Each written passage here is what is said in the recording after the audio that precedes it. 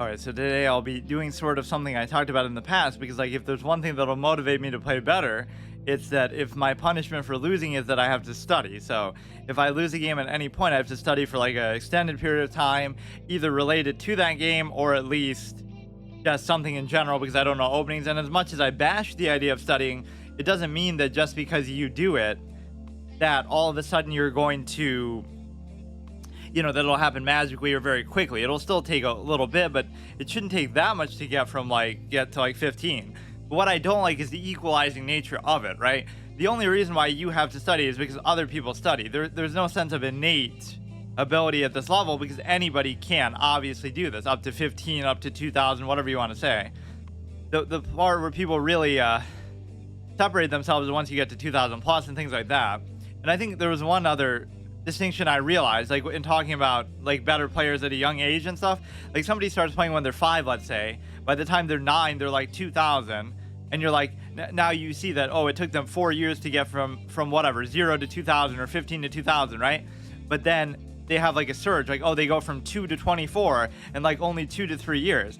So does that mean it became easier? Does that mean they came into their stride, or does it just mean that now they commit to it, right? You're a 9-year-old kid who is only playing maybe, a couple hours here and there or whatever. Like you were still playing and taking it seriously, but then you commit way more. Like your parents would encourage you, friends, whatever. So basically, then you commit to it like it's a career. So from the age of 9 to 15, now you jump way more than you did before. That doesn't mean it's easier. It means you're making a full commit to it, which ordinarily people wouldn't do or couldn't do.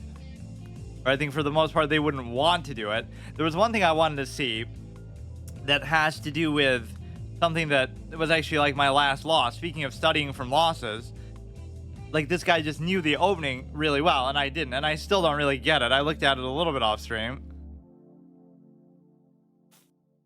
But basically,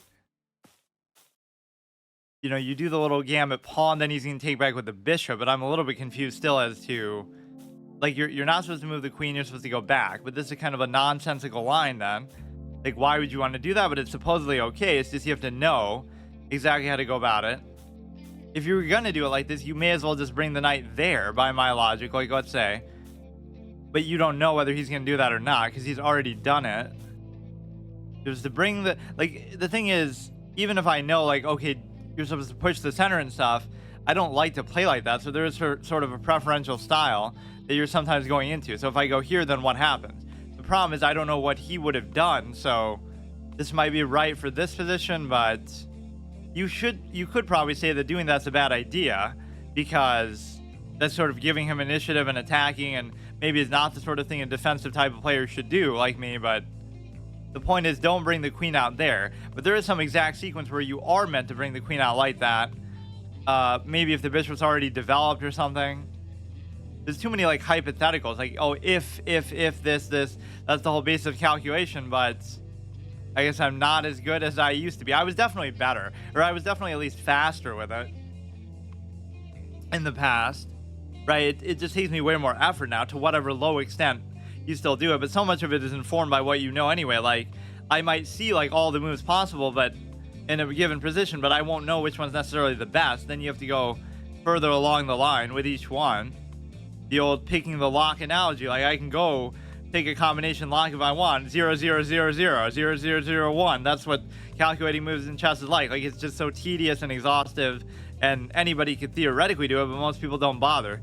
You have to have the will to try to calculate sometimes, which most people don't. I mean, I haven't shown that I really am that willing to do it. That's why time is so important, but it's also sort of a facade. So even the last time I said the same thing, right? Like, oh, I would play till I lose. So win, draw. Obviously, draws don't count as losses, although they do snap your win streaks on these sites. I don't know where this site keeps track of that, actually. Like, what's my biggest win streak? Last 30 days, all time. Where would it even say that? 74 average accuracy, which doesn't even seem that bad. 78, 80. Yeah, it gets padded in the end games by threefold repetition. As people always say, oh, padding in the end game. Yeah, I beat, what is that? I can't remember who that was. Or I've beaten even 2,000 pluses, but maybe this would be in rated games, probably. Doesn't actually say that it has to be. Yeah, let's look at our overall record. Like, I keep underestimating 15s and stuff. Unironically, it is pretty hard. Like, once you get to 1200s, I don't get it. Rarely do I agree to a draw, or do I even resign. Resignation. Yeah, get this untitled player off of here. 2100. You would be titled under that circumstance in real life if that was a real life rating. Resignation. Checkmate. Yeah, see, I break their spirit, though. It's more important to make your opponent feel powerless than to actually just beat them. Timeout. Abandonment. That rarely happens. Yeah. Yeah, see, I almost never resign. In fact, even that's too high of a count. So in real life, I would piss people off with my willingness to do that. But I know the meaning of that, because I get so tilted myself and impatient. Like, I could be winning +10, and then I'll find a way to lose or draw it, turn it into a draw, just because I get super impatient and annoyed. So it's not fair that I shouldn't do that to my opponents when they've done it to me so many times, where they'll just play slow and annoying and drag it out when they know they're going to lose. So yeah, I'll take my revenge and do the same thing to them. Hey Maddie, how's it going? Balanced, smooth. Like, my whole thing is that I'm usually pretty like, I just make the safe plays, but somehow it doesn't work, or it only works within the context if you have to trade off pieces a lot more than what I'm doing. Actually, lately I haven't been trading at all. Pretty good. Accuracy by game phase. Yeah, this actually makes me look like I know openings as much as I mock that. Like, I don't know anything about any opening. I guess I just do the same one over and over, though. That's why. Did they see how I just got killed in the opening by a 98 accuracy Tryhard study clown in whatever the Vienna Falk Beer Gambit variation, whatever it's called, middle game? Like, even if I learned them, I probably wouldn't learn the names of them. Like how I don't know the names of half the cards in my decks in card games. Opening 7. Yeah, like, this whole thing of winning in the opening is so stupid, but 10-minute format definitely encourages that more than I'm used to seeing. Like, but see, is it really hanging if there's some sort of tactic or something involved with it? I wonder if it counts it like that. Like, what if the act of hanging the pawn leads to some other crazy thing, and it's part of a brilliant move sequence, of course, as you would expect with a 1000 rated player. Is your opponent left hanging? I missed 20%. Yeah, but there's sometimes some other implications of it where they'll just sack something like stupidly. How are you missing queens there? Or this must be in other time formats too. It must account for the fact that it's genuinely a free piece and not just hung. I don't know. Yeah, 281 games that I could have won. That confused me so much, but that's not actually what it means. It means a miss win, like a big deal of a move, not that you're going to win the game for sure, like it was a checkmate or something. 13 brilliant moves. I don't even remember having that many. Move quality over time. Yeah, let's see if I've gotten any better. That's actually a good measure, because I don't feel like I made any effort to study or improve that way. So what does that mean? Okay, 103 best moves, 27%. Kind of hard to measure exactly, but just compare there to here. Like, okay, 27% and 23% for best and excellent. 29-17.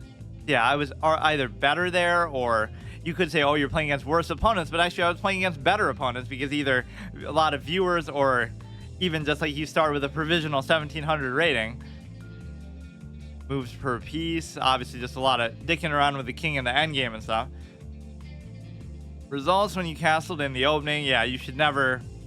Or sometimes I do okay in those no castle games, but it's only because they play like a total offensive clown and just sort of force you to do that. Like, they overextend their attack too much.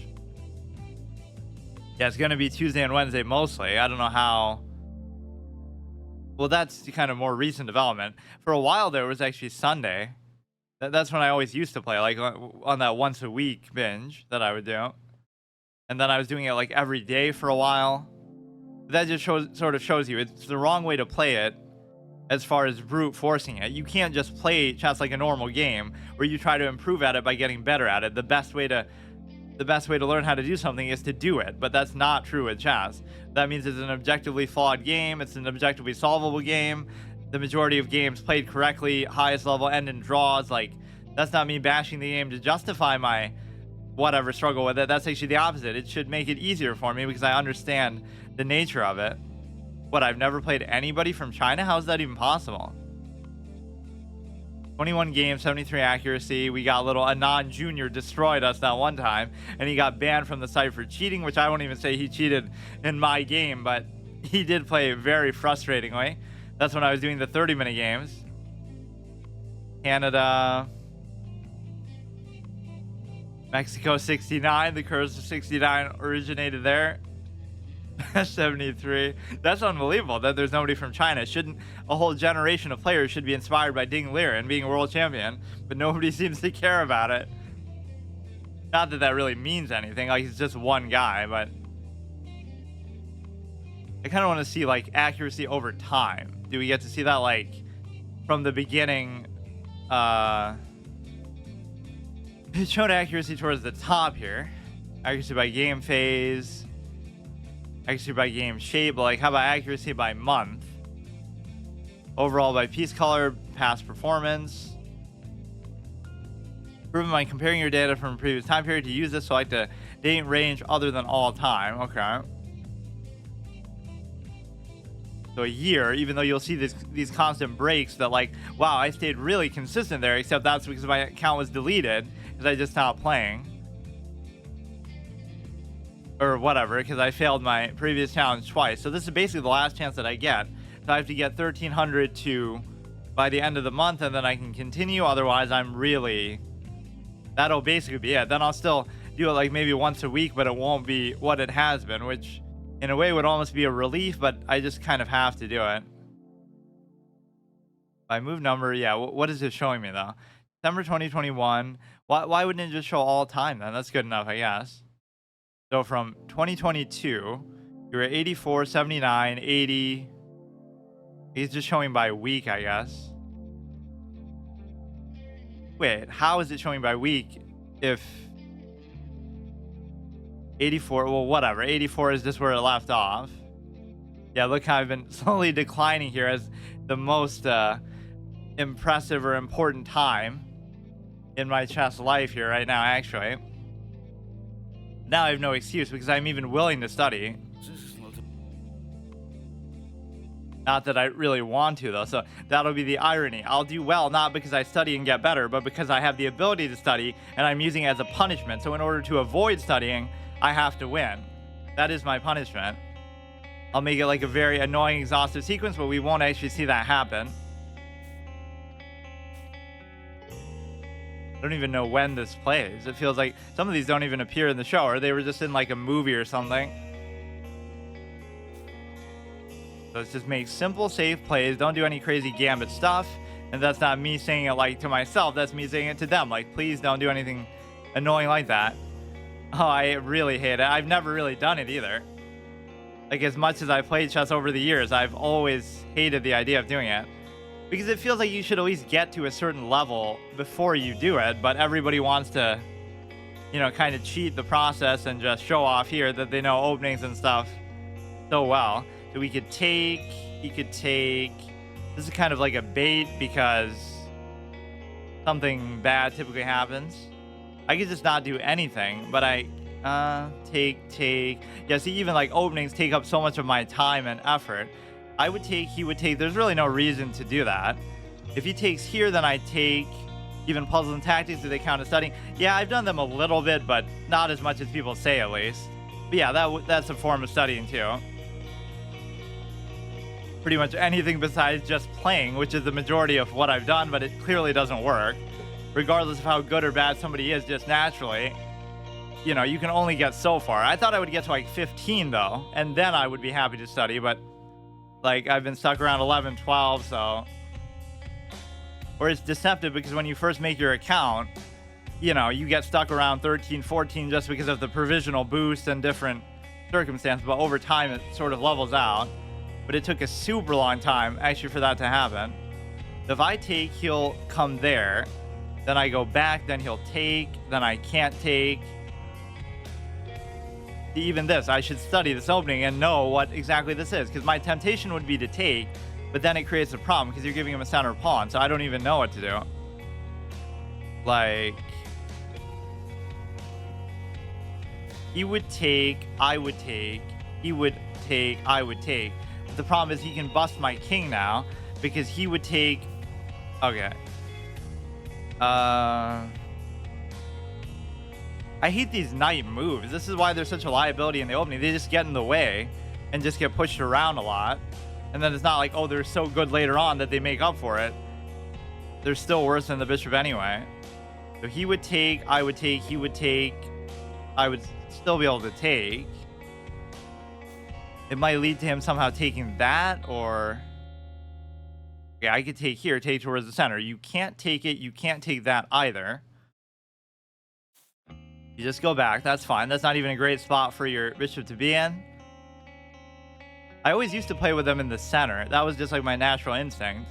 Maybe that works better somehow for me, because that's the biggest thing that lower rated players have to understand is that, like, yes, you can try to play like the engine or whatever, you know, preconceived openings, but unless you know how to play it all the way, right, you're gonna mess up somewhere along the line. Just like you have your own style, which is probably pretty bad and laughable like mine, but the point is you still have to be comfortable with what you're doing.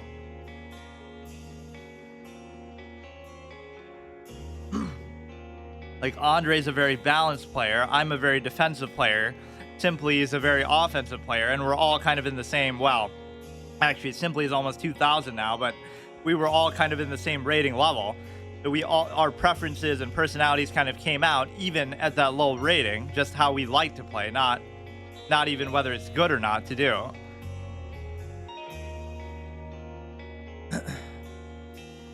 This, I don't know what kind of a mess we've created with the knights. Okay, that whenever you initiate trades with no reason, you're doing me a big favor, because I just want to do that anyway. But what you kind of have to do is create positions that punish them for trading, like some kind of pawn structure, like or you trade in such a way that they have to double their pawns. You have to make it more meaningful than just, you know, trading for the sake of trading. Like, even here, I would be compelled to do the same thing. I don't know whether this diagonal would be worth it. It actually kind of makes a lot of sense here to do it. Nothing crazy under threat.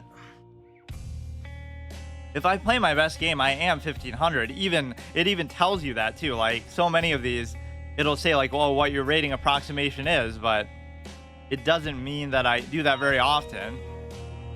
And I guess everybody could say that, like, oh, in their best game, a 2000 could be to 2200, or whatever, a 22 could be to 23, 24, but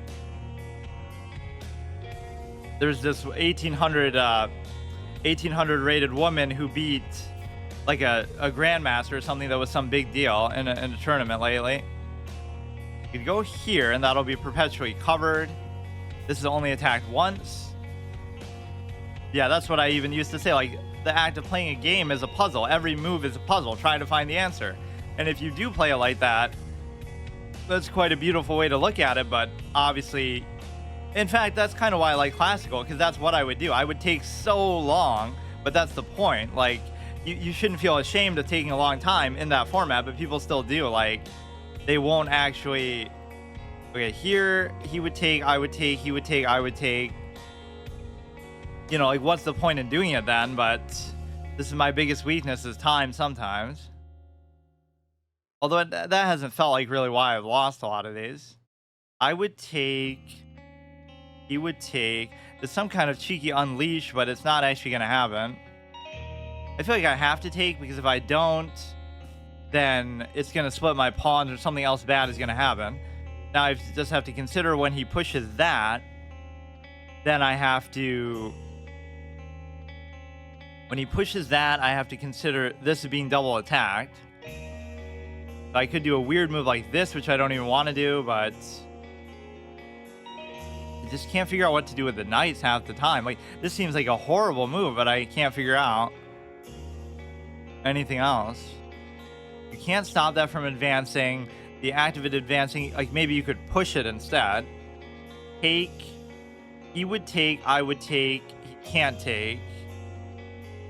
That's one of the hardest things to learn, is like when to, or even just for my lack of discipline, like I like to keep my pieces in the same spot the whole time. I'll get like some kind of nice pawn structure or like the V shape, and then I never want to move it the rest of the game. It doesn't matter. I could have a chance to promote it. I could get like 4 queens out of it. I don't care. I'm just going to leave them there until I'm sure that I'm going to win. So I'm a little bit too stubborn with that. Okay, this is good, I guess. You have the light square diagonal, but you don't necessarily have to do it like that. In fact, well, if I go here, is there some sort of threat that he could create? He can't do anything with this. He could pin it down there, and then there's no like need to try to do an unleash. Like everything is fine. Oh no, but you would take there. Or you know, I could activate the queen just for the sake of it. Don't let him do a fork or anything crazy. If he pushes that, I can easily take it. He could do like this, but I could just take. He could try to come behind, but I'm not going to stay there. Or if you could just get that out of the way, you would automatically win. But it's... Or this is a fork, but it's not a true fork because... Or it is, actually. Unless you can do some crazy wild threat, which I'm sure he'll come up with something. Looks like a fork to me. So even if you do like, okay, you're unleashing, you're still going to get taken. See, once again, we're the knights to push over. Just can't fight back, can't do anything. That one doesn't seem to do anything, or... Well, you're still forked. You're still forked. Does that lead to something? You're gonna fork me there. It might even be worth it to let you do that, but... Because the bigger threat is coming with the mate. So you'd be... A good player would be focused on this more so than this, right? Bad players focus on winning pieces. Good players focus on winning games. Or, you know, obviously, they focus on one piece, the king. And sack everything even to get there.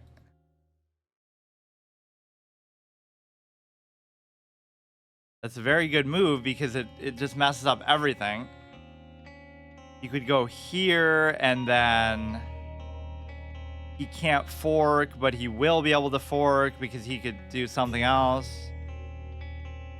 Well, we're threatening so many things right now that it should be pretty good still. Like he'll cover it there, but then I could take. Just now, yeah, I have to...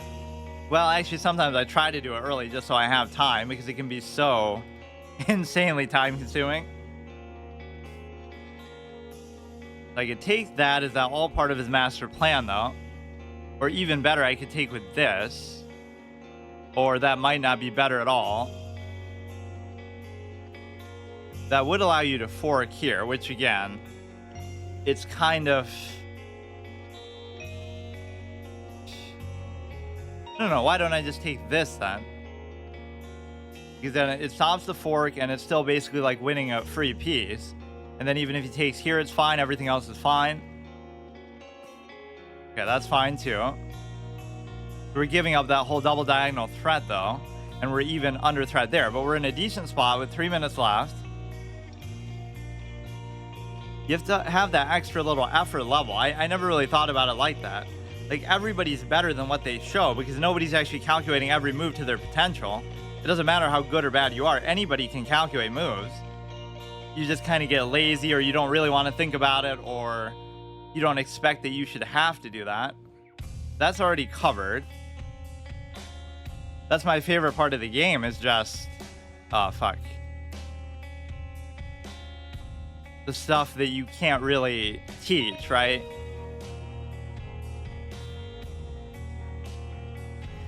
Okay, so we're attacking there, double stack. Okay, now I'm gonna make some major mistake either because of time or just impatience. Like I'll try to trade there. We could go like this. We're gonna be attacking there. Can't take the knight, but he might start to double attack it or do something of the sort. I really don't know what this song is from. What? Yeah, see, this is what I mean. I'll make a mistake because yeah, anybody can calculate, but if you're worried about time, you won't be able to. Now he's double attacking that as well. I still have time, but it just starts to become uncomfortable after a while. Takes... Wait, what? well. Sometimes you'll make mistakes, but they'll give it right back to you. I mean, you could even afford to just do that, but I don't see why. There's no mating threat or anything that he's doing. Well, I got lucky there because I did kind of mess up. That kind of teaches you the wrong way too. Like, you keep getting away with playing badly, so you'll continue to play badly and even think that playing badly is playing well, which is why accuracy, as much as people say it doesn't matter, it's good at least as some basic barometer that if you get 60 versus getting 80, at least you know you're doing something a little better, but it is very much positional based and everything else.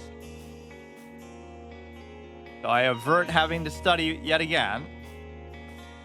But the big thing that you should study, I mean, I'll look at it a little bit, but okay, that was a great move, but this is what confused me is just, you're supposed to go there and stay. See, if I did that, though, people say, why would you stay in line with the rook?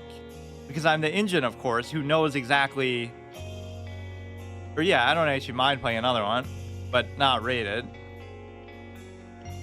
That'll be a good enough study break, because even though I don't want to study between games, I don't want to, I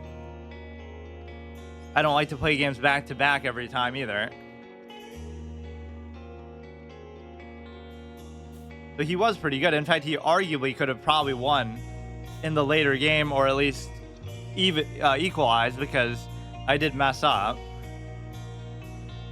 That's fine, although it makes it annoying to develop the knights. That's my biggest weakness actually in the whole game. Developing the knights is virtually impossible to do because it's so, they get pushed around by the pawns so much. Just such an obnoxious thing to have to deal with that doesn't have any meaning. Like, oh, it's not like I'm trying to play the super advanced opening that leads to me, you know, using the knights for some crazy attack. I'm literally just like, get them out of the way and let me castle and I'm fine. But they don't let you do that. Now this is a little problematic. You can go here, then you can go here, here, but you don't want to go there. You want to go there, there. Let me try to still take this one seriously, even though it's unranked.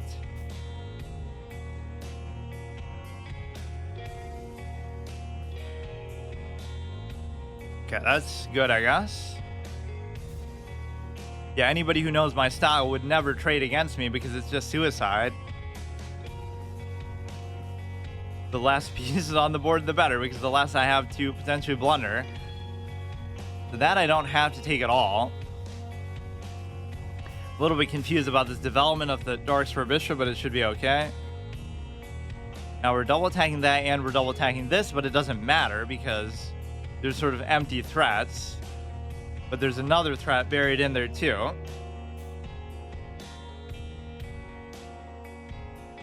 This would be meaningless. Take, can't take. This is what you have to learn. Like, how do you press this threat even more? But you really can't because he'll just move it. I always look for those easy, lazy kind of threats that just never should work against good players, but also apparently 1100s are good players now, which I never thought I would say that in my life.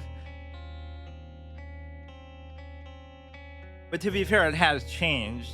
People who played whatever in the old days on these sites and whatever, not over the board obviously, would understand that. Like, nobody was taking it seriously because there wasn't this whole streamer whatever hysteria going on, like, oh, everybody wants to be the next Hikaru, everybody wants to be the next this and that, just because they're so whatever, they're inspired by that, and it sort of validated the online scene. Like, if you had asked grandmasters 10 years ago or whatever, of course they wouldn't play online's stupid, why would they do that? But then all of a sudden it feels validated just because of the simple fact that if Hikaru is doing it and if all these people are doing it, then it becomes more normalized. So you have high level players playing, which causes a trickle down effect where a lot of amateurs and stuff will try to, you could take here, but then he would take, I would take, he would still take, giving him a lot of free pawn movement. But I don't know how impactful it really is. But yeah, I'm the type of guy who, I'm playing against black, but they'll still be the on the offense because I just don't make any attempts to threaten stuff, which that could potentially be more damaging than I realize. Like, a lot of people queenside castle against me, or they'll play like certain styles that are overly aggressive, but probably because I'm giving them some sort of signal early on, like, wow, this guy's a total clown and he's not even trying to attack, so I better try to take advantage. Or people say that that's not true, like, oh, they're just playing like how they would normally play, but there must be something that I do to dictate that. Now, this is a good way to develop this because you're developing into a threat. So I would take, can't take. I don't know what to really do with these knights. It's not an octopus knight, but it would force me to block my own diagonal to get rid of it. That's a good way to discourage me from taking it, I guess, is that allows him to take towards the center and connect the pawn. So that's what I meant by, like, you know, either make trades that they're going to do disadvantageous or trades that you do advantageous. You have to do more than just try to trade just for the sake of it, I guess.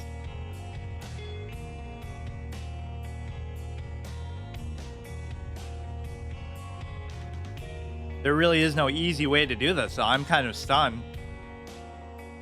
I don't think I've ever been as shocked in like any game ever as I've been in these low-rated chess scenarios. Like, oh yeah, I'll just get to 1,000 rating. That was the first challenge. Like, how hard could that be? Get to 1,000 after already having been above it for like however long because of the provisional start, and then I couldn't do it. Or it was like more, it's always time permitting. Like, I could do it. It would just, you know, I have to do it within the span of this challenge, which now is this month. I have to get to 13. But I had last month too, and I had gotten to 12 last month. Those are the bad stretches you have to counteract, is just don't let yourself go on really bad streaks like that. Take. Or sometimes you'll do these sort of aimless moves just to try to do something. This could be good, I guess, or... Actually, now I'm not so sure. Like, I'm assuming, I guess, that the Dark Square Bishop isn't going to be that good. I'm kind of worried about that Unleash idea. You're kind of forking there, but you just let me get a free piece, basically.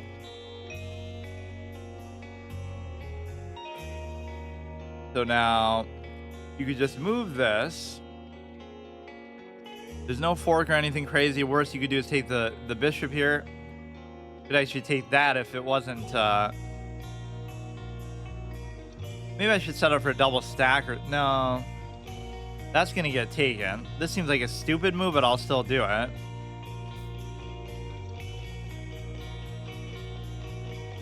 Kingside fianchetto variation. Yeah, it's like, these are such redundant terms in chess. Everything is a variation of something. Or like, everything is theory to an extent. Or you can find the theory within something, like, you know... Oh, play the theory, the engine level of the Bong Cloud, and you'll still win most games because... Okay, that maybe wasn't the best idea. In fact, couldn't I have just... No, he wasn't going to let me take there. Like a double stack on here. Which seems weird. Like, you should almost be more concerned with the open file. So here's the aimless point in the game. I was doing okay, and now I'll start to lose because... I don't really know what I'm doing, and I start to create these stupid threats that don't really do anything. You gotta stay off the dark squares. You go to there, it's okay. Let's just go back to the open file. Or is there something I could gain from this? I gotta watch that potentially getting threatened. I actually kind of like where the bishop is, but it's not gonna come into play yet. If you take, I take, you take... You would assume being double stacked would make that pretty favorable, but I don't know really what I'm doing with it.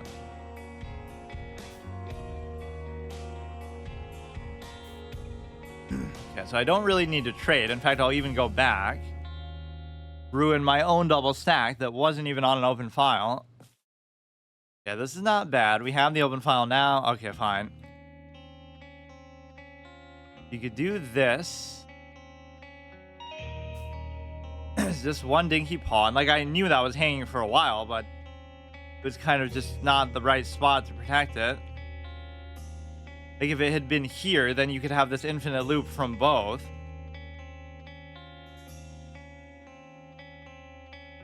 So much of the queenside pawn development actually has to do with the assumption that bishops are there, either covering or being covered by something. You can go here. There's no back rank threat, really. Can't do anything to my bishop. If you check, I go there. If you check, it's okay. If you check, it's okay.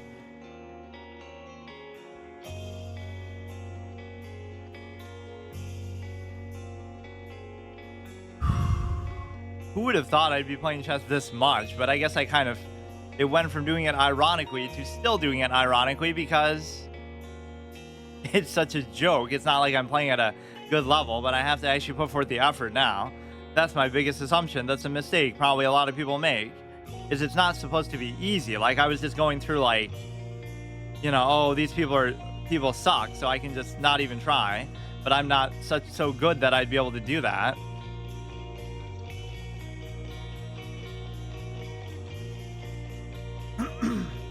I mean, as soon as I say that.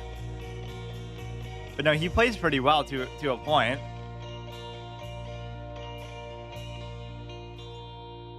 Good game. Okay, so now we avert the need to study, but I don't mind doing that, at least. Playing, or in fact, my accuracy is still lower somehow. That does happen with me a lot, actually. It'll be substantially lower, but I'll still draw it, or it'll be a little bit lower, but I'll still win. He was doing fine until there. That's a blunder. So how much am I losing by? Not really a meaningful amount. Why is that even a blunder? Why? It was to bring the rook back. I don't really get why. It's not like you can threaten it with something else. Okay, so we'll do a couple more, obviously.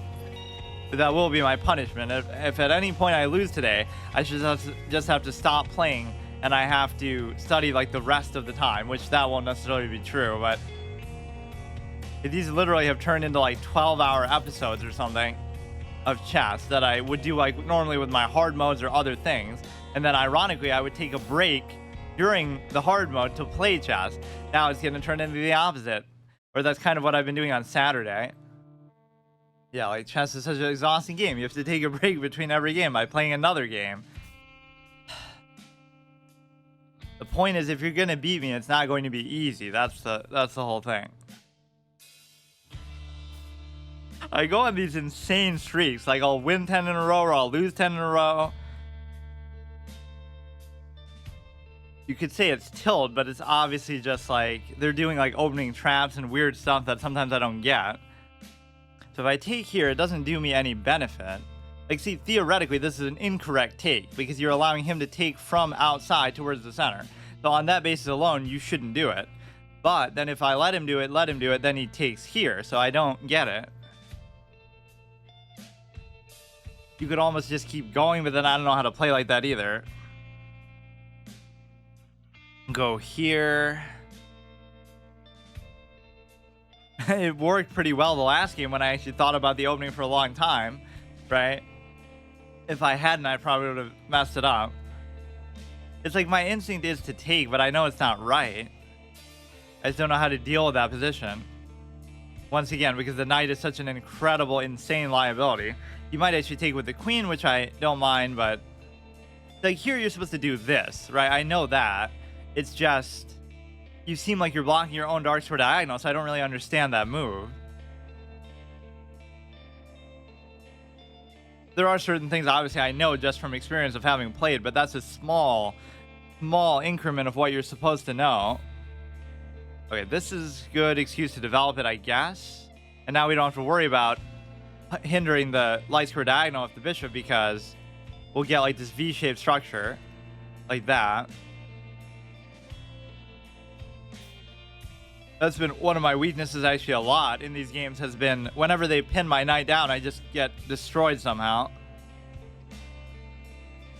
It just stays like that for half the game. I always have to do that pawn raise. Okay, this would be fine, but I have no idea what to do with my dark square bishop. You could almost like do this and then reorient it to this side, something weird like that. Or I should just like try to do this, I should try to do this knight trade, or I mean, Or no, I should try to do like that. Just move the knight so you can uncover and take.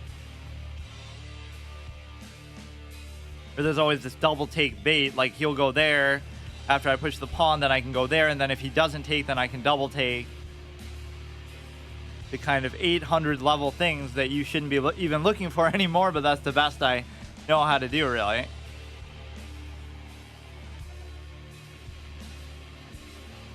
It's amazing how even winning can tilt you, because it's like you get just annoyed by, like, oh, they're taking too long or something. Okay, that's good. Even in a faster format, I think that's even a moot point. So trading this off would be great, because you know the bishop's not going to be good here based on my own expert analysis of just, I don't know what it's doing there. And you're blocking off his diagonal pretty well, but then again, that's not really the diagonal he wants anyway. You just got to develop the knight and we should be in good shape. The problem is I don't even know what I'm doing with my own light square bishop. See, I wouldn't even say that this whole idea with the pawns is bad, to have the one anchor and to do it like this with the color symmetry and stuff. But my problem is that I leave them there too long. There's probably a time where I have to start pushing or doing something. I don't see any scenario in which the bishop is going to be useful here.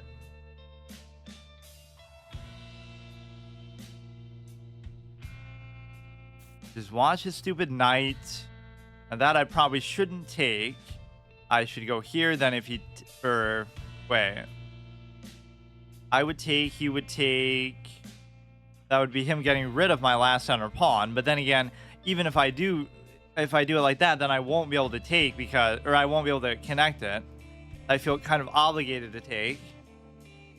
Now this could be double attacked if I simply move the knight. Move the knight, double attack. Bring the rook to the open file, which is going to be open at least. Attacking there, which is a little bit annoying. It discourages even the movement of the knight then, because then... No, it doesn't actually. So we're either double attacking or you could just take. So you have to make up your mind. If you take, I take. If you don't, I take. Take. I really can't do the arrows.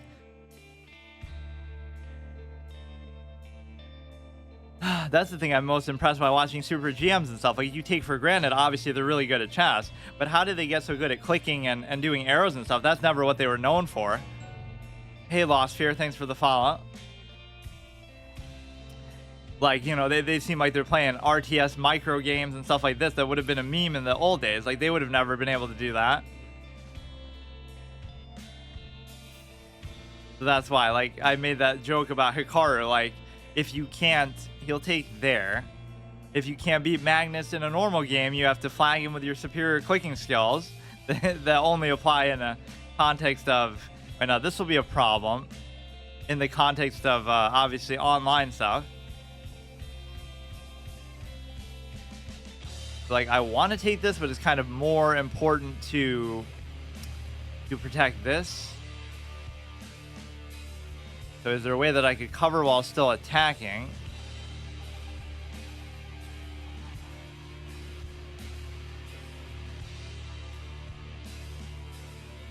This just seems so important.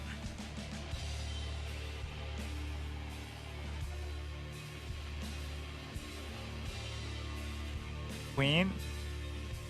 Yeah, I'm thinking about it, but I don't know. I guess if he was to take, then I could take there, so it would be okay.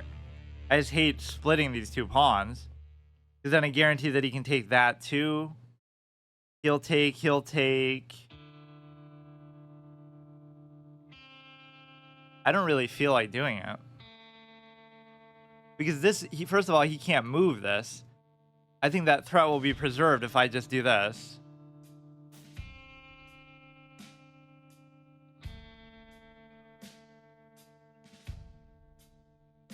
Oh, that's fine. Castle B1.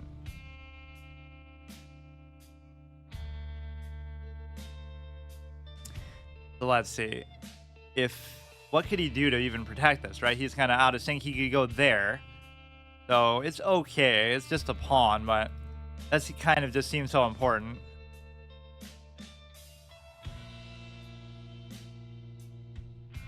You have to have that extra willingness that I normally don't have to just look for something more. The position is as deep as you want it to be. I'm really bad at finding attacking threats, though, I must admit. Or I guess I just expect them to be way too easy.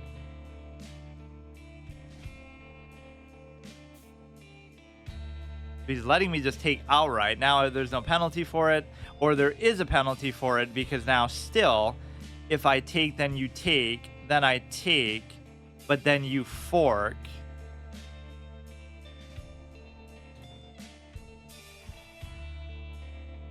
But if I was to do here, then you double stack, then I could still move it. Then you could take, I could take, you could take, I could still take. Is there a point in there where he'd be able to fork though still? I would take, he would pin, I would move, he would take. No, he wouldn't be able to pin.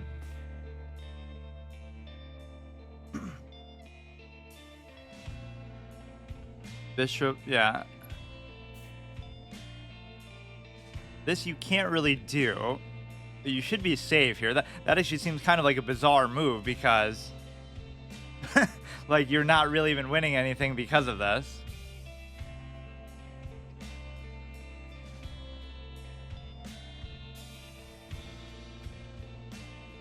I wasn't even thinking about the free knight. I was just like more worried about not losing something here. Yeah, mistake. Believe it or not, 1100 rated players can do that besides me, but sometimes it doesn't seem like it.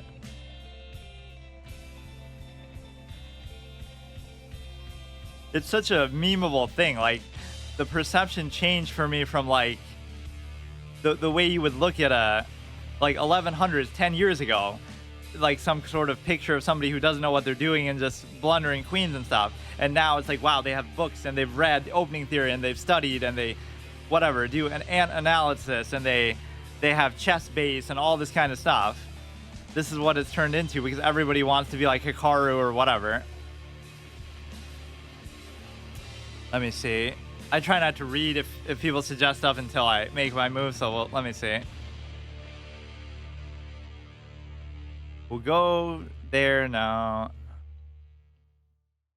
Nothing really like a big deal. I just have to move this.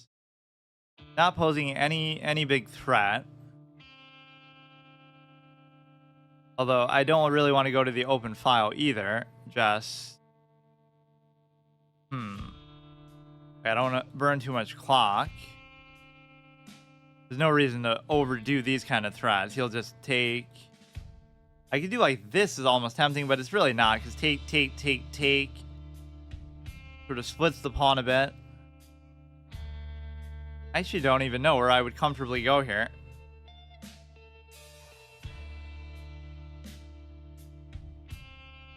Everywhere you go, you're just going to get threatened again, so it's kind of awkward. Seems like such a simple move, but like he'll come there. I don't know. I'd love to go there and almost present a trade, but I can't. F3 queen, even if the rook is broken, after the queens are changed, it doesn't make much sense anyway. You're ahead as a stone, simplify. Yeah, here I would be very willing to trade, but I have to do it in a convincing way, I guess. That seems like a bait, or it's just a basic threat. If I go here, it's fine. It's not going to be under threat. If he had taken his queen, it would be great for you since you're... Yeah, I do tend to like that, yeah. Yeah, so you could even assume, oh no, I double stack the pawns, but just the fact that you're up by so much means that he's discouraged from doing that.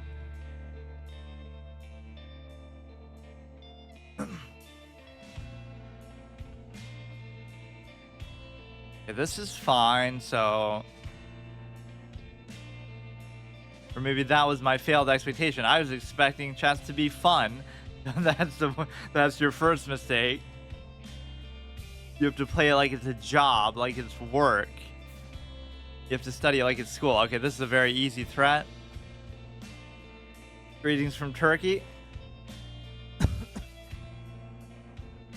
Yeah, they changed actually how they blunder again. Yeah, they changed how they wrote it actually on here. It used to just say Turkey like normally. Now it says it with like the little accent or whatever on it. So that is him just trading down his queen. I can't believe I've never played a player from China though on here. That's so weird. Is the site like blocked in China for some censorious reason maybe? Ding Liren is rolling in his grave.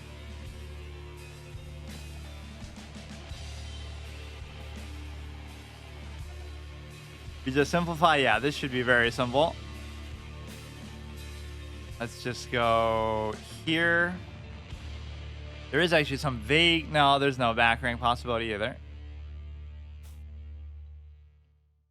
So the knight is just sitting there looking pretty, doing absolutely nothing the way I like it. This is good. You can go there. It's fine. We could attack that. Or you could go here even. Attack. Good game. Thanks.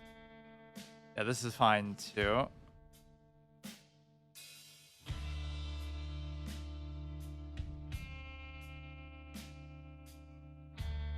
Check there. Wouldn't be able to take. Or you could kind of reverse the odds, like then go there, then he has to move it. But that could be dangerous though, because he could like unleash, check, and then take. Shouldn't try to overdo it when you're up, right? Just play safe. You don't really need to do much. Yeah, that could be a legitimate sequence. If you move the king, then I could do this. Then if you move the bishop anywhere, then I just take the rook.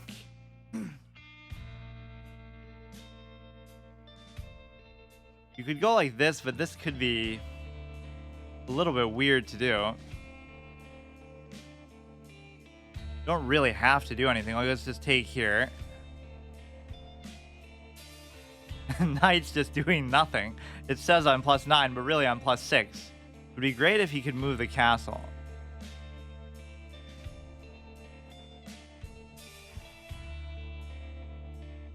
You got the one pawn here. We could just try to promote despite not really feeling the need to. That's a good sense of practice. You should try to mate him without promoting.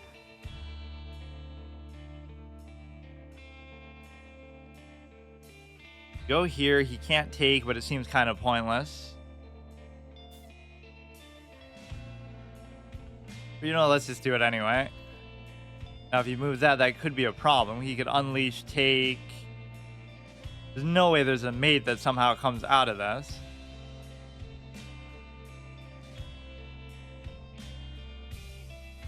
He has to address the threat first. Accurate representation of the value of these two pieces here, just with respect to knight and bishop. You could go take with this. I kind of don't like the unleash possibilities maybe, so let's do this. Laugh, it's a draw. I mean, it's happened before, but it's not going to happen. Go here, or no, he could still do it. I mean, at times you can just sort of trade down, but you shouldn't really get in that habit. Like, you just trade down the queen for the rook, and I would still easily win.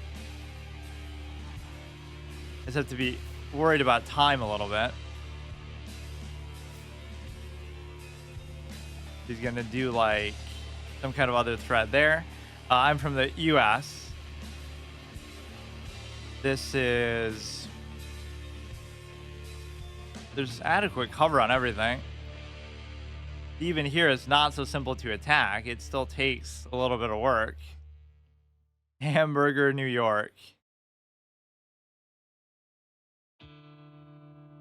Yeah, whenever I say I'm from New York, people think it's New York City, but it's actually like I'm in like a more suburban part, like central New York.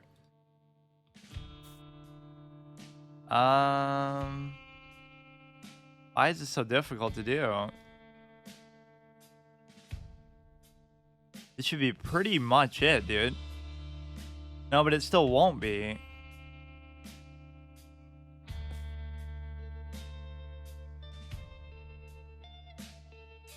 Okay, this you can't go. This you can go. I can check there. Okay. That should be mate. What? Or no, don't do threefold repetition now. I'll do it with the bishop then. How about that?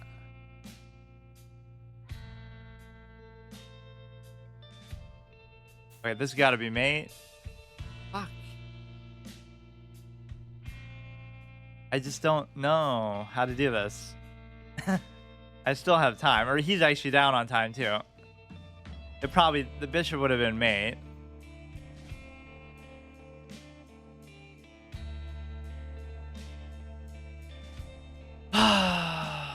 Get another queen. Yeah, I was going to. I was even saying I should try to honorably do it without getting a queen.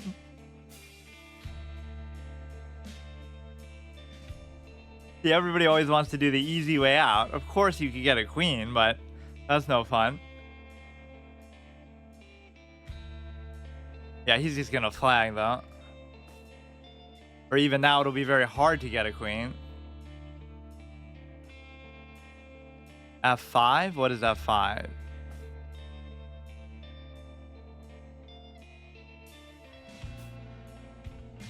Or whoops, now I'm just hanging pieces. Look, it's only 14 seconds. It's okay. You could check, you could take.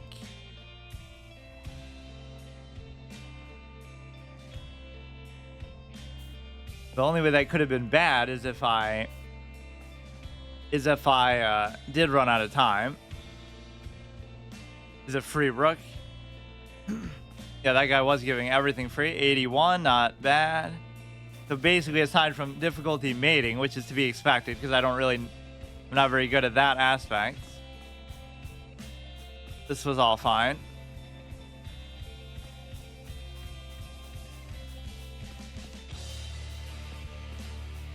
And he kind of willingly gave up the queen too, and he didn't have to because he was just pissed about something, I guess.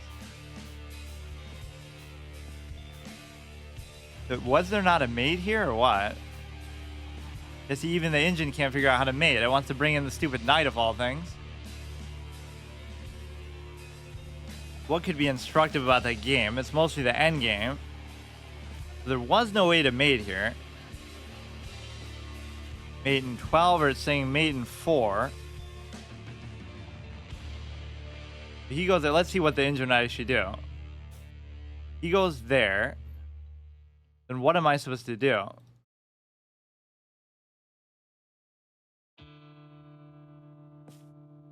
You go there, you just end up keep going back and forth. Or it takes forever sometimes to do these very simple moves. That is the best move, so then what? You go there, then you won't be able to give a check with it. Or you could even go like that. Okay, like the point is it's not going to be that simple. It's still going to take a while to do it.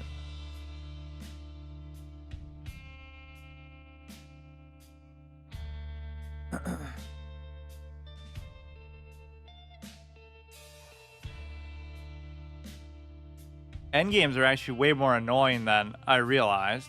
Like, at least openings you kind of take for granted what they are, but...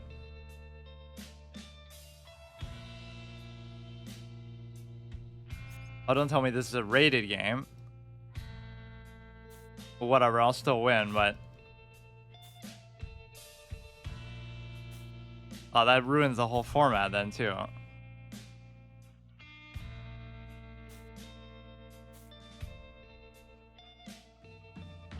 Or can't you abort if it... I don't know how you can even tell. It says the rating's there, but it doesn't say whether it's...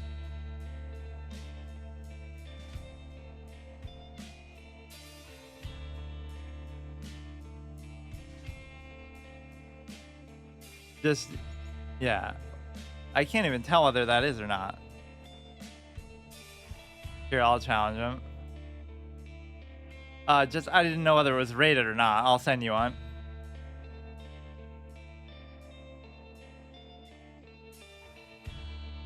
Here it says it. Huh, I guess it must have been.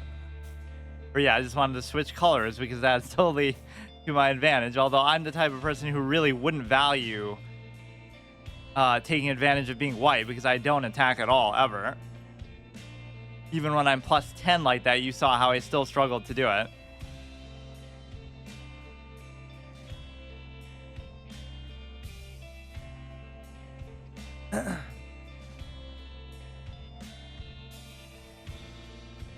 It's 11:56, so there's so many people in this lower part, like that's why it's easy to be in a high percentile. You could be 1100 and you're still like top 10% of people because there's literally millions of people at the bottom. I want to do that to prevent the pin at some point. Important to do that. Then I like to go here. Then I like to go there. It's not even like, I guess that's why it says that I play openings pretty well, because I'm comfortable doing the same one over and over, but if they do other weird stuff, then I don't know what to do about it. As black, I always do the King's Indian or something similar to it, just like where you try to castle quickly, or with the other thing, I should have gone here and eat the bishop. With the other one, then what happens is, with white, I always do the king's pawn, you know, pretty standard thing.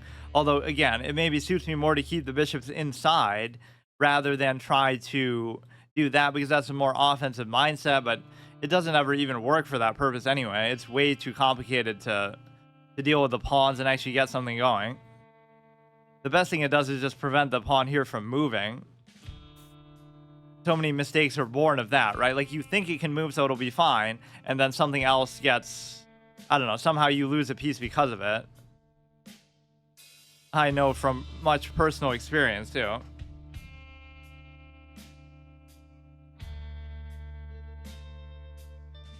That's why the king is not the best piece in chess or the most important. It's actually the worst piece.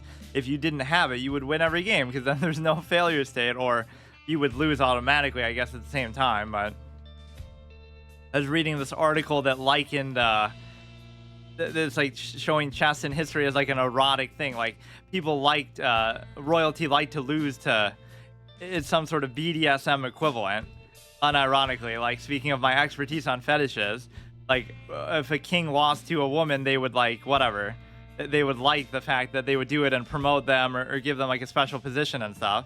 It was like a sign of intelligence and stuff.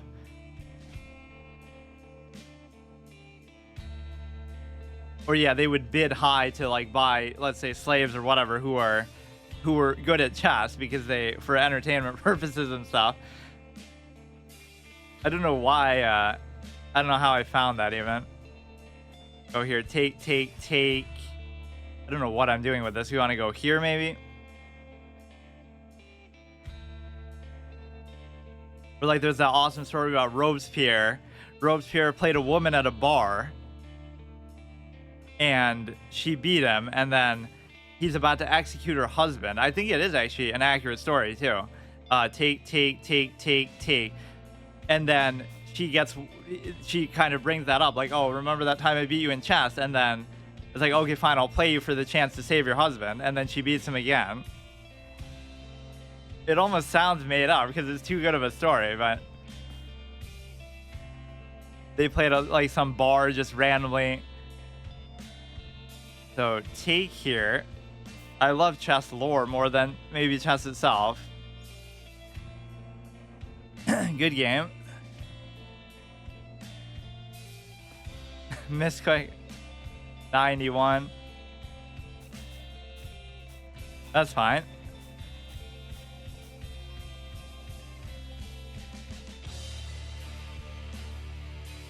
So let's do like a blitz game.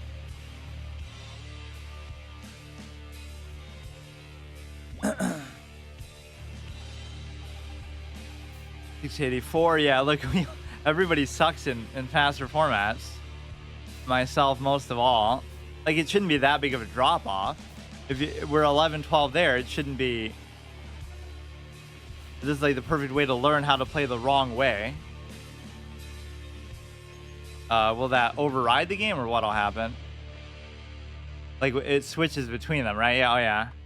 This is what GMs and stuff would do, is do like a viewer simul.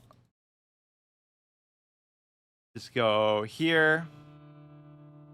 This is what time formats are good for.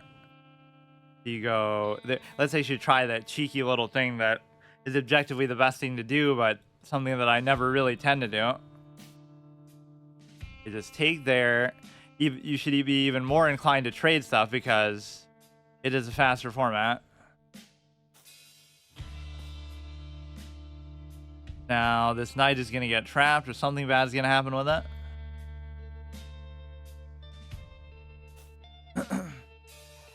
Bishop is there. You could just take. There's the double take that I was talking about, actually. The classic. That happens so often, too. You go here. Go back.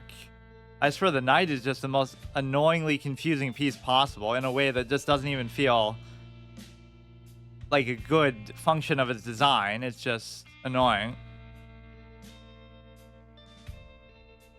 I mean, you could do a trade in such a way that... Okay, what am I trying to do here now? Let's try to trade this off.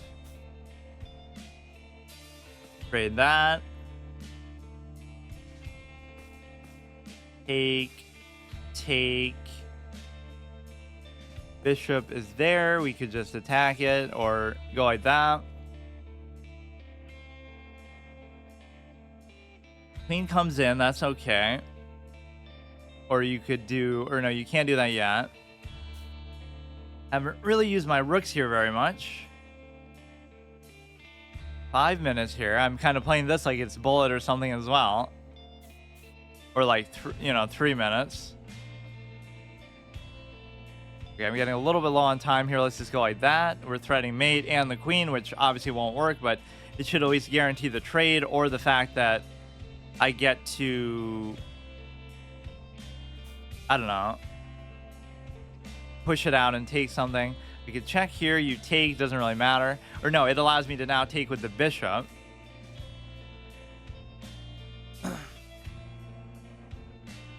You can't take. It's being double threatened. Take. Or just take and mate. But now somehow they find a way out of these situations that really annoys me, right? Like, it feels like that should be good enough. At least to win a piece, if not even to win the game.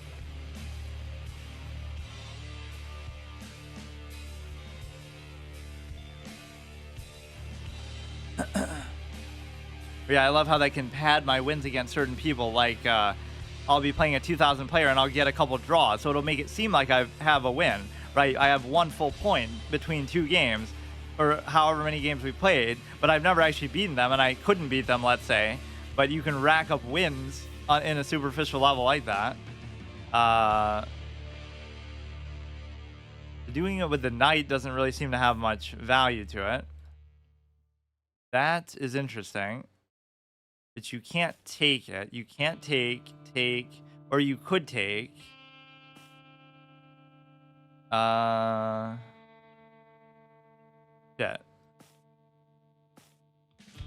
mean, it's still good, but that wasn't exactly what I intended. Okay, now I'm just gonna lose on time, if anything. What happened to the other game? Either he's taking a really long time on his move or he resigned. It doesn't even seem to really give you good feedback on that. Like, I don't know what happened. There was nothing that happened that I just won. Okay, just go here. This should almost be a mate right here. And I hypothesize it, but I never really look for it properly. Connection, browser device. Good game. Yeah, what happened to the other one? I guess he must have quit out. Yeah, I'm so good. I'm doing 90 plus accuracy while doing a simul, multi-boxing.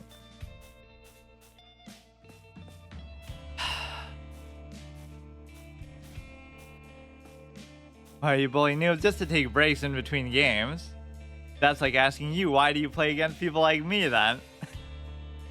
You're a decorated 1500 player. Top 2% on the site probably. Yeah, what percentile even is that? Because 1300 was like top 5%. So that must be like top 2 or 1%. Because, yeah, sure, there's a good number of people at the higher level, but it's such a small percentage. So ace is like 0.0000001%. Top 3%. Okay, what am I at right now? I'm at 1141. So if I can get to 50, I want Andre to play Simply, but I think they played before actually. But Simply, it literally went God mode, just like 1900 in like a year. You're just not in shape today. He's 1600 in Blitz and Bullet, but he's like 19, isn't he? In Rapid. Yeah, he's 1800 in Rapid. Like, he was worse than me not too long ago, like a year ago. So this is the kind of growth rate that is very impressive, but it's still steady. Just like, or maybe he's cheesing it somehow, but I doubt it. I don't see what you could really do. Like, you could play a friend, I guess, over and over in rated games, but he wouldn't do that. Yeah, then I go to analyze one of his games and he has a brilliant move in like the first game that I look at. Or we can do another one after this. Okay, this will get me to 1150. Then maybe I'll take a break because I can only handle so much chess in one morning. Whenever you're on a good streak, you should stop. Whenever you're on a bad streak, you should stop. Just like, basically, you should just stop playing chess, period, altogether, ever in your life. That's the lesson. Wait, it sounds like it's double playing. Okay, we can go here. Or I'll do so well that people think I'm speedrunning and then I'll get banned for it. But you're actually allowed to do that here, which is kind of stupid because I don't know how they keep track of it in terms of, you know, so many people could be doing it that, you know what you should do even before the night is, oh, but you can't. You go there to trap that in. But yeah, like you'll be losing to like literally Hikaru in some of these games. And then you'll get your rating back supposedly, but it's just it creates a very convoluted situation. Like, what if I fail my challenge because of that? That was the last game to get to 1200, but I'm literally getting bullied by a super GM on a speedrun. Again, unironically could happen. Maybe it already happened. And sometimes they will refund that. Like, I'll see that. I'll come back and be like, after a week or something, oh, they gave me like 50 rating because I played against a bunch of bots or cheaters or whatever. So here, I would ordinarily like to trade, but now I'm not so sure. Listening to that music while playing chess, I guess I'm not the only one listening. I'm surprised right now. What, the same song?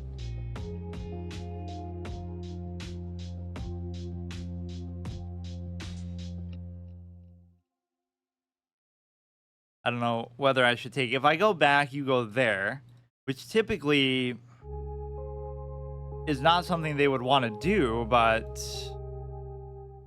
it's in my nature to trade, though. I just always have to do it. You could go there, and then that creates kind of a problem, but not really. I could just move it. You create like a triple threat on there that could be hard to deal with. Like, I go here. Okay, he's not going to try to do it. Let's just focus all the way, all the way. Gotta pick on these people who are half asleep because of, you know, the time that we're playing at, but then I am too. Yeah, just take a day off work, just quit your job, break up with your girlfriend, your wife, just study 12 hours a day. That's all you have to do to be good at chess. You could go here and try to bait the trade, which again, these moves are always bad and you shouldn't do them. It's not even like I'm up. This is the bad mindset. I'm not winning. I'm not up a piece. I'm not trying to simplify. I'm just trying to simplify because I'm stupid and I don't want to think about what I'm doing. And see, he smartly declines that. But it at least gives me a little prerogative with the queen. Now this will undouble his pawn, but I don't see any other way to get at attacking him. I could try with this. This. This move always messes me up, but it seems like the only way to do anything. Then again, I am a big fan of closed position, so maybe I should just wait and get my little V-shape thing going. If he goes there, I can just move like it's not a big deal. You want to get this there? Okay. Like, that maybe looks scary, but it's really not because it doesn't do anything. Like, your queen is totally out of the game right now. Okay. You could check there. I wouldn't be able to... No, I would be able to still take. This stupid pawn is in jeopardy.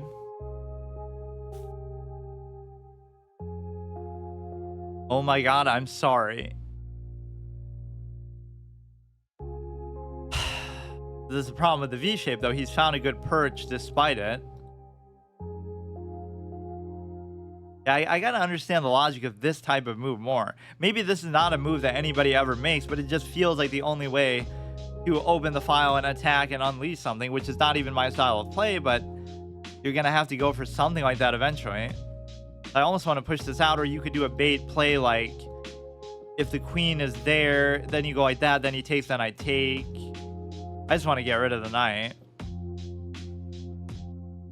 Or like he'll go, I'll go, he'll go, I won't be able to go.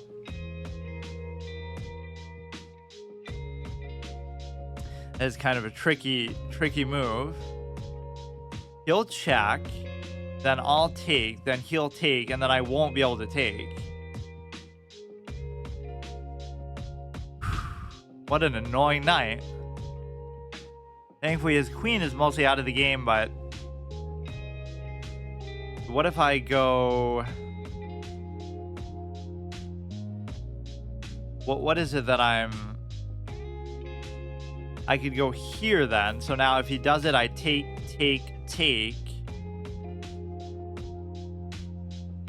It looks very scary what he's doing here on the king's side, but it's only because he's white. It's unfair. Rigged game. White always has the attacking advantage. Okay, now he shouldn't be able to do anything with that at least. So like check, take, can't take, but check, take. He wouldn't do that. You're double attacking there, but that still doesn't even matter, right? He would take, I would take, he would take, I would still take. So got to get rid of the knight. And then figure out something on the other side. It messes up my whole aesthetic pawn structure, but I can't figure out then how to do it. Like, you should almost just leave it there and make sure that it's not going to come back there. So now you could attack this. So his queen is able to come back into the game a little bit.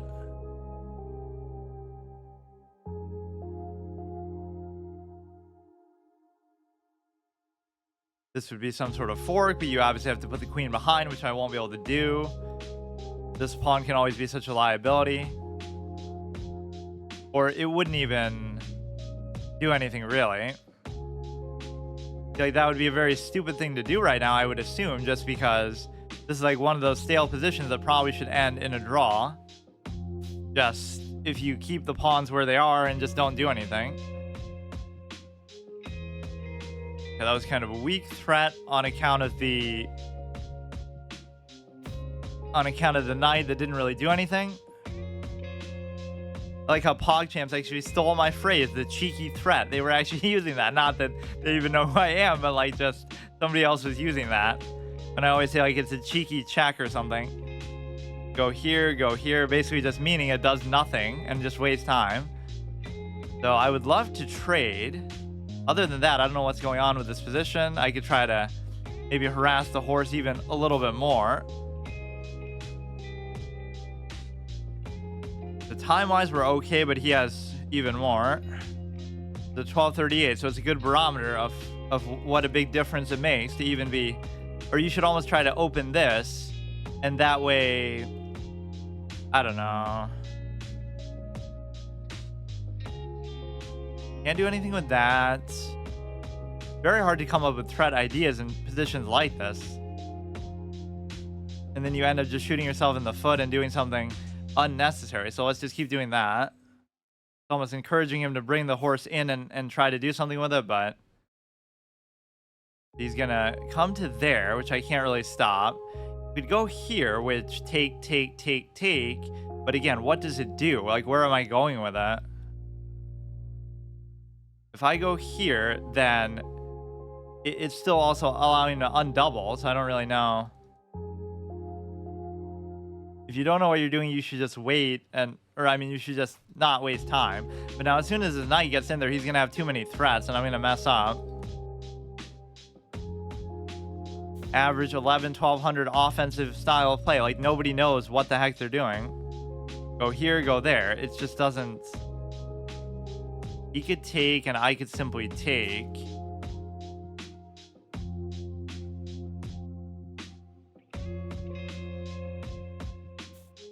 There are a few songs that I love to play while playing chess. I have a dedicated playlist. Yeah, I basically have that too, just where, I mean, I have it for like other potential games, but chess is kind of the best for it.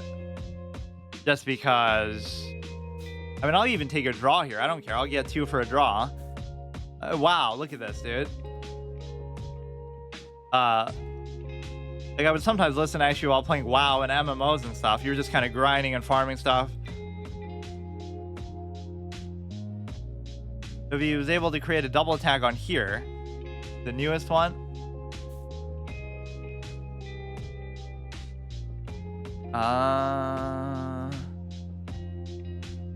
Okay, that could become very scary very quickly.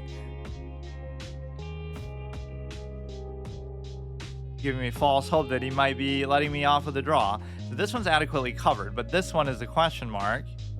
He'll come there threatening. And now it could be very difficult to do anything because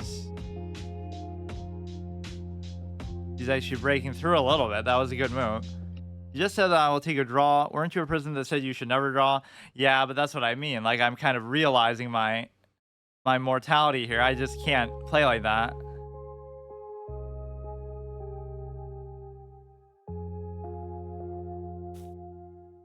Could be somehow bad. Take. How could I take though? Let's see. He just has to move. Then I could take potentially with the knight, or maybe not, because then he'd still be able to take, and then I can't take back. All you'd have to do is like go there. Then wait.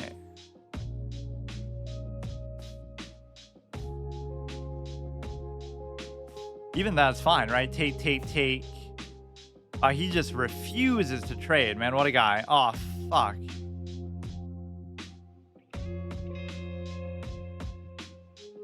Just play a song I said and you get to 1300. Yeah, that'll make the difference. Yeah, I did that totally to myself because it's okay. It's still only -2 and the knight will surely hold him back. I was just getting impatient and trying to trade too much. He'll come there. He'll be double threatening it. And in these positions, it's easy to just get lazy and sort of fed up with that.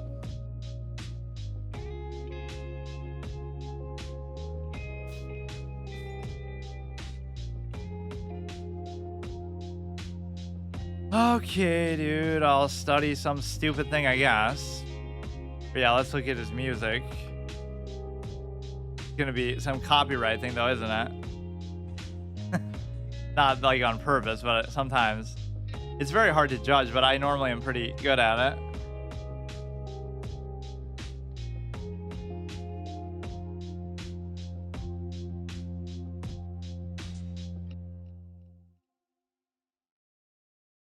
Oh, thanks. Meet Grammarly Go. But yeah, that Baka Mitai was such a good hit with chess for whatever weird reason. Oh, but if it has words in it, that kind of ruins it a little bit.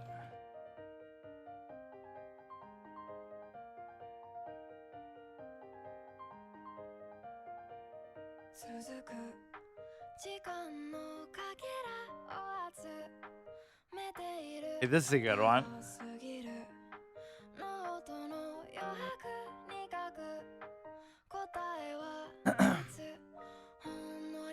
Wait, let's actually look at that game in detail, I guess. That would have been a good checkpoint at least, just like to try to get to 50, and then I was even willing to take a break then anyway, but okay. Like if you look at most of the way, it was fine until pretty much the end, or there's like one blunder somewhere along the line. Everything there is fine. That's a blunder. Wait, why is that a blunder? What's he supposed to do? What? These are one of those stupid sacks that they would do. Yeah, surely a 1200 players should see this. But why is that good then? He's just gonna get a mating sequence probably pretty quickly, or what is he supposed to do next there to punish that? Why is that such an obvious threat that you would just attack a bishop like that? You take here, you check, I go back. It's gonna lead to a mate probably, but how can it be that it's such a decisive mate even though these positions never look like that because there's so much stuff going on, but there must be a way to guarantee it. But anyway, that didn't happen. It was fine most of the way, and I just got super impatient. Yeah, I won't even say people wouldn't normally do that because they do normally do crazy stuff like that, but it's sometimes the complete wrong thing to do. Like, it won't actually be a winning gambit. I have an account that is 1300. You want to play a few games? Why does it matter if it's 1300? They wouldn't be rated games anyway. But yeah, we can play. No, I'm not allowed to do that. Although if I was able to beat you, that would be meaningful. But no, I don't do that. I have to do it the old school way. What's your... Yeah, sure. What's your other name? Or you can use your regular account. In fact, you should, so you can keep a consistent score. Like, you're like 3-0. He's like 100 plus in my other unlit chess. Wait, so what is there instructive about this game, though? Like, what am I supposed to do in a spot like this? I'm not losing, I'm even winning a little bit.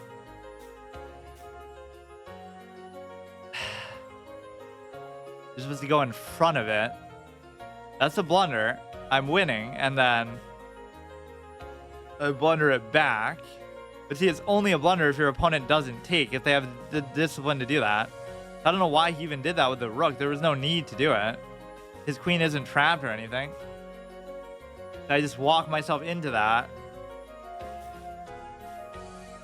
Does this really seem like somebody who cares or like is trying to win? Like, why am I playing like that? You can see that from a mile away. Like, why am I doing that? Because I want the trade so goddamn badly. I don't care about winning or losing as much as I care about trading everything all the time, which is actually more conducive to a draw anyway.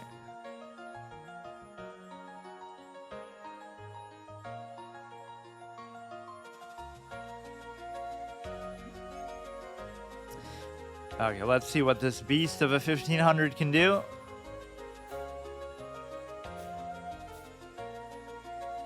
Here I tend to take, but if you weren't to take, I don't know what other alternative there is. Take.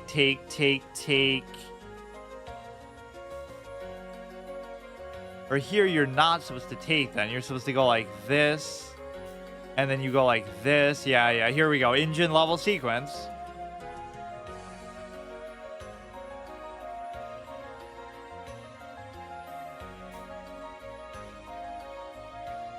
I don't know at what point you're supposed to break this up, but I guess I'll leave it at least until we castle. Sign of master level play that everything is just locked in combat, but not actually taking until the opportune moment.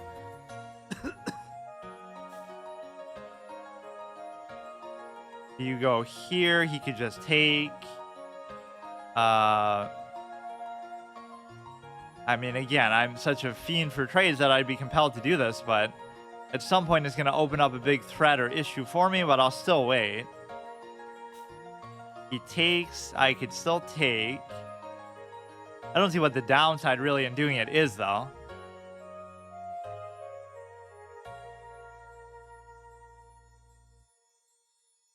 Why doesn't it show the score there? That's weird. It normally shows like your match score.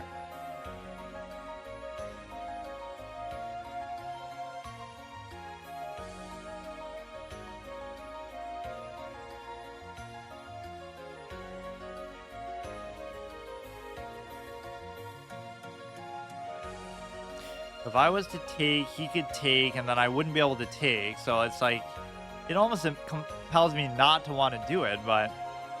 And obviously this pawn structure can be valuable just for whatever. You get more stuff in the center.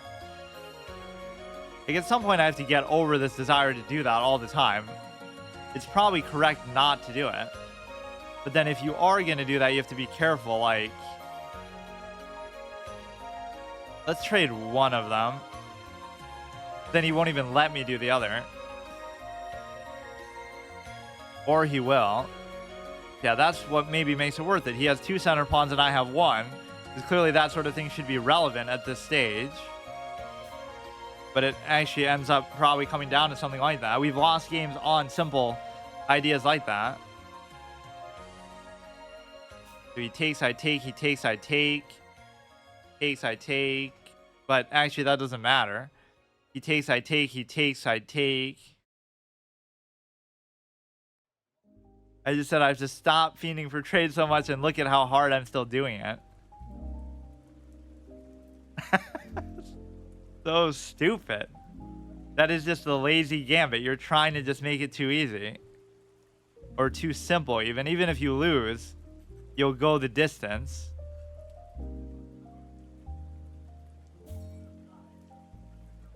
Like, this is a total mismatch. He should be able to beat me with ease, but somehow, sometimes it's not so simple.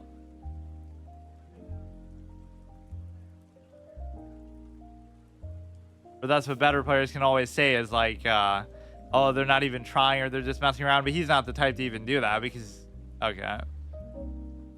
Exactly as planned.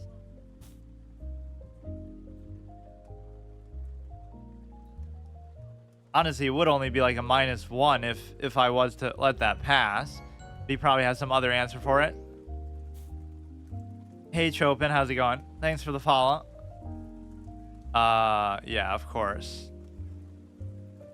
You still can't take, so I could technically leave it there, but let's do this guy. Just blunder my knight for no reason.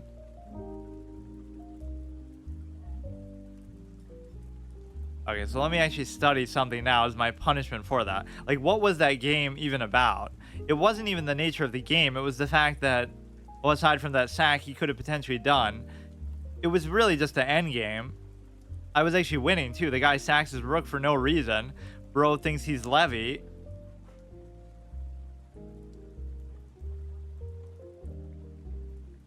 Yeah, like, I'm an expert at sacking pieces. It doesn't mean that something good comes about as a result of it. You could go here, and then if he takes, it doesn't matter. Look at him just leaving this potential mate threat there, but there's nothing I can do about it.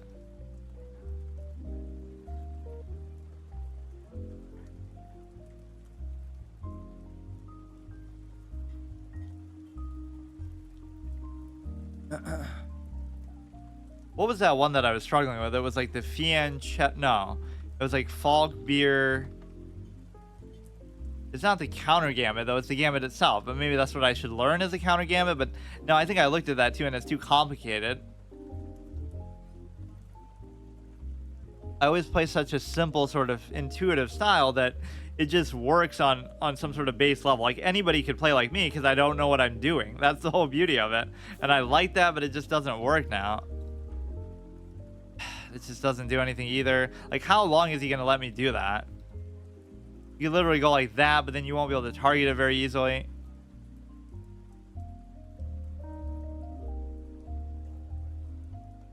I don't know what I'm doing. Obviously, this one's over. Point is, I've beaten him many times before. Not the majority of the time, obviously, but he has like the same weakness as me too on time. Like, we're both very slow. In fact, when we play classical games, it's always like an epic, hour-long draw, which is what chess is all about. Am I right? That's what you respect as a format, not these flashy blitz games. But if we both play our best, that tends to be the case.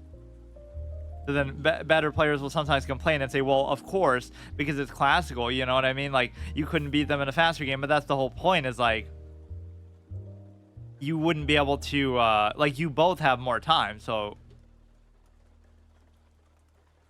Okay, we'll pull that back out, because he's just never going to move the rook in his whole life.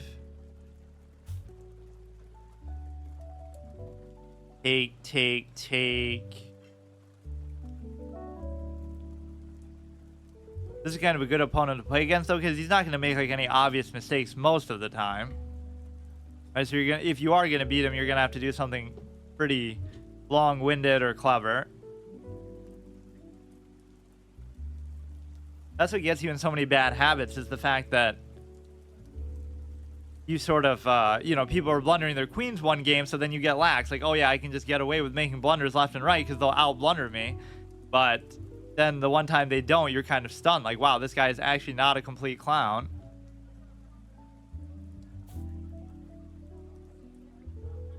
There's no reason why I shouldn't be able to... Wait. He actually trapped my rook? Whatever. If I wasn't -2 already, or -3, then that would have been fine. Then I could still take.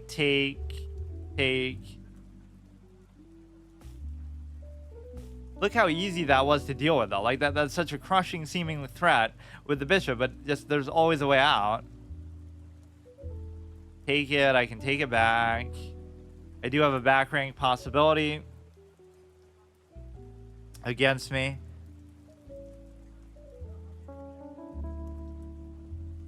So he'll be +4.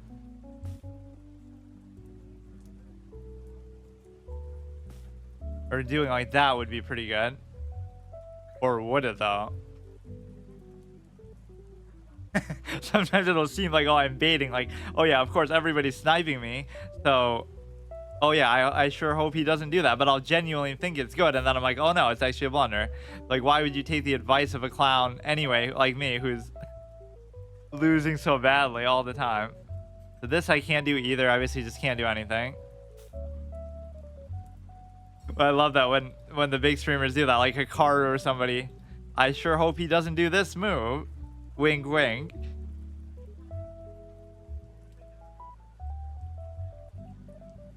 Pretty good. What is this?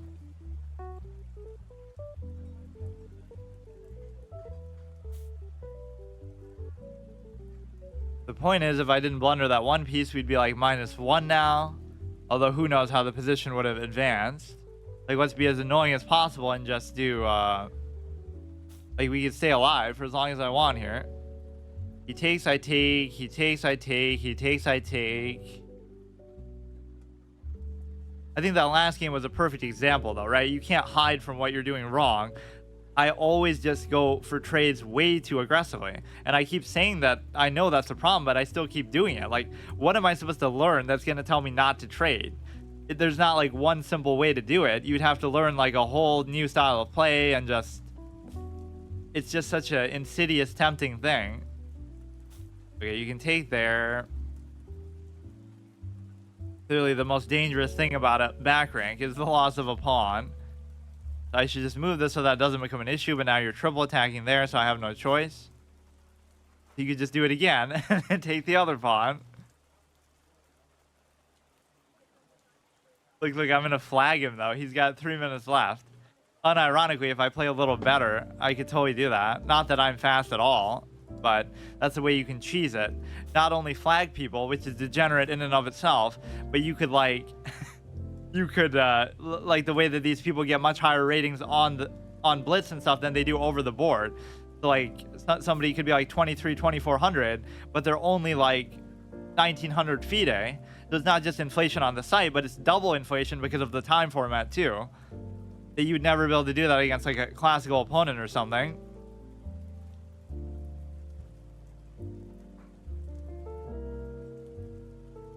It is a weird contradiction that I can be so impatient and yet love the longer formats at the same time. He's just gonna promote, which there's not much we can do about it. See how annoying you can still be? Like, he's +6. Like, what is the big thought here? If he's so good and he's 1500, this should be over. Just pre-move the rest of the game. Like, just promote and just end it. Clearly, I'd be able to do that if I have a +6 lead, except I have no idea what I'm doing most of the time. Right now, he'll choke on time. It is hilariously difficult to win games sometimes, even when you have a lead, whether it be trying to mate or whatever.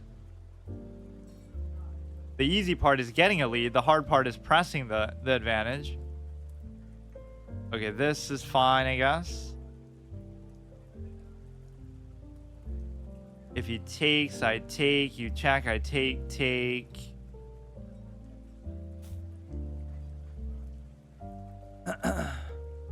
See, and in their hurry, you can just sometimes bait them. They'll do that.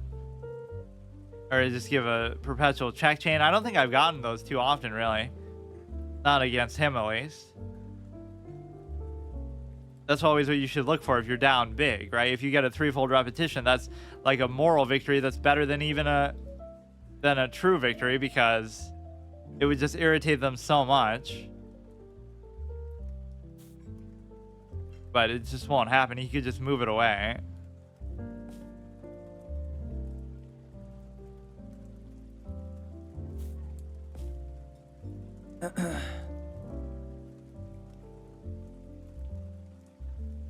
How did it go to +7?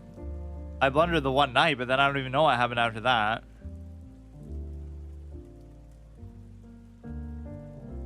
He's actually gonna flag. What's he doing? Okay, so he moves it there. There's nothing I can really do about it. And so how is he gonna consolidate this threat? Check. Take. You try to promote probably pretty easily. He must be distracted or something. He's not this slow. So he did that all to move the queen. I guess this is a good way to bait. This is almost like if the king was there. It just discourages you from pushing the pawn. Pushes to there, I could take, but then you could still take and promote. And so it wouldn't really be entirely worth it, or... I don't know what's going on. Come there, you fork. Almost hope that they just make a move without even looking at what I'm doing, but... You know, just pre-move it since you know the position so well and everything. Fuck. Or yeah, he has a vague chance of giving me a stalemate too. I'm surprised. Or I guess he does play other formats. He doesn't play just 10-minute. He'll play like 15 plus 10 or something. I guess that's why time is less of an issue, which I can't really fault you for doing that, but that does show it as a different experience. Maybe if he only played 10-minute games, he wouldn't be nearly as high. Good game. Yo, why doesn't it show our score though? Huh. So it should be 4-0 now. Giveaway looks like the game slipped through your fingers, really.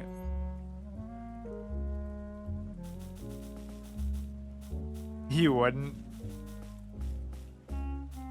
It is so deceptive. You would think 10 minutes is an amazing amount of time, but that's a blunder. Why did I even do that? Just to stop the thing from taking the pawn on b7? How could it be a giveaway aside from that? Like, I wasn't up then. He must do something else bad here. Or, like, I gave it away, period. But there was no point while I was winning. On 10 minutes, you're around... That's still pretty good. 1380. How do you even measure it, though? Because they share the same rating. That's one thing actually I like about the chess, is the fact that they're separate like that. Right, so if you do a 30-minute game, even on here, 30-minute games were the same format too. So that was the same as what I'm doing here. What do I want to study? Like, let's just look at that end game and try to understand, like, just look at this whole game as like a... Or wait, this isn't even the one. It's like a master class in how you don't play. Just because of the trade aspect. A second... Oh, okay. That's a good way to do it, yeah.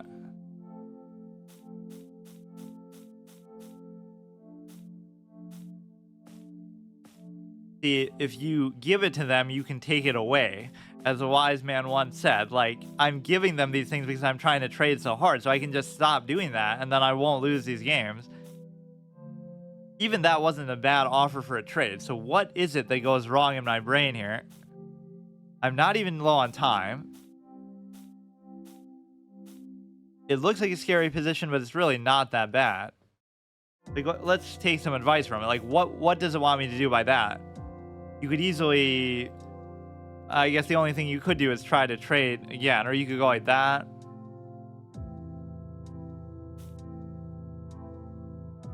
Like, I don't understand the meaning of a move like that. Okay, you go queen to h4, but like for what? You're never going to be able to do anything really with it. Queen h4 is best.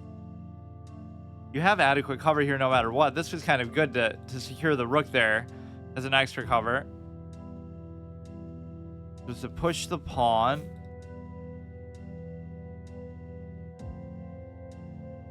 Now you probably just move back away. It's hard to learn how to play like that. The idea is you do a move just so you can undo the move and keep going back and forth 50 times. Basically, that's chess in a nutshell.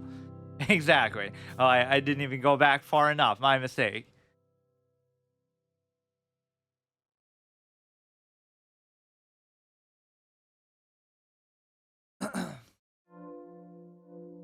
So is there any point at which this threat is credible? I guess I'll wait for it to show me that. You're going back, so basically I don't know what it's trying to do with this position. It's just in a more basic sense.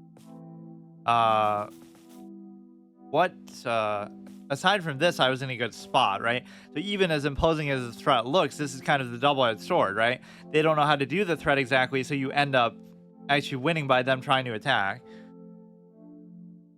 So here, I mean, obviously don't put the queen in line with the thing, with the rook and the king, but what would I do here? I could just raise it.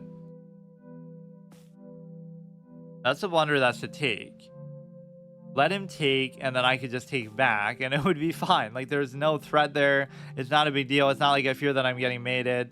And this opens up a threat for yourself, too, that wouldn't be made, but even if I didn't win that, right, there's no reason why I had to throw it away like that. Whatever, that's an adequate amount of studying, don't you think? Which is what I would normally do anyway, but more so that I was just taking breaks by playing viewers and stuff. I just want to get to a checkpoint. Like, let's get to 50 and then we'll take a break. Then whatever.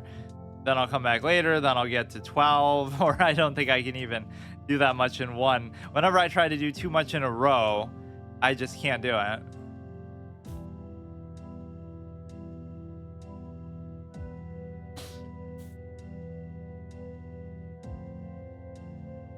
Will this develop properly? He's not going to have the pin down opportunity. If you go there, I could take, and then check, and then guarantee a trade, assuming the light square bishop's not going to be good, which is kind of what this pawn structure does for you. If he blocks with the knight, I can leave it and wait. If he blocks with the bishop, you kind of have to take. And then you go here. One thing you never really see is the pin of the... Because it's not really a pin, but like, if you move the queen here... Right, then you're afraid still of the trade, assuming you don't like them as much as I do. There's some way that I can sort of pester him with this. It doesn't really seem like it, and you shouldn't really try to. Now I'll go and I'll try to pin it down. But really what you could be trying to do is go here. And this could be such a structure that that would be a good idea. Or like here you could try to double attack it, but it doesn't really work. So maybe trying to go here is sometimes a bad thing, because so often it tells you to just put the pawns and block the center.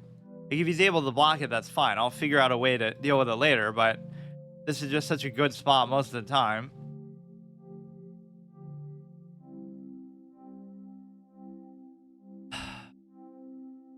Boulder attack, Sicilian defense. Yeah, see, I don't even care. Like somehow, or you could do it more like this, that you're trying to...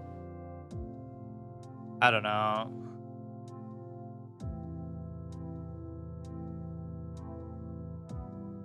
I'll do it for now. You got to think ahead, right? You're planning 20 moves ahead where this will lead to a mating threat once you clear everything out. And the problem with this move is you don't have the ability to protect this pawn then, right? It'll be completely split.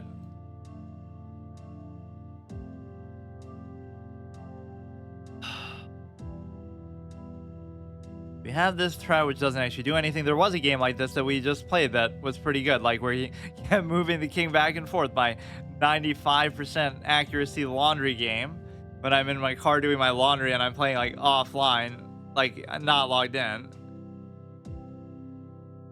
basically it was a similar threat. Like I double stacked the rooks and then he couldn't move the bishop, otherwise I double take.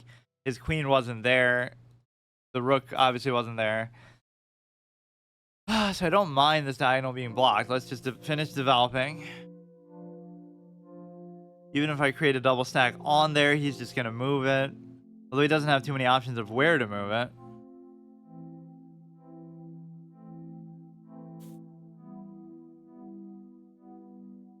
So you could set up for the double stack. Sometimes I go too far and try to set up for like a triple stack, but it just doesn't work too well. There's like one game in the history of competitive play that involved a triple stack, and it probably was not even the reason why the guy won. It's like, oh yeah, that famous triple stack game, by which I mean the one that nobody's ever plays like that. It's not like a real thing that you even do because it's too, like don't put all your rooks in one file. Don't put all your eggs in one basket. It's just not a good concept. So somehow you don't have an octopus knight here. Obviously, he doesn't have one either.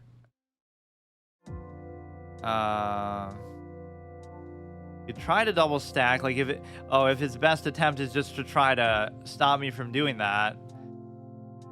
He doesn't even have to though. I would have to get the triple stack and then I would have to push out the knight too. It's almost like you should be trying to do this, but it just makes this pawn seem really weak.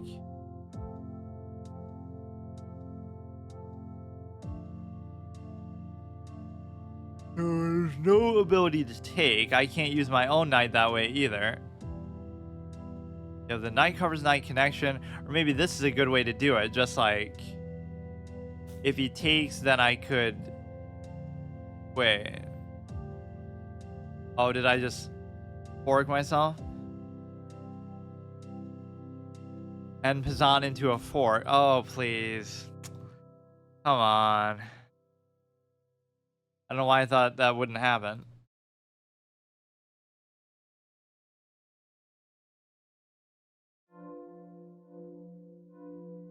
So if he does that, then I could take, but he could still take, so it doesn't even do anything.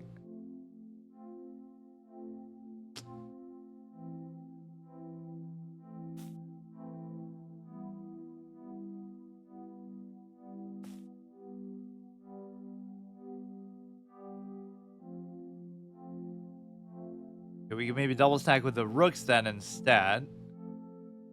Still only -3. It should be fine.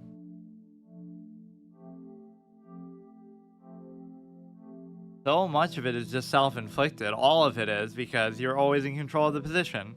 No chess game has ever been won by luck or anything. It's just all innately solvable, understandable concepts that I obviously don't at all. It only makes sense that you'd be able to study it down to such a fine science because of that. Just like it doesn't matter, like when you say solvable, people take that as like an affront to it somehow, like you're insulting it, but you're really not. It just means like there's a fixed number of things you can do with it, and no matter how vast that number is, it still informs the approach that you have to have towards the game. Like if it was infinite, like okay, a card game you can only do so much with because there's an RNG factor. So if I was to do it now, he would take, then I would take, right? Let me double check. Take, so I would take, he would take, I would take, he would take, I would take. So if you can't really take,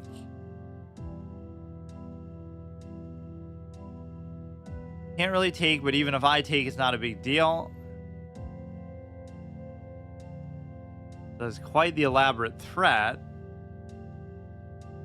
and it's mostly predicated on either him unleashing there, or even if he just moves the knight at some point here. I could make like an octopus knight here, but it's not really a true octopus knight.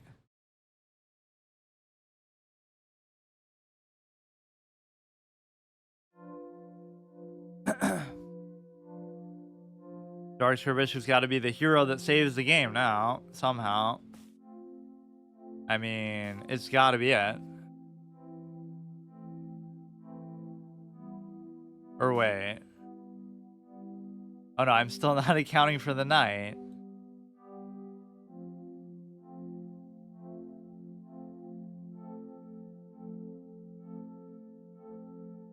Whatever, just I thought I just did that where... Wait, now here maybe we could... I would take, he would take, I would take, he would take. So let's do it this way. That wasn't really even like a loss. I was already down by a certain amount. Whatever, let's just go for bonehead kind of threats. You take with the knight, but I should probably take instead with the queen.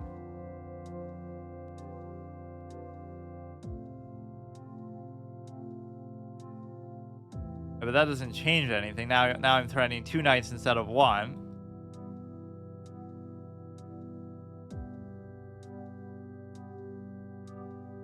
So you thought you were being all clever, but now you sack one or the other. Although this is not a very good structure to be in.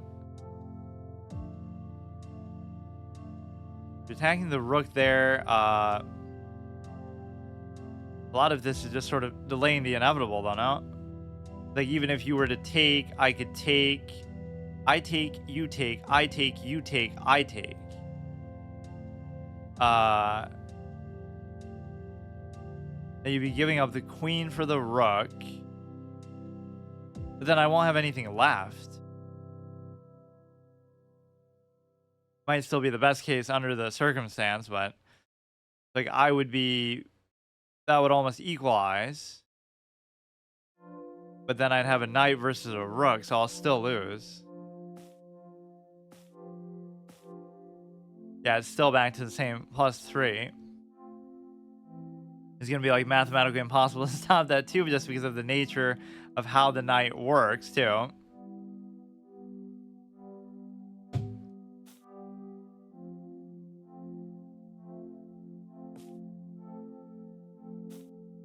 Still a possibility of stalemate, so that's why you don't resign. Not out of a sense of honor or not giving up, but just... Come on, give it to me. Because then otherwise I'll have to... Okay. Yeah, let's see what's instructive about this game. I didn't even mean like I would study just the game that I play, but... Kind of hard to know what to even do otherwise. 91 accuracy game. Why is that even a great move? It's like the only thing you can do there.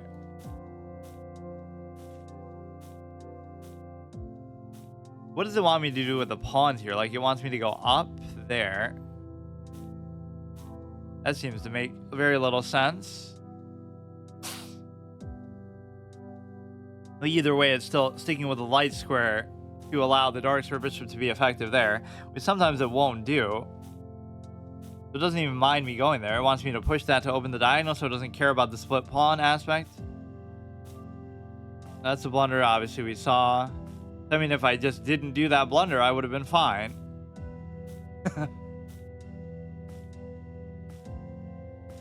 And even this was just totally unnecessary, but it's at a point like... I mean, as long as I understand what my mistake was, like, that was the mistake. Just don't blunder the fork and Pazan that I didn't have to do. I'm kind of not even keeping to my format still. I don't want to study still.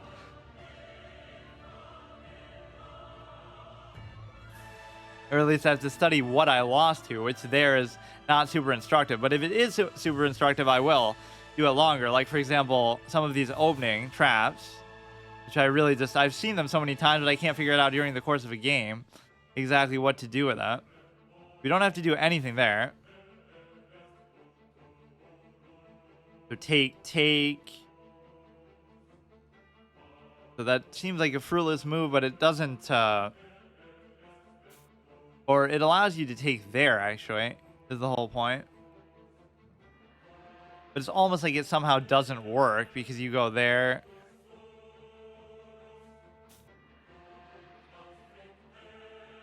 Blackburn Shilling Gambit, Italian game. He's letting me do 100% now because there's nothing to worry about. Because even if you bring the queen, I come back. You just take. I do have to watch the pin capability here. Yeah, I don't even mind music that has voices or like lyrics as long as I don't understand what they are. Then I don't find it nearly as distracting just because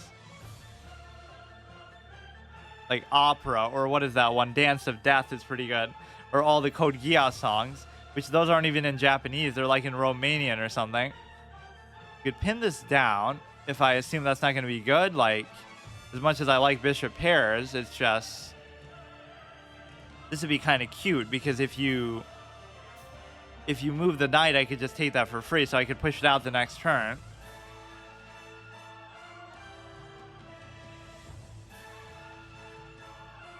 So you pretty much have to move the knight. I don't care too much about that. Or now it does open the pin possibility, which means I'll lose the game because of that alone. But I could do the knight covers knight thing, which is a rare occurrence for me lately, and it's normally not that good to do. So now the bishop is kind of boxed in there. That is pinned down, but for the time being, or no, it does matter because of this now. Or... No, I guess it's still the same thing. Just do the knight covers knight. Now it might mess up my pawn somehow with this. Take, take, take, take. If you don't have that knight covers knight, it can be sometimes impossible to prevent the king from being open there. It's still not the end of the world. Like, this is covered adequately. Opens my rook to his king. This is the only odd one out. And these are always going to be forever split unless you somehow connect it there, but you almost don't even want to. Now we're double attacking even there, right? So this is a very subtle, nice threat that we'll just check and fork, and where if he moves the knight, I can take with the rook too. You have to cover the pawn itself, basically.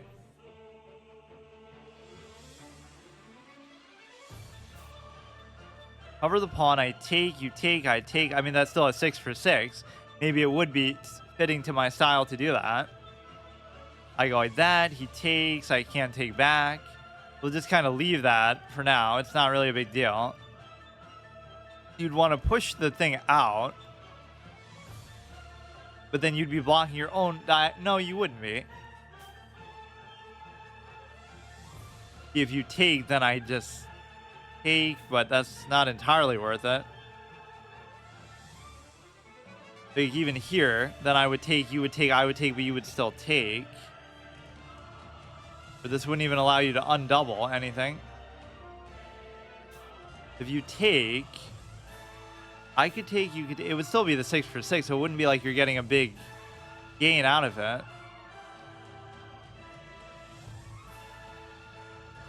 Maybe I should do it because then I can save the pawn. Like, I don't know why I was playing that aggressively with the pawn. That's pinned down. And so now that should be an easy take. Exactly as planned, I guess. You could unleash, but doesn't matter. Some of these threats just come together on their own. Like, I don't really know that that's going to happen, but at least something good was going to come of it. You could go here, attack this. Doesn't really do anything. Take that. You could check, which you can't. You could take there. You can't. Whatever. We'll just set up to do some sort of basic check threat.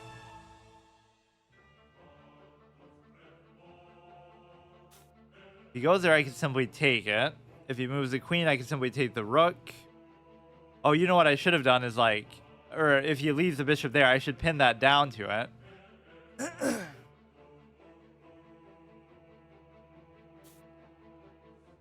So now that could become a big problem, although it's kind of hard to do anything with a pawn to it.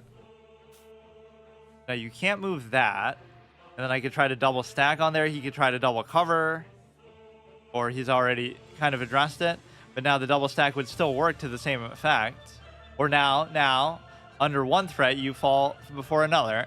But then you'll take and check, but it won't matter too much, surely. You give the check there. But now there's no good follow-up that I can see. You just have to play simple, safe plays. It just goes from 100 to 0 so fast. Like, it didn't seem like anything crazy there, and then it just completely falls apart for them. So they'll take there, but then I could take the bishop. Here would be a perfect instance where you'd like want to trade down for the bishop with a rook, but just attack some of this stupid stuff here. Little cheeky threat. You could take that pawn at like any time, and I actually could have took there and checked. Just don't give up a simple mate because you're getting impatient or bored of the position.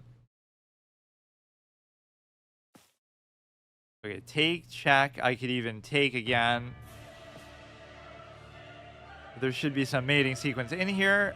In fact, definitely, because of this, if he comes behind, then I won't be able to do it in like one shot. Probably just take the bishop and not even worry about it.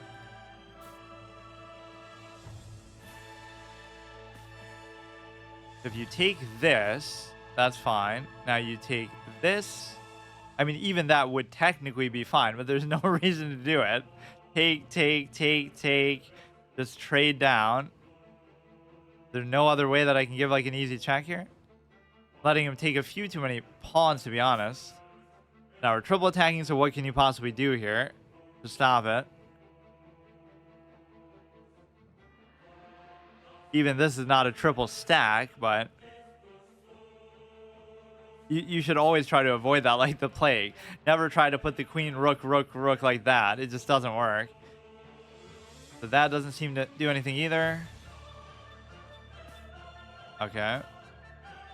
Just don't stalemate, which shouldn't be an issue. That's fine.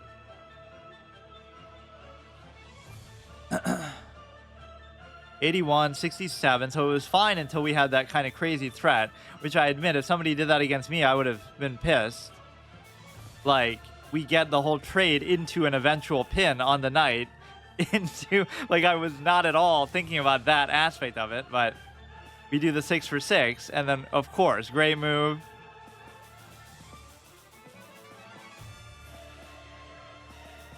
Like, we got to do some sort of calculation test to see, like, what do you find when you're not looking for it? That's the thing. Like, a 2000 player would immediately see that, not because even that they've studied or played the game for years, but there is something to just, like, the willingness to look for it. Right? Like, that's why puzzles are such a double-edged sword. Like, you know there's going to be something weird in that position, but if you saw that position in a normal game, you'd just be like, okay, I'll just make, like, a safe basic move. I don't have to do anything above and beyond. Kyrie Irving's theme song. But this will have voice stuff in it too. Okay, I just want to get to 1150, but do it in little benchmarks here. I still have time. Like, I have the rest of the month, but I only play twice a week, and sometimes it's not for super long. Or no, lately I've been playing 3 times a week, like on Saturday too. So all I'd have to do is get, like, what? If I do it in like little 50 increment things, but once we get to 12, it might become far more difficult, even though I was just at 12 not too long ago. What you have to realize is you could look 10 years back and say, oh, this was that clown who was blundering at 1200, but then you'll be a GM by then. Like, it has to just be, right? Like, sometimes you would glorify it from the outset, like with that Michael Jordan quote, like, oh, maybe he ruined the game because he made it look too easy. Like, you don't see all the stuff in between. Like, maybe Magnus was blundering when he was 5 years old, but then it obviously didn't last that long, and there was tremendous commitment and progress to that. It's just like, it doesn't mean that, oh, they were just perfect from the beginning, although even that's an extreme example. Now he's already playing some sort of clown gambit on the queen side in the context of pushing the king pawns way too aggressively, so I don't know what to do about it. You're kind of meant to do this, and then if he goes there, you go there, and then if he goes there, you go there, I think. This is actually sort of instructive already, because regardless of how this goes, I don't entirely... Oh, fuck. The reason why this is bad is because, again, the knight becomes an issue. ordinarily you wouldn't want to take it, was my whole point. So this is all made worth it because now you'll get an octopus knight out of it. But now you get this, oh my god. You get that basically for free. Or he doesn't do it. Because if he took, I can't take. And if I take, then he opens the file. So it's all very, very dangerous. Almost like going here would be good. Then I could double take. It's very important not to ever take this. Because then you give him that opportunity, which is pretty much the main thing that he's playing for right now. If the rook gets in there, I just lose the game. He could move the queen, and look at this, man. I mean, you may as well just trade everything. Give him the fewest number of attackers possible.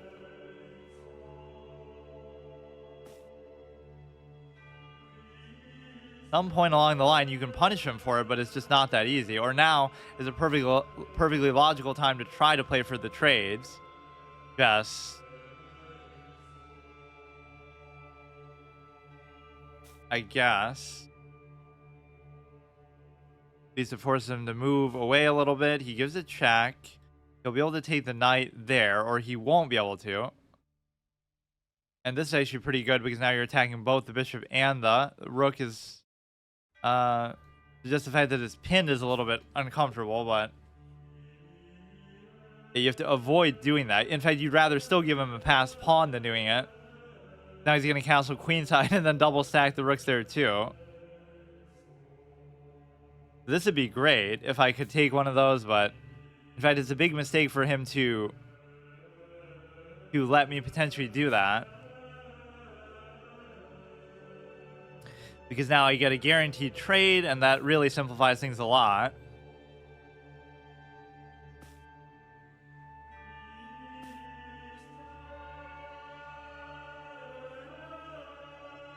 Now, all I have to do, or even this would be helpful. So now you wouldn't mind taking that file as much because you get to sort of match it with your own rook, especially if I open the other one. He's attacking there, which creates some trouble there, but I could just take this right now. So there's no immediate threat. If he takes, I take. So we should have survived the worst of it. I'm worried about the knight actually a little bit. We could pin it down there. I could become a problem. There's nothing that he can do immediately with it. Like, he can't threaten me out. I just want to develop my own knight and just... If he takes, double attack. Bring my rook. This is the kind of clown show opening that just deserves to get absolutely destroyed, but somehow it just doesn't happen. Or what is that? We take, even though mine's pinned, it doesn't matter. And so now I still won't be able to do anything for a while. But at least that's a good security blanket, I guess.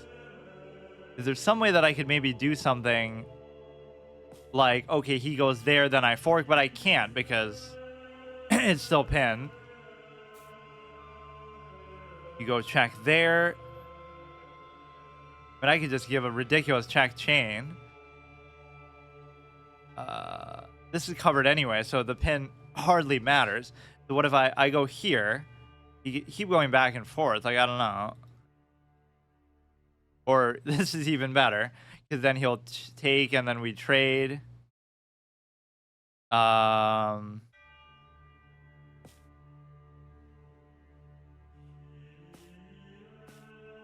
now we have to be very careful still, just to not blunder the knight or something like that. Go nice and slow. See, here's where you have to have the discipline and patience. The game is over. I already won, but you just have to be calm and don't try to just end it too quickly.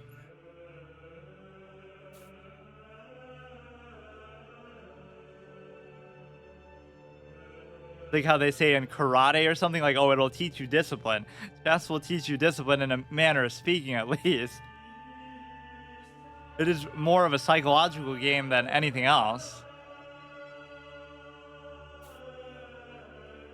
which I didn't really think of it like that.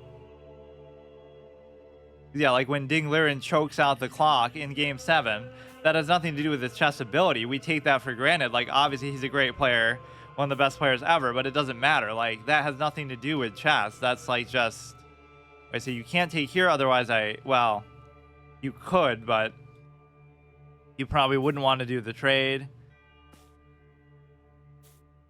So let's just be slow. His king's movement does concern me a little bit, because I don't know exactly how to. I could like attack it there, try to create a double attack threat. You could come in, I could attack it there, so now you're forced to bring the rook, and then we get maybe some free pawn development. It's just always a lot harder to promote these pawns than what you might think. Right? Like, it just seems so simple, but it's just not. If he goes back, it's trouble. If he goes there, it's trouble. So now we're posing the dual threat. Now I should be able to take there, but then you'd be able to take there, so it's still not so clear. I could do the check take. I could do the check take, then maybe I could go there. So if he goes in further, that would have been interesting, actually. We see the possibility of that, and he's inclined to keep it there. Either way, just because whatever, he has to deal with the thing. Okay. I like that sound. It sounds like a squeak. It's supposed to be nature, like a bird chirping, but it could be like a faucet or something. Rusty faucet. I haven't messed around with my piece sets or anything. That's how you know I'm really focused too. And in fact, the site in general is kind of a bad thing for that. Just, it doesn't have all the custom stuff that you could do. But what is the mistake there that could have been instructive? Like, all this is pretty much fine. Like, we survive a very tilting, stupid opening. But like, what is it that you're supposed to do here, really? Like, all this stuff is fine, but as soon as he pushes that pawn, he's telling you kind of you know, this is like showing your hand in poker. Like, he's telling you I'm an offensive-minded clown. So you know that you have to, he's not going to kingside castle. He's going to play super aggressively. So as soon as you see that, you know what style he's going for. Even with me, you can't be so sure, but you're supposed to take that, which is kind of hard to believe because I guess you're still not opening the H file, but this is a pretty good rule to follow. Never let them open the H file to the rook, or you just lose on the spot. Right, and so everything here was fine. I kind of did that mostly the right way. I don't know why this is a mistake, but whenever I try to force a trade, it usually is. Because if he had done that, what happens? He's not even winning. Like, how is it a mistake, but he's still not winning? So there, we're just trying to trade. At least here is justifiable because he is playing so overly aggressive. That pin was kind of not that useful, but yeah, that's the blunder. You take the knight for free, and then he eventually gives us a fork much later on. So I think that was pretty reasonable, but I just hate when they play like that as far as the openings. It makes it seem like that was part of the game, too. It keeps going even after just showing whatever optimal stuff. That always used to confuse me. Like, that didn't happen in the game. Because if you're looking at it from like a year ago, this has been a weird trajectory. Like, I don't know what goes on. I'm very, very streaky. So let's just do... I just want to get to 1150, and then we can... whatever. Like, I got to do it in these little incremental steps.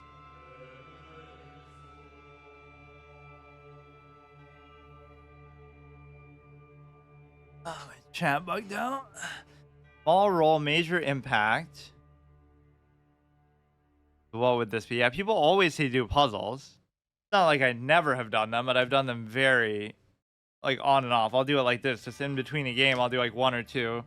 Or I should do them like permadeath puzzles. I can do them every day, but only until I fail one, which won't probably take too long to do.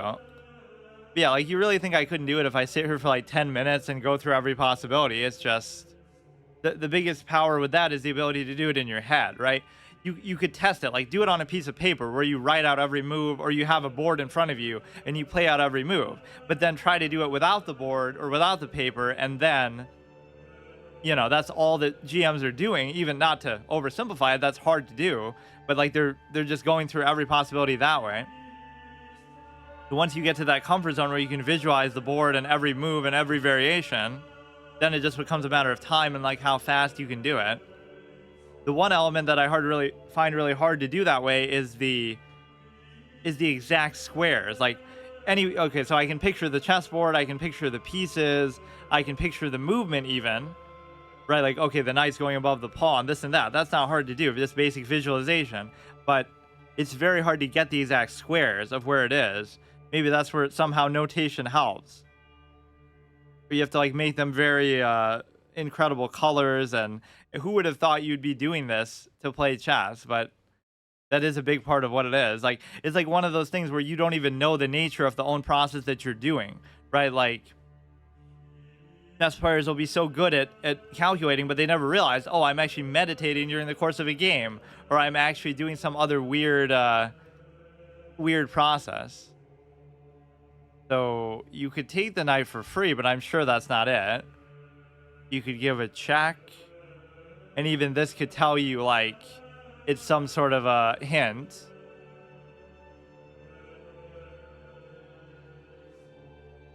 It almost seems like there'd be a mating sequence here pretty easily if you were to just like... You could still go there though. This is kind of the best time to do it, just like sort of in between games if you're not ready to play the next one. I do find that has a major negative impact regardless of whatever. You should never play games like right back to back, but that is the whole fun of it, to just like keep, just the majority of time you spend playing chess, you're not actually playing it. You're studying, you're doing puzzles, you're reading books, you're doing other stuff. I can respect the amount of passion people have to do that, but I also can't really respect the insane amount, I guess, that they do it. Right? Like, that's what every GM could tell you. They've played a ton of chess in their life, but they've done something more than the amount that they played. And that's studying, researching, analysis, whatever. The thing I'll spend more time doing than either is like looking up lore and little interesting tidbits and stuff about it. Okay, let me actually try to do this. What could it be? You can go up there, so you would have to... Maybe you go here, and then you go here, and then you go there. And then you maybe just keep giving like a check chain. Then he's forced to go down. Then you go back. Then you go there. Like, the point is you should be able to win in that way, but when you have the knight, I don't know. It's hard to tell sometimes what you're even trying to do here, which is the same point of like in a game. That's kind of a good thing, that you don't know exactly what you're looking for despite the hint. What would have a small role major impact here? Just the fact that you're trying to push the pawn, I guess. Like, I would just take the knight, or I would give a check. Like, I don't know. That's obviously too clear. Like, it could just be that you're trying to give checks to promote, to try to push the thing to promote. You gave that one check, so what could be the next one? Like, maybe there. Solved, but why? Is that mate? Oh. Wait. Oh, shit. I really didn't see that there was a mate there. To understand this puzzle better. Okay, dude. It's exceptionally easy, I guess. Yeah, I feel like I'm not even the type to look for mates. Like, missing lethal in a card game, just like... You're worried about so many other things in the course of a game, at least, that you wouldn't look for that. At least in a puzzle, you feel like... Hang on, my screen's bugged out.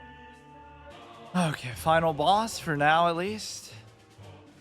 I don't even mind looking at stuff like that in my off time if I have a minute here and there, like reading little things in theory, but it just feels really weird that you would have to do it at this stage, or this guy's going to even prevent me from getting to...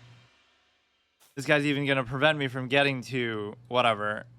50. Even when I win, I'll get 7.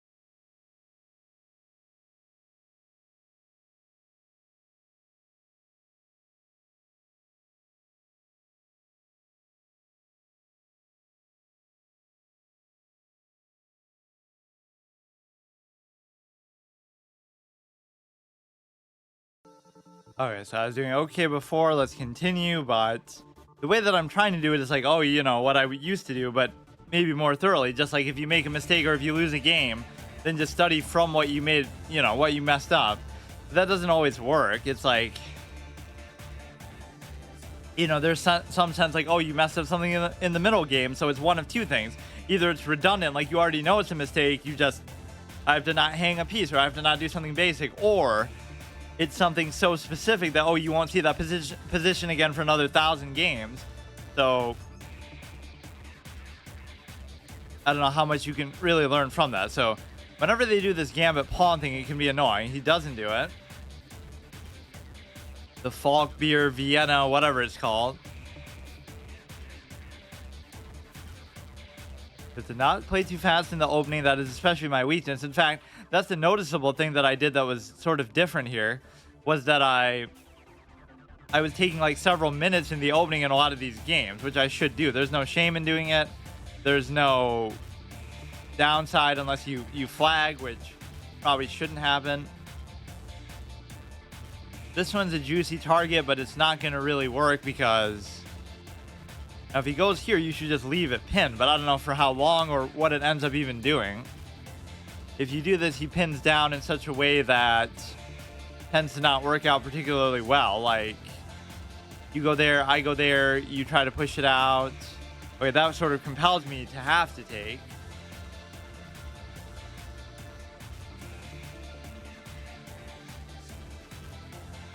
Okay, now you can't even do that at all, but now he can't pin down either, so that's fine. Could be looking to be a bit of a nightmare game, or like I want to do this, but even that doesn't stop it because I would take. Quite possible that the knight is going to get in a bad spot. So you want to develop the light curve bishop. Somehow I can't get over this aspect of the game, like how the knights just constantly get pushed around. It's not an objection to the knights, like, oh, if you're trying to use them at a high level, low level, whatever the case may be. You can say the same thing with bishops. Like, I'm not using the bishops optimally either. But at least when something messes up, it's more obvious or intuitive as to what you did wrong or why it works that way. The problem with the knight is they could be doing nothing. You're just trying to get them out of your way. You're just trying to castle. And they still become such a major liability. You almost want to put that there anyway, but I mean, they get greedy for a pawn kind of stupidly somehow. But they could go here, worst case scenario. Not posing any threat right away. I like how the whole history of chess has those subliminal signs, though, of even from the best players, of like this objectively solvable game in the sense that, Capablanca feared the draw death of chess. Bobby Fischer criticized opening theory. Like, there's always some sort of a sign of it that people just don't want to see, I guess. You'd like to bring it here, but somehow that doesn't match my playstyle because I never really take advantage of that. He's not really doing anything. He's just sort of moving back and forth a little bit. Now you should be able to take this 100% because there's no... But somehow something will go wrong with it. Or no, you won't be able to. Take. You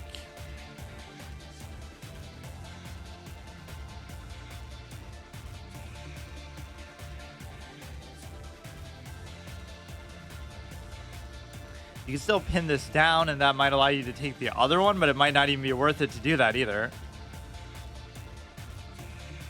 If I do this, there's just always some sort of liability incoming with it, where it's very hard to... I don't know. You always got to trade one off, though. That's more so my nature.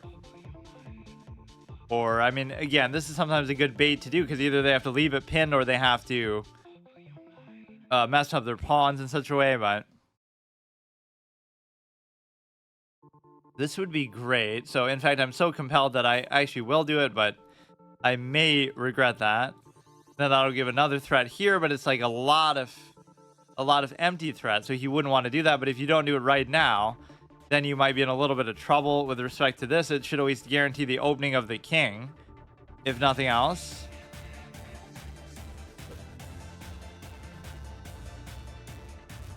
This is not normally what I do. I'm more so just trade happy when it comes to that. Okay, that doesn't change anything with the basic position. So now you have to address this in terms of you can't really. Well, actually, because of the knight, you could still do something. He's attacking there, which could be very problematic. The act of moving the knight away and so forth. And the act of doing this doesn't actually matter because, well, this you're going to have to do pretty much no matter what. But then you lose the pin, but then you can do this. So then you're even attacking in. And maybe I could, I'm triple attacking this. Or is there a way to just take it now? Take. It would technically work only because, but it's too risky because then you're hanging mate if it doesn't work or if you have to move it back. The triple attack, he could go back and cover it. He could cover it there, so it's not a big deal. There could be some sort of little slip up that he does here, just like if you take, I could obviously take.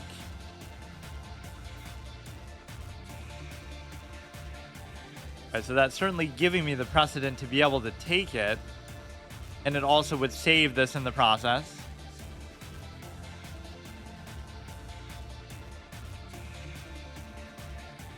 Or you know what this would do is such a remarkable multi-threat, because not only are you taking that, but then you're attacking that too. That might be a little bit overly ambitious, but now you have sort of an unleashed capability too. A lot of things going on. Even if you were to push it out, then I'm still threatening.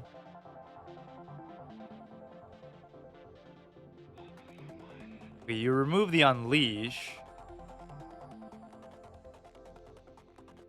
Hard to say actually which one to take with there. I feel like you'd be relatively safe here. That was kind of a weird thing. I wasn't expecting that. It's still beneficial, but now maybe a little bit confusing. You push it out. If you do that, none of that's really too threatening. Yeah, I would have gotten something out of that, but the unleash was maybe even more scary to him, even though I didn't see exactly how to use it. Hey, Maddie. Title is very philosophical. Yeah, I always try to do sort of semi-drama RP kind of titles and stuff. Either that or I'll just like make some mashup of a movie quote or something. You could go here. There's not going to be an Octopus Knight, though, no matter what. Or actually, there could be here. But I don't know exactly how to do that. I could attack this just straight out, which is kind of pointless. Or you could redirect it to here. Just to make sure I don't give up a very simple double threat here. Everything here should be very easy to see. I really can't play, like, very good for very long, though. That's always what I shoot myself in the foot. Like, I'll be doing good for a while, and then I'll keep going and then tank it. It's very hard to do that with chess of all things. This is why I can't understand how even these top-level players do it, like, if Hikaru is doing a 24-hour stream or, like, a speed run type of thing. Sure, he's bullying people he's way better than, but still. He's burning, like, 1,000,000 calories a day if the estimates are correct, like... chess players burn such and such 6,000 calories a day. I guess they just have good mental endurance. They must. Or yeah, they kind of cheat the process by already being so good that nobody can match them. Like, as a Magnus said, some quote like that. Like, we're used to being better than everybody we play, so it's a surprise when we aren't. I would go insane. I don't know what the significance of this is. I don't really want to trade that. So much of this seems to hinge on the knight. Just like, could it become an Octopus Knight? Could it be useful in some other way? Not really seeing what the threat he could possibly do with the queen here, though, is. Like, this pawn is going to stay there. Very unusual pawn structure. To see, like, study this position. How would you know what to do here? Like, nobody ever has played this position in the history of humanity, because why would you? Why would you have your pawns like this? Those are sometimes the most fun positions. Like, it went from, oh, there's so many interesting and fun combinations of things you can do in chess to you have to play one way and one way only, or you're gonna get destroyed by 1,200 players because it's just that competitive at this level. This doesn't really do anything. You could take here. I mean, this is gonna become concerning at some point, but I should just ignore it and go for a pawn. Why not? He does still have to address the light square bishop too. You go there and then you guarantee the take here, but then I would take there. If you keep going, I don't really know what to do because then it becomes very dangerous with that. So you kind of can't take. I'd rather him take, or then he could still double take.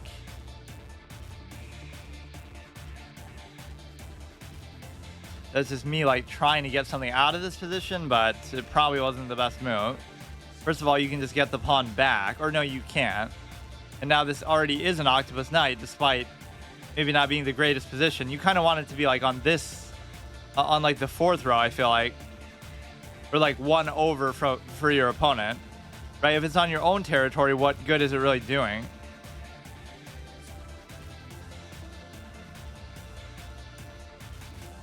Right, now that doesn't scare me because there's only so many things you...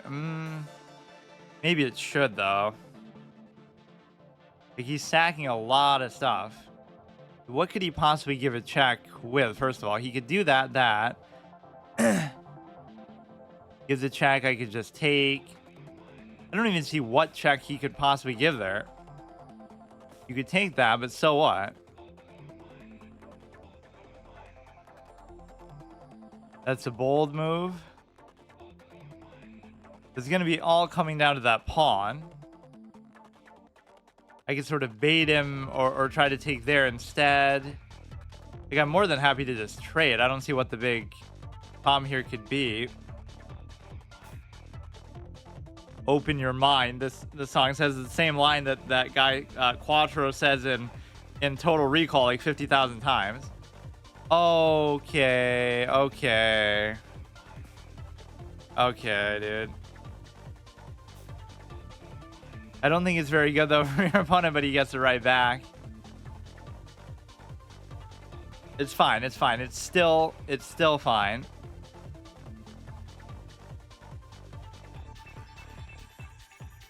It's always in winning positions that I forget what I'm doing. Or what, you just do a threefold repetition then. I don't care. I can't really deal with the rook otherwise. But yeah, an octopus knight could equalize for a rook here somehow. So he'll come down there and check. So here you want to not trade at all costs. Just make sure it isn't looking too good. Yeah, it's fine.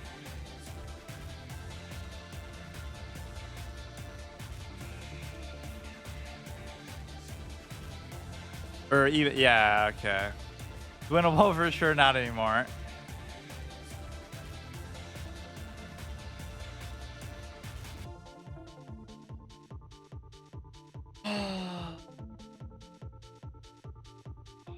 Give me a stalemate, dude.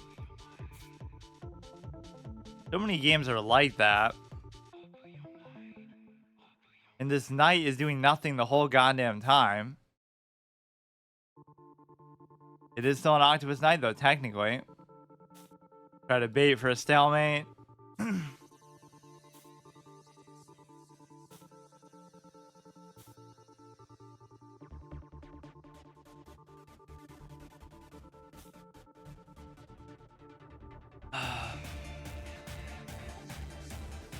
Jack, I could go there. Okay, if you take, just do whatever you want. It's not like he's low enough on time to flag. At the very least, that should be a draw, but then I just get kind of annoyed.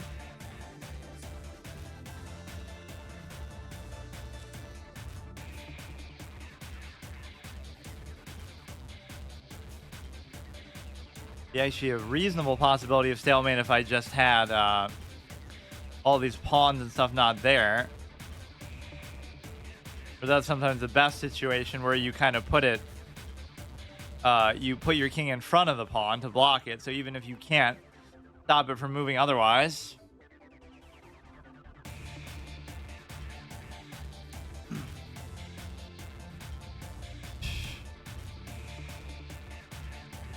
all these games that I'm winning, like I'm not saying I would win every game, although it almost feels like it, or at least draw. But all these games that I'm winning and then I don't win, that's really the only difference. It's not even a question of learning anything else or studying anything else. Not that I know anything to begin with, but that's what kind of annoys me is like, if I'm playing my 100% game and then I still lose, then that's fine because then I'll have to study, you know, then I can just accept it. Like if I'm going against 1800s or 2000 or whatever, but that doesn't seem to really be the case. Taking him so long to even do this. Yeah, take all the pawns. That only helps me in my one potential win condition here, which is just a moral victory. The knight's gonna mess it up.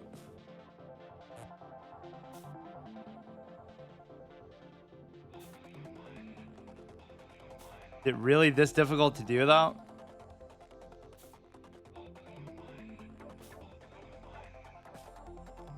I mean, it could be a very... Come on, I deserve it for this one because that wasn't a good game.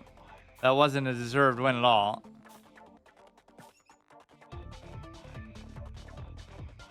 Whatever. So yeah, like what's instructive in that game? Just the fact that...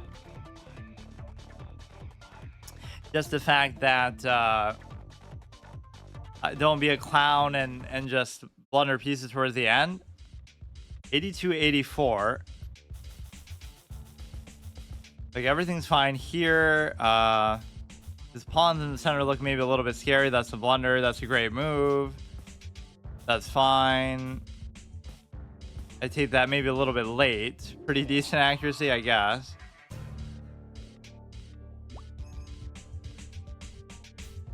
Or I love those ones where you lose, but you still, or you win, but you still have a lower accuracy than your opponent somehow. That happens to me a lot. What the heck? What is this? Take here. I mean, it is speed chess, but he doesn't have to play that fast.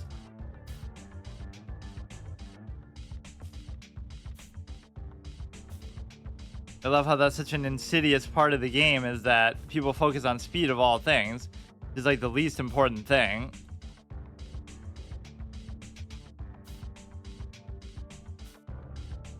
You can unleash, but there's nothing really great to unleash into, so...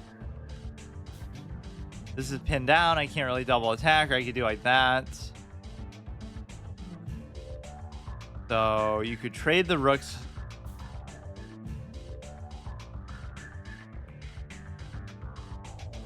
Yeah, you're doing good double threat. You could, or, oh shit. Whatever, I'm already up a queen. What is happening this game? It's still okay. I'm +7. Why is he playing this fast?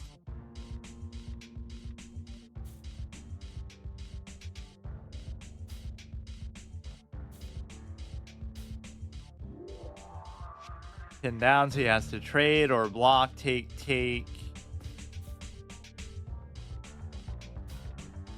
Now I'm gonna somehow mess something up by trying to go too fast.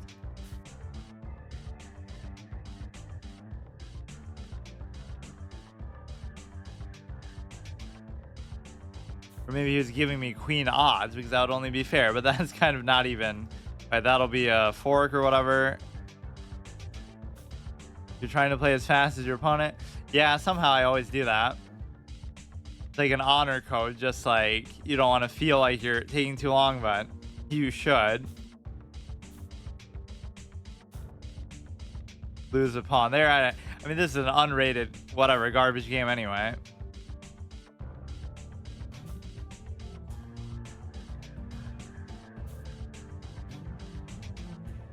Just trade everything off. There's some sort of pass pawn potential here to push, but he's not really going to do it. Okay, dude. Big Half-Life fan? Not really like a huge fan, but the music's really good. We go here. Or I did that classic permadeath run of on hard mode, which is one of the hardest permadeath runs ever in anything of just Half-Life 2 regular, not even like any special format, just like beating the game normally. So this would be obviously a problem. Can't wait till they make Half-Life 3, which I guess Half-Life Alyx is as close as you're gonna get to that, but that's not really a concern. Like, why would this not be a mate exactly? It's very close, isn't it? Or at least, okay. Don't think Half-Life 3 will ever come. Yeah, unfortunately not. Good game. He is 1500, so I don't know if he was giving me odds or if that's like some sort of a 872 games. Why is he? Oh, they must be all unranked games or something. There's no way I could get to 1500 there. Okay, so now it's time to let me actually look at that last game and then. That is instructive just in the sense that don't do what I did there, but it's not anything like, I don't know, it's not like you're learning a sequence of moves. It's just very straightforward. He sacked multiple pieces. That's a blunder because you're giving up obviously the double attack on the rook. What was I supposed to do there? Just as an idea, like go up. I definitely would have wanted to move the queen there. There's no way I would have done that. In fact, what even is that? That seems like such a bizarre move. It stops you from giving the check, but you couldn't have anyway. Take. Wait, what? That seems like you're still losing a piece, but it probably wouldn't have been as bad. But the point is you could have done basically anything besides that. It's always when I try to force a trade to happen that something bad like that happens. Do basic King's Indian structure. I guess after rook takes, you can take their rook. Yeah, my queen did end up in that diagonal too, but I guess I didn't get the chance to. Yeah, sometimes I'll benefit from threats like that. Like, I didn't know it was going to happen like that, but it could have theoretically still been to my benefit. I can just pretend like, oh yeah, I'm the human calculator after all. I love that nickname.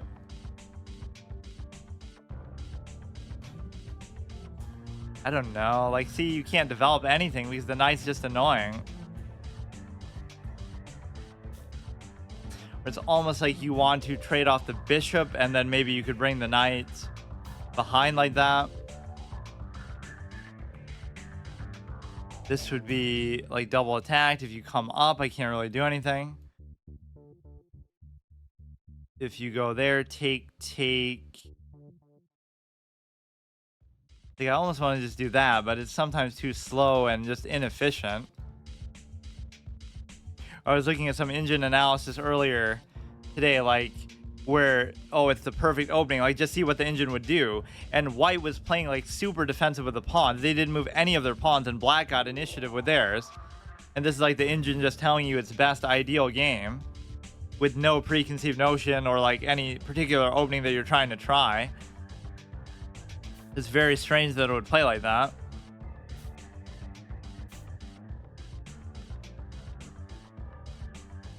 Now here you're going to get something eventually, and I'm not going to notice it. But that's okay too, as long as I don't lose anything for it. So I would take, he would take, I would take, he would still take. If I go here, take. But I don't get it.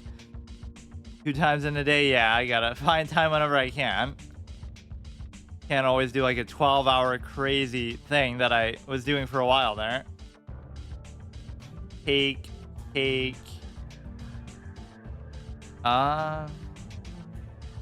would take, I would take. The problem is he's gonna be sort of a split pawn. Like, I'm happy with the structure generally. I think actually moving the knight here has a certain merit to it. Even as weird as that seems, or even that's good too. Now you're thinking about doing this into some sort of threat there, but it takes a while to do. I can't still figure out really what to do with these pawns. You don't really want to connect it on the other side. Like, take, take, take, take. If I could take with something else, that would be valuable.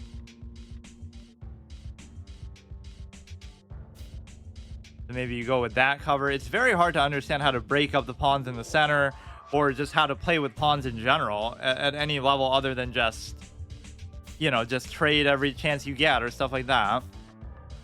If you keep going, it's fine. You block the diagonal, but whatever. Like, I can figure something out. That's no longer a threat. This could become an octopus knight there. That's what he had to give up to do that, I guess. So how would I even get there, though? It's almost impossible. Yeah, what would connect to it? If you go like there, there, then there. But if and then he can still take it. 2:30 a.m. so we can play a 10-minute game and you might win. Okay. So the big thing here is you try to reorient the light square bishop and try to do something with it. If I go here, you're attacking the light square bishop. If you take, I take. It doesn't really benefit me. But if I do this, you're sort of pinned down, but you're not really pinned down. Now here, you can't go.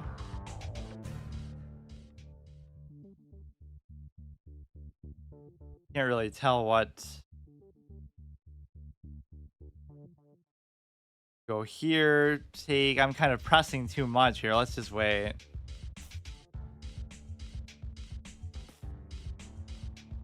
Yeah, that's perfectly fine. I'd rather take with the queen, or I'd rather not, because he could just bring the rook and kind of annoy me.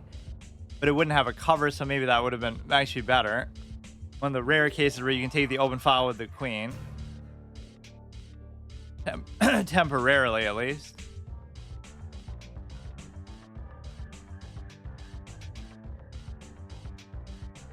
I love that one on the bridge. Is very good.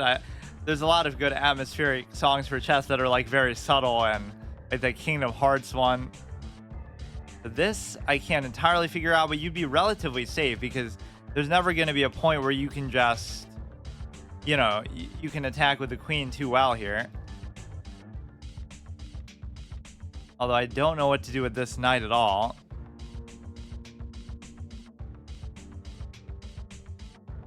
My light square bishop isn't in the best shape right now. I don't know what this does, but my position is just pain. It seems like okay. Especially in the hands of the untrained. Like, he doesn't know what he's doing.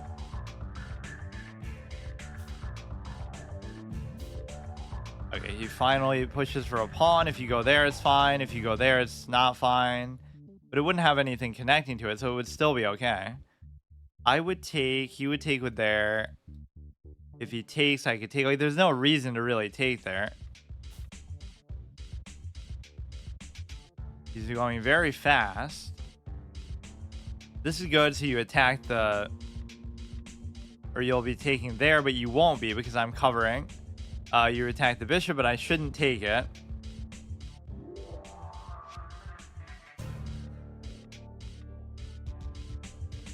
Yeah, this is, even though as much as I respect bishops, I can't really figure out how to use the light square bishop here at all. Yeah, I have this sort of phony threat on there, but it's just not going to work. Let's go here. You won't be able to take. You won't even be able to push it out. Try to get the queen involved a little bit.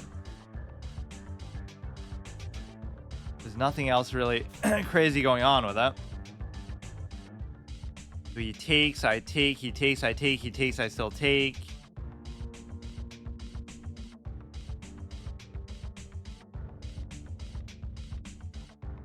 He preferred f6. That is a sort of lame brain sort of trade idea, but that would have actually killed me, wouldn't it? Or no, I had the knight cover. Yeah, whenever I go for trades, it backfires. So now I'm getting a little bit scared of doing that. All right, so now this knight is no longer necessary, but I could take here, and it wouldn't matter because he gave up. Or no, it would matter. right? He's still take. I could do this as well. Like it's like okay defensive position, but I'm kind of just overdoing it, beating it like a dead horse even.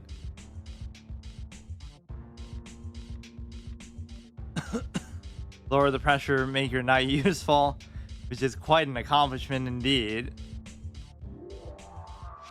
Like he's playing in a way that seems like he's good or like he's, you know, doing something, but it's just not going to go anywhere unless I make some big mistake, which I might. I can just tell when somebody's not really too sure of themselves because that's where I practically am most of the time. So this you could still do. This you could take. It wouldn't change anything. Sometimes I go too quick though, and I'm sure I have something. There's nothing more you can do. I should just go right back to where I was. So take.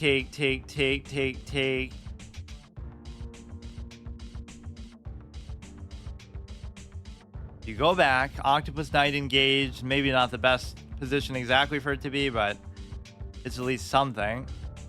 This would be beautiful. Just do it. Right? Like, how could I possibly say no to that? When he's in the attacking position in the first place, there's nothing you can do. You have to take it. I'd get my knight back there comfortably. Everything would be... Oh, but you know what? This is where my greed for trades doesn't do me too well, though. Let's just come back. That's at least the right decision not to do it, just because you'll end up losing the pawn then. Then he would take, I would have took, and then he would have took. This is a nice little pin. I can't figure out exactly how to really reward it, though. That would still basically be the same thing, because if you move it, I can take. If the knight could attack it, maybe there was somewhere better just to stay there that would have benefited that. Because as it stands, I don't really have another way to attack that. That one pawn will clearly be the whole difference in the game. Which it often isn't. Like, you're not going to necessarily win because of that, if even in a king versus king scenario, right? I should just study those king pawn endgames, which are a little more complicated still than I would expect, because I mean, it depends on so many factors. Like, we had that one where we beat a rook with 3 connected pawns because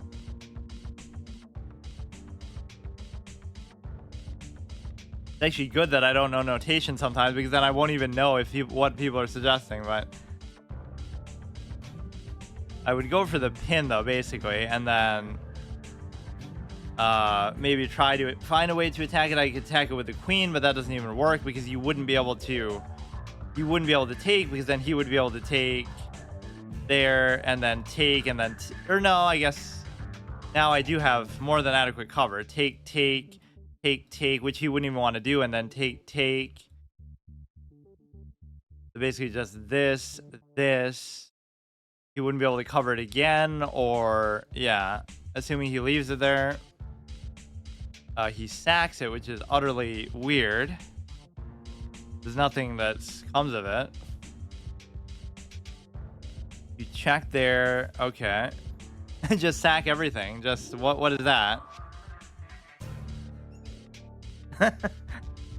Okay, we just get that rating that we lost back pretty easily. Zugzwang is German for something. It's 1100. It's not a sack. It's a blunder. Exactly.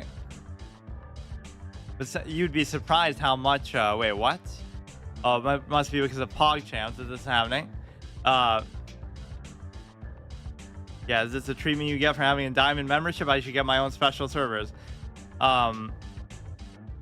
There was some little meme quote I made like that, like when low-rated players, what was that? I can't remember.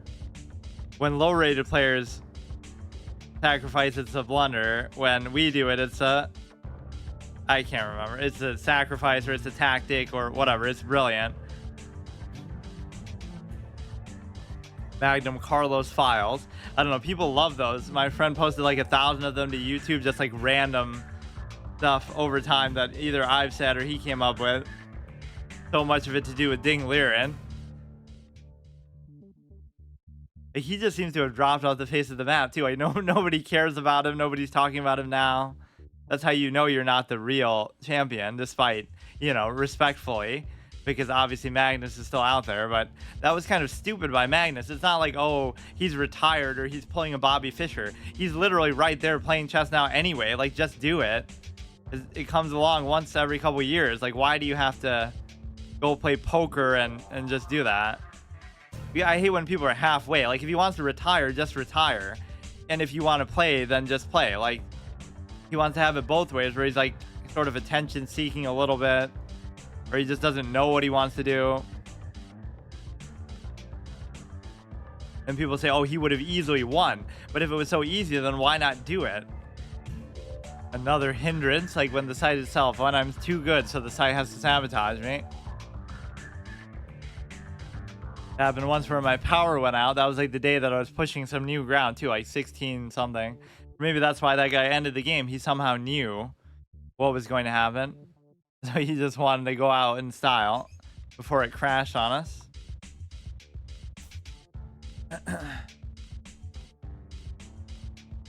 Oh, what's another good one?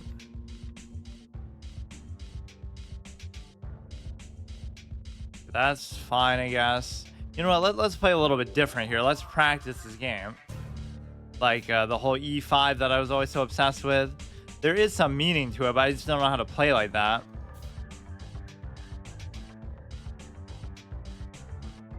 So as long as you guarantee the connection there. So take.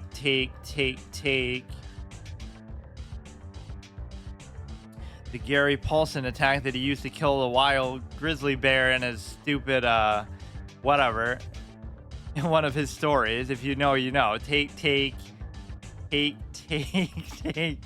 So this is unfortunate because I don't know what to ever do about this piece. Because I almost would want to go there. You don't want to block that.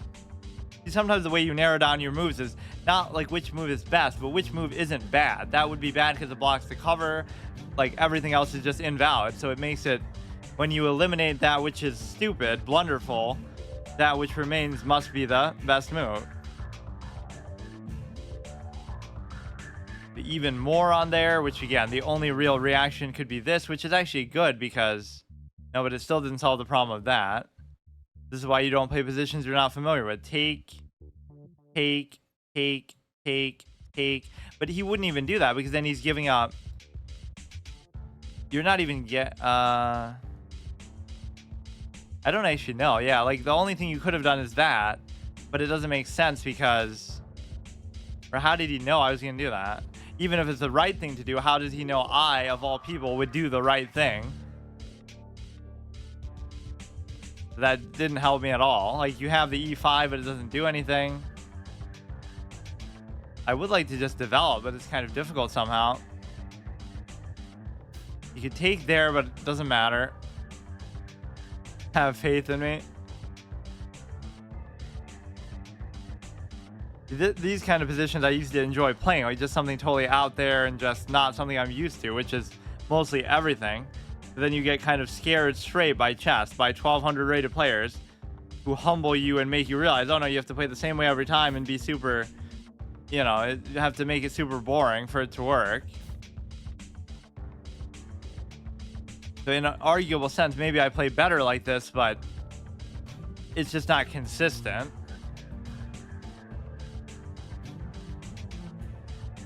You could go there.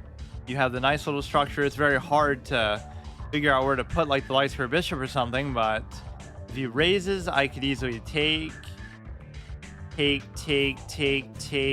Or no, maybe I couldn't have. But that's certainly good. Development on the light square bishop is not actually that good. His prep with this one is rusty. He would never get away playing like this 1500 level. You go here. There's just too much on there. There's something with the dark square bishop that has to happen, but I can't figure out what it is.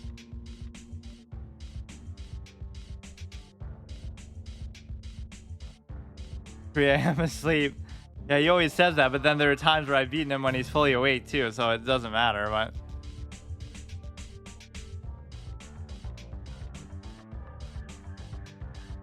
That's the most fun thing to stay up all night and do, is play chess. I should do 24-hour chess stream. one of these days. I mean, I did like some 10, 12-hour ones too, but it didn't seem to really help my progress. I wouldn't even, it's not even like I would lose every game. I would win one, lose one, win one, lose one forever. Wouldn't play rated games now. Yeah. Like, it just kind of doesn't help. That's how I'm playing you now. I don't know what to do. But you can't block with this, so at least that almost forces the trade, but not really. Or yeah, it does actually. Now this is an easy target, so like I already know. Now I can put my own Octopus Knight there, which would be the whole beauty of it, but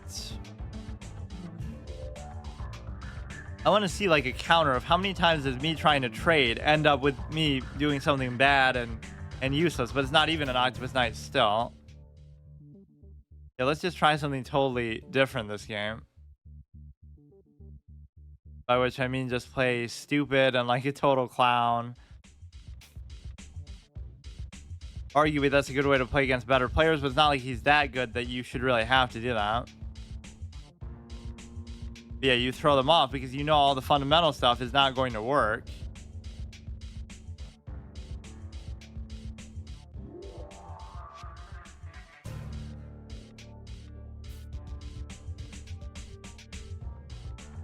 All part of the plan. I hate when I do this though. It's like, it's so, it has nothing to do with even the style or whatever I'm doing. It's just like, this is why his stats get padded too. It's like, does it really feel like this is a good quality game?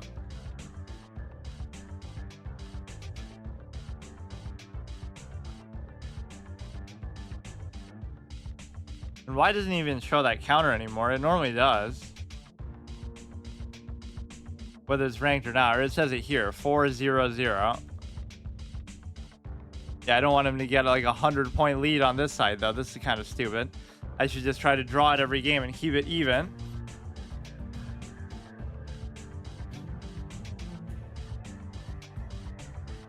But yeah, we got to do some faster format to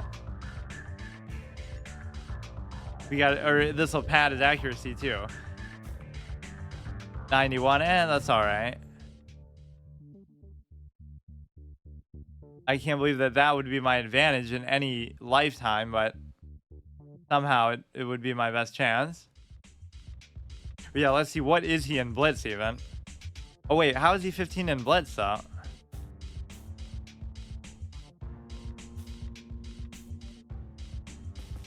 And now you do this cheeky little thing, although the whole meaning of it would probably change in the context of this mode anyway.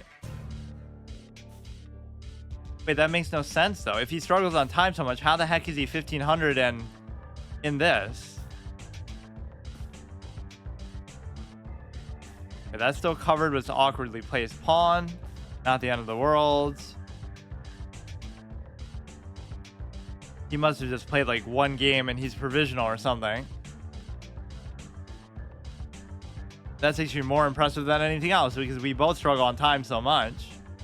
I'm like 600 or 700 in there, but obviously yeah, 700. But I obviously don't play it.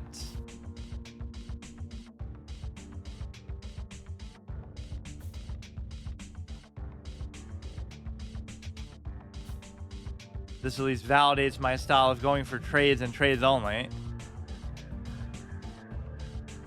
That's not really pinned to anything. You could go there. There is some vague Octopus Knight possibility as far as this, maybe. If you were to go there, so the pass pawn could end up helping you there, but it just kind of doesn't do anything. Or yeah, like I'm playing so hyper aggressive for no reason. That's not even my style. Could have gone there, I guess.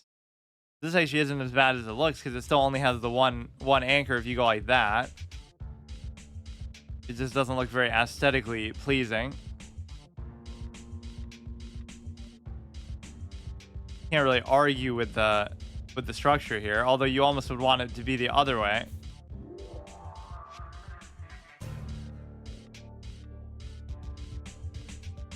We can pull it back and then go here.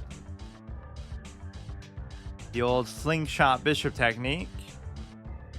That's what people found so amusing. Like all these names that these PogChamps people would come up with, like, oh, it's the wooden shield, or oh, it's whatever. Like just their own improvisational definition for stuff. The favorite one I come up with is the yo-yo, like where you go, the bishop is in front and the queen is here. So like you take the pawn, then you keep going with the bishop, then you bring in the queen behind. It usually doesn't work, but it's just kind of a fun thing. Nothing crazy you can do with that.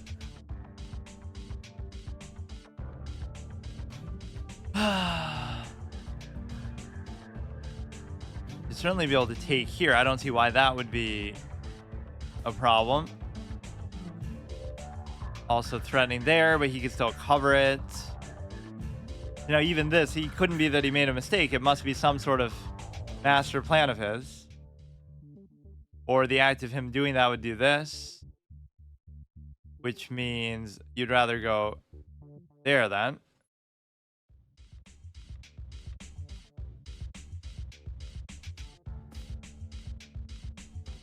And I'm not going to get back ranked simply because it's only still a +2. I mean, it's not much of a exciting victory over the queen.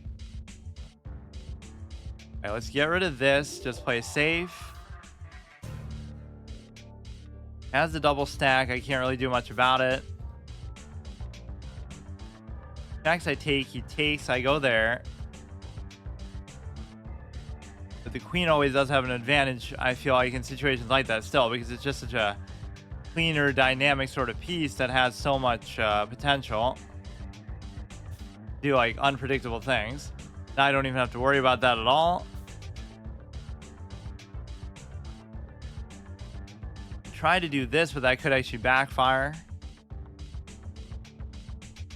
As dynamic as the queen is, you have to actually be willing to use it in an effective way, which I'm not doing. I mean, I don't even mind trading. Like, now the number of pieces levels out, although arguably that's a bad decision too. Just, or see, now I could reverse the fortune and like somehow he can't move it, so.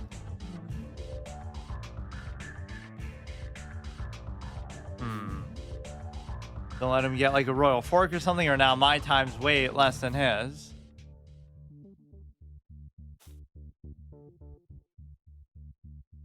Can't check, can't check. I mean, it could be a draw. That would be fine, especially since I'm lower on time. Let's force him to make the aggressive attacking move. Go there. Oh, okay. Yeah, he's not actually that slow, but certainly don't have to play as high of a level here. I win his queen somehow, but it's only a +2, and then yeah, see, this is what kind of misrepresented too. This is what probably hurts him against better players, right? This would make you think that you can get away with doing this sort of garbage.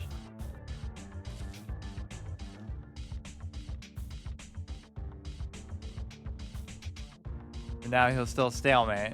Fuck. Good game. Yeah, but let's see. How many blitz games has he actually played? How the heck is he 15 there? 500 in bullet, 1500 in blitz. Huh. That's weird.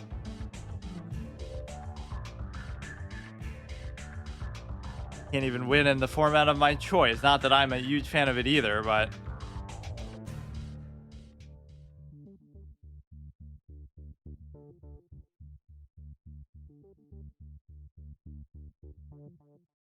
let's see what else is there.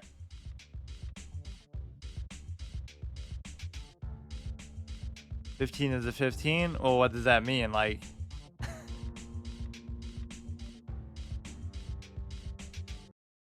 in all formats? I don't really agree with that, because that would be vastly different. Like, you know, time obviously hurts me a lot. Yeah. I'll go until I lose, which means probably This will be the last game, or we'll get a lot of draws. No matter the format, I shall defeat you. Yeah, most of the time. I am actually going to start studying now, though, so it'll close the gap. Just so boring. Like, why would anybody want to do that?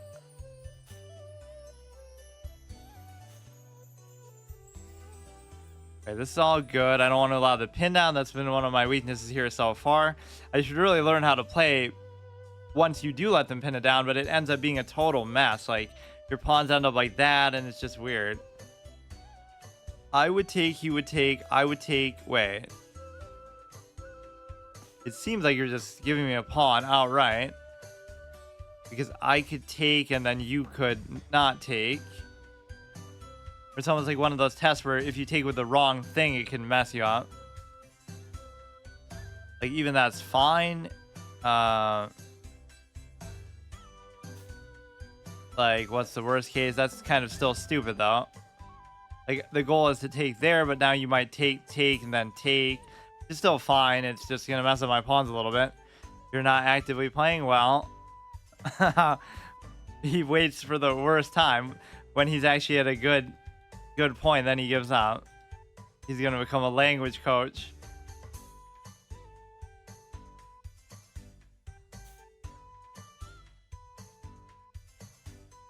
Go here. Nothing really special about this. I go here, go here. You would take there as the problem. And if I was to take, that's a very awkward spot that I don't really want the pawn to be in. The best move here is probably like you go here and try to take there if he takes there, but it's just stupid.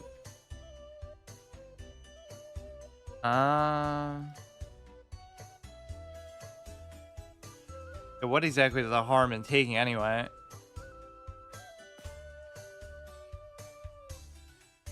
So much of my play, though, has sort of disproved, not really disproved my theory, but at least as it pertains to me or probably most people, is that it's like empty calorie stuff. Like, you can't really do anything by just simply playing over and over. It just doesn't work. Now, somebody might be a little better where they would get farther like that, but you're not really going to get to 2,000 like that or anything crazy. There's no way. People study for literally their whole life to do that sometimes.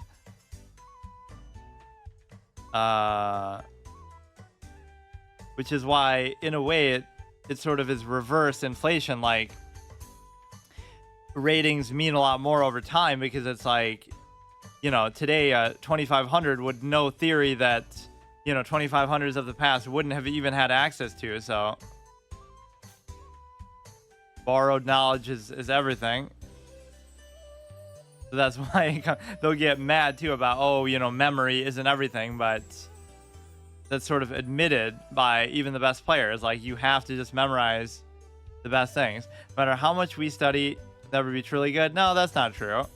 You could be good, and in fact, you could be even great based on age.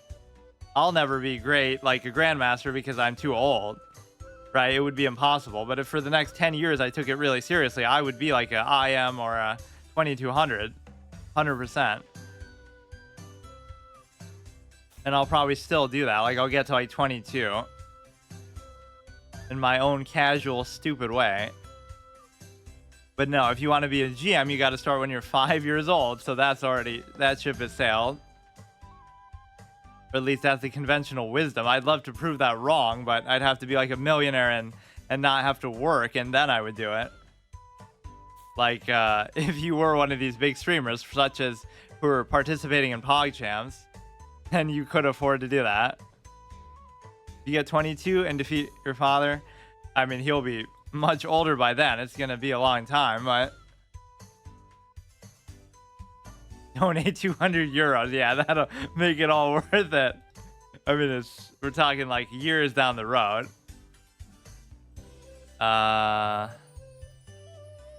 What do I do here? If he goes up, I could take it. I don't know what I'm doing.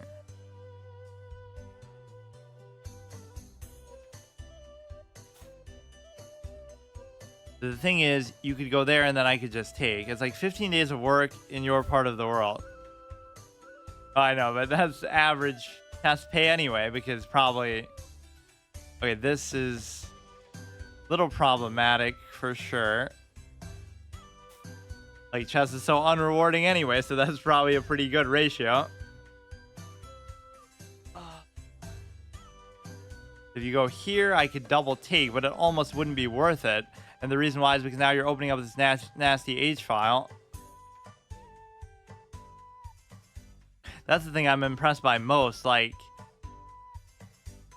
all these people who are like the chess greats of the 20th century were like, they didn't have promises of money or fame or fortune. Nobody, you know, you weren't making money playing chess, and you still really don't. There's some, you know, weird element that like, okay, you can sort of chase clout through it or something like that, but there's no sense that it was really that profitable, but yet they still put in that much time and effort to do it.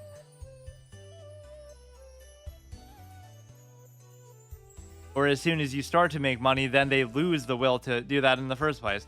So this is very difficult, but you don't actually have to do anything because you can't take, because I could just take.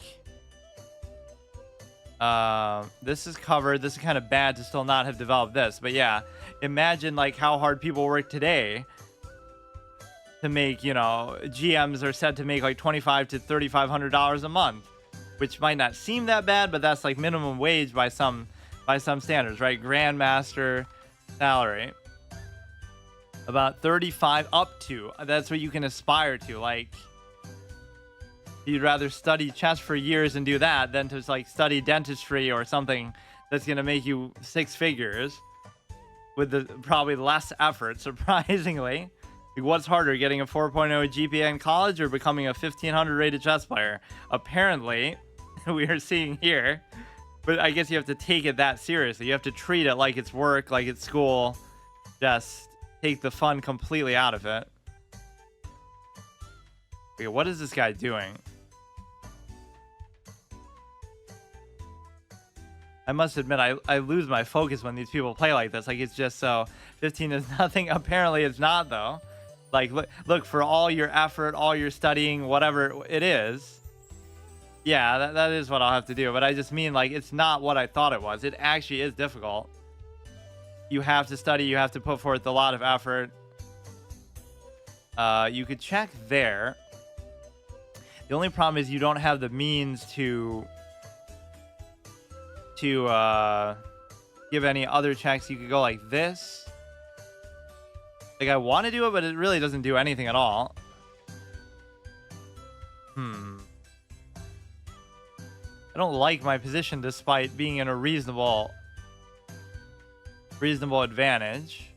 I'm going to try to get the other thing engaged here, the dark square bishop. Double stacked on there, which still should be okay. If I check now, would that change something? Like, he's forced to go there or there, and then that doesn't help. You could try to cover this, but I feel like somehow that'll mess me up with the dark square and some kind of unleash and other nonsense. I don't know how to actually cover that. Giving up a real good chance to give a check. At least here you would trade off queens, which would make it totally worth it for me. Like, take is fine. Here, you'd be posing sort of the mate threat, but not really, and you could just take. And then that would be very dangerous for me as well, so I can't even do that.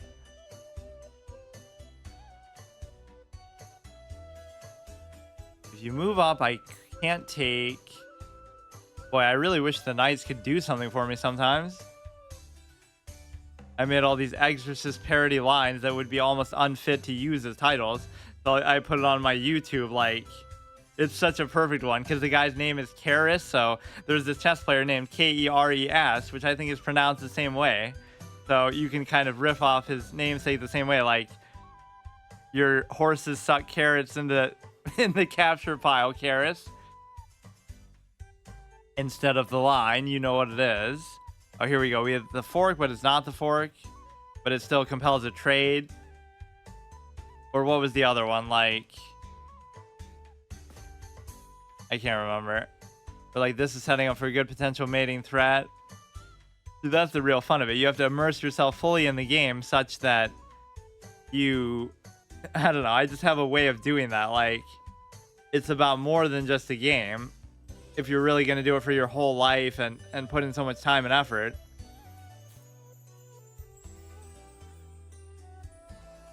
You could do this. He's attacking the rook. I can't really do a whole lot about it, actually. I could cover with this. No. I mean, that's not even the issue. Like, I don't care if you take the pawn. I want you to take it so we can just trade.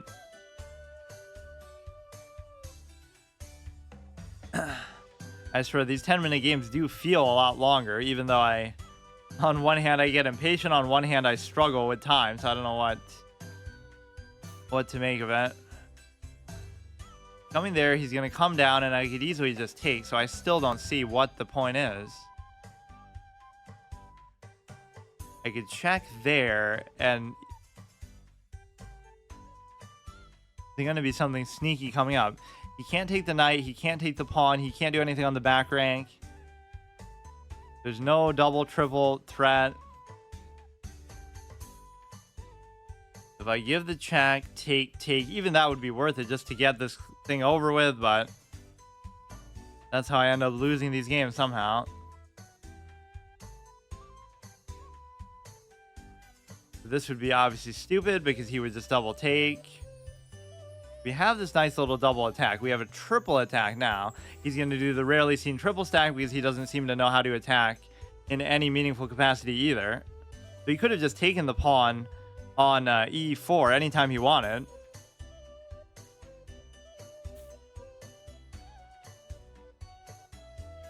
Okay, we'll at least do the check. So, or no, this is such a good fork and you won't be able to take, so if you take, I take, check. If you don't, I take a rook.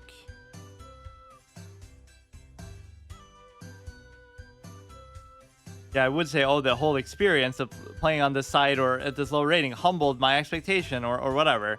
But it's not like my expectation was high enough to be humbled. So I'm not exactly too impressed by it still. Or the fact is you're unleashing, so you can unleash and still take. Or you could block, but it would be the same result.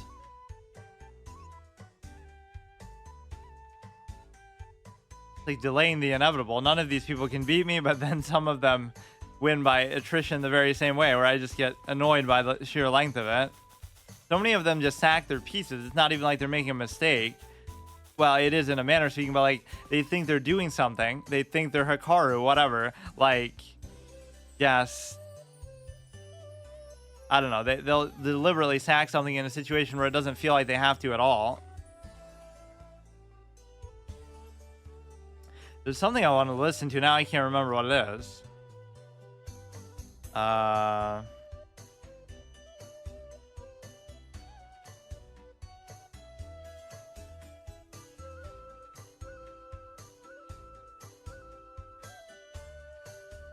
So I was kind of going in order a little bit. We weren't there, or I actually forgot where I was. Just pick something at random, maybe. We did Sunny. But yeah, let's just randomly do this one. The movie's kind of underrated, but I can kind of understand why, because it's very sort of convoluted. You go here. Here we go, dude. We even studied this. Like, there's no scenario where I don't take and it's good either, though. Like, so you can bring the knight. You bring the knight, but then it causes all kind of problems. Like, if you go here, I even legitimately studied this, but now I already forgot. Don't bring the queen. You don't bring the queen. You're supposed to do some sort of clown play, like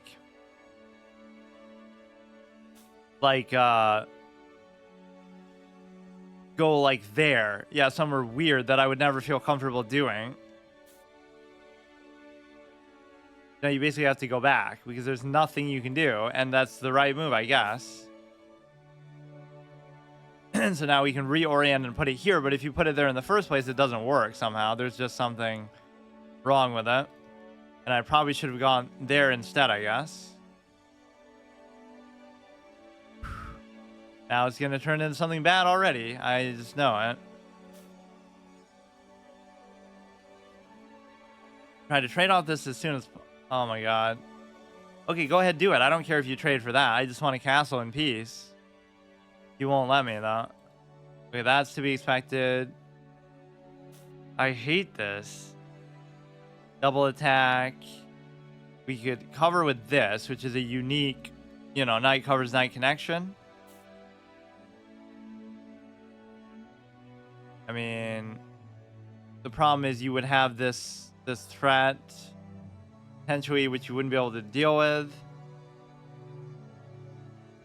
So I don't really have to worry about that per se. Like, let's just leave it for now. There's only so much damage you could do with that. I think what you're actually meant to do is come like this and force the trade like a little bit sooner. I don't always study engine moves, but when I do, I always commit them to memory because like there's that one crazy sequence where you bring the knight and you have the bishop there and you like, I don't know how to explain it. Like everything is just sort of left hanging. I forgot the name for it. Or did I ever know it to begin with? So I'd love to take, but there still doesn't seem to be much of a benefit in taking. If I was to do this now, I don't know. Whatever, at least we have a decent development. We survived the opening for whatever nonsense it entails. Cleveland, 299. What's so good about Cleveland? Ever heard anybody say they're going to Cleveland on vacation? Joakim Noah's classic roast of whatever, like they're playing the Cavs or something in the playoffs, and he's just clowning them. I could take, but that would be devastating, obviously, so I'm not going to. And if you don't, you probably get punished for that too.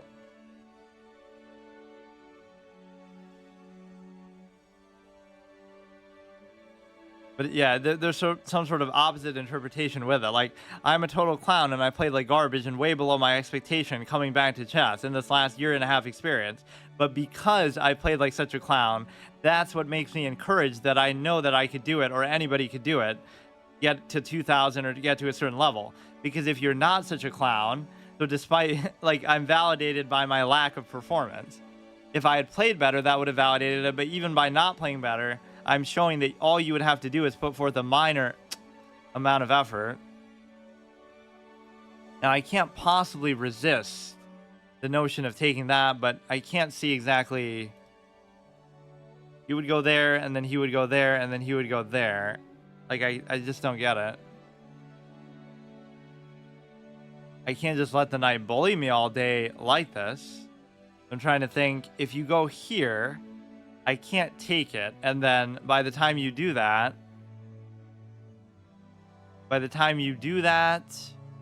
you're already able to come there and then go there. So I don't see any way to really stop that from happening. So I still don't think I can do it.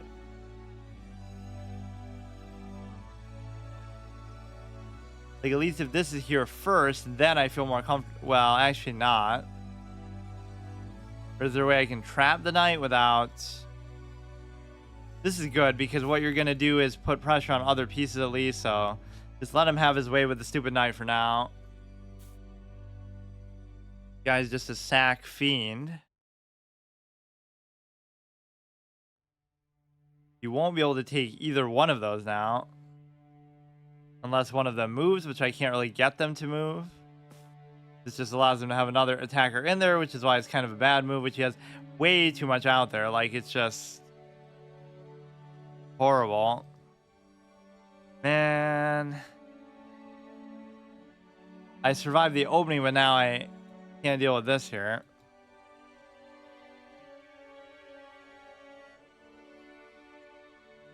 You're gonna have too much pressure on there. I can't push anything out with a pawn. That's the biggest weakness of this position, is just take. Like, it just doesn't work.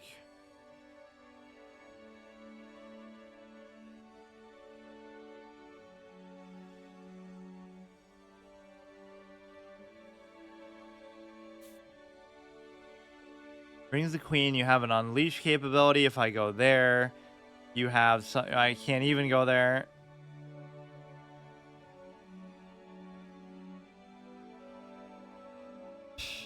So let's study that same opening even a little bit further. Like, this is an invalid style of play because it just doesn't do anything for you. Like, it's just not. Either you know how to deal with it or you don't, especially in the short span of time. If it was a 30-minute game, sure, I would deconstruct it and I would easily figure it out, but I don't. Well, I don't have the patience either to do it. I still have plenty of time. Like, what are you doing? It's literally made if you just do that.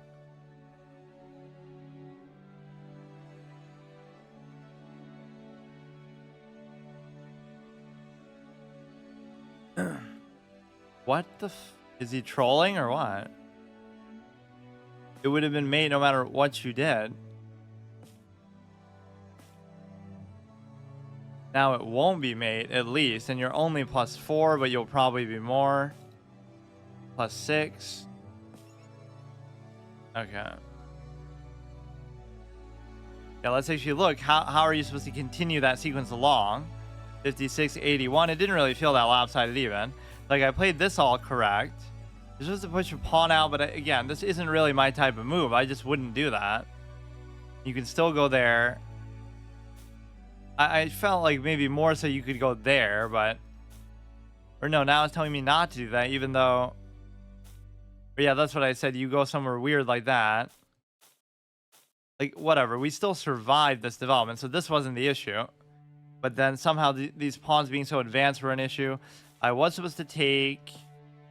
That's a blunder, but why is it a blunder? You are just supposed to take, but doesn't this look like a similar mating threat? Like, where if the queen can't come in immediately, I guess it's fine. It's just like, you'll come there, and then you'll come there, and then you'll come there somehow, just very, very quickly. That's what you're supposed to do, is just take it. Like, you have to call their bluff. A blunder into a brilliant move, because I didn't call it.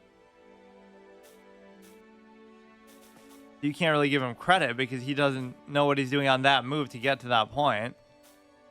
Let's see how this would have progressed. And what do you do as white?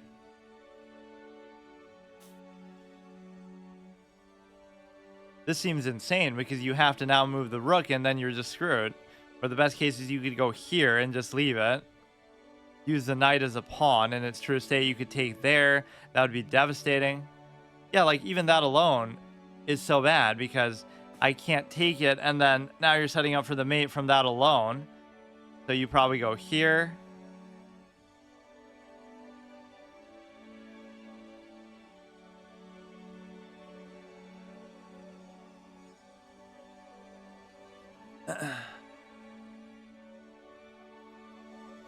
Oh my god, I gotta keep changing this, I think, every time.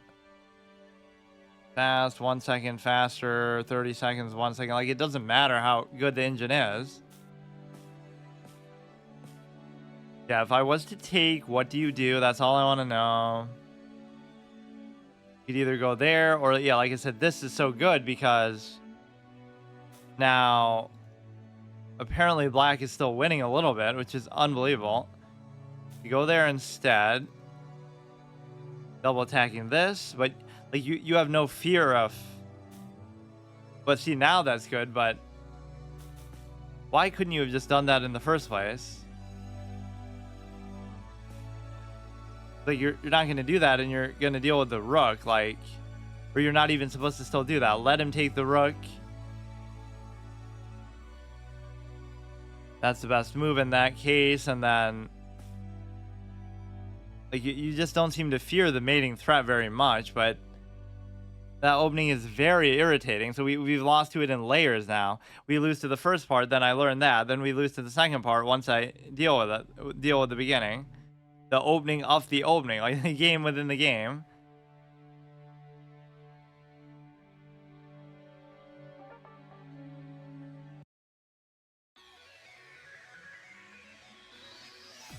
Did I even bother more? Because I did say I'd play until I lose. This will be the last one either way.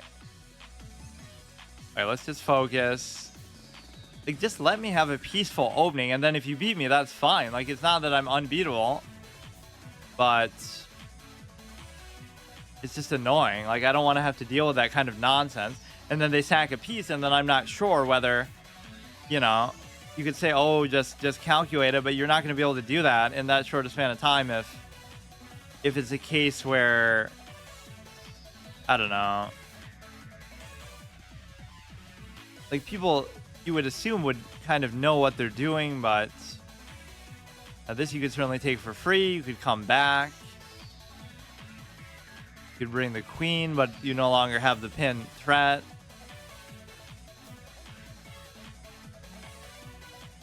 Now we just have to finish our development. We can pin this down for what it's worth, which is not really too big of a deal.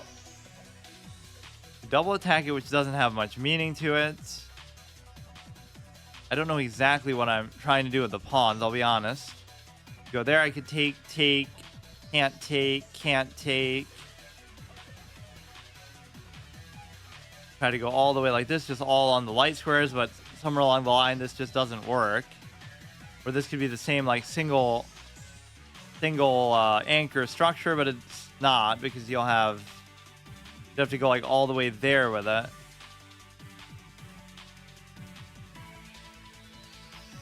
As long as you're not pinning something down here, you'd be in good shape, but I don't know exactly how to use this. This almost seems right still, just because you're going to put it there. You try to come there, and then I would just take. This always seems like a weak link, but I guess if I was double attacking it to begin with, but then it becomes a, you know, like a double-edged sword. If you do that, then you open some sort of possibility that the queen gets under attack.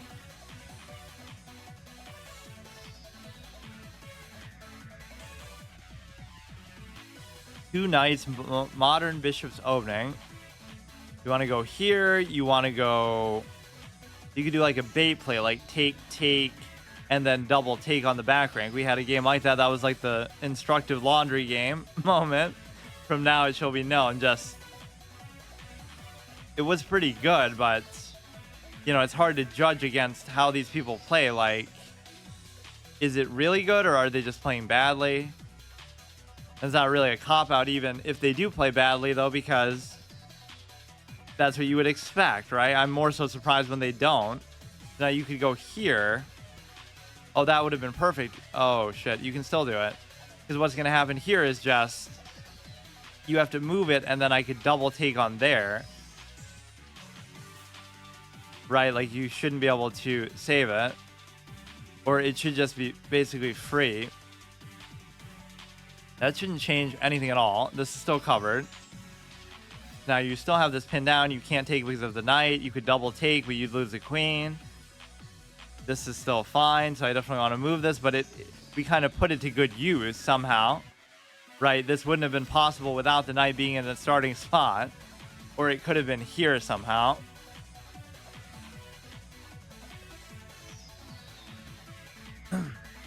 We should at least win the bishop from that. I don't see how you can really cover it at the same time. Even if you could stay covered, you wouldn't be able to protect it from the double threat. So it leads to the fork on the rooks as well.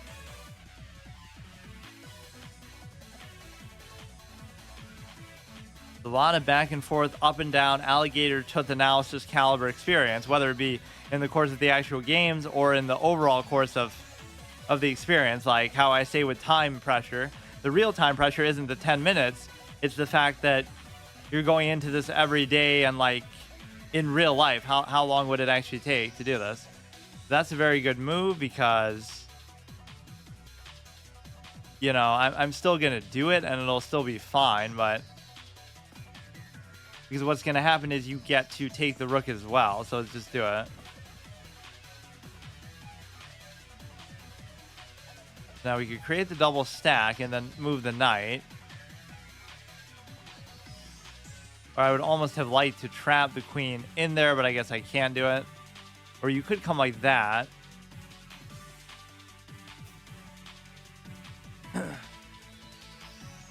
I'm only actually +1 after that, so I did kind of botch it. I guess maybe there's some other better way I could do that, but you come there now. Okay, it's fine. You could have even... No, you can't take the pawn.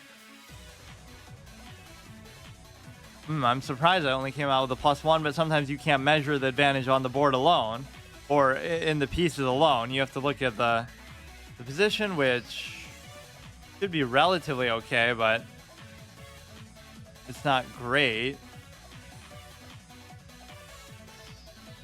So there is no Octopus Knight position here. Gotta watch out what he's gonna do with the knight. I want some set that actually shows the knight on the horse. Like that would create the proper effect for it.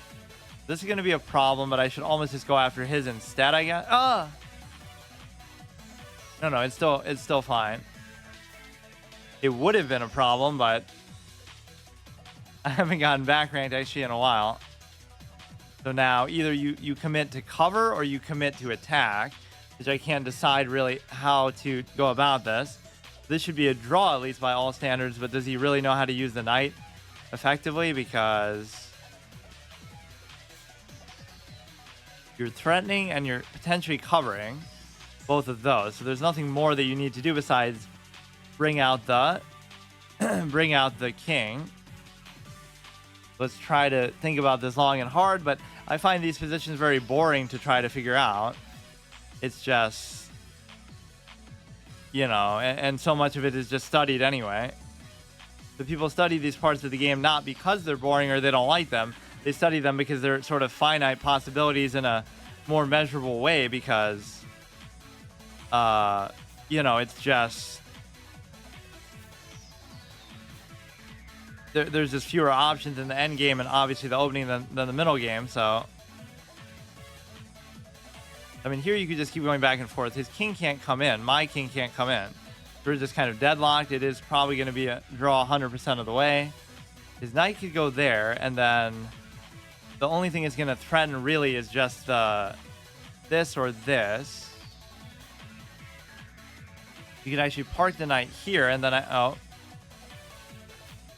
mean, as long as you're connected in this way, that's fine. He shouldn't really be able to get to the other side. He could have put it right in front of me and then maybe done something with it, but I'll take the draw, I guess. It's fine.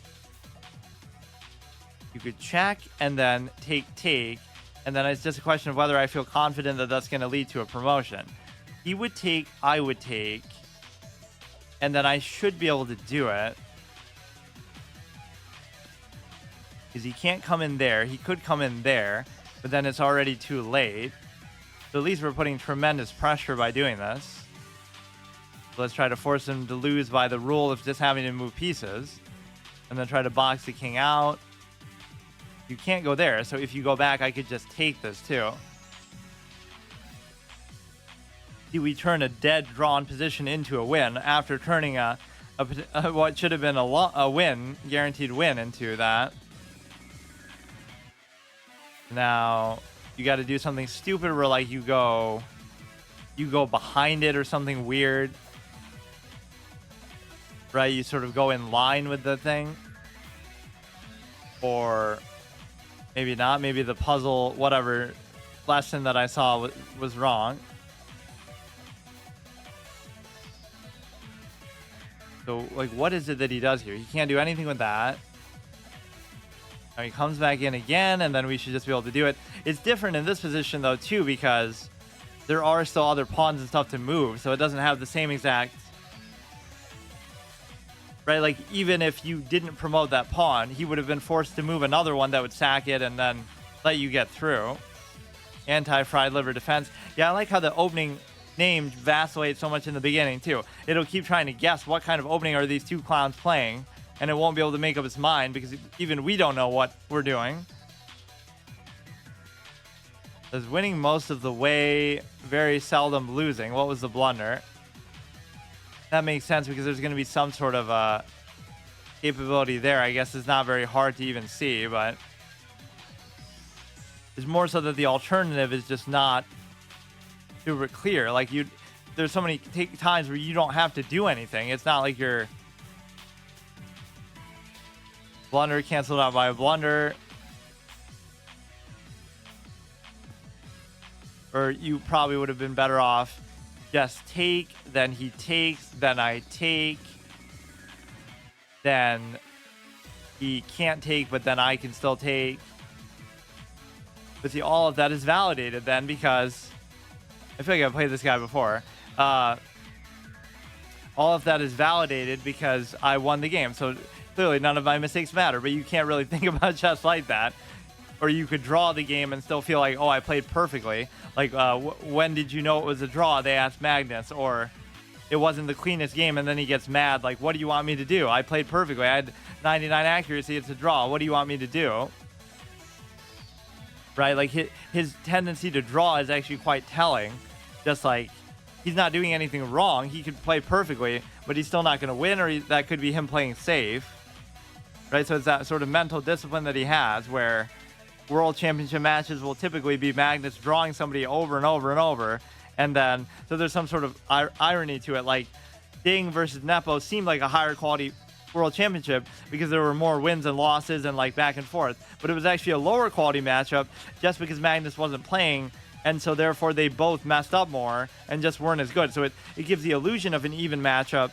But the highest quality matchup would be drawing against Magnus and forcing somebody to play up to his level rather than playing down to each other's level, which is still very high, obviously, but it's just not quite the same thing. There was no 2800 rated player playing in a championship match for in how many years? Because before that it would have been Kasparov or Anand. So, you know, Ding has been over 2800, but he wasn't in that match. I think I should just stop there, but that's basically the same as I was before, right? Like when did I just start now? I did like maybe that one.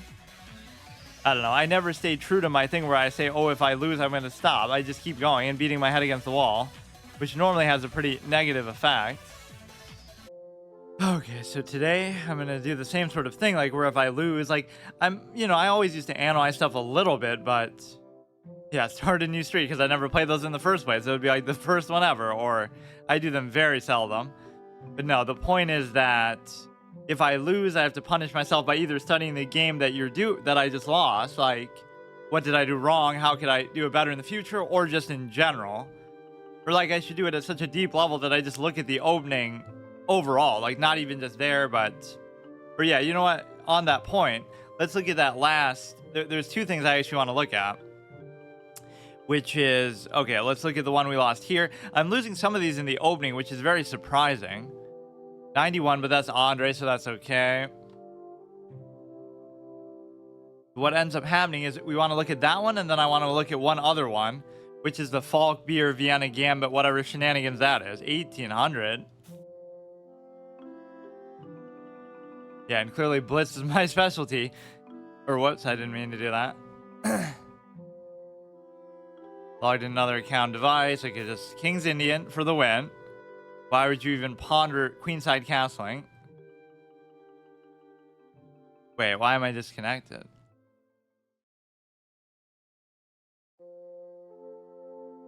What? I don't know why that happened. We still get to play as black. Or wait, this is actually rated too, but I guess I don't care as long as it's not 10-minute. I have to be careful though, because that could ruin the whole challenge. It'll be like, oh, the only reason you succeeded is because you beat somebody, who's like a viewer or whatever, or vice versa. The only reason you failed is because you played one. So just take the center.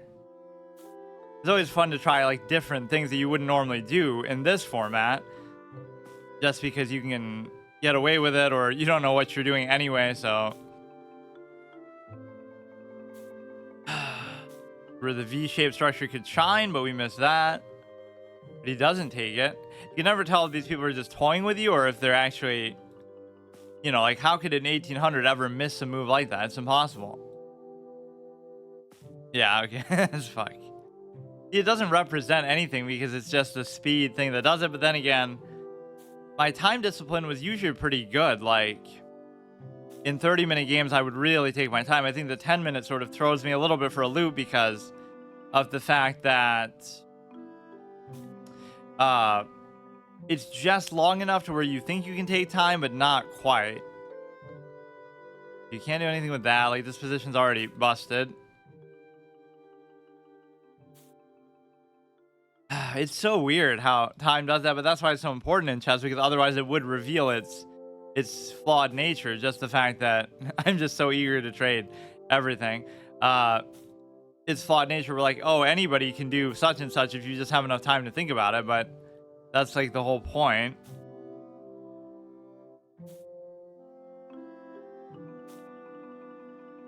+4 or whatever, dude.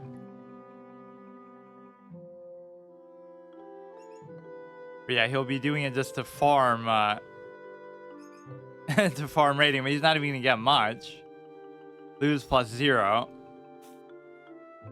Yeah, I don't really care about any other format on here besides 10-minute. I was doing 30-minute before, but of course they share the same thing. Okay, let me play it more normally though. I just get tilted by so many minor things, like just, oh, you know, the very time format itself just bothers me, so I don't even try. Not saying I'd win if I did, but you know, it shouldn't be oh, you do the stupid fork thing. See, we're getting familiar with it now. I'm learning, even though I hate stuff like that because it's like flashy for no reason. Like, yeah, I know this line, it's in my prep. Now it's not, but you could take here, but there'd be no reason to. Why don't I just save that? Just save it, and he's giving me odds already. Okay, that's good. You can do like 1, 2, 3, 4, like that connection. Go back here. So I mean, what you're normally supposed to do there is just, that'll be like a skewer on the knights. You'll have 2 in a row, both uncovered. That would be fine. Problem is my bishop is in a very undesirable spot. We'll have one of the ugliest pawn structures ever. Now this game I should actually win because he gave me a +3. There's no question about it. That you don't really even want to take, to be honest. If you well, if you trade queens, that would be fine. Or go here because then you're double attacking there. If you go like this, if he takes, then I can easily take the rook. Attacking there, which I kind of already conceded the fact that he might get that pawn, so we can double take here, let him take there. Although a good player would have somehow done both. But you know, you don't want to do it like that because then you could get pinned and something bad could happen. So just trade. Now if he takes, I take. Now he'll take and attack the thing here, or you could even do it that way, would probably be better. I mean, surely I would know how to play this this exactly. Like, there's no way that you can lose this game. I don't care if this is like literally a grandmaster player. You should just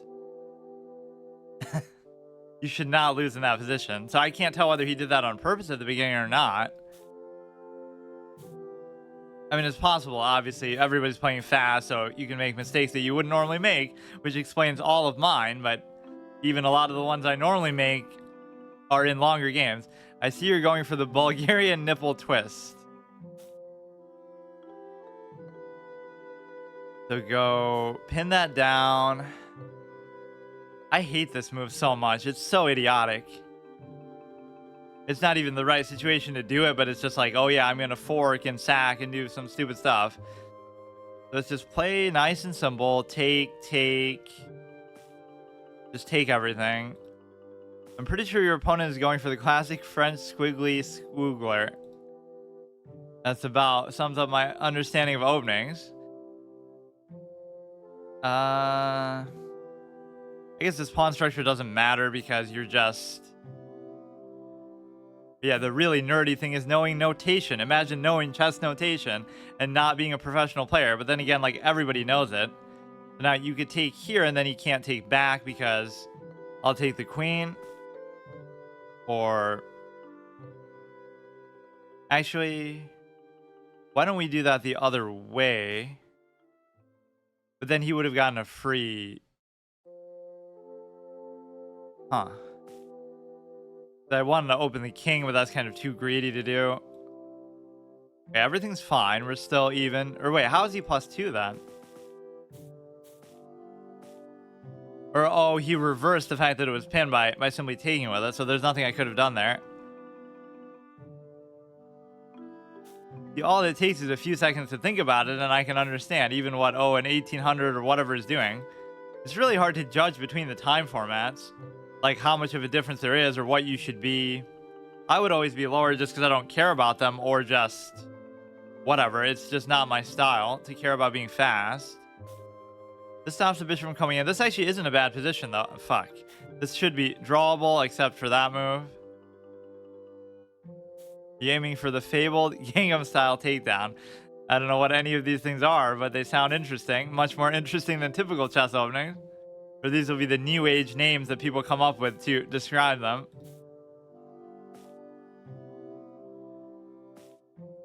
My favorite is rapport random BS, which even super grandmasters get tilted by. Give a check. This is a damn near mate situation. In fact, it is a mate. I think you have to go like that.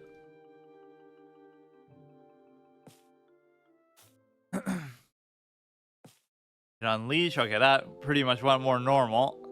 He wanted revenge for the last one, but I'm stunned I even won that last one. He just gave me a piece early for no reason.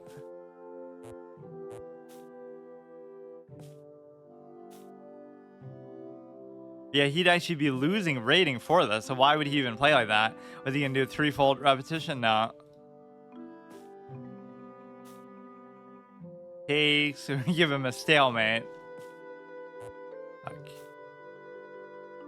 Oh, what a shame taking the barbecue bacon burger. Take. We have a pass pawn here, so clearly that means I should win because of it. It's so hard to promote pawns. Like, even when you have a normal position and rooks and everything, it's way more difficult than you would think. In fact, it almost never happens. Like, even in high-level games, they won't actually promote, but they'll use the threat of promotion to accomplish something else. So both players know it's not going to happen, but they just have to commit resources and stuff to try.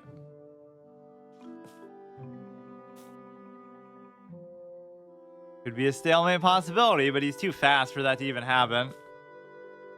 How the heck is Andre like 1500 in Blitz when he's slower than me? I just get tilted by the fact of having to deal with the speed too. Then like I'll go way too fast. That happens to me in rapid games too. Serious question, what's better, being white or black in chess? Definitely being white. Objectively. So much so that even the better players, specifically dictate their play style because of it. White, plays more aggressively because they can get away with it. Black has to play more defensively, play for a draw. Yeah, chess is supposed to be the perfectly balanced game because everybody has the same pieces, which you could theoretically do that with a lot of things. Like just any game where both players have the same identical stuff. I don't know why he's doing that though. He's like trolling himself because he's playing ranked games. Okay, let me look at the two things I wanted to see. One is the Falk beer shenanigan, and one is this last game, where there's some weird opening that he did in the ranked stuff. Not these. Wait, why doesn't that show up there then? What?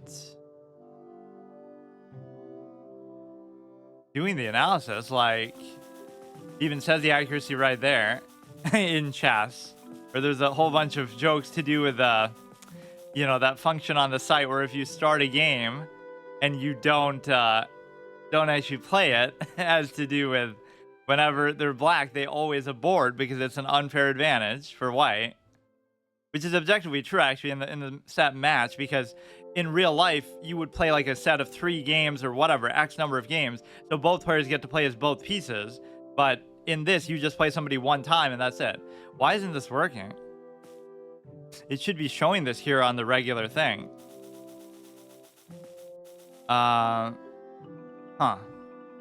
Whatever. Let's look at one of these losses. Okay, that one doesn't count. Yeah, let's see. What did he do in the opening? Because that's often what happens, or... My two weaknesses are either that. I thought it would be more equal because of who gets the last say. Yeah, it's really not though, unfortunately. If the players are equal skill, white wins like probably 70% or draws the rest. Like there's no comparison. In fact, it's even so extreme that yeah, black won't even try. They'll just try to survive basically. Yeah, so what exactly did I do wrong here? You got to learn how to perform the booty quake thrust. These sound like very exciting chess moves. Chess is turning into a fighting game with the last update. So this is all fine, I guess. Or isn't this basically the same thing? Or no, yeah, we survived. We learned how to deal with the first part of this. But then now we lose later on still because the position is so busted. We're supposed to take here, and then I don't know what exactly happens from that point. But the point is, let's review the first part again, okay? This is what chess is all about. Repetition, variation. You go with the knight, but then I would never make that pawn move, so I don't care, but you go with the knight, but then you have to be willing to go back. Don't move the queen here, because there are some openings where you're supposed to do that. Imagine if world-renowned chess players were in charge of chess patch notes. There is going to be some major change, I feel like, to it in this century, probably. They'll probably change how the knight works because it's such a stupid piece. But even all this was fine, right? We survived the opening, and then he gambits the knight. I just can't figure out exactly, like... It makes it seem like they know what they're doing, right? Like, why would he do that if it's not a good move? And then he makes a brilliant move off the back of it. We can play some later. Hang on, I gotta play a couple rapid games. So it's a blunder that turns into a brilliant move, of course, exactly as planned. Like, how would I have the balls to take this, though? Like, okay, I take, and then even the engine takes like an hour to try to figure out what it is that happens next. You just come there, you come there. I guess you're supposed to bring the knight to try to... Or like even if he takes that, that could be very damaging too, because now you have a simple threat of being able to mate with that.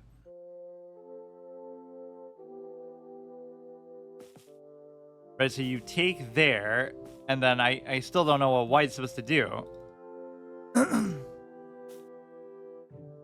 You wouldn't do that, obviously, or like even coming there is so good.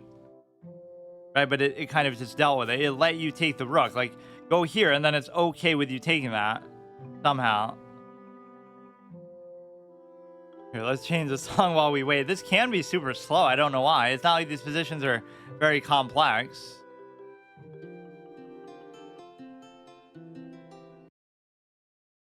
I was about to say, which piece would you say is the best piece if you take into account the quality of said piece, but your reaction towards a certain piece kind of gave me a hint. Yeah, it's definitely the rook, or, I mean, the bishop is very good, but, yeah, the knights are garbage. It's not even my opinion either, because there's so many... I love this page, like relative piece value in chess. You had, like, every expert, every computer in the history of the world. And look at the average numbers for the knight. The bishop is always higher than the knight. 3.1, 3.3, 3.0, 3.5, 3, 3. So it's either equal or the bishop is better. And then there's one that malfunctioned that mistakenly said that the knight is better. Which one is it? This one. Used by a computer. I want to know whose computer that was, because... but every single other one says that. Or no, wait, yeah, that's the one. 3.2, 3.3. There's not a huge difference in some cases. 2.4, 4.0, that's me. Based on average mobility, point out the problems with this type of analysis. Alpha 0. And of course, there's all kind of debate as to the king's value, because in endgames and stuff, it does become super important. So he's supposed to take with that, which is very confusing because now you just go here and it's actually fine. Right, then you're attacking. He'll be able to cover it, but I think it's fine. Yeah, let's do a chess piece tier list, sure. The king is kind of hard to fit in there. Like, obviously, pawns are at the bottom, even though the promotion possibility makes them okay. So, you know, I can't really give a number because that's what they give anyway. So, like, the pawn is 1 point, but that's the worst piece. Then the knight is very limited, very close range. It can't affect other sides of the board. It can't fight back. It's constantly under threat. There's a lot of limitations with it. It moves in kind of an erratic, irrational way. It's only good in really certain situations. So the knight, then the bishops are good. They have obviously they affect the whole board. They have the bishop pair potential. And obviously then rooks go without saying, they're just the second best thing behind the queen. Then the queen. So where would the king logically fit in there? I can't even figure out. It would be like basically better than a pawn. No, but I would even just leave it off. I would put it below a pawn because it's such a liability.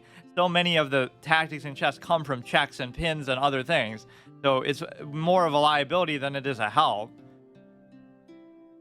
Yeah, to go king, pawn, knight, bishop, rook, queen.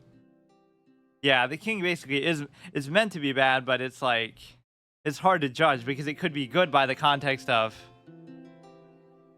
Okay, let me play a 10-minute game.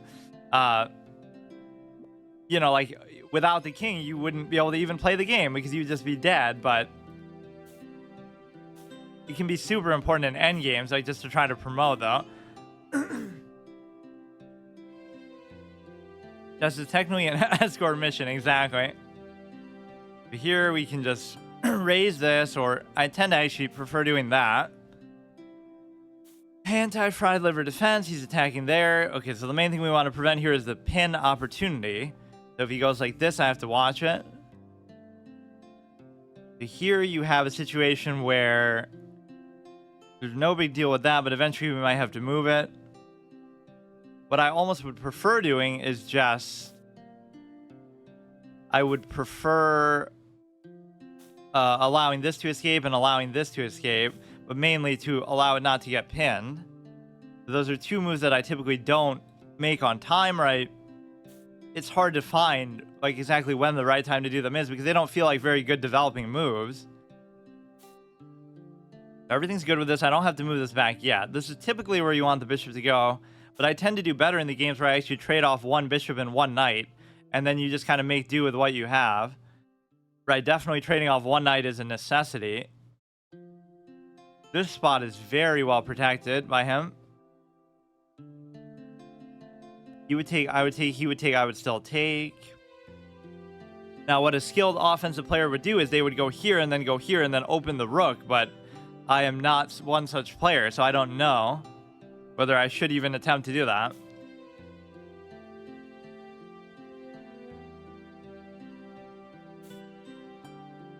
That's why chess was one great historical example of female power and whatever, female empowerment, because the queen is the strongest piece.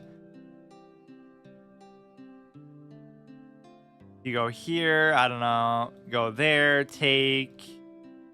It almost seems surprising in a way when you look at that, but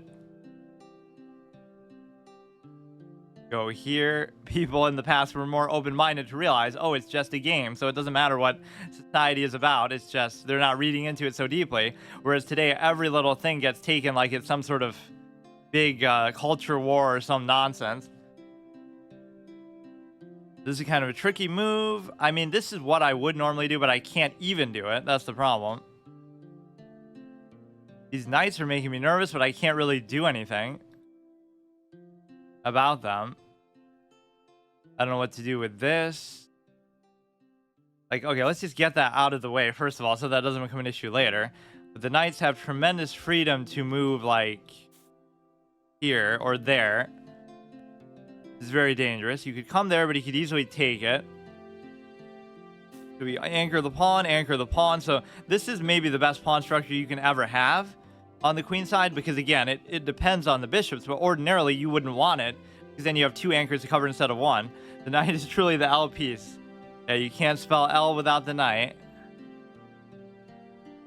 So you take there, and yet it gets all this kind of positive, superficial basis, like because it's the most visually compelling piece, they use it as the logo for the chess and all these different sites, and just, you know, it's the most identifiable piece still.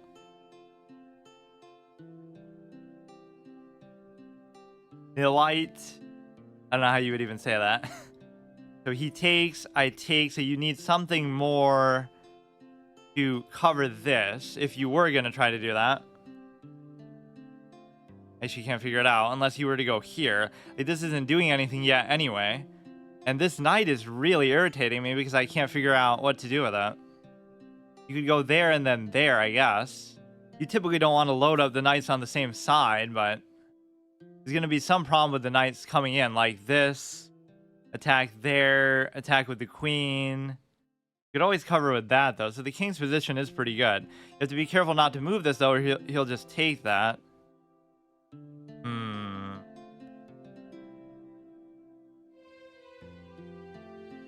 Or wait, my whole hypothesis was wrong, too, because you still wouldn't be covering that, but whatever. At least we get the knight out of the way. This seems like a weird way to play with the knights, but somehow, for now, it's okay. Or what could also happen is if he's threatening this with something, then he takes, and then takes that for free. So where could he possibly go with the queen? There is nowhere he can go.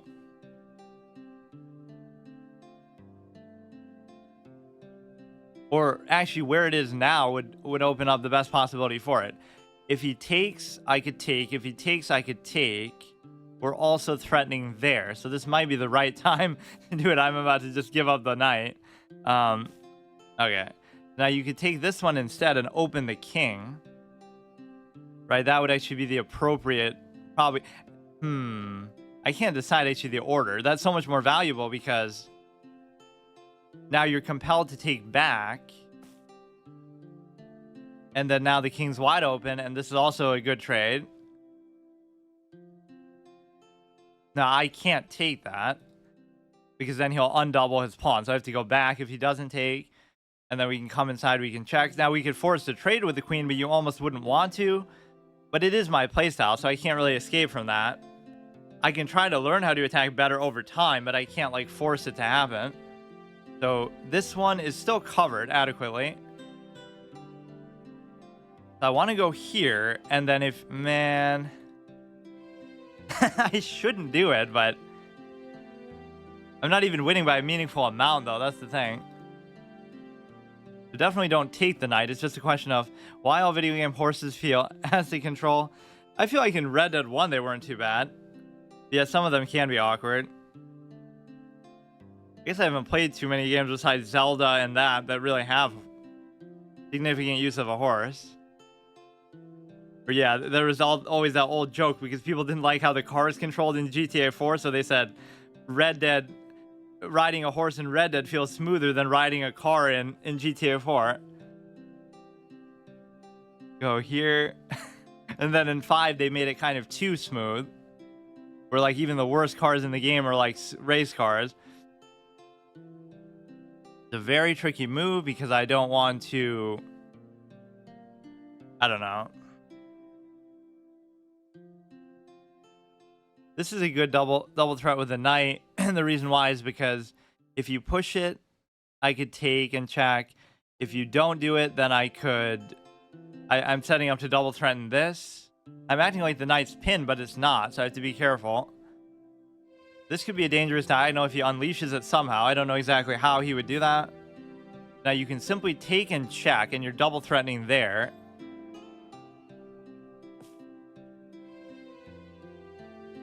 And then once you do that, you might be able to check again, or depending where he goes. If he goes there, I could fork. If he goes there, I could fork, so he has to go... Okay. You could always double check. You got to be paranoid like Bobby Fischer. That's why he was so good. Okay.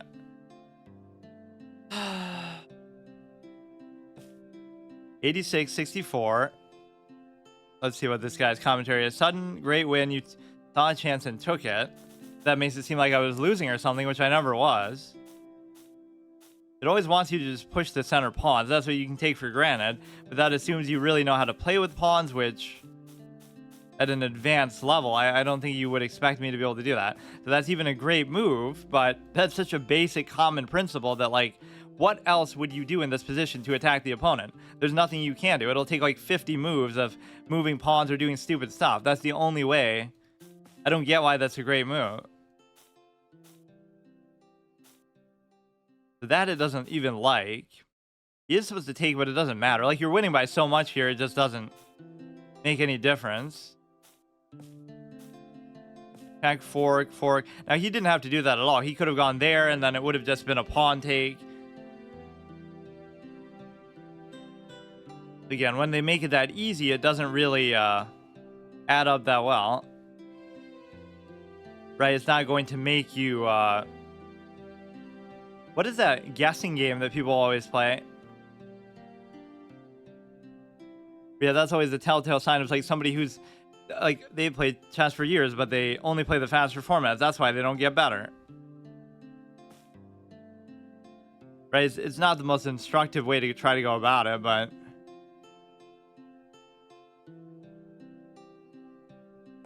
and flagging that, I mean, 17 is pretty good though. I can't argue with it.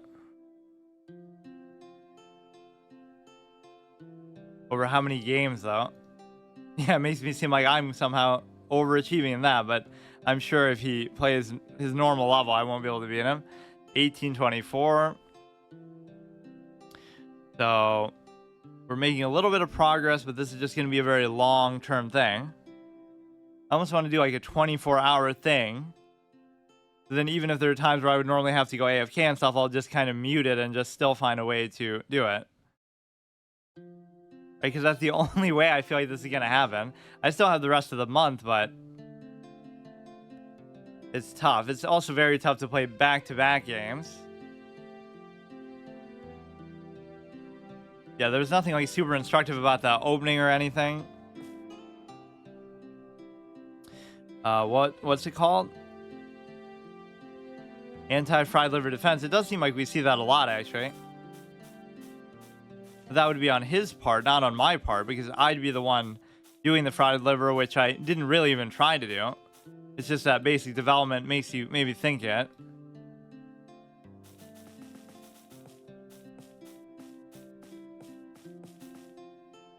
Let's do another one. It maybe feels like uninstructive to do it that way because, you know, if you get this easy win, then you're not motivated to try to study from it. It's almost you have to lose on purpose just to, you know...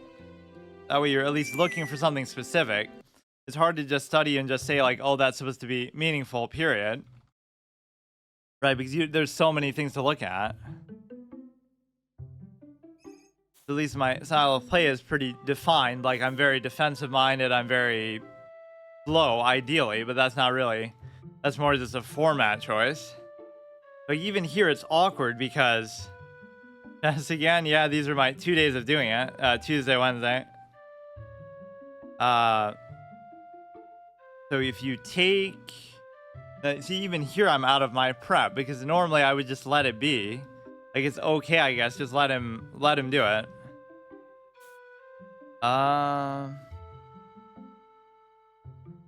Always this knight nonsense that happens. Now I can't even do that because it won't be covered. So the best you could do is go here. So then he would take, no, I would take, he would take. Now we can block this off, covered by the pawn, so that's perfectly fine. It seems to restrict my own bishop's movement, but this is like a defensive-minded bishop, so I guess it's okay. You just feel like nothing ever happens with this bishop that's good. Like, the whole game, it just sits there. Like, there's nothing for it. It's like you save it for the end game and then pull it out to try to promote or something. It's not really meant to be involved in the core attack, which I'm probably not even going to try to do in the first place. Not okay when he plays h3, e5, d5, b2. I totally know what all these things mean instinctively. It's not okay when he plays h3. h3. I'm going to take the center with e5 or d5. b2. What is b2? Oh, when he goes bishop b2... Like, this is at least a good counter structure, right? Now that bishop is completely useless. And so mine, I expect, is not going to be as good. Like, you got to look at it like that. You shouldn't be trying to attack with this bishop because it's going the wrong way anyway. But even if you were to just trade them off, it would be worth it. This, I can't even pin down. It's going to be a slow-paced, closed structure type of game where I'd like to go there. So this actually worked out well for once last game. Pushing this and opening the rook to it. I don't think I can do Discord. I'll be kind of on and off today, so I don't know how long. But we can play one short. We'll go here. I mean, this is a great diagonal, but I sometimes never understand. F5 is a common idea in this opening. F5. Oh, yeah, and I didn't even mean so much in this one, but just somehow last game, I always try to do that, but then something goes wrong with it. And that's just the very notion of me trying to attack is already setting up for disaster. We bring out the knight. That's okay. There's some sort of pin idea, but there's nothing you can really do. Or there is. You could take. If I take, then you take. Hey, Yui. How's it going? So if I was to take here, he would just take back. Either way. If I let him take, it's bad because it's not really bad. I could take with the rook, but I don't know for sure. Let's see. I would take, he would take, would be good. You're pulling away from the center, but he doesn't have to do it like that. I feel like somehow it's right not to take, but then at least I don't have to. Let's move this away from the potential diagonal if we were to get pinned there. But yeah, that is my like sole attacking idea in the middle game. Open the rook there, and then something good might happen. If you take, it's perfectly fine. And that's fine too. I like the locked pawns.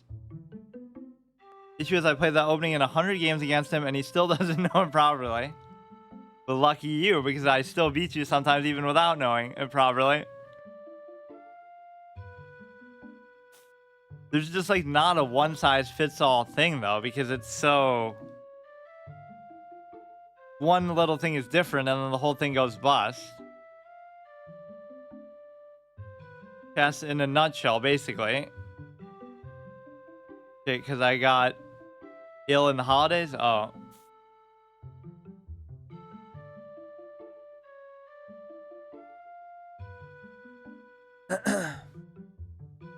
So we gotta go. I mean, I shouldn't try to force this, but now I'll be tunnel visioning on that idea. So there's nothing really pinned down to anything here. Like, let's try and understand the logic of this knight move and this excellent, almost 1200 rated player. What the heck does that do? He can't go anywhere forward. I don't get it. He could be trying to reorient to some other side, maybe like that. The knight works in such mysterious ways that nobody really knows what's happening with it. When I turn off my brain and blunder a queen of... No, I've beaten you in other formats too. Oh, wait, did I just mess up because we don't even have the cover there? We just got off the hook. Yeah, what was that? He made an incomprehensible move, so I match it. Now, would it be worth it to do this, I wonder, or would it be worth it to keep going? That I can't decide. X1 almost 1200 player, good one.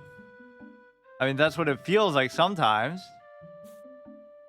I mean, you can say whatever you want about me and my playstyle, but it's like, you can't really beat me unless you know what you're doing, kind of. You have to know some basic principles. You have to know something that I don't know, which I wouldn't expect that these people would, but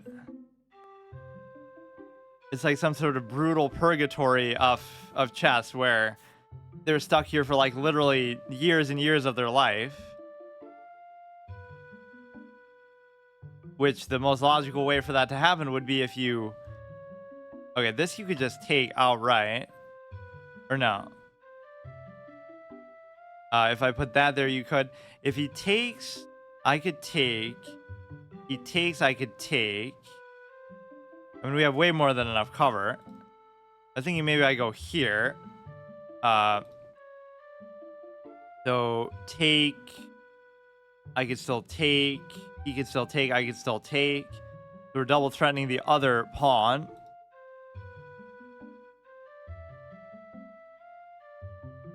I find notation just so annoying. Like, I wouldn't even want to. It's the only way to explain it, I guess, but So that's why the visual cues and the arrows or stuff are so good. Okay, he has way too much time, which normally doesn't bother me, but let's see. I'll take, he'll take, I'll take, he'll take, so I can't do it. Not a big deal, but I made a complete mistake by even doing that. Just pushing it too early. We have adequate cover. That's not the issue. It's just a question of whether he wants to push it or not. Takes there, I could take. He goes there, it's fine. It kind of seals off. I don't know what he's doing.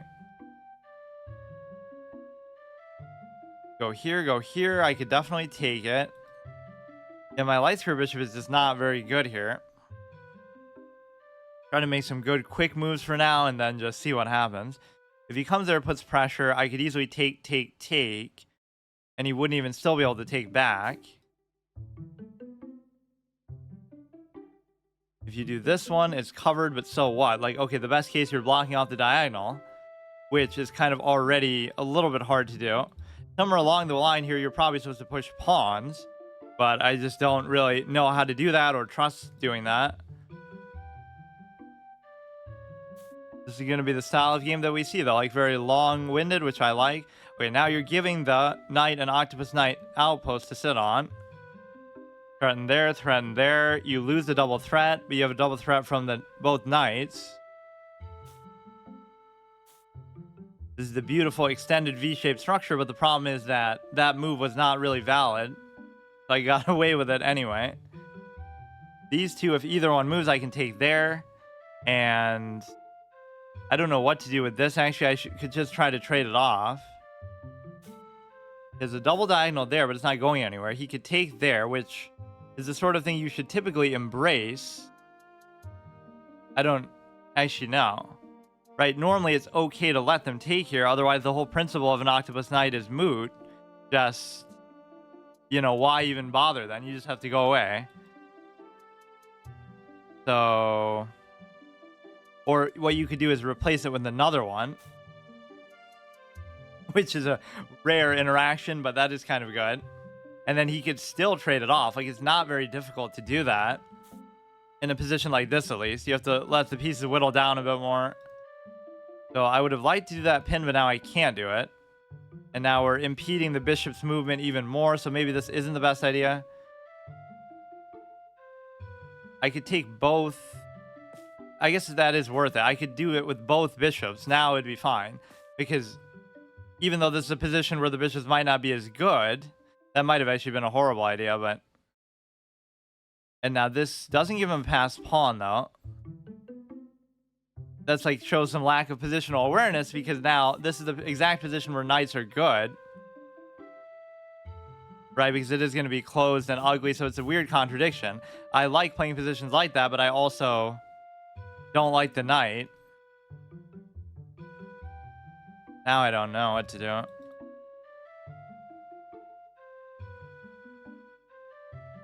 You do this, doesn't really do anything. He's threatening there.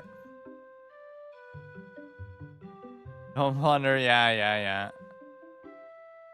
Doesn't this look like such an advanced type of game, though? Like, this is not normally how you would just sit down and just play chess if you're new to the game. Part of it's kind of just my fault, or now I lose it no matter what. So yeah, I kind of saw that was not the best idea. Now we lose no matter what. That's not like a huge deal, but the bishop is just so useless here.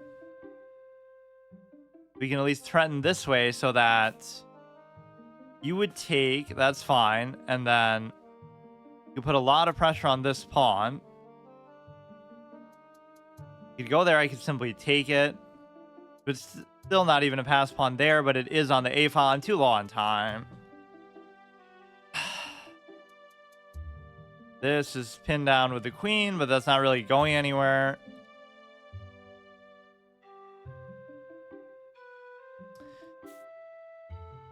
So you could set up to try to take the knight. Wherever it goes forward, we could just take it. I would take, he would take, I would take, we would trade. You could just take it. That's not going to change anything, really. That's fine. Now just back off a little bit. So it shouldn't be that hard for him to get like a pass pawn here, but play 15 plus 10. Yeah, I usually would play 30-minute, but this time around I'm doing 10 only for this challenge. I think I played enough classical. Yeah, you should, in general, you should always play the faster formats, or I mean the slower formats. You're gonna end up just like forking them. It doesn't seem still that easy to just promote though. The connection would have to happen, and then you'd have to do something else. You go there, I take. You go there, I take.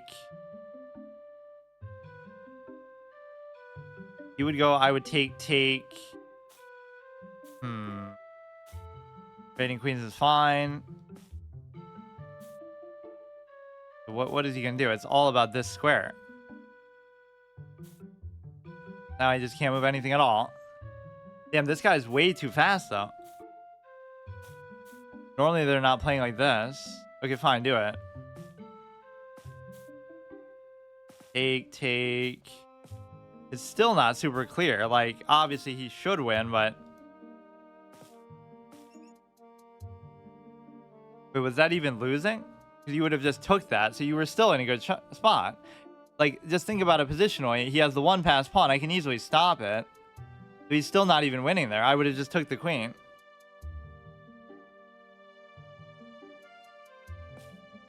$80.77. So that wasn't even a bad game. I'm just too slow. I've been taking my time a lot in the openings, but that's been helping me because in this mode, in this format, people play way more traps and stupid stuff. So since I don't know what I'm doing with them, I have to do that. He's just playing on time. He played pretty good though. Yeah, so the big mistake was probably trading off the knight. Does it even say that? Or like trading off both knights for the bishops, or maybe not. That's the best move. That's okay. Yeah, what does it want me to do with the bishop exactly? You are supposed to try to take one of his knights. That was okay. That's not the best. Take with the other one, which seems weird, but okay. But yeah, even here you're not losing too badly, but what exactly are you supposed to do? To go there? What? What is this? Attack the bishop, but then what happens? What? You're giving him a pass pawn. It's not even a pass pawn. Yeah, I'd love to see. Like, let's see the experts in chat. Andre, explain that move.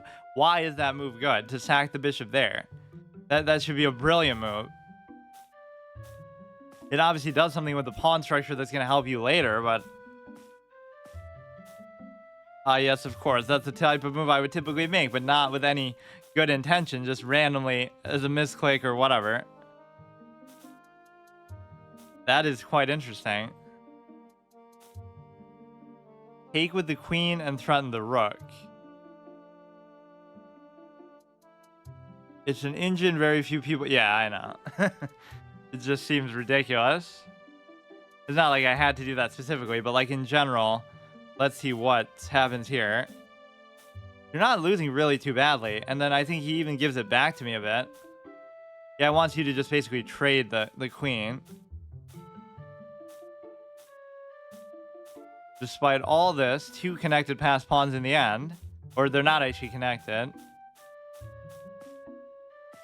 Yeah, watch. He'll blunder it back now. By doing this. Yeah, look. It's still a draw. So if I was only a little faster, you could have been perfectly fine. The only time I sacked a piece against you was in a classical game because I had 15 minutes to calculate it. Okay, let's try again. So there's not really much instructive there. Just don't play 10-minute games. But this time around, I am. E4 looks like the follow-up. So I would take, he would take. This is my typical thing. Then I check. Then I only trade if it's the bishop block. I'm just very big on trading pieces early, too. Like, yeah, just get it down to a very manageable thing. Hillbilly is crazy. Very unsophisticated opening. Okay, this is fine. anything that involves massive trading of pieces. So now my next step is I want to trade off the knight for another knight, but it's going to be very difficult to do that. There's no pin that's going to happen to the knight, so that in itself is good. Kind of want to do this, but then I have trouble understanding what you're supposed to do with the darks for bishop. Almost like maybe that's what I'm going to end up doing. I'm going to start trading both bishops and just play with the knights and actually be okay with it. In a weird way, that suits my playstyle more. It's like a identity crisis. I love bishops, I hate knights, but I love close positions and hate kind of the more offensive, whatever, wild ones that the bishops are typically associated with. So I guess I'll do it. I don't know. I just don't know what I'm going to do with the bishop, but yeah, this is weird. This is not how I normally even play like this, but I'm going to try to kill you next game. Oh yeah, I forgot we were supposed to play one. My bad. Okay, this is fine unless he double stacks on there. Even then, it's fine. So in this position, you have to find some purpose for the bishop. Even if that purpose is just trading for his bishop, then you're fine. Or you have this, so if the queen goes there, you could try to do that threat. But it just seems unintuitive, but it always tells you to make this kind of move. To push the pawn to the center so they can't advance it. So it's hard to understand. In that exact position, the engine would tell you to do that. Take. There's some sort of vague fork possibility here if you could just... but he would have to walk into it. B4 instead of B3. B4.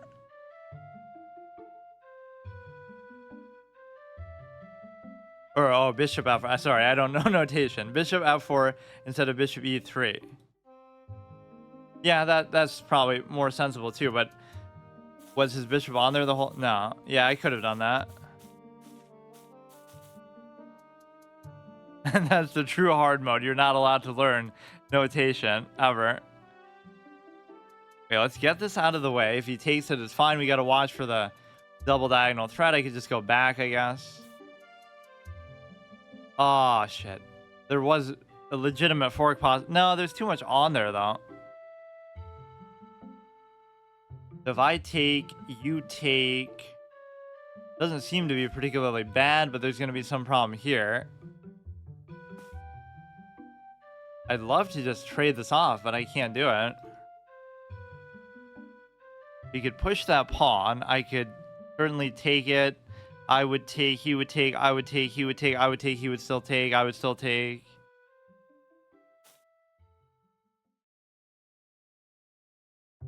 Not a bad position at all, but it's kind of unusual. Play like this is white, I guess. Notation is hard. Don't worry. Do the worry. B4 would have also invited a trade of bishops like you wanted. Yeah. I should have caught that diagonal before he got it, basically.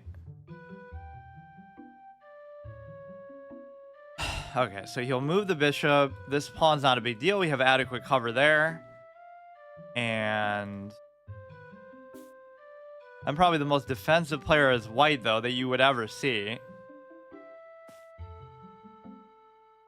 Which is sometimes good to have that discipline, but you kind of have to just take advantage of your advantages when you do have them. So now we could not go there. Could attack this. Like, he's not posing any impending threat, but it just seems a little fishy. The knight could come in like there. You could go here, you could go there, but not yet. That's up for maybe some kind of unleash, but it also makes me vulnerable here. That move is maybe expected, but then I can still just do that. I almost want to do it now.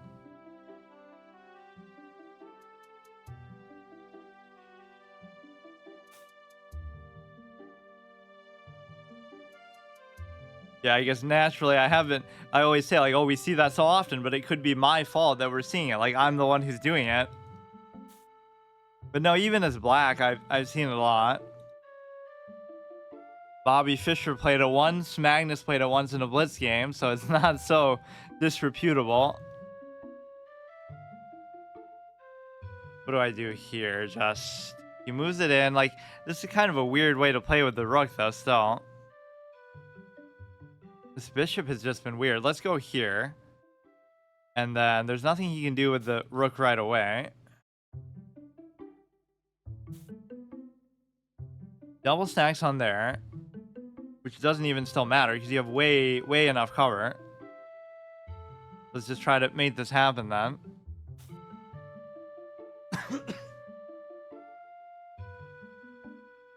Don't stack any pieces randomly because that always makes me nervous. So if you take, I can easily take with either of these. Yeah, that's the only bad thing with this development is that somehow I'll even look at that after too. Like, what exactly is it meaning for you to do with... Now that's terrible because you could just take with the bishop. Aside from, yeah, you could have gone there, but there must be more meaning to why it wants you to play like that. Like, the center is so important, but you're blocking your own diagonal, which goes against the whole fundamental principle of how... Now, this is technically an octopus knight, but I can't do it because... Or no, I could still do it because take, but I have to be careful. Or more so, I just want to do the trade, but he's there. It's still not doing anything yet, though. Kind of a dangerous move, and he would just take.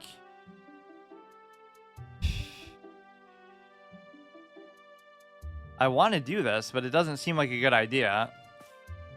Just like... He'll take with the rook, though, the way he's been playing.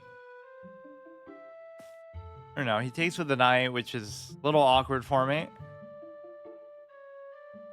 Go there, I could take. You go there, it's fine. I could just move here.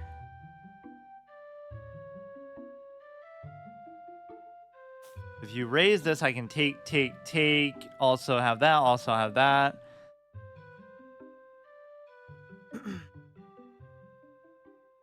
I have a very good winning record against Indian players for whatever reason or whatever that's worth. I think whenever I play at night, I play a lot of them. Just somehow the time zone matches up. Maybe that's why. I don't even think twice about trading sometimes, which can be a big mistake. So, gotta consider where can he possibly go. Take. I would just take. I could take. So where is he gonna go with the rook? He could go there. Which I could just take with the bishop. There's no special meaning to doing that right now.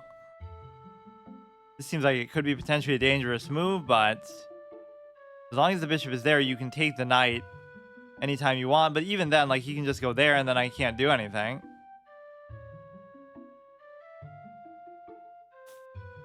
But he can't go there. There's nothing good that the knight can do. He's sort of in the orbit of the bishop such that almost anywhere he goes, he'll get taken by it. We could bring the other rook out. Pawn was free.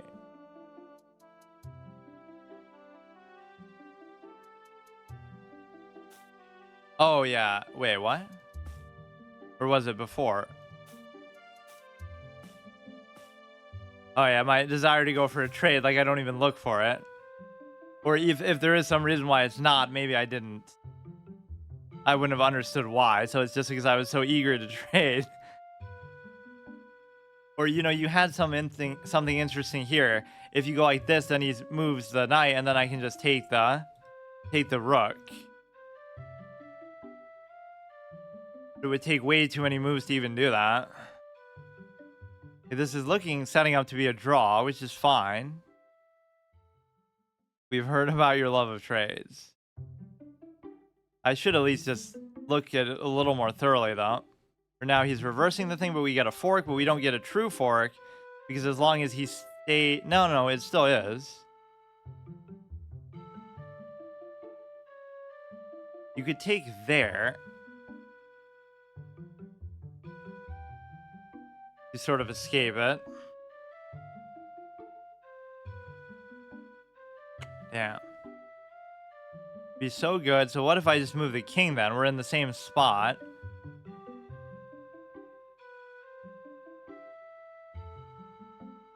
We're in the same spot of being able to fork, but he's surely not so stupid that he would let me do it. This is covered adequately no matter what, so it doesn't matter.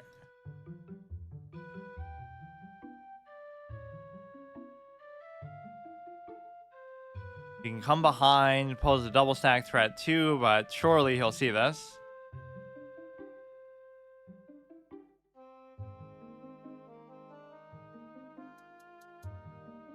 You can't give a check with the knight.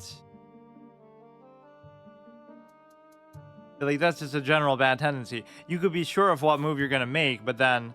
Wait, that's still a fork. That's 100% a fork. Only way it would be bad is if, like, this was a bishop, then I would have to take back. Seems that you struggle with time when you don't play me. Yeah, I know. Most people are faster than you, which is surprising why you've gotten so far. Everyone is a snail like you. No, they're definitely not like that. So now here I could take... And then you just take back. Okay, that should be fine. I don't even want to... Oh, shit. Oh, my God. Whatever. It's still like a trade, but that was really stupid. Or how would you have done it otherwise then? Who cares? Just double stack, I guess. Or now I can't even do it. Oh, my God.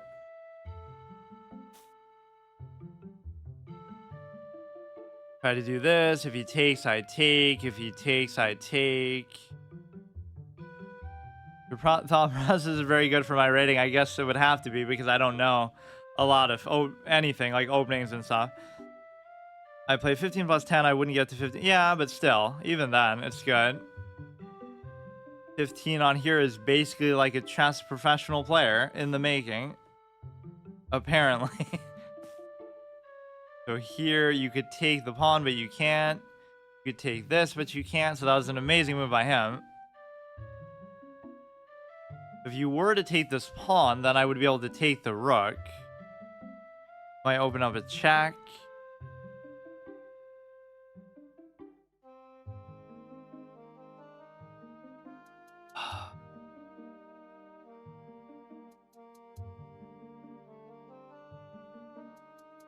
At the very least, you should be able to take this pawn. Or no, he'll still be able to take it back, though, if he just, like, goes back.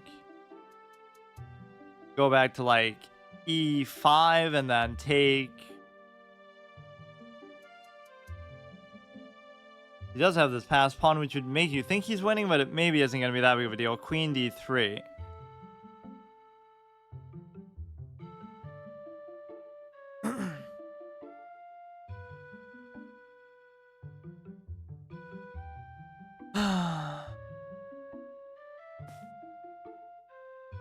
Or wait, what is that?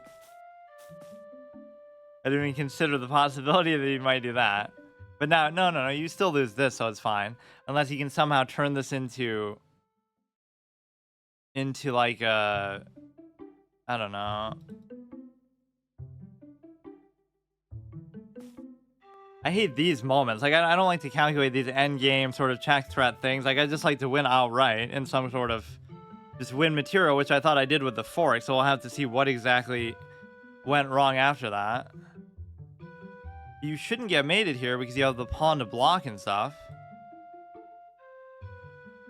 I have such good check threats myself coming up, but he won't let me do them. Or you could even do this, so then you're setting up for... That could be very dangerous for me, though, too. Raising the pawn is dangerous, though, so... This seems like a very stupid move. But you can't really threaten it with anything for a second.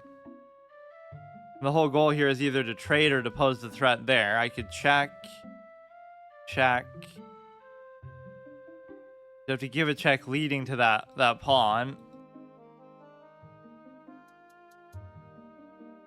Respect. I don't play that much anymore. Might be a bit worse. Yeah, we're about the same. Oh, please, not like this. But no, you have so many checks to potentially escape. This should be fine. Or is there not a check I could give to try to trade? Blocking was the only move.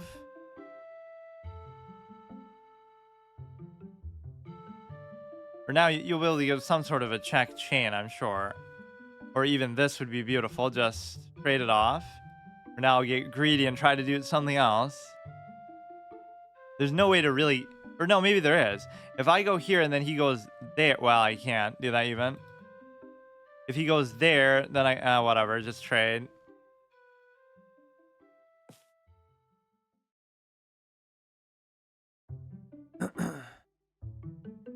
So now, you shouldn't necessarily win, but it could still be a draw, but that's where time comes into play.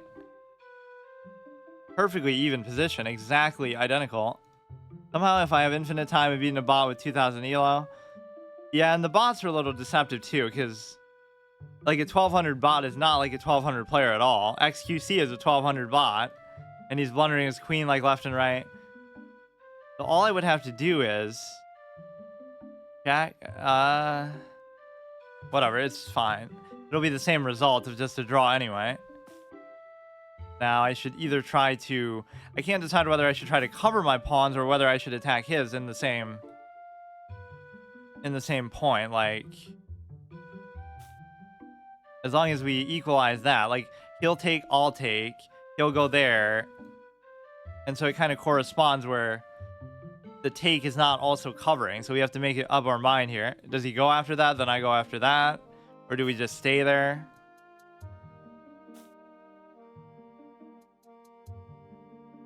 So it's basically like offering a draw without actually offering it. Hey, you don't want to play an endgame by actually saying it. Bots aren't really that accurate. I don't know if that means anything. Except maybe on time I would mess something up, or he'll come up with some crazy god tier sequence. So let's just keep his king out of the way. Is the biggest component. If it just stays there, we should be fine. Or you'll have to use the pawns to block for it. Have to be very quick. Maybe I should pre-move something. Even if he does some sort of pawn trade, it's fine. This is the biggest thing. I'm just not going to let the king cross that, which I can't really still stop.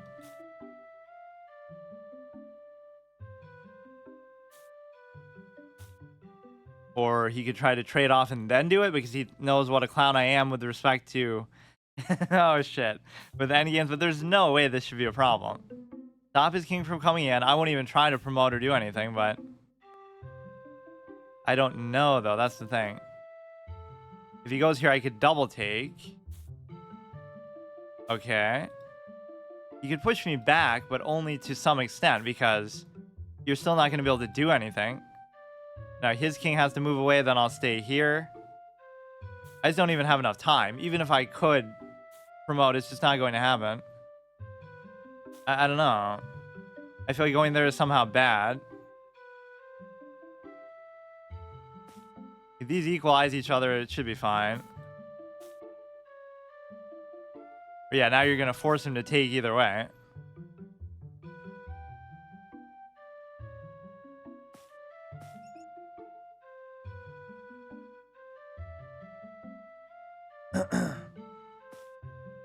$90. Yeah, look at us. We're grandmaster players.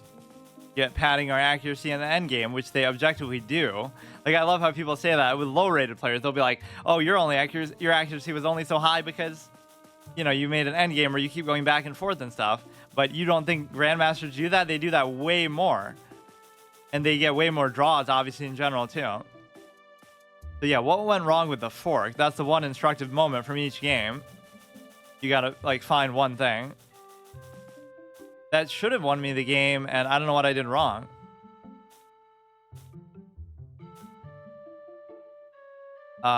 You weren't even supposed to do it, I guess. Okay, go here.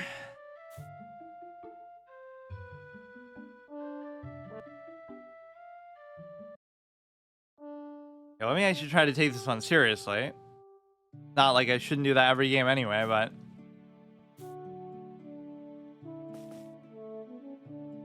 Yeah, that's fine. We'll do the stupid push with that. Oh yeah, I also want to look at that. Like, what does it intend for you to do with your bishop? Like, at least here, he's giving me the option to trade, which is a very good thing for me. If I accept the fact it's not going to be useful. So that's fine. Now these pawns can just stay like that.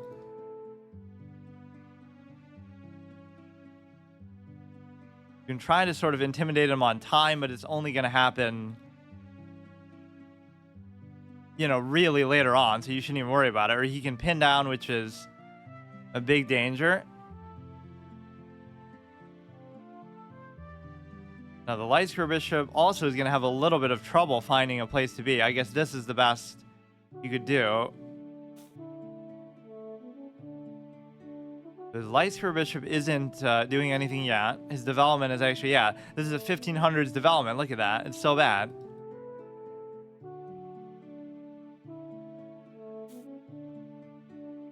Okay, we can go like that. Knight covers knight.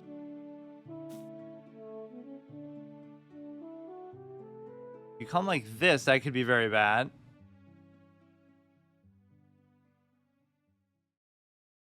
Huh. Because then I can't take, and then if you take.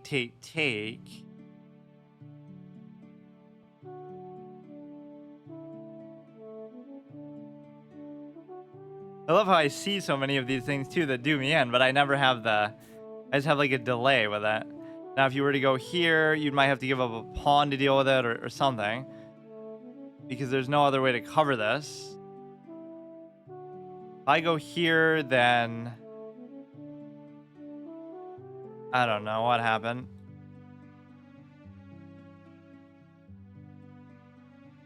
There's really nothing you can do about it. I mean, I would go here, you would take, then I could take, but then you could unleash. You know what, let's actually just try to do it. I have to take more time in the opening against him because he's obviously much better with them. This is still losing a piece, like it's not good. And then he'd be able to like uncover check and stuff too. You know what, I'd still rather you uncover check than unleash into a queen take.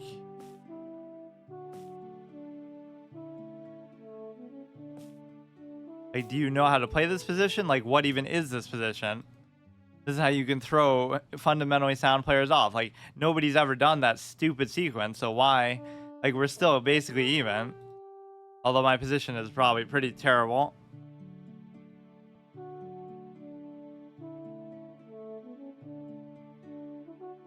Yeah, I kind of treat openings too much like a nuisance, which they are annoying, but you just have to learn them a little bit better, and then you can get to 1800, and then you'll have to study them the rest of your life to get farther than that, because even super GMs are still prepping them. So, okay, you can't do anything with that. Bring in the knight. My knight seems like it could be a weak link. Yeah, even despite that clown opening. Like, what did I do wrong, really? I guess I developed a little bit too well, as much as I'm mocking his lack of development. Okay, that doesn't bother me. Try to bring this here, which you won't be able to do. So let's just wait, move the king like there, which you can't even do either. It's gonna be very awkward to do anything with the king here. You can get it there, do a de facto castle, bring it out, then take, which is still actually +1 for them, but, you know, generally the queen is still worth it here. That's one of the best signs of the game even telling you, like, you don't know what you're doing. A queen is worth 9, 2 rooks are worth 10, but anybody at this level would be happy to do that trade because giving up the 2 rooks, because the queen is just so much more interesting and dynamic and easier to use of a piece. Not that the rooks are hard to use, but, you know, using 1 is easier than 2. I don't see any kind of crazy threat. He could come there to attack there, but he can't. I don't know. He attacks the queen, that's fine.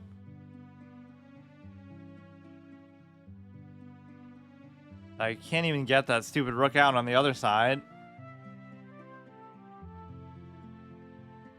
Just go back to the back rank almost. Let's see where the knight could potentially go. This could be a very annoying spot for it to be in.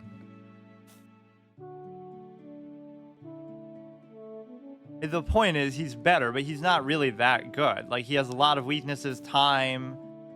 Just like, if you just play disciplined, you could draw him every time, but I'm not disciplined at all.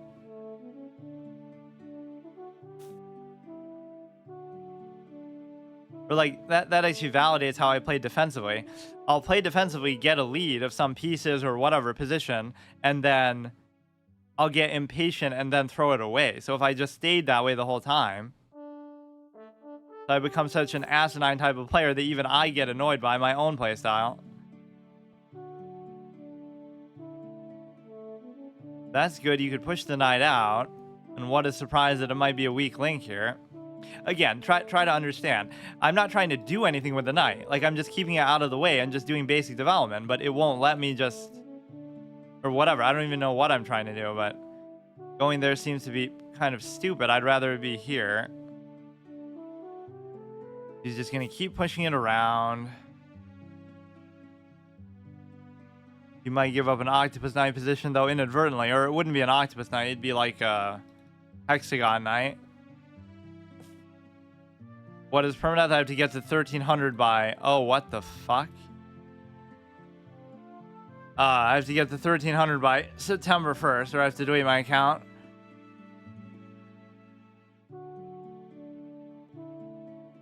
Okay, that was good.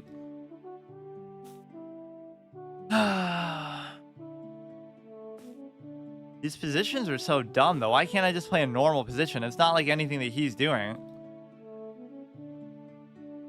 Now, he would beat me in those most of the time anyway, too, but...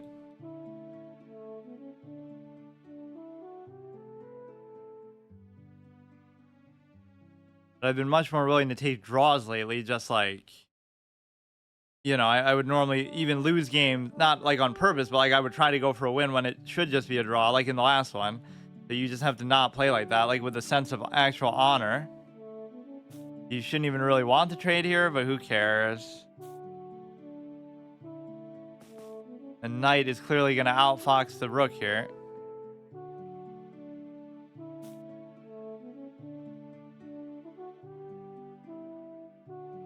Apparently blocking with the rook in that last game was the only move, but I almost thought it might have been a mistake.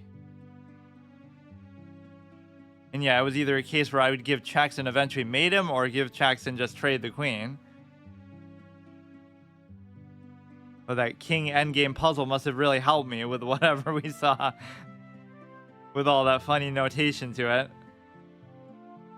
I love when it takes on like a diary form. Like these people are writing like a whole journal over you write down the move and like, what an interesting move. Wow, that move's really cool. Rapport random BS. Like all these different, they write a whole story about it. It's like, just write the damn notation. You have that much time and free energy during the course of a game to do that. Whatever, cheeky threat on the queen that doesn't do anything. So we'll end up moving it over and moving the rook down. You could still draw this position somehow, but it would be difficult. Or like that, I just can't afford to do. Can't take there, so I don't have to worry about it.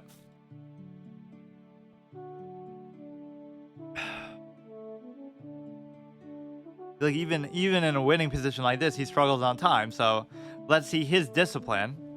That's a hard thing to learn. Like, oh, don't play any different when you're up because you always get lax or overconfident or something. I'm already better. You can't draw this unless I just die, but that might happen. I have to avoid trades now as much as possible.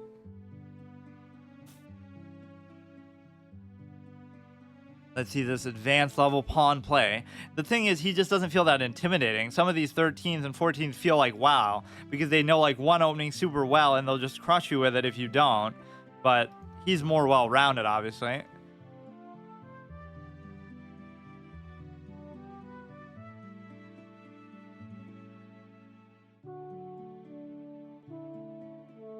That's the whole meta versus anti-meta mentality of like grandmasters and stuff. They'll be like in a position where, okay, that itself is very bad.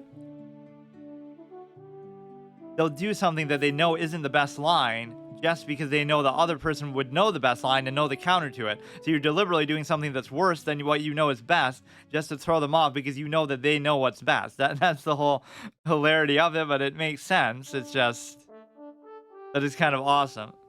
You're deliberately doing something you know could be bad just to do that. Now this would be a problem, so the best thing is probably move the king. And so, but if I do, then he takes, demolishing him. Fuck. I mean, it's just a difference of a piece, but it was so like unforced. Like, how many of my lost pieces come from me, like, basically trying to attack or trying to do something? So often it's just either in the opening or something very stupid. Well, obviously now it falls apart, but that's kind of a function of it. Right, like that wouldn't have happened if I didn't blunder the first piece, because I could have covered or done all sorts of things. Okay, it's over. Yeah, let's see what all his padded accuracy numbers are, and a 300 elo difference. Yeah, let's see what elo does it say that we play at, though. See, I'm 1350, he's 1600, so that's reasonable. We're both playing above our rating, apparently. Didn't really feel like 1350. Your opponent got the better of you in that game. Both of you played in an opening. Your opponent found some nice moves in the middle game. So he got the fork as well. But what was the first thing that happened? Just like the bishop not knowing where to go. So let's try to see. Or no, it's already gone, so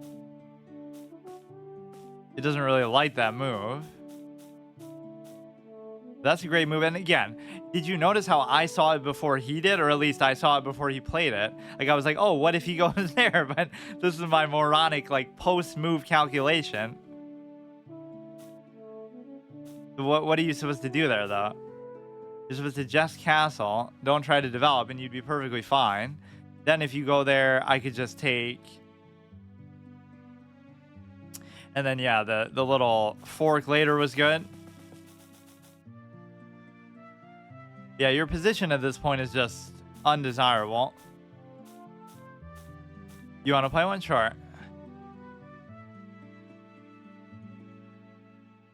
Let's see.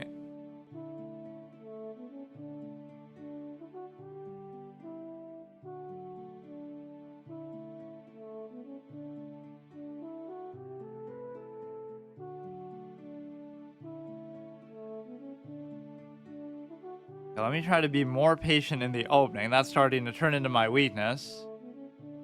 I just always took for granted being able to take as long as I wanted there in the longer formats, but 90.5. You're definitely worse than him. Yeah, I mean, we both are, but look at this. Look at this. We both played at a 1700 level. Now, you could say that's because of the end game thing, but you had a pretty competitive game there. The opening was balanced. It was an incredible middle game by both of you. Both of you played with incredible precision in the end game. Look, so stupid. That looked like such a garbage game. But when you're playing for the draw, you know you're doing it the right way.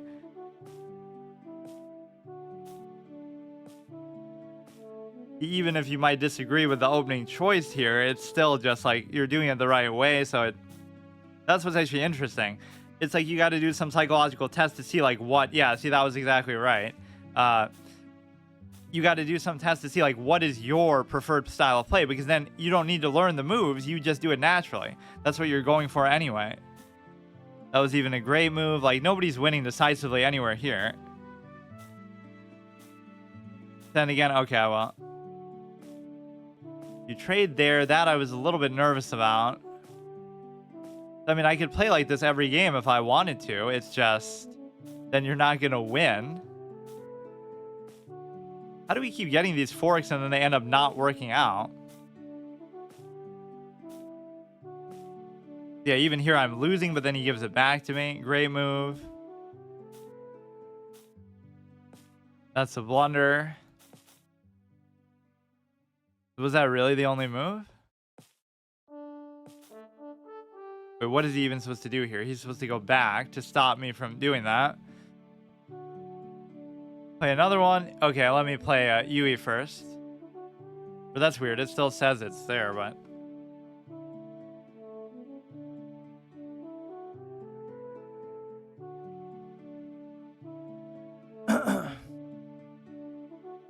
I'm trying to practice 10-minute games too, so it's the right format actually, as much as I like to do throwaway blitz games sometimes.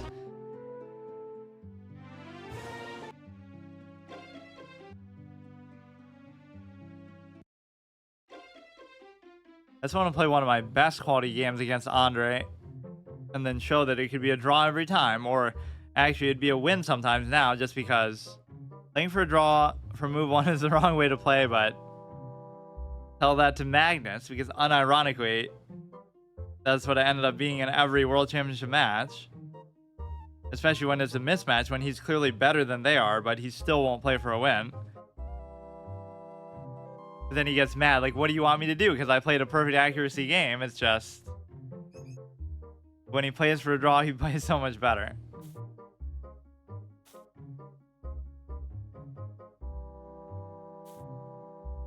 Okay, now that one we don't have to concern ourselves with, because it doesn't impede the horse at all.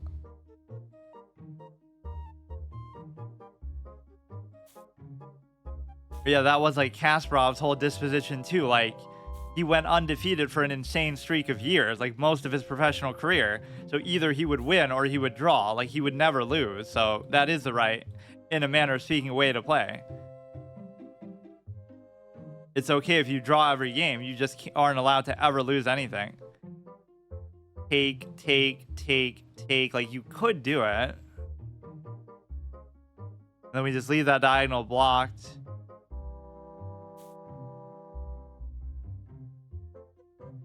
So, now this is a very deliberate defensive mindset that you're going to trade off your offensive-minded bishop towards the king, and then you just, most GM games end in a draw, mostly just because they hang material positional advantages far less frequently. But that's what I mean. If you play the game the right way, the best way, or it's super evenly matched, it will be a draw. That's just how chess works. So that's the objectively flawed nature of it, or solvable nature of it, whatever you want to call it. If he plays like he did in the game he reviewed 1200s, we'll just crumble, I guess. But that guy was a 1200.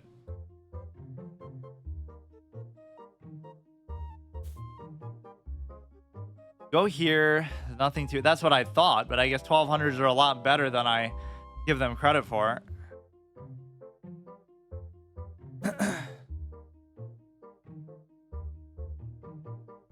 Like, just by my standard, I should be 15 and Andre should be like 18. Then that would make more sense to me. That's what I think of. He has some knowledge, some opening theory, whatever. So that's enough to get you to 18, 19. And then as soon as you get to 2000, it starts to get way more competitive. So that's understandable. But I don't really think of this as 1100, 1200 chess, where you kind of have some idea what you're doing.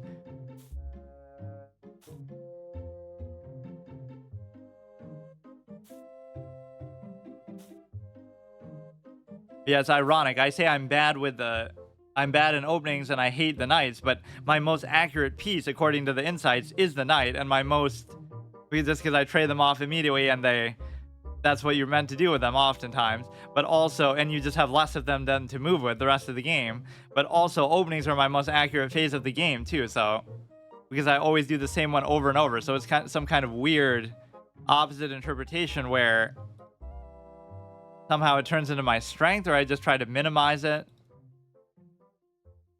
Now here I'm totally happy with the pawn structures, and now I just get lazy and don't really know what to do. You have to have some basic understanding of this sort of middle game. Okay, you're trying to do something. You're trying to break through the center, or you're trying to push the pawns on the king side, or I just don't know. Take. Won't be an octopus knight.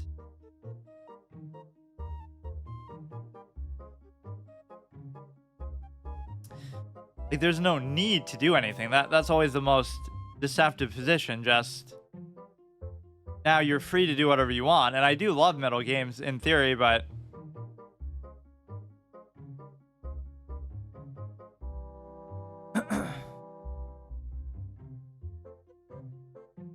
a year on and off, more off than on.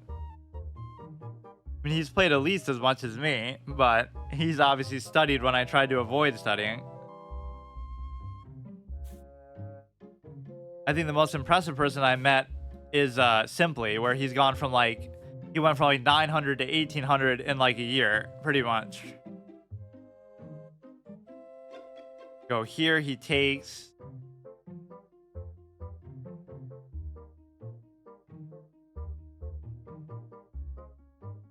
Which was kind of what I expected to happen, but I clearly got humbled by everybody here. On this site especially. Most of these sites are a joke, like Chess 24 was, I don't even think you can play on there anymore. The chess is obviously inflated. If you want the closest to a FIDE experience, that might be what this is. This is just a stupid spot to be in for a lot of reasons with the queen, but I don't really know where to go either. I kind of want it off the back rank, but there's nowhere really good to go either.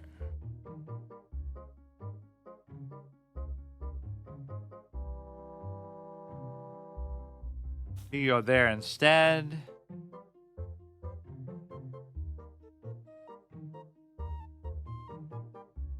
But yeah, he's even tried being coached by like a 2400 player, at least on the chess. So I don't know what that would translate to in FIDE, probably 21 or at least 2000.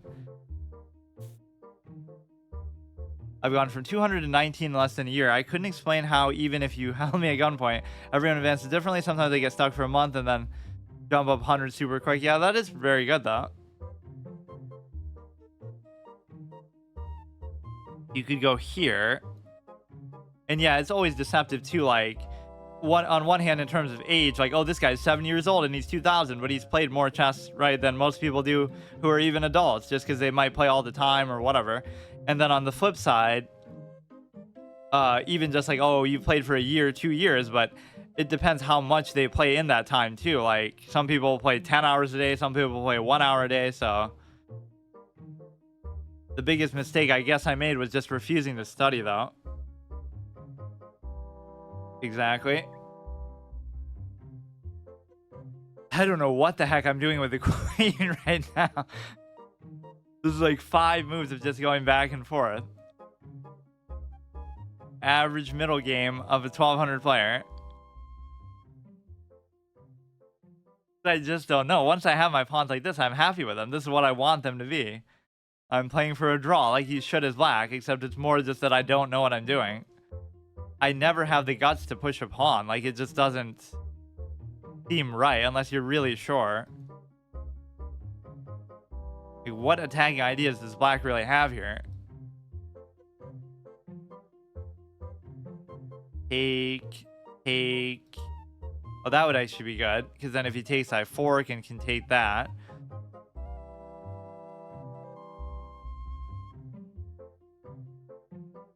Or wait, he disconnected.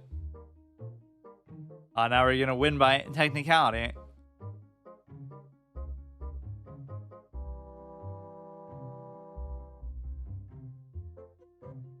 But yeah, like XQC was using it, the fact that he's on a plane as an excuse or something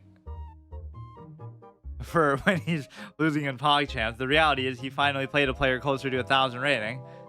Oh, that was kind of a good game though, still. Biggest challenge is to fulfill 80 to 8, 87. That is at least a generally true statement, though, is that draws always have higher accuracy than wins or losses. Well, that doesn't seem to happen as much at the low level. Like, even though you're evenly matched, people still won't draw the majority of the time. Oh, Andre wanted to play another one? Or we can play another one if he's there, but we can actually get to a conclusion. What happened?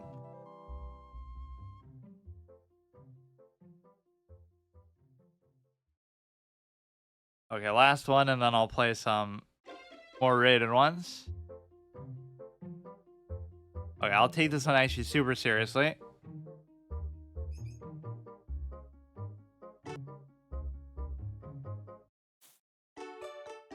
Okay, that's perfectly fine. Go ahead, do the stupid Falkbeer thing. I've even studied it, where you sack the pawn. Middle games where rating differences really show. I feel the same cluelessness in them even at 1900 when I was 1200, but if you compare the games, it's very clearly different level of understanding through experience. Internet in Turkey is bad. That's fine. We can do another one after this.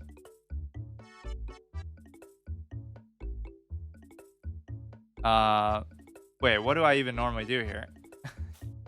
Just like that. Okay, we can do this. Like, there should be nothing special that he can do from this. He'll do some weird variation. It almost makes it seem like I rely on what I do know so much because I know so little. If he does anything unexpected, that throws me off a lot too. But then I feel like I'm better at adjusting than most people. At this level, at least.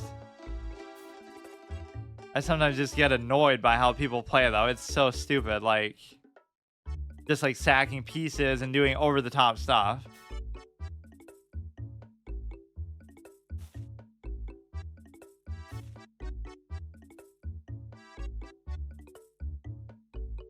Everything's good with this, but what I haven't done adequately here is trade. And so what I should have done is this to set up for that attack.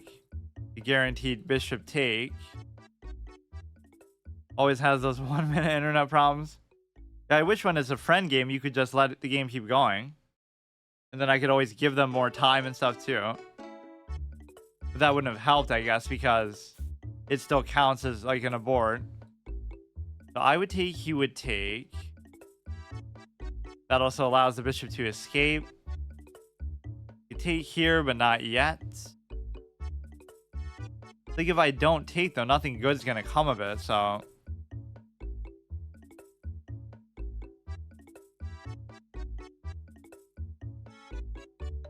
Go here, and that's basically where you want it to be anyway. But now you can bully the knight so easily. But this one can go here, this one can go there. This is like pretty normal for black, though, to concede the pawns in the center to white, just because that's just how black is. You're always a step behind. Yeah, I'm more than happy to go there. Now it just becomes a question of maybe this one as well. Try to trade for that, but he's not going to let me now.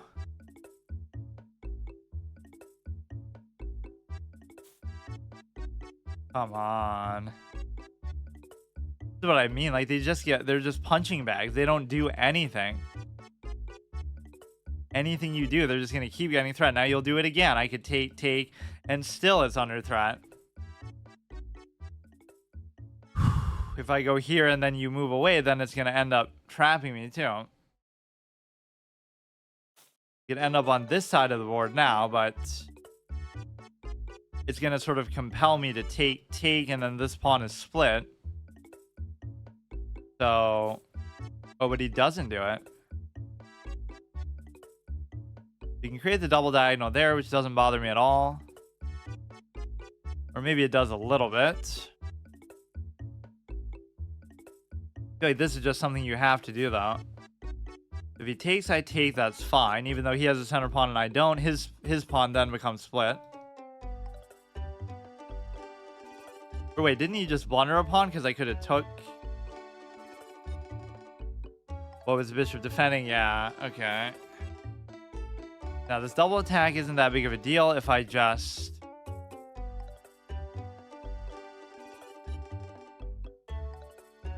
And this is kind of bad too, though.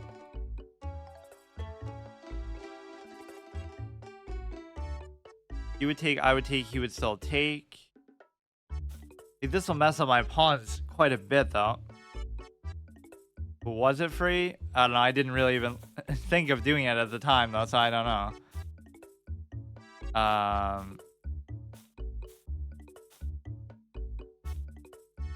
I would take, then he would go there. Then he would have like an unleashed capability. I mean, I would have had to address the threat. No, it wouldn't have been an unleash. I don't know. Not sure if it was intentional by him, but the pawn was indirectly defended by the threat of the bishop takes the knight with check. Queen takes knight. Yeah, I guess if he hadn't gone for that, you're right.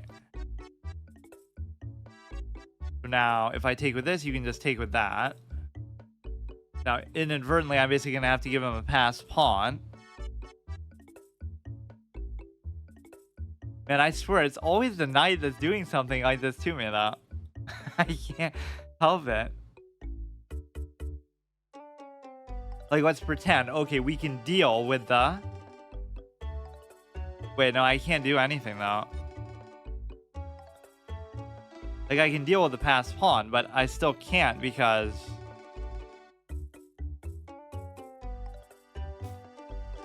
If you take, I could easily take. If you keep going, I could take. So I'm just going to have to deal with it once it passes. You resigning now? I don't know about that. Yeah, let's assume he knows exactly how to play this exact position. Now, taking here would be perfectly... No, it's still not good.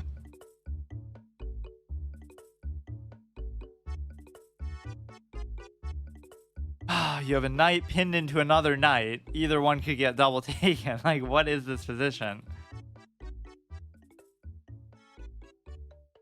The rule is you have to trade off one right away. And if you don't, you just lose on the spot because something stupid is going to happen no matter what. I didn't really even have to do that, but I'm just getting annoyed by it. You would take, I would take... Not even like, oh, the development was so bad, because really what happens is...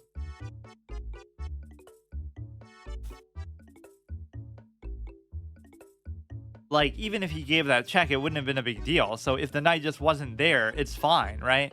He would have given the check and the queen's there, and you can't do the yo-yo.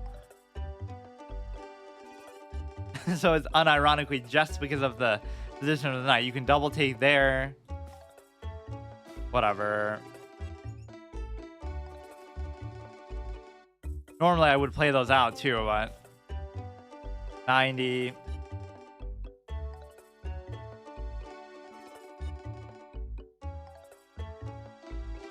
Let's try to actually get a proper game though. Okay, see you later. Good games.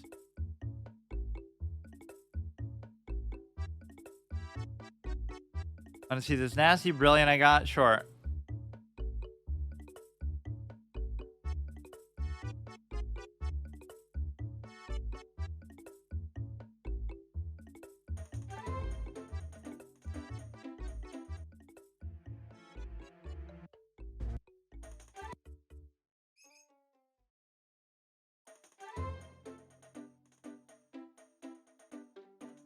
Here we go.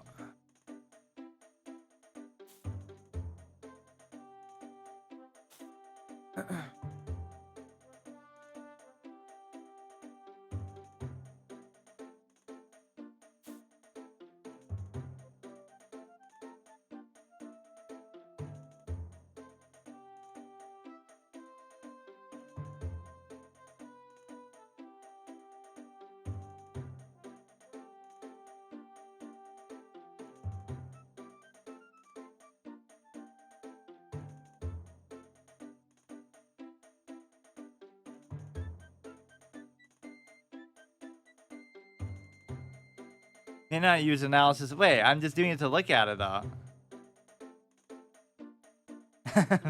I always do that. Like if I'm looking at a different position, okay, I'll wait. I never even used to say that. Yeah, like that somebody would be that obvious with it. They'll be doing it on their phone or so have somebody else do it for them. Okay, so here comes that fork thing. He really likes to do that. Wait, now wait, but this one's different than normal. Because somehow I normally do that, don't I? But then this knight is already developed, so I guess it's just happening sooner.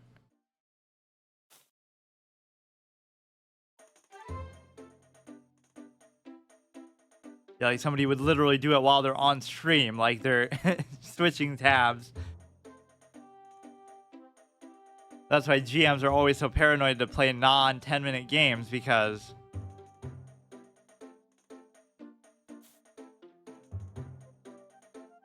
you know, they feel like people are cheating. You could certainly go there, and then that should allow you to take.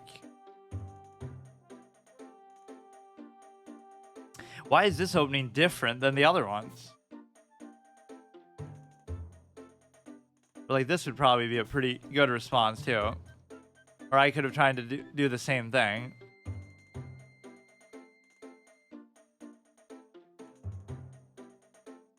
Go there, I could take. There, I could take. Move the knight at any point I get to take the queen, so this double attack should be pretty credible, but now it's not.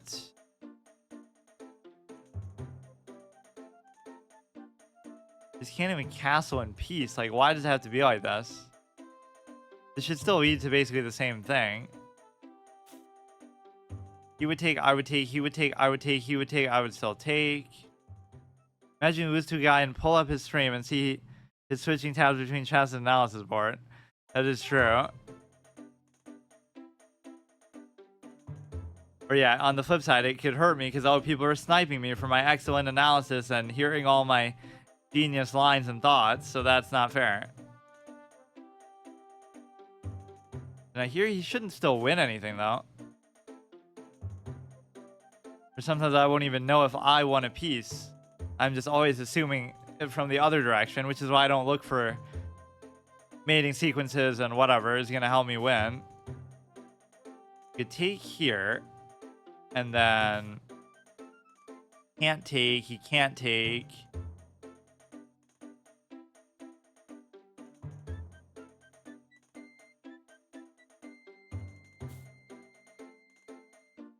Comes there, I could go attack with that. He could take this. I should definitely castle now.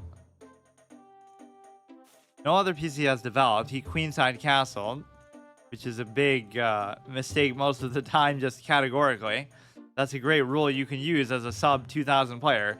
Just never queenside castle and you'll be fine. Because the few times you think you might want to do it, or the few times where it's actually good, is like 5% of the time. So I'd rather lose those 5% of games than try to do it in a game where I shouldn't have, and then, you know, just don't even worry about it. There'll be some times where maybe it's obvious that you should do it if they just overextend way too much with their pawns on the king side, but for the most part, it's just trash.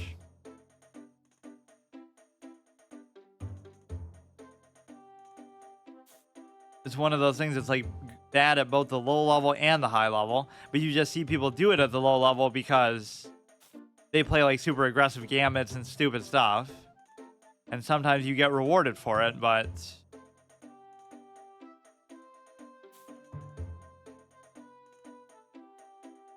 you're almost guaranteed that you should be able to take this, but actually not really. This already looks kind of juicy, but it's going to take too long to get anywhere with it. Thankfully, his own bishop's diagonal is blocked pretty well on both sides by his own pawn.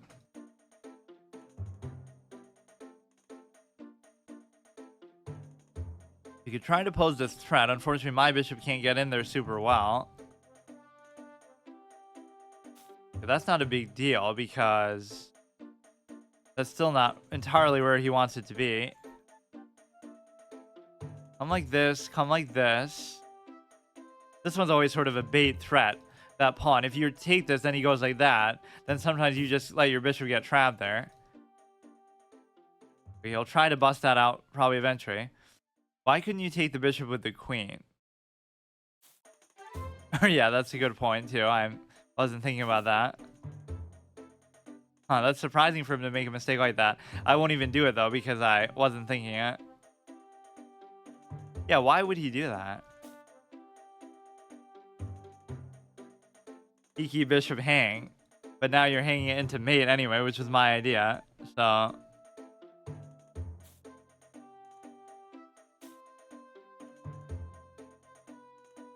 now you can't play it, such sportsmanship. Yeah, tunnel vision on this overextended version of the idea, but not just a simple idea that you could take it.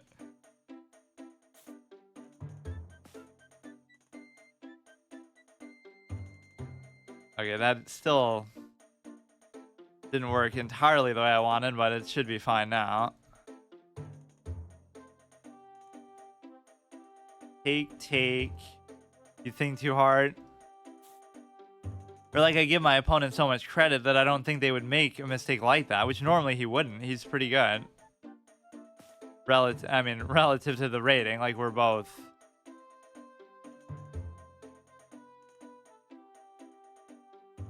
I don't know what this is. All you would have to do is get rid of that bishop, or I mean that rook, which is pretty hard to do though.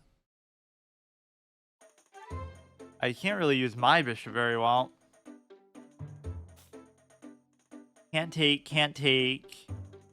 This was really what he was probably trying to do.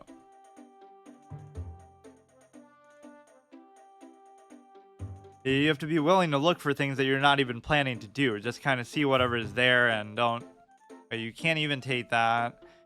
Or take. Yeah, let's sack it back and get a mate from it, but I really won't. You can't move this for two reasons. One, because I'll take that, and two, because you'll be in check.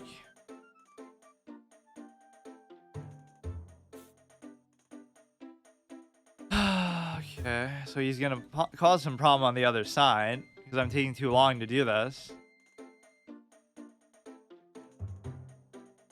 If he moves that, I could take and check. Or I mean, check and take. Definitely you could have sacked there.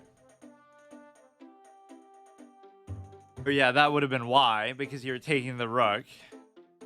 Take, then if he takes, then I take. I'm just like on a delay.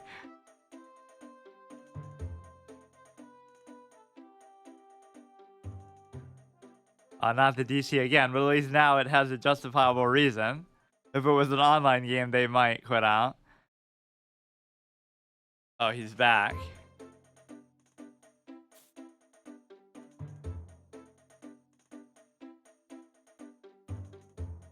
I guess I could still do it.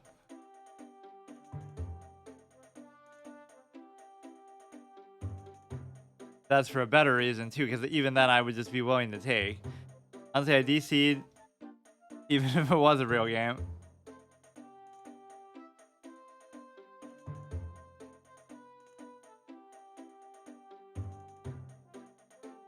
Yeah, I just see everything like way too late.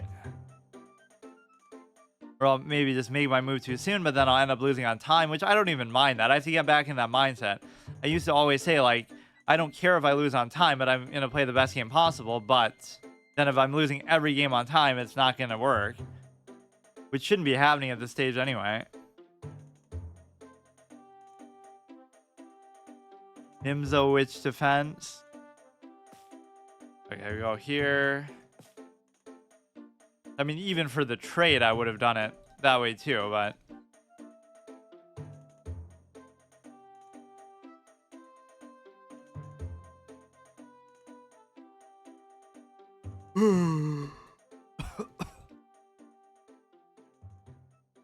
Take there, give a check. Possible you'd be able to take both if he's... Or if he moves away. Queen can't really block or do anything.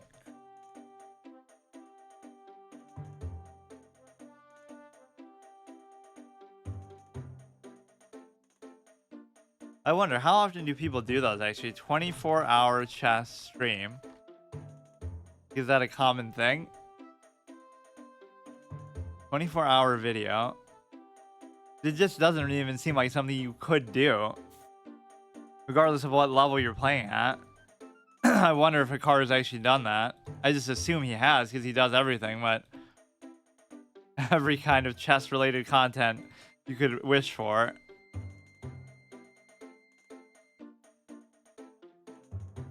I mean, obviously they'll take breaks and react to videos or do other things, but yeah. Take a break from chess by playing Valorant or something. He goes there, I could take trade. I still won't see the most efficient mating pattern here, but or like I'll give a check there, then you'll go behind. Then I still won't be double attacking that. I feel like at some point their brain would just melt.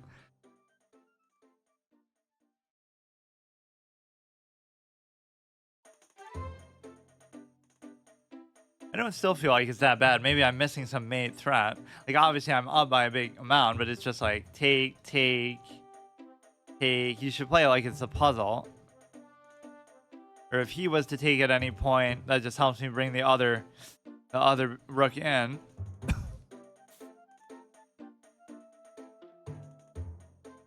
I go here, it doesn't really do anything new. But now at least you can do this.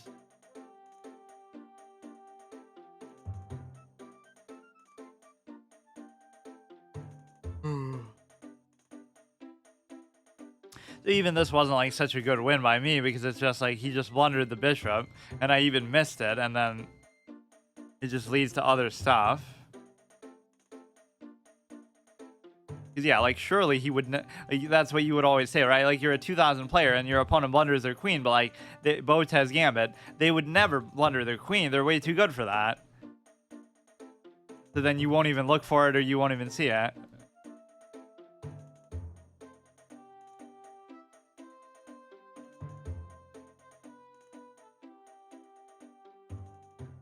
Goes there, now it's just simple. Or like I'd even very happily trade.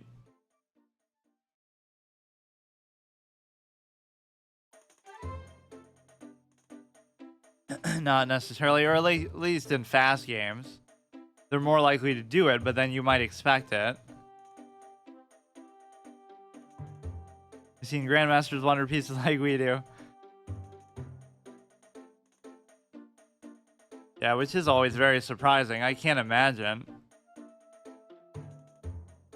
Not in like the traditional way, at least. Like, okay, they might blunder a 2-3 move sequence that leads to a blunder. But like just to hang a piece. Just blindness affects us all. Good game. Giveaway one player was winning.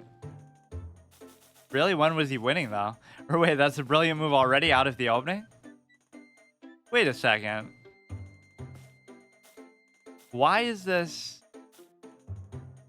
Oh, you know why? Because I opened the wrong way. I normally open with the knight first, and then I'll do the bishop after. But because I didn't do that, then that creates the threat of the queen later on there. Right? So, like, if you look at it, then I take, but then I can't move the knight. Whereas normally I go like that and threaten the queen with that. Check if the review will work now. Oh, yeah, for that other... how do I even do it? Here.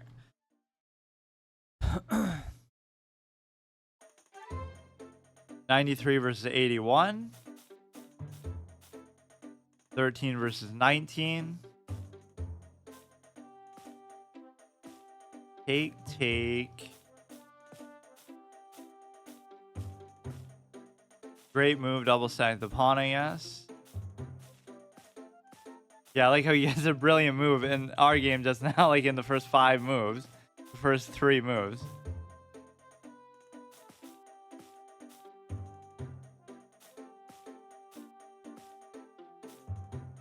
Where is the brilliant move going to come then? It's always some kind of unleash.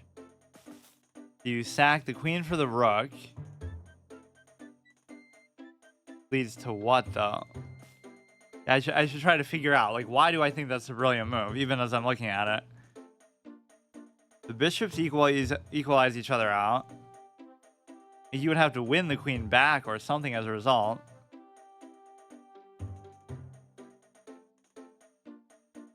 If you do that, take...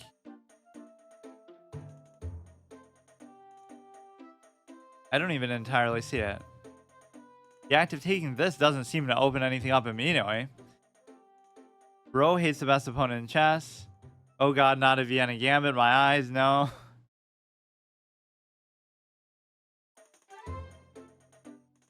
That's what I've been losing to actually a lot. It's like the Falk beer thing, which I think is part of the Vienna Gambit, right?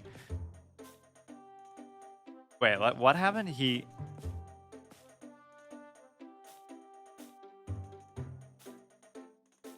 takes the queen, then you take there, then you take. So if you were to take, no, you can't take, obviously.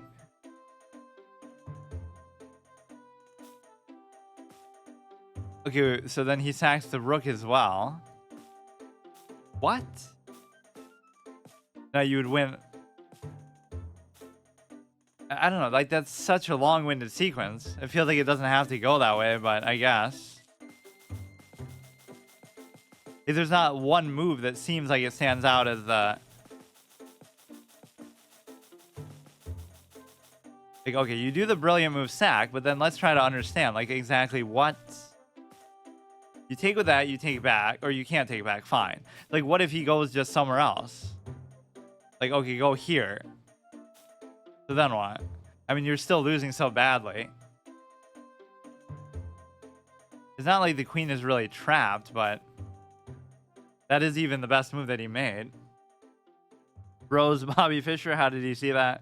My friend plays it, he has his main opening, so naturally I would have PTSD. So then next you go there. So now what's going to happen is... Okay, let's say the queen was to take that then. That's even worse. Because... Or no, that's just stupid, but... Obviously the queen moves away. Wait. But why can't... I don't get it. Like, you would do that, but why couldn't you do that either? I mean, I guess they're both bad. Wait, what? I've forgotten what even happened. You take it, but then, oh, that's playing right into his hand. So let's try to do something else. You still play bishop d6, but now it threatens mate instead.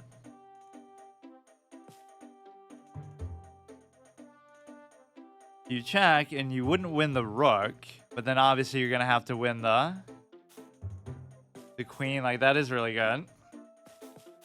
Yeah, this would be featured as a puzzle.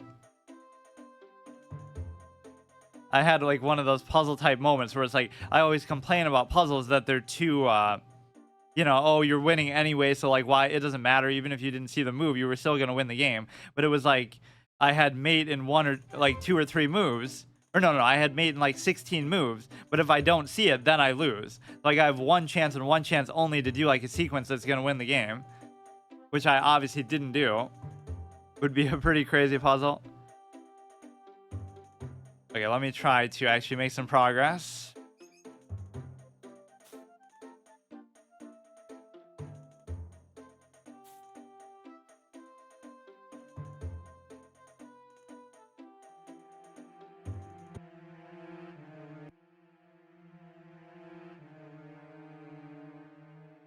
Do this first. Just don't do any gambits or any stupid stuff, please.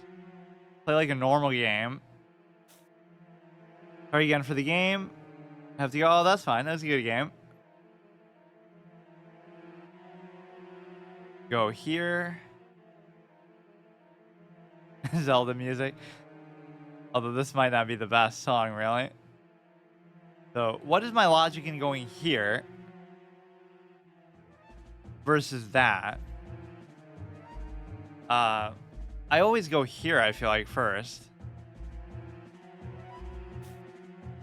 Not really a big deal. Wait till it gets to Gerudo Valley.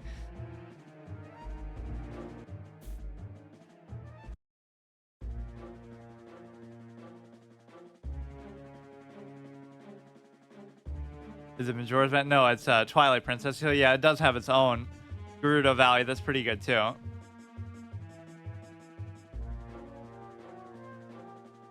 So here, I always like to do this, but there's too many problems with it. You'd give up the pawn, so first you have to go there. You'd give up the ability for him to do the same thing to yours, so you have to go there. I'm also worried about the pin possibly happening, so it's almost like you just shouldn't try to do too much, but this would be necessary first to try to do the trade.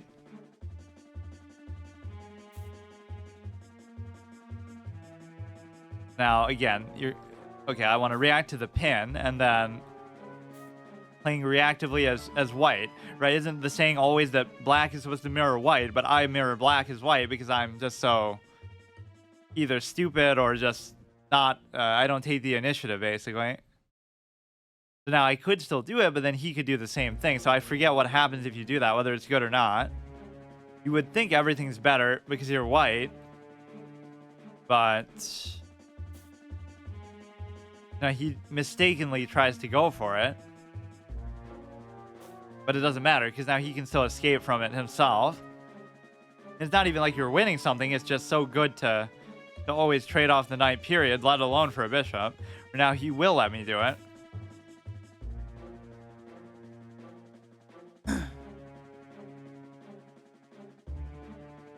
Piano game, Giccio Pianissimo, however you say it, Italian 4 nights variation. Honestly, surprised you play piano at 1200 almost. I mean, I don't even know what anything is, but just if that's what it's called, then yeah, I guess I do. You go here, you cover this. We do see this actually a lot, so maybe it is something about... I never know whether it's something about my style of play or their style of play that dictates it to happen. Like, we see the hillbilly a lot, we see the piano thing a lot, we see the folk beer, but that's more so them that does it. Folk beer, variation, Vienna Gambit. The variation of Italian game.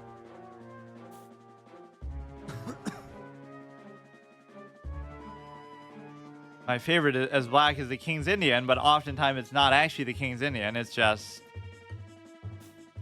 something that looks like it, just where you're trying to castle as quickly as possible. Like, look how long I'm waiting to castle. Or I always used to like to do that bait. Like, I'd make it seem like I'm going to castle one way and then castle the other way, so it kind of throws off their attack.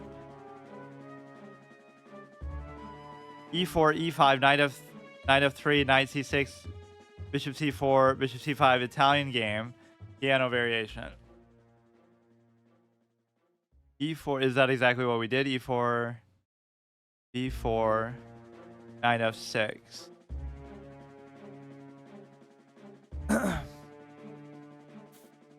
It moves the queen there. You got the double diagonal, which doesn't seem to have much significance to it, though. Unless you sack a piece and then it somehow becomes worth it, which doesn't seem likely, but sometimes they'll still do stuff like that. So you have to always be able to call their bluff, like... Or actually, that could be dangerous, though, still. Like, if you were to take... I take, then you could take, and then you almost have a mate off the back of the knight, maybe. Lets you go into a fried liver. Like, what I would normally do is just like this attack, but he doesn't even have the dark square bishop to do that anymore. I don't know what this double diagonal is, though. Doesn't seem like he won't do it. He's not going to do it. He doesn't have the guts. That's what low-rated players have in abundance. Maybe too much confidence to go for wild stuff. He would take, I would take, he would take, and then all I have to do is protect against the knight, but that could be very difficult to do. I don't know E5 players, do I? Yeah, I don't really know what his whole mindset is.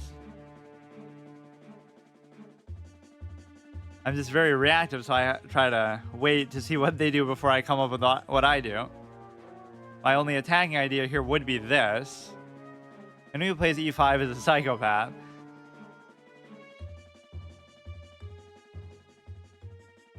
Don't I always do that too? Like, if they push the king pawn, I'll do that. Because otherwise I'll try to do the King's Indian, but then you can't because then they'll push it out.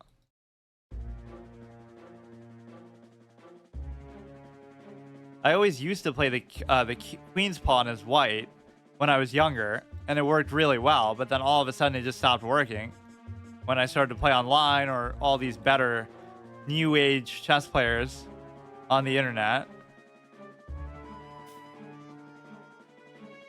Welcome to the club. Or yeah, I would even, as much as I mock queenside castling, I would always do it. And everybody would be shocked, like, wow, what is that? Like, they just didn't know how to deal with it.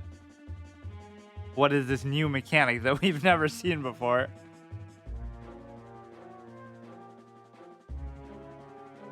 Like en passant. I don't remember ever really doing that though. And the one mechanic that we played illegally, like these were adults who were maybe not experienced players, but like you would think they would know the rules better than me. Like if there was a bishop attacking like where the rook is or something, or on the path of the king's castle, you're not allowed to go through it to castle, but we would do it anyway. Like nobody ever followed that rule, I swear. Fast castling update. Now you should be able to double take on here because of the simple fact that, well, not really.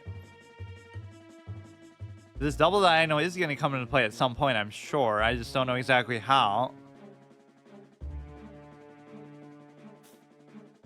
He's got to move this knight, otherwise it's in trouble.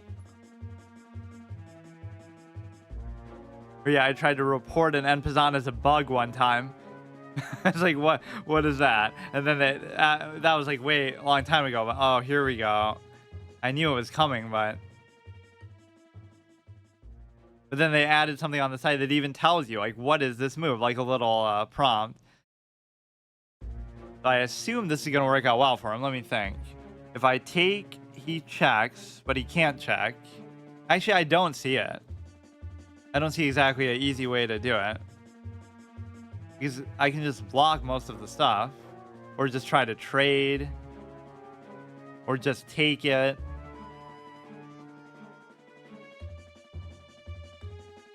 I just have too much stuff in the vicinity there. Like, what if I still go for this? You go there, sort of unabated. He checks. Oh, if he checks here, there's going to be a problem because he'll take one or the other. Or no, he won't. I could do that. Now, this is probably a mistake because the point is it looks safe, but like just generally the position, but I didn't have to go for that right now. Dude, I was playing against some kid online. He's like, en passant, turn off freeboard, don't cheat. I could take there, but now it's a gamble because if he gives a check, he can't give it there. He can give it there. Is there something that the knight does that could become a problem? He goes there. I could take it. He goes there. The mating threat is basically just here. I still don't really see anything. Or there could be a check that leads to you taking there, but I don't see it yet. It'd have to be here.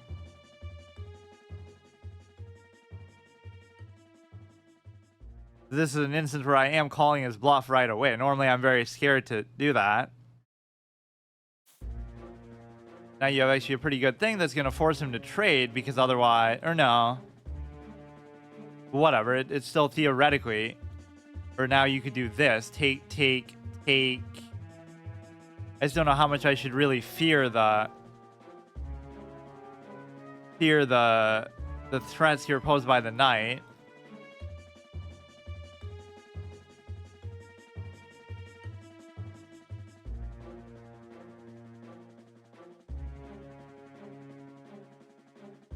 I would normally do this, so I would take. He goes there. No, that's kind of too dangerous, I guess. Why don't I do what I want and just try to go for the trade? He seems to have trouble with his long diagonals. He's not really too good at catching them.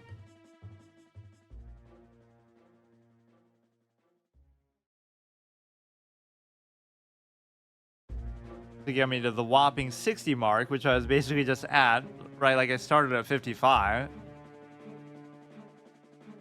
But either he trades or he gives a check on on E3. I still don't have like a very good mating threat though, because Threat was non-existent. I could block with like the rook, or I could just move. I can't tell what would be better, really. I go here. You can't give another check at all, period.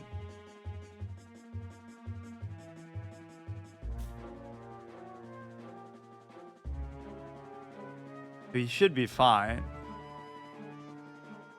I'd love to do that little rook exchange, or maybe I should just wait. He doesn't really have another way to cover it, or he actually could go there, but then I go... Nah, he can't really do anything. Attack.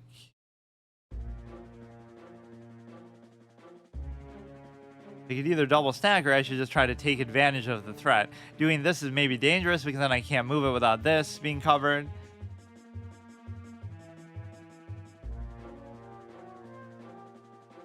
Yeah, I don't know where people either get the balls or the creativity to look for some of these crazy sequences of moves that are like, you know, you're sacking pieces for something you get like 5 moves later.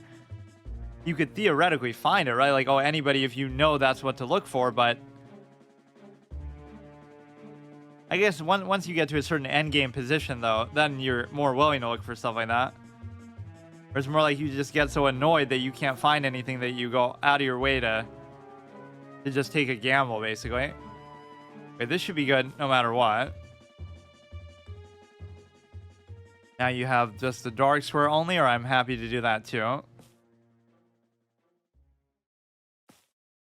Now you have a check into potentially more.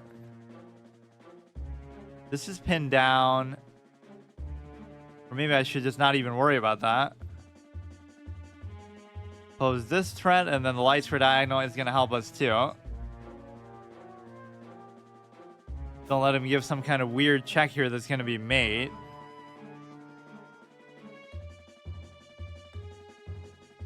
Not exactly the best king position ever.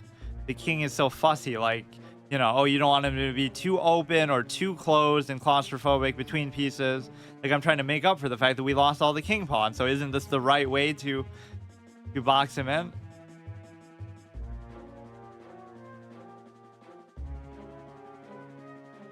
Yeah, this is by far the most popular format that people play. Is even the default setting is just 10-minute games. Okay, even that's very worth it. It's still pinned down, but I can't really do anything with the bishop, unfortunately. Now we can bring in the knight. Or that I didn't actually see.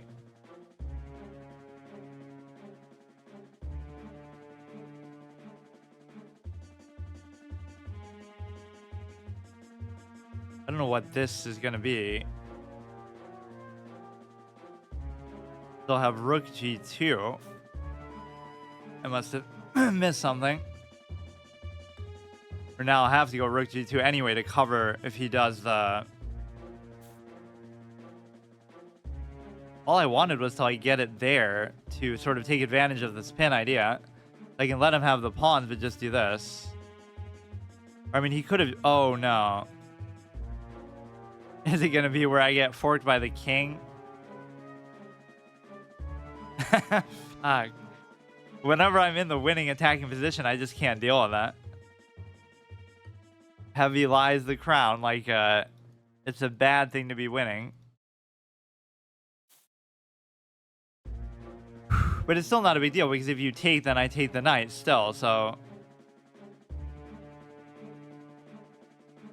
You're not really winning it. And then if you try to save the knight, then... If you try to save the knight, then I get to save the bishop. King 4, let's go. That does actually happen to me once in a while, I will admit. Okay, now we should be fine, although I'm still a little bit worried about the pawns here. You check on the back rank, but it's okay.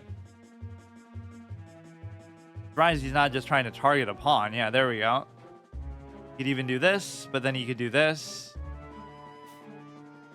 Rare occurrence of celebration is deserved.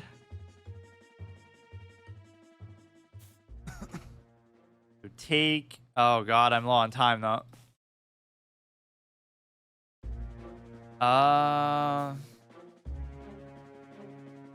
What is the simplest way to do this, I wonder? Are we bring the king in at some point? The knight just doesn't seem to help me too much. This would be an octopus knight position at least, for what little it's worth. I mean, at the worst, it would still be a draw, but I should definitely win. I take more time in the end games than the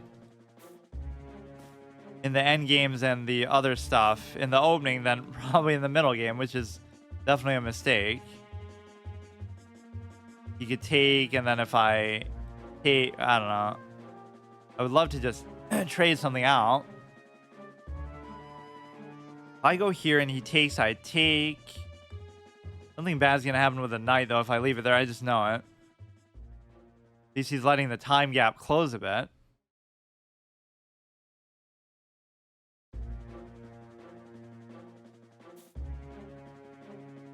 Okay, that's fine. Just gotta do something with the pawns here. Take, can't take. Go here instead. That's also like an octopus knight. Why not take the... Oh, yeah. I'm just panicking. He takes, I take.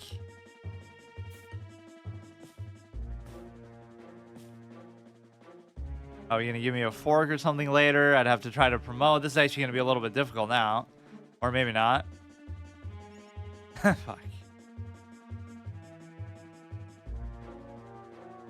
At least chess blindness as a result of time is understandable because you're not really, which is actually what happens to me the whole game too. Just like I won't really use enough time on a particular move, and then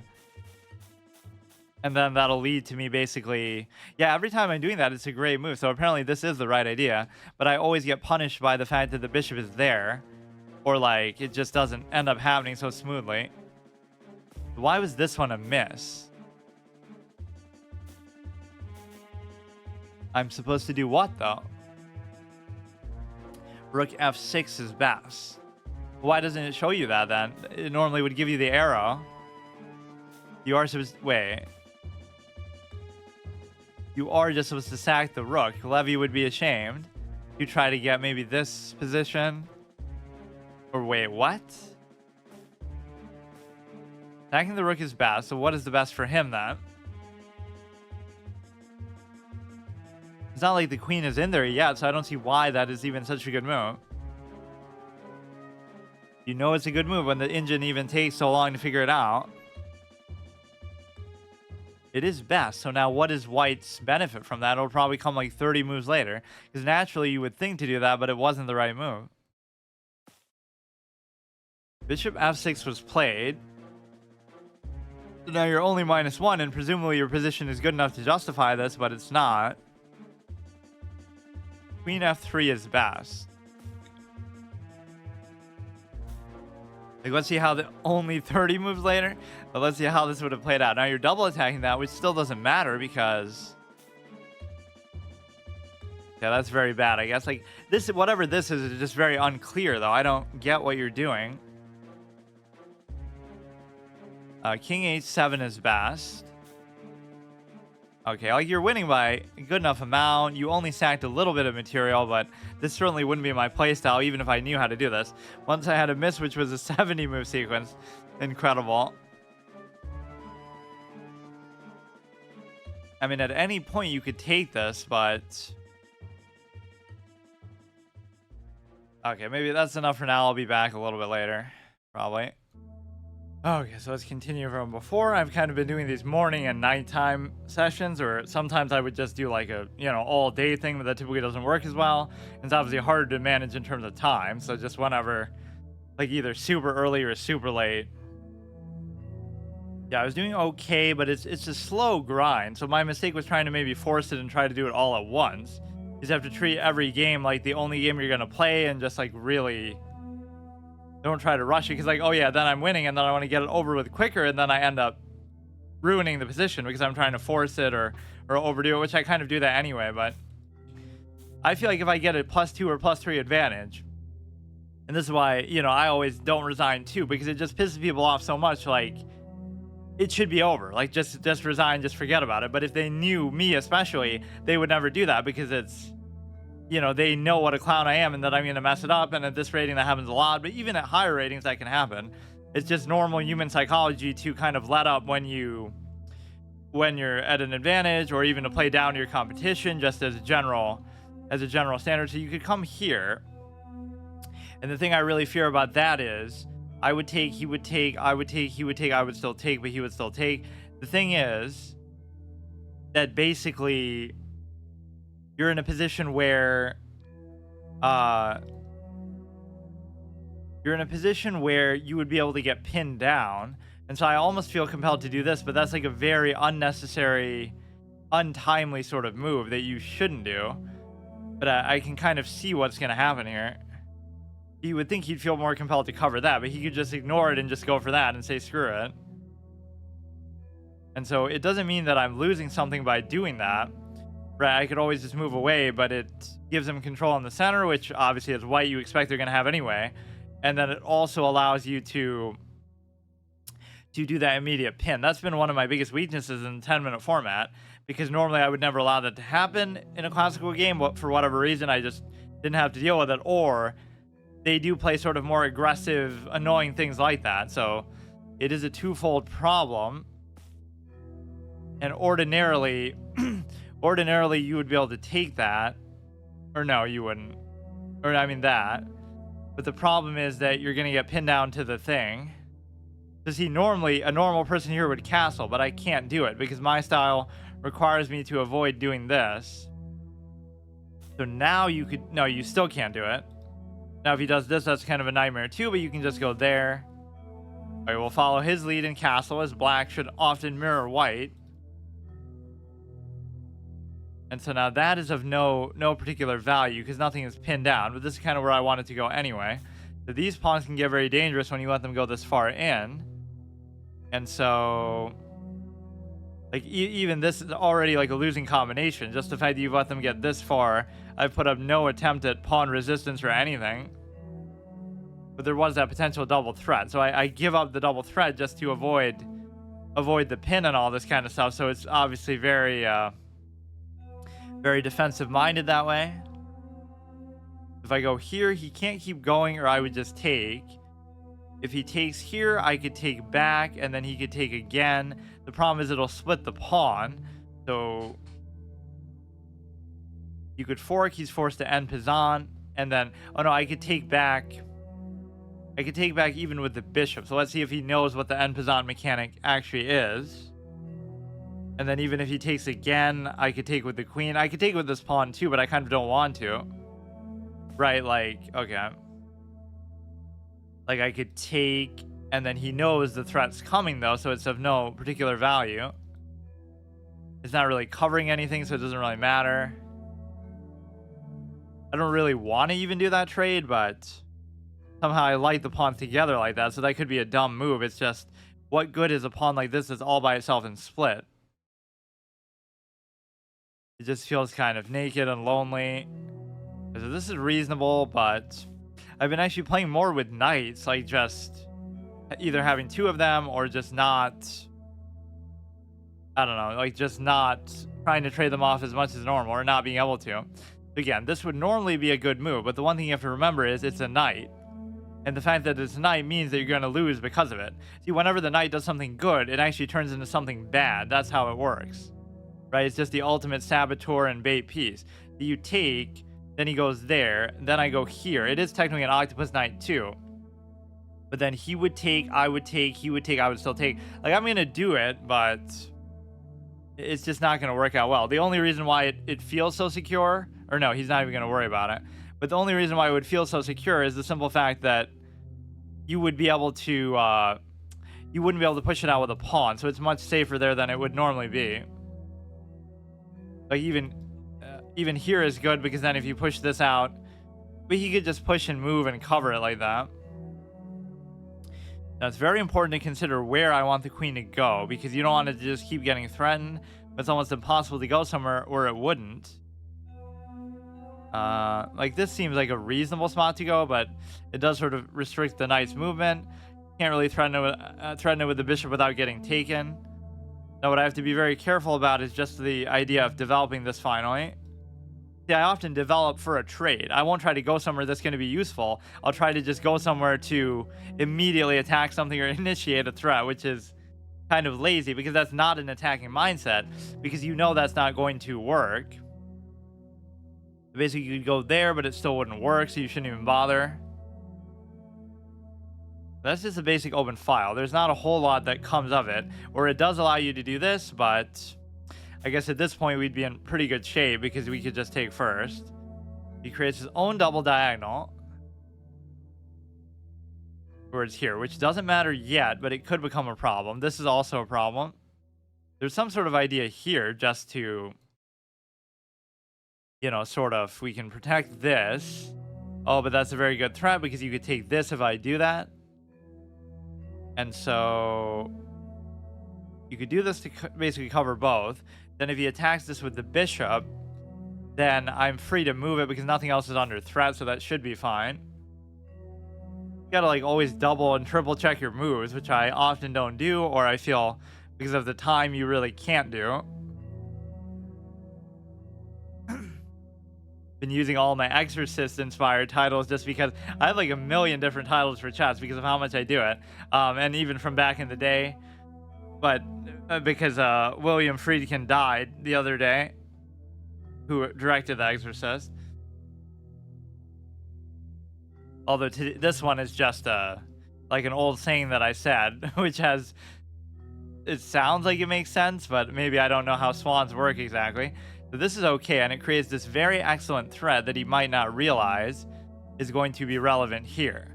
And even if he does, it's not a bad position. You're also setting up to do this. If he comes there, I could simply take, which might not be a bad move. Like just, it's not going to be a double take for me, so it doesn't really matter. But it does, and it does stop me from moving there as well. So this should be an excellent 10 out of 10, brilliant, Grandmaster level, you should be 2000 rating already type of move. There's nothing that you can do about this move. It's just a fact. There's nothing you can do. Or there is. You would take, I would take, you would take. No, it's still fine. So if you block with the bishop, I could take the queen, then you could take the queen, but then I could take the rook, and then you could take the knight. So even in that sequence, it would still be okay, right? It doesn't matter, or somehow it will matter, but I would take, you would take, I would take, you would take, I would take, you would take, but I took a rook. I took a rook and you didn't. Would be the point. I guess there's no way you should lose from this. It's just, you know, you either will be up or I somehow misjudged it. Yeah, you're +3, which is pretty good. And he seemed very comfortable with that prospect. And now this becomes a massive liability because you won't be able to cover it, so you just lose that too. See how quickly it snowballs on somebody. He's playing well, he's not doing anything wrong, and then it's just done.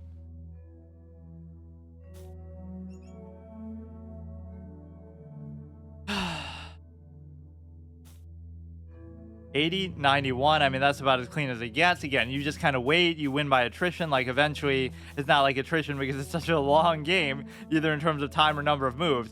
But what it means is like you just have to not make a mistake. It doesn't mean you have to do anything crazy. Even that was kind of questionable. I was just trying to test his knowledge. Would a 1200 player know what an en passant is?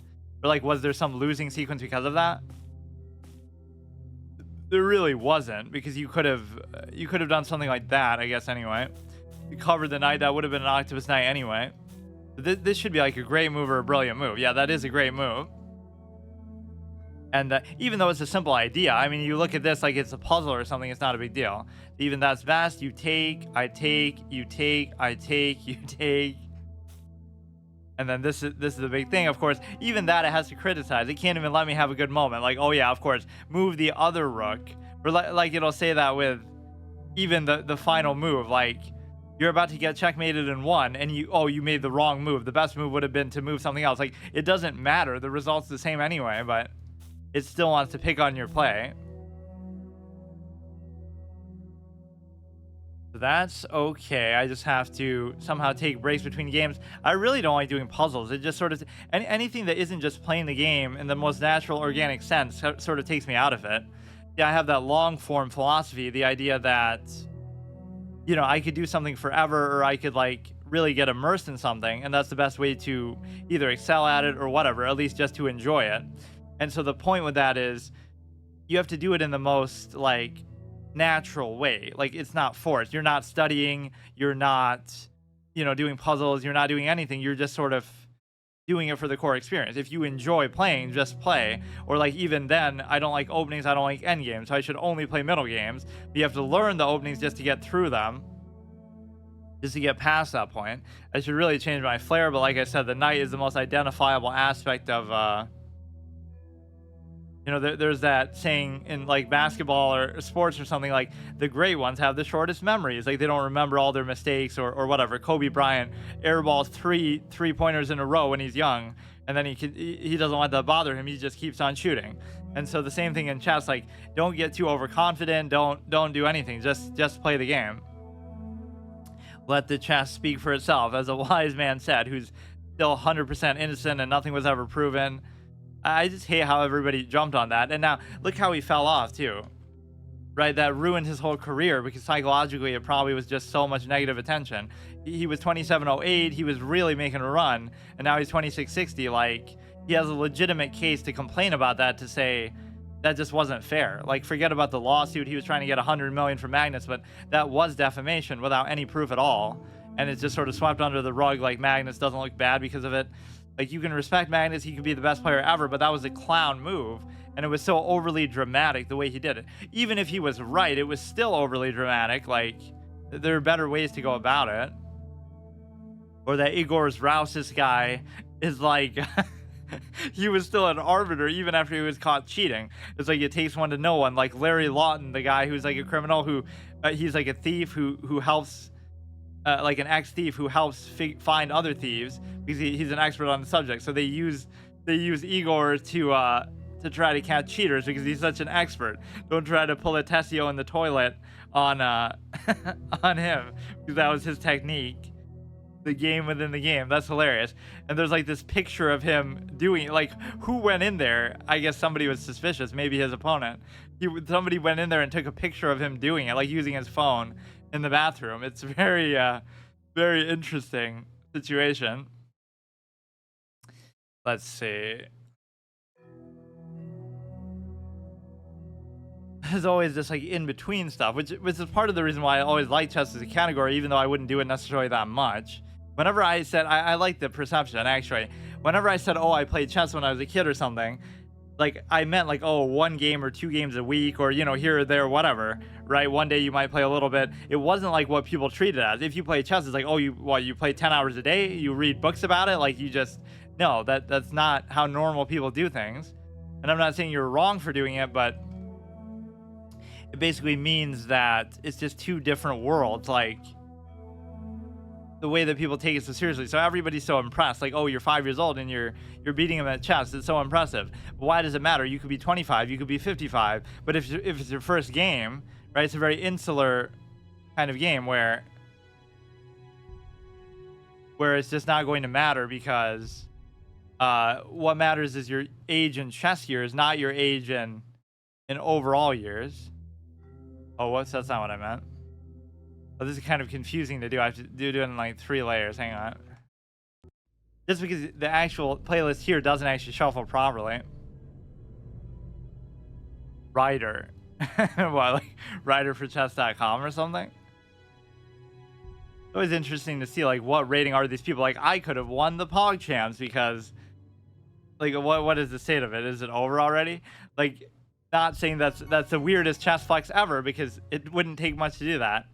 Hey Texas, how's it going? Thanks for the follow. D-Dog lashes out at XQC for wasting everybody's time by delaying. Oh yeah, he was like doing it on a plane, right? There's a series of amateur. No, I'm sorry. It's not amateur. It's sub-amateur. You're called an amateur if you're like 2,000 rated, dude. 2,000 FIDE is amateur. Alex Botez is an amateur player. The standard here is a bit too low. Founded in 2020, even though it's the 5th one. So try to explain that. Twitch, online. Players in tournament are internet personalities. It would be kind of unfair too, like to invite the same person twice, right? If you invite the winner the last time, they'll still win the next one, because I guess I answered my query as to like why they never invited Northern Lion, because he's just too good. He would obviously roll over everybody. They needed like a Northern Line versus Hafu matchup. Would have been good. Okay, this is good because I don't know if Hafu even still streams. Take. Or I was shocked to see Ali Straza still streaming Hearthstone. I thought, like, at some point people have to move on from the games that they play, even if that's what they're known for. I could just never do the same thing all the time. So normally you would go there, and then you go there, and then you go there. Some sort of sequence like that. He's playing it a little bit out of the prep that you would expect. So here you're going to... This should do like safe moves, or even this is kind of a cute move because this is what you would want to do normally, not just for the sequence I talked about, but even just you're covering the pawn, which you don't expect to really keep safe. But now if you go here, there's one move that always used to confuse me like crazy, although now the pin is a problem too. You can go here behind the knight, so then you can't take to open the king until he moves the knight, so the fried liver threat is sort of negated by that as well. So, but here I don't want to do it. See, my fear of the pin is just too much. That's been ruining me anytime I let them do that. And now I can't really do anything with that. Although I could just develop the knight differently. It doesn't have to be there. This is really no threat at all. 69 rating. This could either be a good luck charm or a bad luck charm. It's been both for me. I'm practically averaging 69 accuracy just because it's such a common value. Like, you are around the 70 mark sometimes. I swear I was averaging like high 80s for like 50 straight games, and then when I come back I'm in like the 60s. Like, how does that happen? Did the site just change how it looks at stuff? Or now here you probably should trade, just because if you don't, then you're gonna end up losing it anyway. This pawn does make me a little bit nervous, but just fine. Just don't let them do some crazy sack take. So he did sort of the gambit pawn, and he got the one back, but he's still -1, so that's weird. He just did it kind of in the wrong order, I guess. If he goes here, I can pin it down, and I can't really double attack very cleanly. I should almost try to double attack this before he finds another cover for it. But there's really no way to do it. So if you're going to try to attack with a pawn, I mean, you can't even attack with this one. Yeah, it made me just realize, like, you can only get so far just by doing it the way you want to do. So, like, the most natural and fun way of just playing, but that's just not the nature of the game. Which is hardly an excuse, because I did test it at least to try how far I could go. So I'm sure some people could get farther, like 1100 on here or 1700 in classical, which is, you know, if you only play 30-minute games, that's respectable. But that's such a good cheat code for like new players. Like, if you think you're bad at chess, just play a 30-minute game and actually take your time, and then you'll realize, oh, you're not actually that bad, and you're seeing a lot of stuff that you normally would miss, or that you would see it like after you do it. I have that delayed reaction a lot.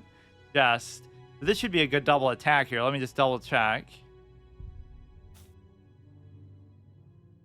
I was almost going to push one of these pawns, but it doesn't feel worth it. So this should be relatively hard to cover if I keep the pressure on, but not really. I mean, it's not like a huge deal.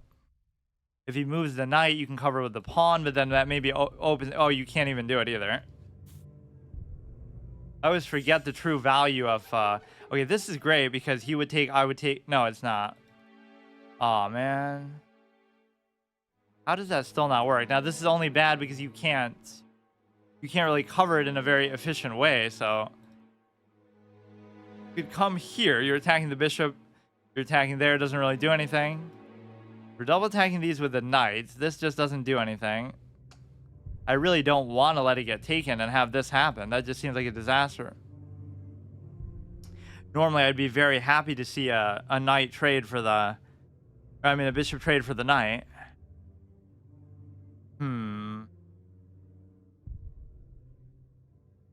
I really don't want to let that happen, but there's no... Or you know what you could do is change it the other way. Assuming that's what I want. That's just kind of like a restless move. I'm not doing it because I think it's good. I just don't know what else to do, because that threat isn't too big of a deal otherwise, unless he's going to bring the queen in there. There's some other way I could double attack this that is not I mean, you're gonna do one of these two, so I better just make up my mind quickly. Just go. Uh, Nothing really crazy that opens up. I don't know. But why don't we just go back? Like, he's not posing any threat. We have 6 minutes left. That's fine. This is my biggest hack. Just like take time in the opening and don't worry about it, because it's okay if you don't know openings. It's okay if you're a little down on time here. It's not going to matter in the long run. And if it does, then fine. Some games will come down to that, but that just means they're too good for you anyway, because if you didn't take your time, then you would have been losing and down on time too.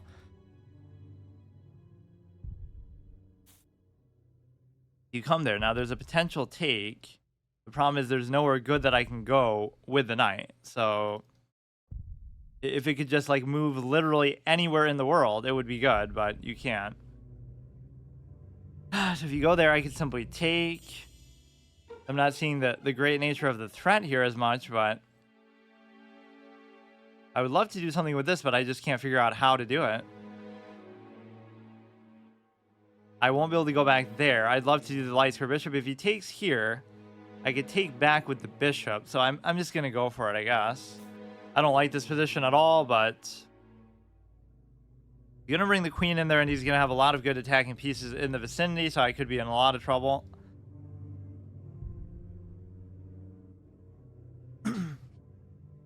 Got to take it at a slow pace, both in the games themselves and just as an overall experience. I've been trying to rush it too much, because I think too much about the long term, like, oh, I only have a month to do it. I have to do all this and that, but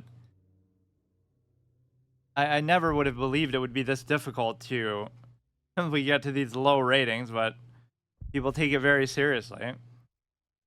So you could take with either the queen or the bishop.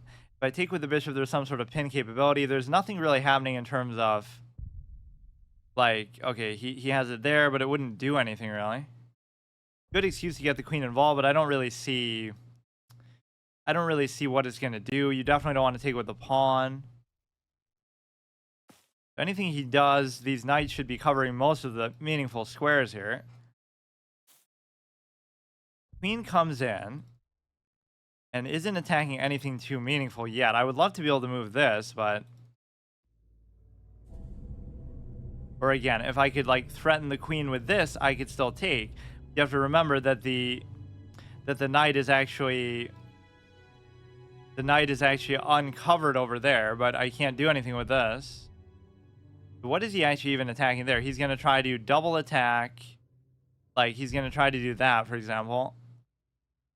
You go here. You could only take with the... like a bit of a brazen move. You can't move the bishop either.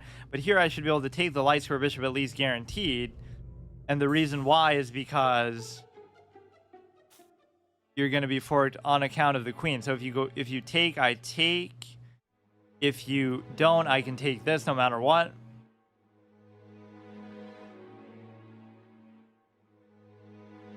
Sometimes I do better like when I think slower. Like you shouldn't try to rush it either that way. Or it's very hard to say what you're doing, because even whatever low level of calculation I have, I can't really keep up with it verbally. So that shows you how when Hikaru does the take, it's sort of disingenuous in a way, because he's calculating like a million moves. He's just telling you the ones that are relevant. Like if you calculate at the rate that you speak, like, oh, take, that's going to take like an hour to go through any meaningful sequence of moves. You have that, but you don't actually have it. So that's the good thing. Now it just becomes a question of if you're able to actually do something with that. I like how bored I sound. Like this is what it should be, but I can't get overconfident. It's just the way of the game, dude. Very, very inconsistent, very tilting, very strange. Okay, that's clearly worth it for him. So now, just got to take it slow. Don't try to force anything. Don't let him get some kind of crazy threat. The light square bishop is very important here, but I can't figure out still how to use it. Or we're almost like trapping the thing in there. But he could take there.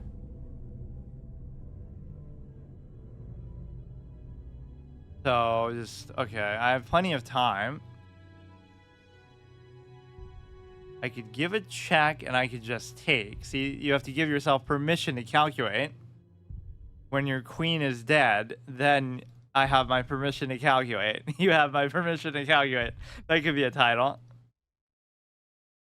When your pawns are triple stacked, then you have my permission.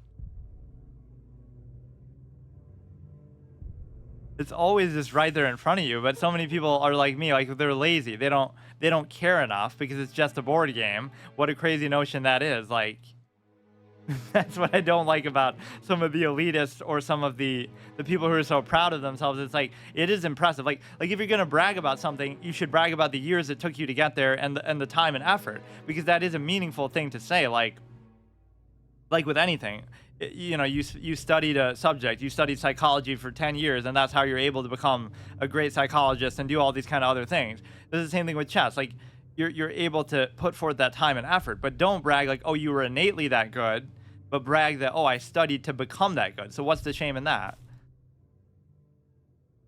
It doesn't have to be a case where, you know, you're trying to have it both ways. Chess is that nature of game that it comes a lot down to studying. And so that's perfectly fine. Wow, now he's just giving me everything. Shouldn't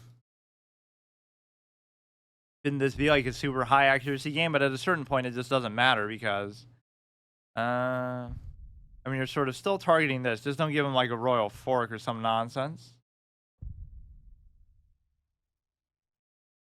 Now you're threatening both, so it's still effectively the same fork idea.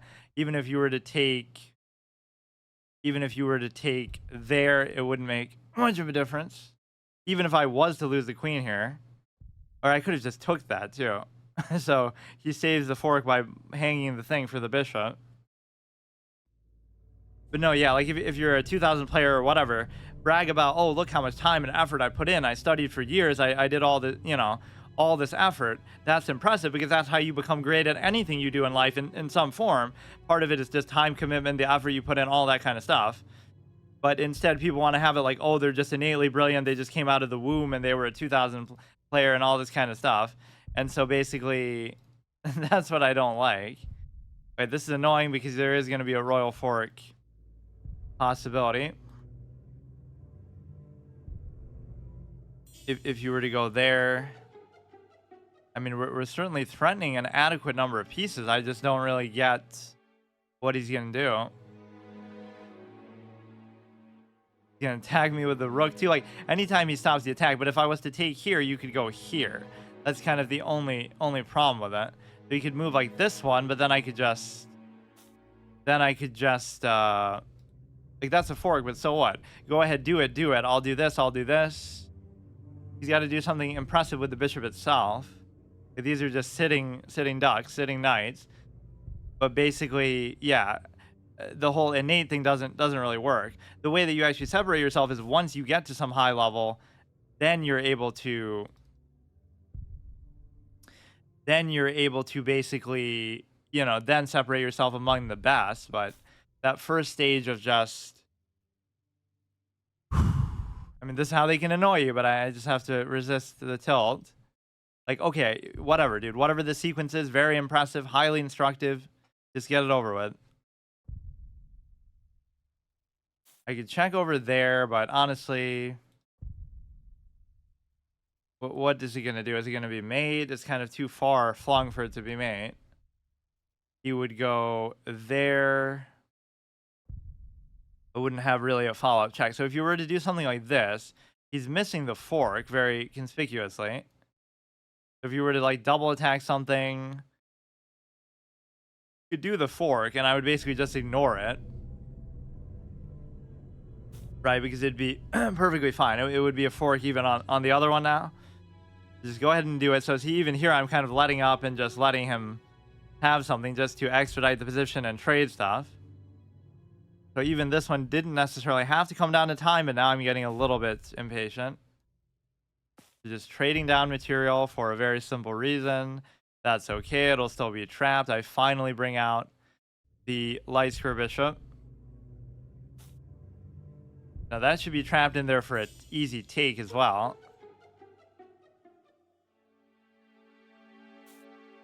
So I mean, I have to admire your will to continue playing after giving up a fork, giving up a queen, all this kind of stuff. I could check there, and then you almost do have a mate because you could go there, and or I mean, I could just take it. I don't see what the downside of that is, just to distract me from taking the knight, but I'll still be able to do it. Look how even when the knight does something good, it just can't stay out of its own way. It has to always remind you that it's just an objectively bad piece. Boy, he's making some very impressively annoying moves. Even that wouldn't concern me too much, because, like, what is really the unleash here? But, you know, you got to realize that you're basically about to take the knight, no matter what he does. So just go like this. If you were to attack here, I could take there. Then you could take there, though. That might not be a bad... no, but then I would check again, too. You could check there, and there's going to be a mate somewhere along the line, but who cares? Just do this. We could, like, unleash and threaten the thing here. This is also how you got to do. Yeah, like, you're plus 11, but who cares? Just still take it seriously. Because I've lost games like this so many times. Maybe not like this, but games where you have leads so many times, and it's just not right. Like, it's not fair to my whole challenge. Whatever. Just keep giving checks. I don't really have a ton of time, to be honest. Like that, and then you're setting up for a very convincing mating threat if you just get inside of there. It's very hard to push this thing out, too. That is like an octopus bishop, basically, equivalent. Now, if you were to push this, we could see, like, the same thread that we saw maybe last time with respect to winning the bishop as well. Right, because he can't move it, or he could move it to there, but then I could still take. That'd be a satisfactory trade. Or... just for the sake of time, I'm kind of fine with that. Or he'll take there, I'll take there. I don't care. Although I might be messing it up a little bit too much. He'll take, he'll be able to take. Still blunder the queen or something crazy here. But, you know, I totally could do that too. I could totally have traded the thing, and then you're not going to be able to do anything. Can't stop both sides, so this is a very lazy, time sensitive way to do it. You can't do it, dude. You might have been better off trying to push your own, but it's not going to happen. And now we have to do it very quickly. 28-second mate. This isn't Roblox, baby, where I get to struggle with this simple, the 3D pieces were messing me up, even though I like the 3D pieces so much. Or don't do a stupid stalemate either. You go like this, just to get them all the way up. Now, at this stage, you have to, like... I forgot what you have to do here. Is it go like this, and go like this, and then mate? Oftentimes, I can't even explain what I'm doing, but it just somehow, you've seen it so many times that that's bound to happen. So he actually makes us go the distance. What a good player that he's, you know, has that sense of integrity. I can't complain because I always do that. 81. See, at least it is meaningful when you get that. Because, yes, it's padded, but he's the one who's dictating the length of the game. Like, if you're getting into endgames consistently such that you can pad your accuracy, you're doing something right because they're obviously... you know, they're obviously, you're not losing like right away or something.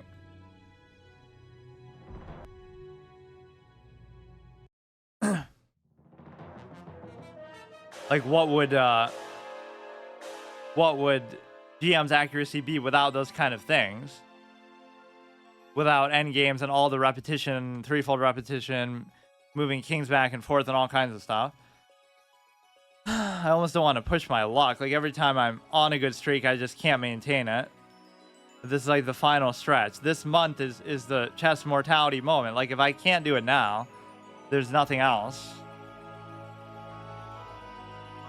I think I finally realized something about the game, though, that I never knew, which is basically a lot of things. A lot of basic things I didn't know, but the way that people approach it and the way that people think about it is so misguided. Like, you have to understand the nature of a process, right? In order to conquer, let's say, the absolutist tendency.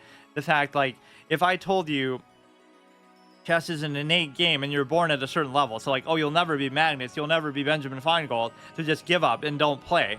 That was almost my standard. I didn't play because I thought, oh, you know, whatever, I'm not that good, even though I was better than most people I would play. The point is that, okay, I'll never be that good, so who cares? So I'll just move on and not worry about it and focus on other things, right? But the other side of the standard would be if I told you, oh, anybody can do it, anybody can become a grandmaster, title player, 2000 plus, whatever the standard, if they just study for 20 years. So study 5 hours a day for 20 years, 10 hours a day, whatever. Read books, do all this kind of stuff. If you understand it from that perspective, you wouldn't feel so bad about it, because like nobody does it just overnight, right? Nobody gets to 2000 just like in a week of playing chess. Like it doesn't happen. Magnus didn't do that. You can even look at sort of their growth record. So that's not to justify being bad. That's just to understand that nobody does it quickly. It does take a long time, no matter what you do, or no matter how good you are. And so that's where you define yourself. You don't define yourself at the beginning just to see, oh, how innately good are you, although that's what I wanted it to be more about, like the Paul Morphy standard. But the difference is he played at a time where there was no theory, or it wasn't established, so of course you would be able to you know, measure it that way, because nobody else had those advantages either. It's like the Wilt Chamberlain argument. But basically the point is that you don't measure yourself that way. You measure yourself by how far you can go, and it's always an upward mobility, right? Once you get to a point, you'll never go back, because you're just there for life. Or obviously you can get a little rusty, but if you become 2000, you're never just going to go back to 1000. So here, what do I normally do? We satisfy the condition of the pawn there. Oh, not this again. This is going to be that Falkbeer shenanigans. Yeah, it is. As the site even so kindly tells you. So clearly nobody would use that to, you know, their advantage. Or, I mean, it would even tell you, like, I might not know the name of it, but here you can go back. You can certainly go back. And so something bad might happen here, but what's the worst that he could really do? Or your goal is more so to clear out the pawn. And so if he's able to take, then what you're able to do is you're able to, you know, you're trying to get that somewhere. Like you're trying to get it to a point. Take.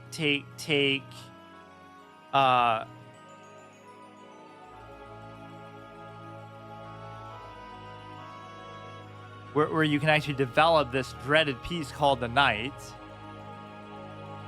That's a very important thing to do, because okay, you can't take there, but it doesn't matter, because that's not even really what I'm trying to do. You take there. All I want to do is develop, dude. You would take, I wouldn't be able to take.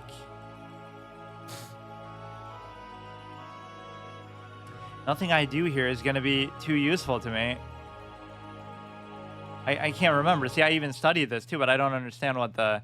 He would take, I would take, he would take. There's not enough on there. I'll just pin down his knights both. But there's some sort of major check threat coming. All I want is to develop, man. That's all I want in my whole existence here, but they won't let me have it. Even there, he still doesn't win anything from it, or he might. Or he does. Or he doesn't, because we can just initiate the trade here. And then the worst thing that can happen is I lose like a pawn or something out of it. Both of his knights are pinned down, so it's like, if you do the trade, I finally develop, and then you can take there.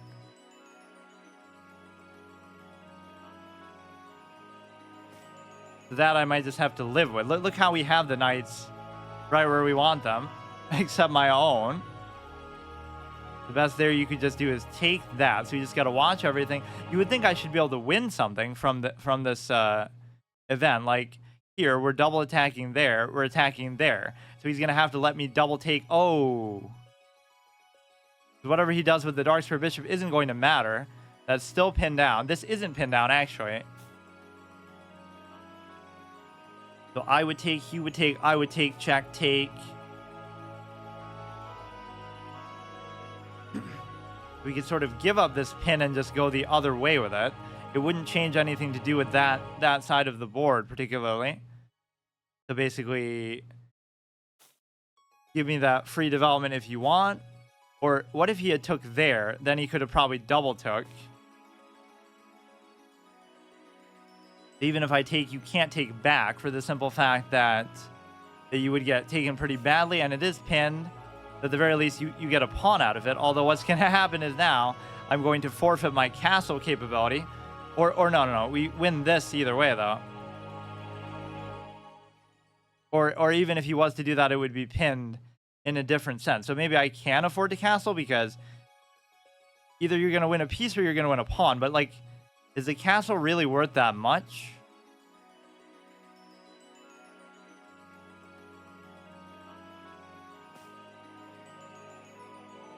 No, and I can even still do that, but then he might cause some problem, like double attack it or something.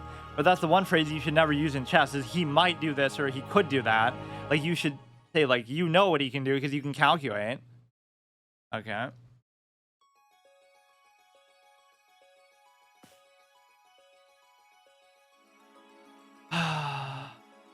Yeah, did I use that title yet? I don't think I have that.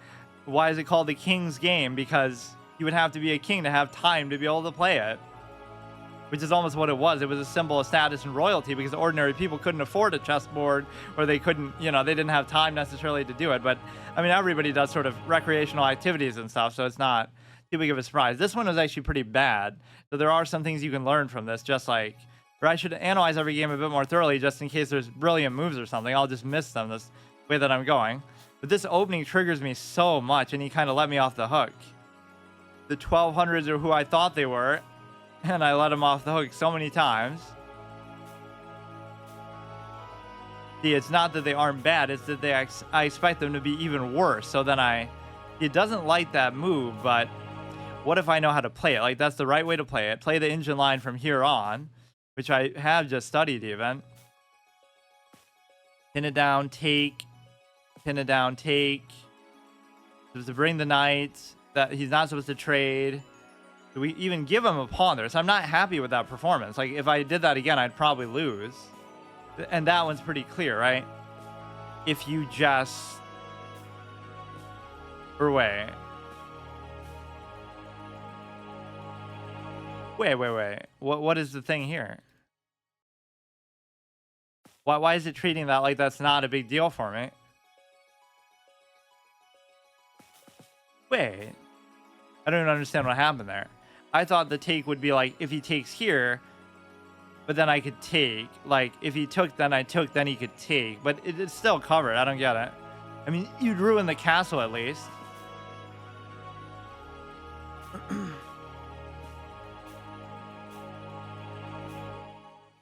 Or sometimes it shows these phony imagined moves that it's just suggesting you theoretically should make, but not something that actually happened as part of the game. Damn, this song is actually amazing. This is one of those songs you're not meant to hear for a long period of time, but just it actually kind of works that way. That one I'm not even particularly happy with. That Falkbeer thing always scares me, because it forces me to play a way I'm just not comfortable with. Oh, they're all going to do it, aren't they?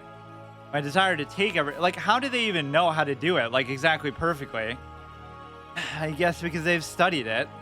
I would study things, you know, more reactively, like I'm trying to see how to deal with it, not how to do it myself.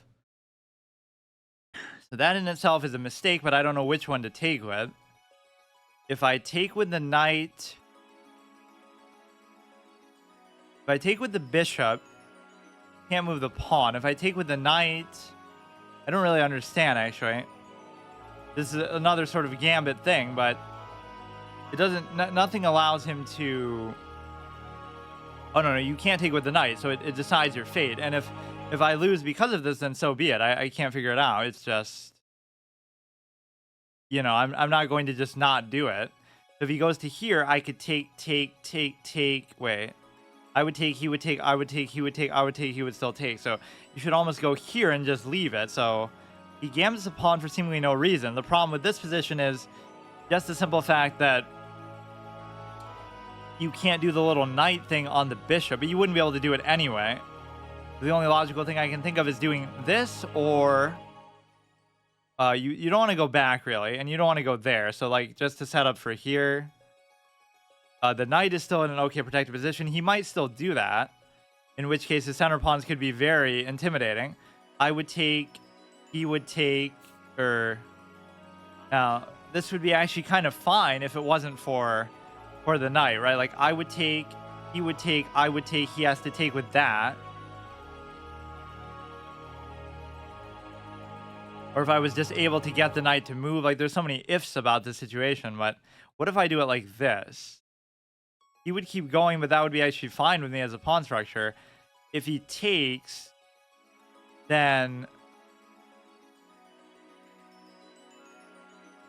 if he takes, then I could take, and then nothing really happens, although this pawn is going to be difficult to deal with. He would take, I would take, he would take, I would still take. Doesn't really seem too clear, but if I take, but then take is bad, obviously. It almost seemed like there was something here. Like if he ever dares to develop the knight, there's so many mistakes you could potentially make in a position like this for both of us. Which tells you you're not really supposed to play like this as a beginner, but I'm not the one initiating the threats. You could go here, attack this. If I could just push this out, but it's easier said than done. Like, there's something to this. If I had another attacker on there, basically. But then, if you lose that, it's kind of a moot point. So, would I now be able to take? Like, that's very scary, of course. You could easily come in with kind of anything that you want to come in with. If you come in with the bishop, though, it's kind of a bait. Only because of the simple fact that you'd be able to... you would be able to... or you could even take here, but you can't allow him to do that, of course. There's just the problem of... This would be a great play. Like, there's so many things that would be relevant here. If you go here, he goes there. Or he goes there. Oh, God. Only move I can think of is this. Let me double check it. If I go here, you would take, I would take, you would take, I would still take. If you go there, then, or even there, then I could block with this, but then you could take. So that doesn't work. So I can't block, and I can't go there. So I might have to go here and then go there, which is not a very good sequence of moves. Maybe the better way to go is here. So then you can't threaten it with either or. If you threaten it with this, then I can go here. If you take, this is still the same take. All you have to do here is compel some sort of a trade. And if you're able to do that, then you're in very good shape with trying to defend against this. So the knight move actually seems to make a certain amount of sense for him to do, but it is uncomfortable. Like, why you gotta play like this? Why not just take your time and just realize that theatricality and deception won't work on us high-rated players?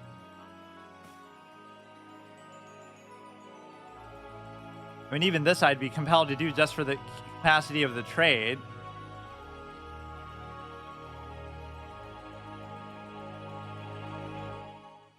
If I take with the pawn, can't take back. If I take with the knight, he could take back. If I take with the knight, he could take back with the knight. Then I would take with the pawn. I mean, I want the trades, but then again, anything that's going to pull the queen away is going to be bad. So like, but nothing is pulling the queen away. I would take, he would take, I would take, or I would take, he would take, I would take. So he's going to be compelled not to take, but I can't move this pawn either. I don't really care so much about the knight, but that is just sort of to try to bait the trade. Otherwise, I could have just took period. And if he doesn't do it, then I'm very happy to take the bishop. All right, now we got to watch out for the rest of his development, but at least that's okay. So he's not going to let me have that threat ever. Now we should be able to finish most of our development. I don't like where this is actually right now, though, but This might be more important for now. This might be very difficult to ever cover. Very important just to try to get this going. You could sort of pin it down, but it's not like a true pin. Oh god. I feel like if I leave this there, that bishop uncovered on the side, it's going to be a big problem. Or you have, oh, wait a second. But I can do like this. He does like this. I do like this. You do like this. I take. The castle should be impending. This could certainly happen. And if it does happen, then we're still covering there either way. So you would basically just have to cover from here, let's say. And then once I cover from here, then you could take, but then still take. This could still be an impressive threat later if he goes there and he ever moves the knight. But the queen wouldn't have to be there. Like, you gotta really realize that the bishop is not in a good spot there. Or you could just leave it there because there is no pawn threat that's going to push it out.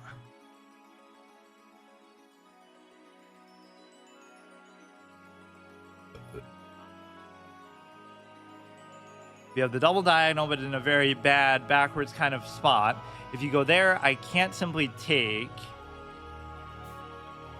You go there, means this can't do anything. You do it to cover that. I think I'd be very happy now to simply castle. I'd be more than okay with it.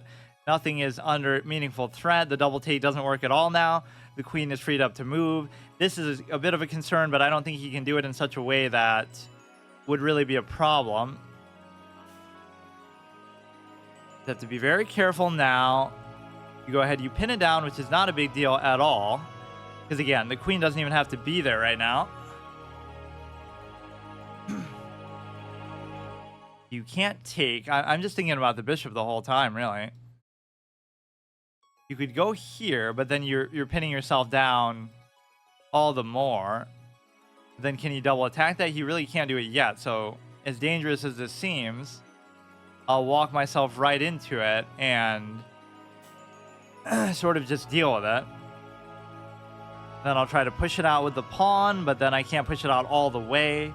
I'm self-pinning like ding for immortality. And that's sort of an underhanded, backhanded compliment too, because it's like you're almost mocking him, like, "Oh, look, you did this thing that's so silly. You wouldn't have been able to get away with that against me," saying Magnus. I don't understand still what's happening. If I go here, he would take, I would take, he would take, I would still take. He would take, I would take. You would take, I would still take, but then you're double stacking your own pawns in the center here. So as long as he could double attack this, I'd be in a lot of trouble. If he could add another attacker there. I don't want to do that, but I might have to. Because there's no other good way to cover it. So quite frankly, I could just leave it there forever, or I really don't want to do that. There is no other way to cover it. It's impossible. You'd have to like bring the other bishop back. The light square bishop is all cute, but this could be a big mistake too. Just he would take, I would take, he would take, I would still take. So what if we go here? I don't see where his knight's necessarily going either, but leaving this dark square bishop there could be a mistake that I really live to regret. And that seems like a stupid move, but it's only because I'm going to try to compel that as soon as possible. And if I do it, then I lose this, so I'm messing up again. I'll come here, then I'll come there. If you come there, you're attacking this, but you can't do it. You attack this, but you can't do it. I don't even see immediately the threat from that. It's just a question of he would sack it, and then he would go there, let's say. But then I could...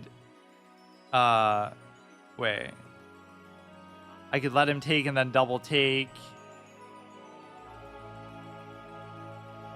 Let's go here and ignore the knight for now. I don't like how I'm exactly playing this, but the best I could get out of it that I consider to be sort of a win is almost just to trade.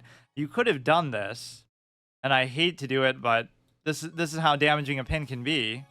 It's just like... you would be able to get away with that, which that I admit I wasn't thinking about.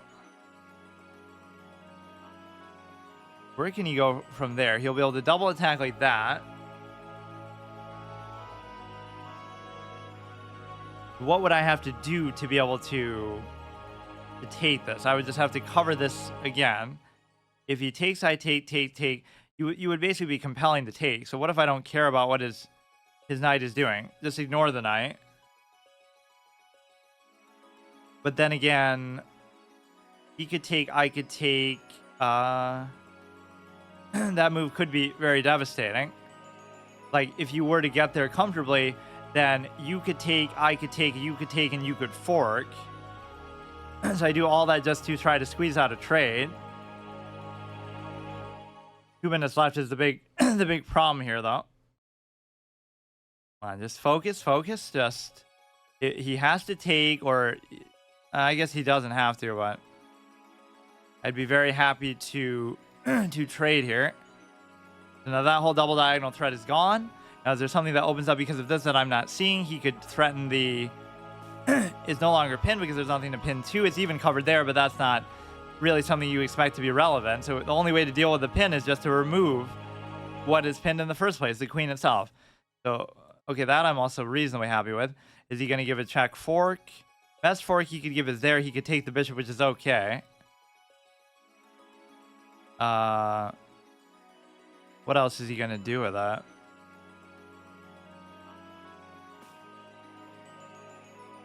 I really don't have much time. But he's thinking about the knight, so it might be okay here. You got to really exhaust them, burn them out, but that applies to me as well, especially on the clock. Like, they just won't make any mistakes sometimes for super long periods of time, or ever. So then you got to just accept and be happy with the draw. So I can bring the other rook into the fray. You wouldn't be able to fork. You're basically forking for the... You're basically forking for the thing. For the bishop. So if you want to do that trade, you can do it kind of any time that you want. You could still do it even, or I could take the open file. You take the open file, everything is fine. Doing this probably would have guaranteed the take on there, to be quite honest with you. But taking the open file has a certain amount of value as well. If I was to come here, that could be a very devastating move because you can't even move the pawn. You could try to cover from there, but I could simply take it.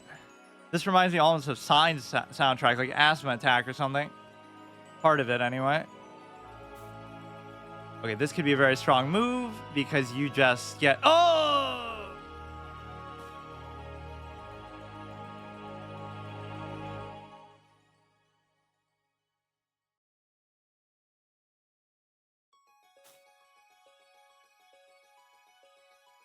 Kind of on the clock. It's still fine, but...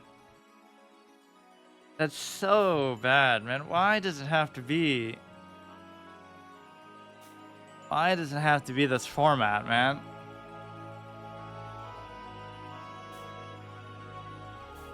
So if you were able to get this all the way, you could certainly check and take. But even if you were to check and take, it wouldn't allow you to... It wouldn't allow you to win the game because you would still be behind by quite a bit, in fact. If you move the knight, I do it. If you don't move the knight, I should still do it. Oh my god. Is there anywhere that he can go that is meaningful? I don't have time. You could come like this, but I could simply take. And so the knight is in a bit of a pickle. Who would have thought that would be such a weak link in the scenario? So if I didn't just blunder my rook by not fully calculating the move, I might be the human calculator, but I need some new batteries, or I need a software update. So that doesn't matter. Just do it. There's going to be a pass pawn for promotion, so it actually does matter. Fuck.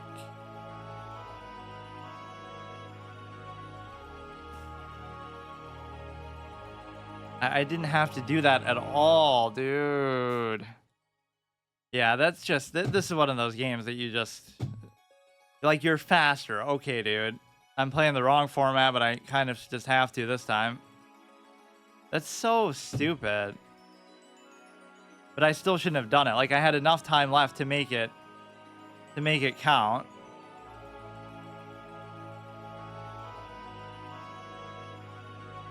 Is there some way to maybe still do some crazy thing here? Some brilliance level move sequence? I don't know.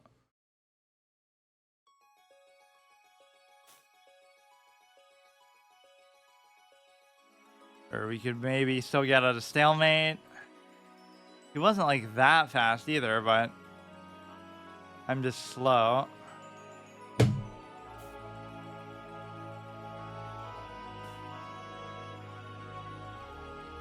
Give an endless check chain with this would be good, but he can just mate me right now, I'm sure. It would be pretty hard to believe. Like, I can't even block, so what do you expect is going to happen?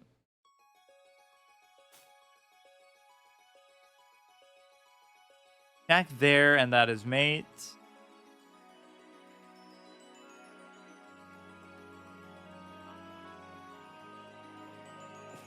Yeah, I mean, if I'm going to drop games like that, I don't care, because that's not... There's nothing wrong with that game. It's just time. Like, just be faster. That's so idiotic.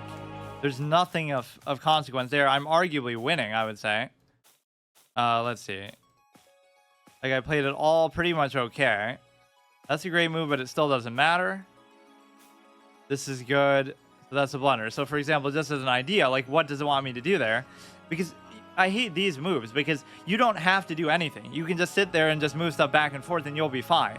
This is not like a high pressurized position where I'm going to get mated, right? So you can just go attack that. I was just too eager to keep threatening that. That was totally my own forced error. Or unforced error. Like, it's not like he's doing anything to make that happen. Yeah, that is an amazing song. I can't believe it's not that I haven't heard it, but I guess I didn't think of it in this context. Because when they're so short like that, you don't expect it to be memorable like that. Now, here's where I make the big mistake.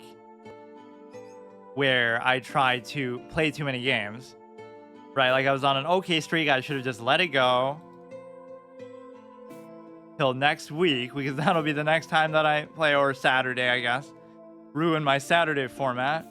In fact, I really don't even have time in that context. Just, I would have to basically, you know, I'm giving up doing the second flex game, and then if I'm doing chess, then I'm doing paladins too. So, I mean, hey, that's okay. Trades are exactly my forte. You're gonna go come like that, take. Everything looks pretty much aesthetically fine here. You could maybe go like this, and then you would cover like that.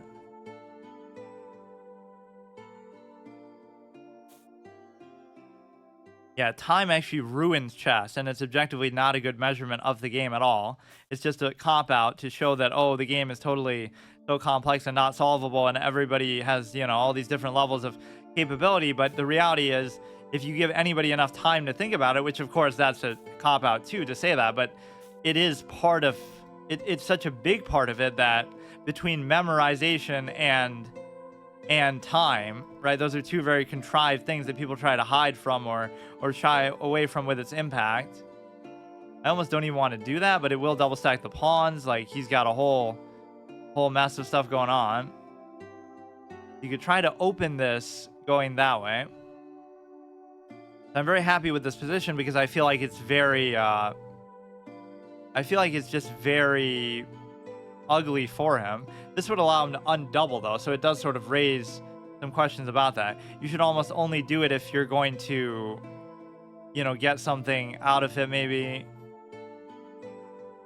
Or is there some other angle I could push at that would be good? If I was to give up a pawn here, I don't know which one it should be or why, really. This is the only instinctive move that I would think of, though. This is a very single-minded way that I attack. Like, either you're pushing this f4 or you're just not doing anything and just waiting for them to attack. Yeah, we undouble immediately the pawn that I just did that, and then as much as I'd like to trade here, I can't just because of the fact of the open file. I think I would much rather have I would much rather preserve that. So this is still covered. This is good. Got to be very, very careful here. And I mean, I don't mind. I don't mind these trades really, but I have to come up with something maybe a little bit better. There's got to be some Octopus Knight shenanigans you can do, or just something good. I don't know what this is really doing over there. I should let him initiate the trade for now, though, because he's not doing anything threatening. I can't really figure out what I'm trying to do, though. That's good just because you're anchoring it with the bishop. I'll try to bring the knight in, let's say, on the other side. At least there's no pin down capability too. That could have been a little bit annoying. We have the open file. This guy is as much of a trade fiend as me. Oh, wow. He really wants to trade everything. You take with the knight. So now it's a knight versus knight endgame already with 8 minutes on the clock. So I certainly can't complain about time as much as I have been. But I have to be very, very sure of what I'm doing here. You have to consider which ones are the anchors that you're going to try to cover. And so if you look at the path of his knight, I really don't like using the arrows, though. You should try to do this in your head for what it's worth. If I go here, he goes there, then I go there, then I kind of work to the other side and get him from behind. If he goes there, then like what are his moves? He can't go there, can't go there. Going to this side doesn't almost serve a purpose at all. So he's going to try to come that way too. The only logical move I see is that, or this is better because you're forking the pawns. So then there's nothing that he can do with that would stop me from taking at least one of them.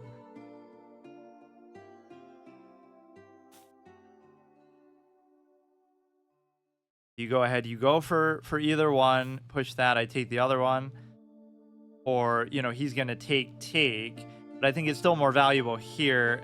If I take, he takes, it doesn't, I would take, he would take. I mean, either way is not ideal for him. I'm going to somehow get trapped because of the king, watch.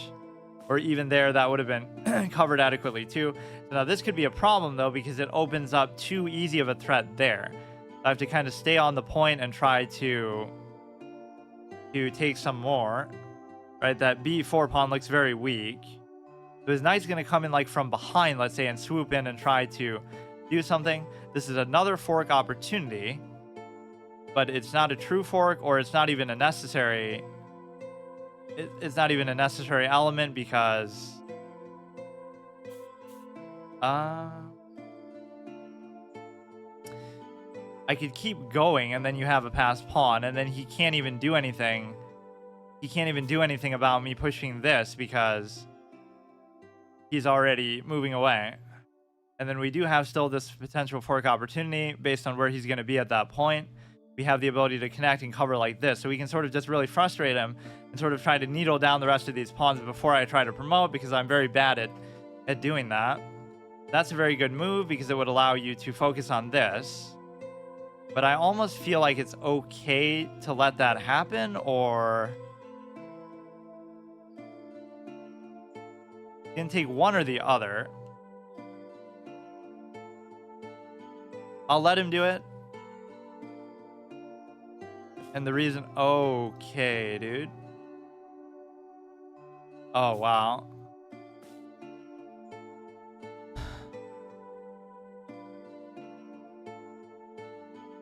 He'll take the other way. Have a passed pawn. But he's going to take there. Right? Or we could force him, but then if I go here, he goes there. Then I attack it.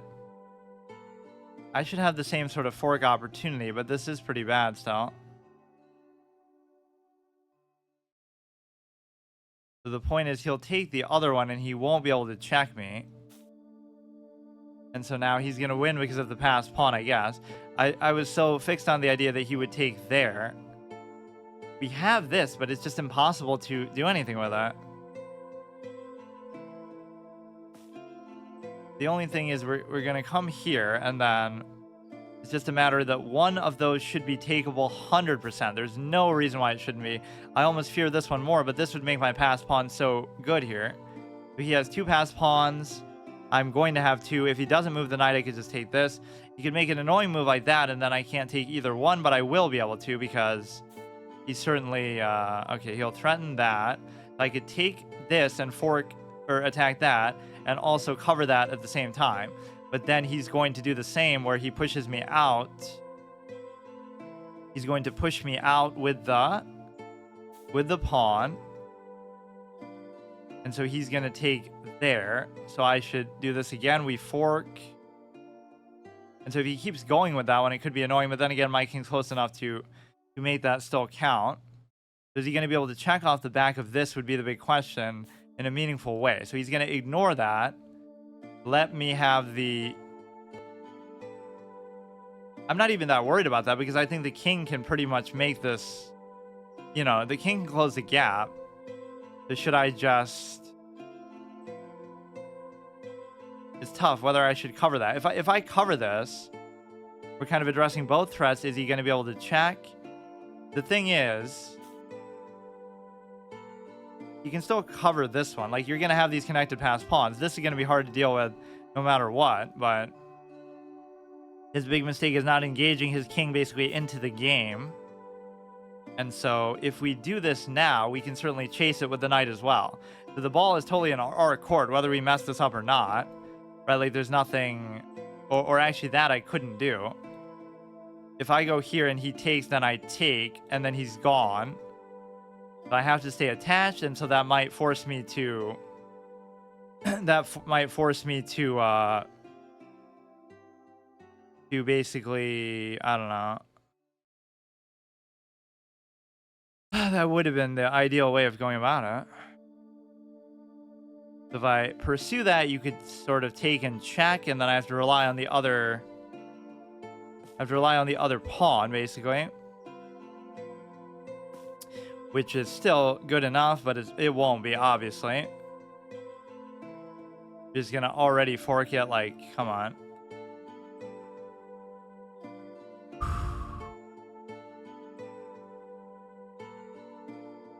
Like, there probably was a sequence earlier on that would have been very beneficial, but now I just can't do it. You could push it out with that, first of all. So even the best case of trying to cover it isn't going to work because he can easily just attack it. I could maybe like bait it in such a way that you would give a check when he did that, but that would require him not to do this, let's say. So if he does this, it's already gone because... Okay, that's even fine. You can now cover it, let's say, from the other side. All you would have to do is double attack it, and there's nothing I can do. My king is way too far away. As long as I don't turn this into a loss. I definitely had some winning opportunities on the other side. Bit of a nightmare endgame, but it's still not... I mean, I don't know whether this would really be enough to win. If you know the exact sequence of moves, I guess it would be, but... Just go in with the king. Still can't do anything, and then in the best case... You're going to basically double attack. And so whatever you do, I just have to watch the checks, basically. Much of a liability as that can be. Now you go ahead, you give a check, and then you got to keep marching this forward. But the problem is you'll be able to come in forward still, too. Maybe we got to think a little better. If he goes there, I can keep pushing up. If I go here, he could attack it, so I don't want that to happen.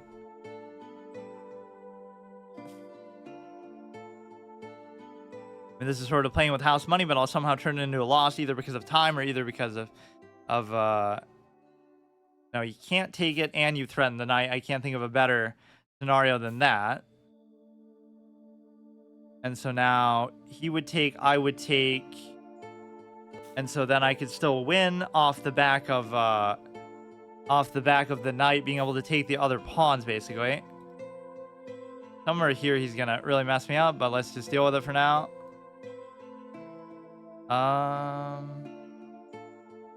Is there not a check? Is there not a check? I guess not. He could check me. I could simply take it. I'm not seeing a valid check here anywhere. I just can't see it.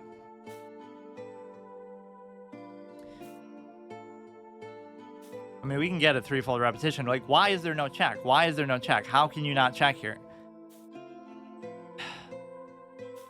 Maybe just try to take one of those then. I don't care. What kind of a stupid position is this? Hey, JSK, how's it going? And I had won that like probably 5 times over. Like, I'm gonna actually study this endgame. Like, this is such a clown show. Why do games like this come down to it at 1100? I am Nightmare too. So many usernames. Okay, let's do this. So then I could take and check, and then if he takes, I could take, which wouldn't necessarily win the game, but it actually should win the game because of the position of my king. So surely something so nuanced would not be beyond such a player. Got a new Skull Candy headphones, nice. I always get those from Walmart. Okay, if you do this now, it's a free take.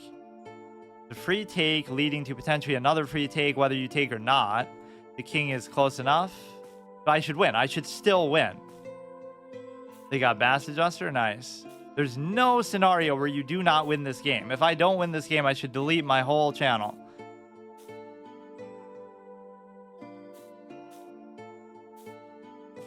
Just don't stalemate though, especially. 2 connected pass pawns, beautiful. There could be some stalemate possibility, but even that would be rendered. A new bet has been placed. The main thing I'm worried about is time. There's no stalemate or something. I don't know what there is. Okay, he's got to go somewhere. He can go somewhere. Don't do that.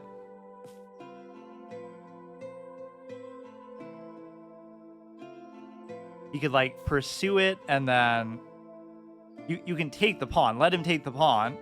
Get the queen. And then go slowly, slow pace him down the board. 1, 2, 3. And then you go there, and then I go there. But is that mate? I forget now. Whatever. He'll go between those two, and then just we go all the way down.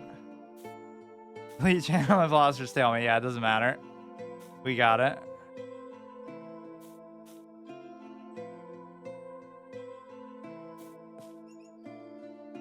Oh my god. That was such a frustrating endgame that I would never want to even play in my whole life, but this is what chess is about. He traded, this is a close one, he traded more aggressively than even I do, which is really the right philosophy. He's learned well. He must watch my channel. Everything here is beautiful. This is actually my style of game too, but that's a great move. You take, there must be all kind of mistakes that I made here though. Because like I should be winning the whole way.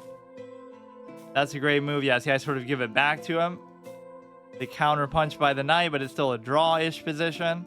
Now this pawn becomes very scary. That's a good take. That's apparently a miss, but I don't see basically just the fact that you're losing that. So there's so many things I'm doing wrong. But they'll find a way to mess up even more than me. Like, I don't think there's any point here where I should be losing. Made a couple misses with the king, but how am I really supposed to know how to do this? That's a blunder. But even then, it's not a blunder that cost you the game, apparently. Or maybe just because he didn't take advantage of it. Yeah, and then that's fine. I mean, it wasn't good, but I don't know how often we're going to see that position. Got a new chessboard, Staunton style, your dream chessboard. I always use those Staunton pieces. That's where I know it from, but like they have piece sets for it. Let's see if they actually look the same. House of Staunton. Staunton chess set. Is that like one of the sort of the official ones they use, or I don't know what those are. Official tournament chessboard. What chessboard do they use? Most common chess used in clubs 375 plastic. Used in clubs, tournaments, and schools. Nobody uses plastic in a tournament. If you ever visit a chess club or tournament, you likely have seen one of these sets. Yeah, that is nice. Yeah, I'll go to a tournament and bring my own Jurassic Park piece set. It always cracks me up that I still have that. There's all these like phony ones. I got the white and black plastic with silicone board. Oh, that's too bad they're not wood, but I guess that would be too expensive, right? those sets cost like thousands of dollars. The ones that they use in the World Championship.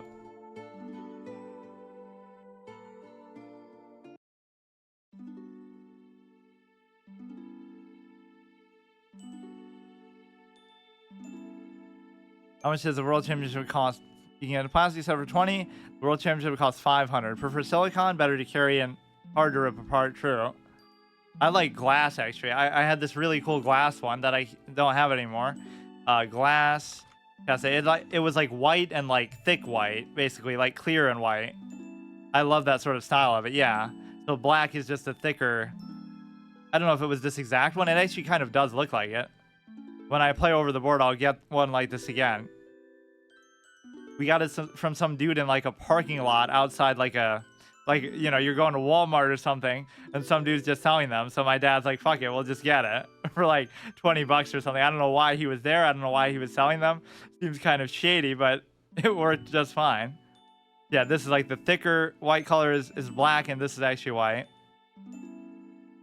It's more so nicer to look at than probably use. You'll probably cut yourself because even when you're playing this crazy bullet style game. Yeah, that's a real danger in glass or shit. One of the pieces fell from 3 inches and it broke in the air. Yeah, it's for more like slow-paced, classical, you know, relaxing sort of games that we would play, like where you're really, really goddamn slow like us. Yeah, there'll be chest injuries, even with the wooden pieces and stuff. Just like, oh, this guy was trying to move too fast. He's going to get carpal tunnel for moving the wooden pieces on the board. The 12 would be a nice checkpoint. Well, let's just see what I can do here. This is like my final stand. If I mess this stretch up this month, I have to get to 13 or it's all over. I've gotten like 3 lives already, 3 tries. Not that I wouldn't still play, but we don't even have to go into hypotheticals because I will do it. I can't believe how it's a roadblock every step of the way, though. Imagine playing 1 minute games. Yeah, I would never recommend it for that.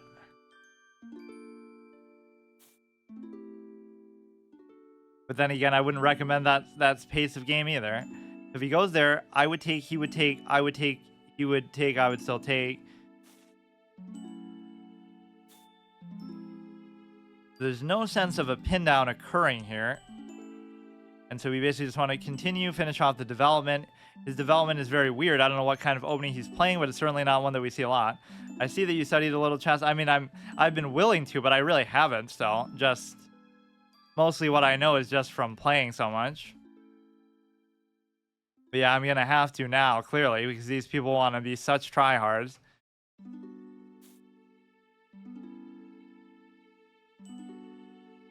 Here you could go... It doesn't really do anything. I don't know. These moves don't seem particularly good to me, though. But I'd like to do this sequence of moves just to get the bishop there. It also frees up the other bishop. Like, how did Capablanca do it? People always say Capablanca didn't know theory or openings or he didn't study. I guess it was still at a time where theory wasn't quite as advanced as today, but still, you would have had to know it to some extent. And I'm sure he maybe knew it, but he didn't always use it, or he did different things. You've been willing to even before I met your channel. It's been 2 years since I stopped watching Twitch. No, I didn't. I always say that I never study. I hate studying. I'm always improvisational. I never said that. You have been willing to even before. That's not true. I only just said like last month that I'll actually really study, because that was the whole point of my challenge at first, was that I said I want to see how far I can get if I don't study. So that was deliberate. Now I'm taking it actually seriously. Which might sound like an excuse, but it's, you know, I still have to pay a hefty price if I don't get to where I have to get.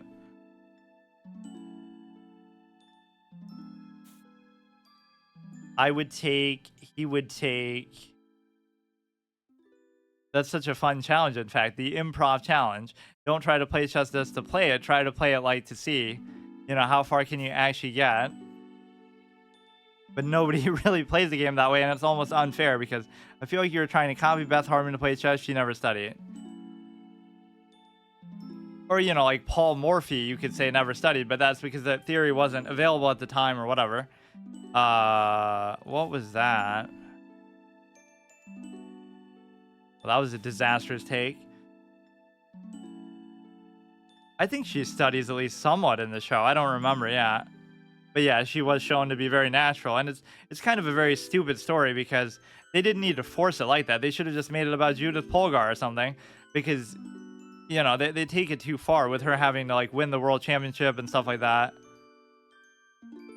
Okay, so for this we have to be very careful. I really messed up my pawns pretty badly. I'm more than happy to do that.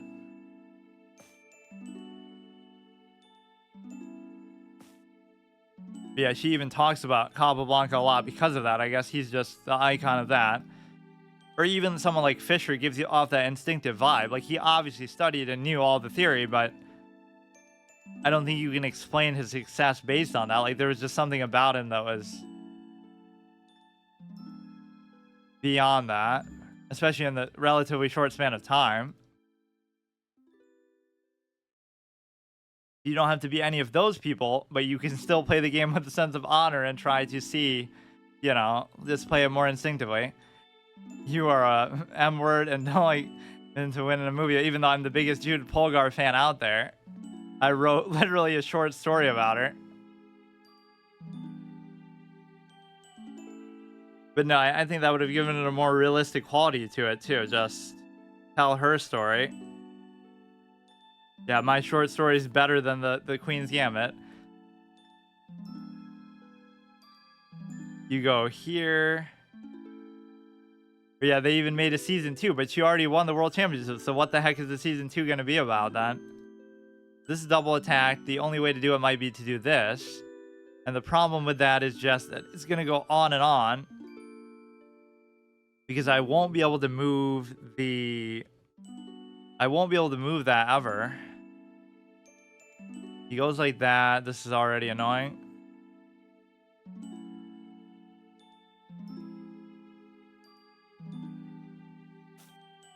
Short story, I bet she didn't win in the story.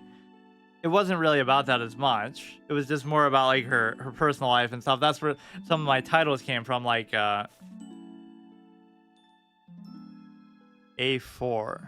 That's my favorite quote from there. It's like her friends asking her like, would you like to go to church? And she's like, no, I do no, and then like she just says no and goes home. But then she thinks to herself, like, I do something incredibly tedious every Sunday that involves a cross, and it even starts with a C, but it's not called church, it's called chess. It's obviously not a true story, it's just an extrapolation. But this is annoying as hell because I can't figure out how to... Well, even if I went knight a4, wouldn't it have been where you could just double take though? Oh, because it covers that, but I shouldn't be allowed to do it now. But you know what you could do is this, and then you could move it because of the simple fact that if you were to double take, you'd be double taking on the rooks.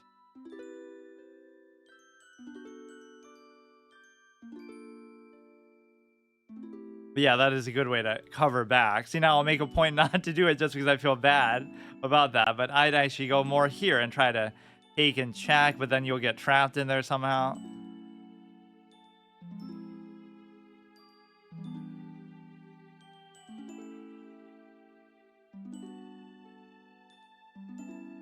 Or yeah, that's where I said like struggle with the knight, definitely. Some GM is talking to her and says, oh, chess is 75% memory. Or no, he's just like getting an interview, but she's listening. Chess is 75% memory. Oh, and what's the other 25%? Oh, whoever goes black or white.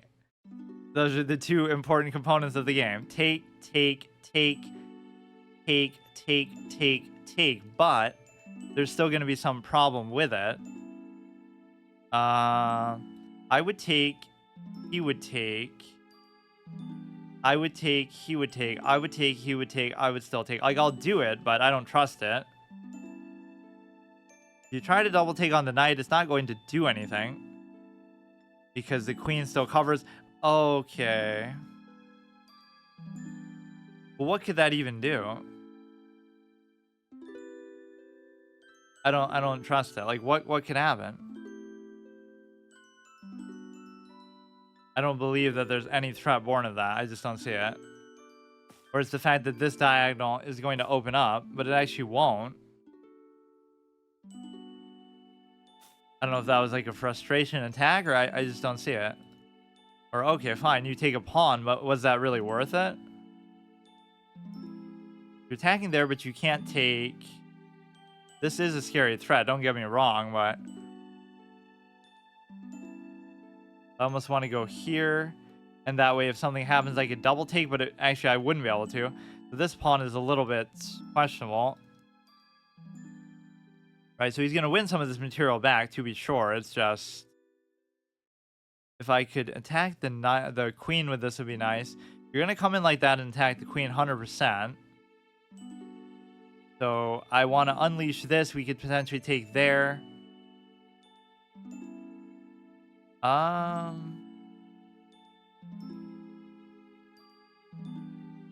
biggest thing that's going to happen is the simple fact that he's going to take that pawn 100%, and I can't do anything about it. So we can go for the trade, and I wouldn't mind it. The act of the knight moving would also allow me to be threatening into there, and then he's going to be preoccupied with the pawn.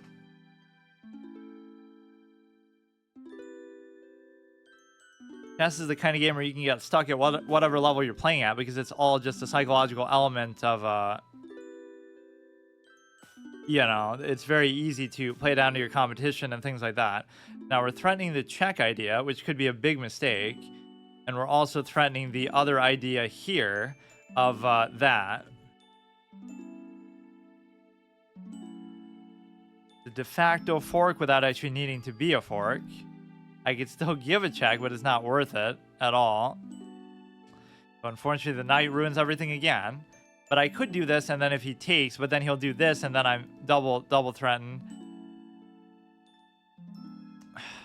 And let me guess. The knight is going to be such a nuisance that it gets in the way of that diagonal yet again. So I give up. It just tilts you so much that you don't even want to play the game. It's just the ultimate party pooper, just the buzzkill piece of the game. There's no octopus knight position. And that was a weird move with the bishop, but it kind of ended up working out. Queenside fianchetto variation. What could I even be doing with this? I don't even get it.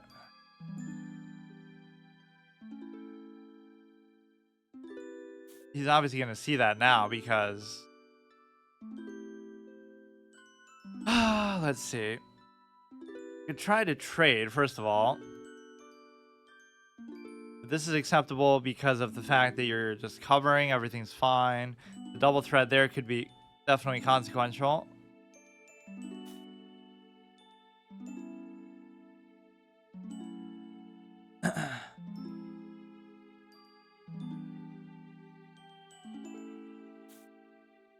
He's double stacked there, which doesn't concern me too much. But what could he really do? He could horizontally stack. He's maybe got his eye on there. I'd love to just be able to move the knight, like just period, and that would be kind of nice, but I basically can't do it. Can't really do anything though. That's my whole thought. Where do the rooks go from here? If you take, I take. If you take, I take. You can't like horizontally stack the way that sometimes people do. You could lock it in there, which is a little bit annoying, but I could just take it. You got to worry about that, but you don't have to worry about the rook anymore. In fact, if I was able to do this, then you are setting up for an octopus knight, but you're still not, but you kind of are, but... It almost... Nah. I don't know. This bishop is just doing the best it can here. Okay, this doesn't seem to upset anything else, so let's just do it. Try to make it useful here, even though it's not really the bishop's fault. I rarely blame the bishop for my struggles because it's usually pretty good. So you could come down, take. Not a true octopus knight. I can't take the open file, but it's not that big of a deal because I don't really need it right now. I really can't figure out what to do, to be honest. I could go here. You could threaten it. The biggest scare is maybe that. You threaten there. I don't know. I just don't even know what I'm trying to do.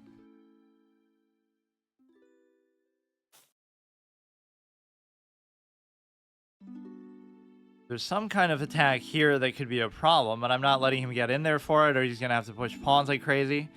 The one thing I'm always very apprehensive about doing is just pushing pawns, period. I don't want to vacate the back rank here at all. I just want to stay attached. I just always lose my nerve partway through the game. Like, I can't maintain anything. You would think I'd become more interested as the game goes along because I hate openings, but I also kind of don't like end games. I wouldn't say I hate them, but they're just still a little bit too much borrowed knowledge. This is good, but it doesn't actually work. You can't actually take that, though, is the thing. We could try to trade here. And the bigger threat I want to open up with that is here, just in case he somehow misses it, but could never really think like that, period. You can't take. You can't take. He gave up the double stack to do a meaningless threat, a cheeky threat even. It's not even cheeky because you're kind of trading down. To be cheeky, you at least have to qualify for the cheeky threat category. You have to at least attack the queen or something. In a way that doesn't really matter or do anything. Okay, I'm more than happy to just do that. You go here, so even if he pushes, I could still take. Or I could even set up for some kind of weird thing like you come behind and then do a threat like that. Although that could be very bad too, because then if he comes there, then I'm in trouble. Or he's giving up this. He could check there though. There's a potential for capability. I don't know what I'm doing at all.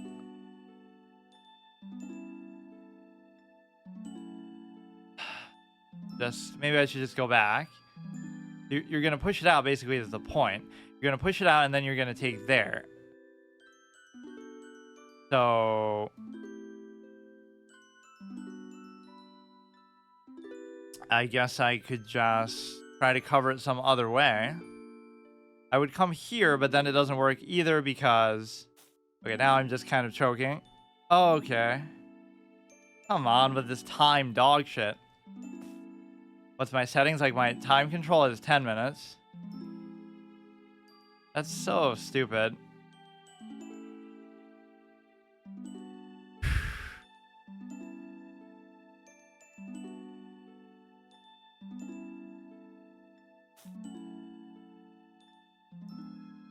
I can't remember. I'll show it after the game. I would have loved to go behind there and sort of bait threat. Like, these are wins that are just turning into losses. I'm so sick of this. It's only because of time. Why did you force it to make that move? Because I'm low on time and I don't know what I'm doing.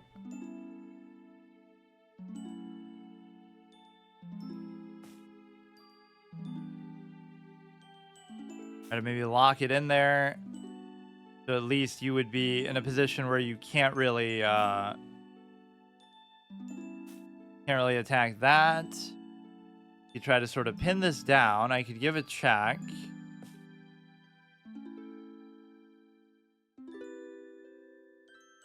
You could give a check on the back rank. He can't really double take on here. I should try to do like a threefold repetition. I hope he just makes a quick move, but he won't. I should be able to take there.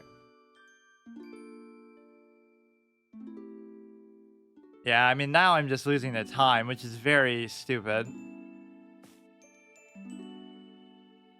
I could beat any of these people easily in a 30-minute game. Take the stupid pawn. I'll threaten it again. Gotta have some kind of unleash, but he's not letting me do it.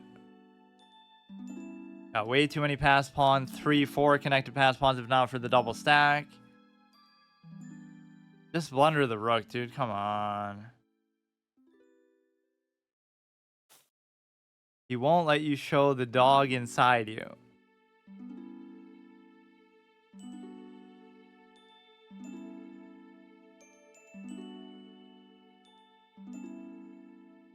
I swear, I'm winning every single one of these games. Maybe not by a lot, though.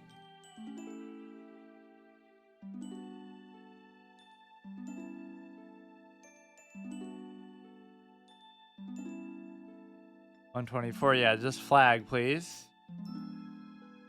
Could make some colossal mistake, but oh yeah, fuck. He doesn't even see it. That is a colossal mistake in a way. Play solid, burn time. Yeah, I really can't do well though. Or you should try to just check force the trade. We're double attacking that. Could always be something. Can't do anything with it now. You just do this, okay.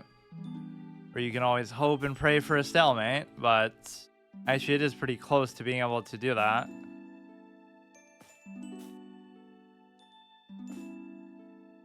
Oh, come on. Okay. The point is that both of these games, I just mess up at the end, which is not... I shouldn't really let that happen, though. I should still just take my time and then... Oh, yeah, let me check my setting. I should still just take my time. Whoops. How do you actually see those once you close out of it?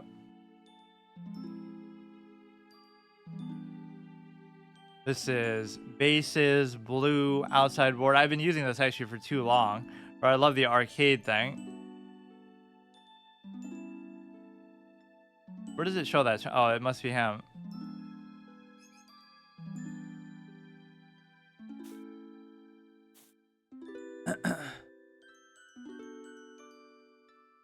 Oh, why can't I see his thing? Okay, just go here.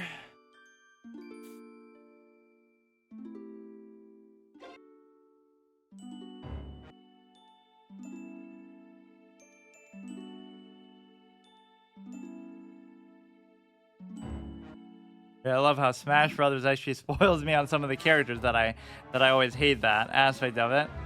Probably a problem that only I have because either you keep up with it or people aren't that particular, I guess.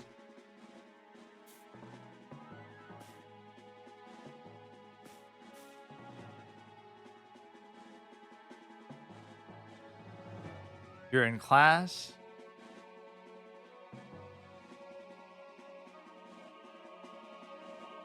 All right, let's go up here, I guess, or just develop this.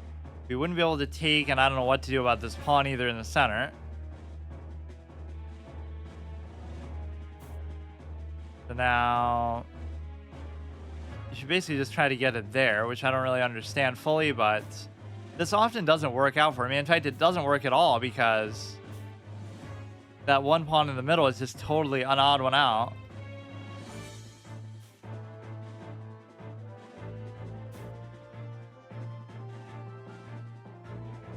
I so badly wanted to get to 12, and I was on a good track too, but I should just stop now because I obviously can't do it.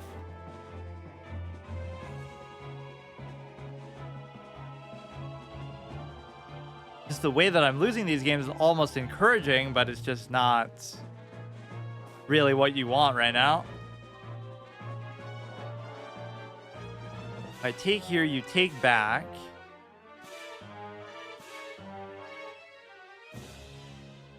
Just go here. This is under threat.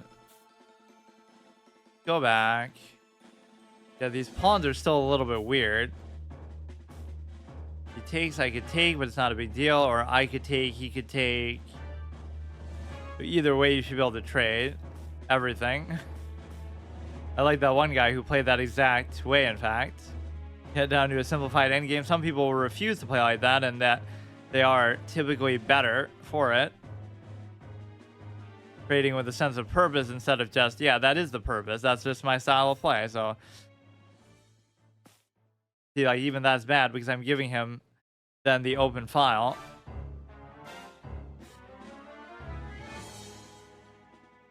So it also complements the idea of time because you'll get down to an end game a lot quicker. It'll be a nice locked pawn structure that we got to work with. Is there any kind of annoying threat he has? I don't really see it. So this game should be a draw every time, so there's nothing to even worry about, but there somehow will be.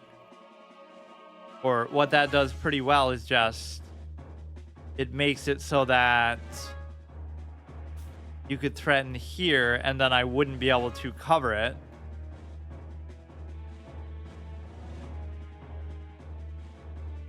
So that is a pretty good move on its face. If I stop moving, the teacher is near you.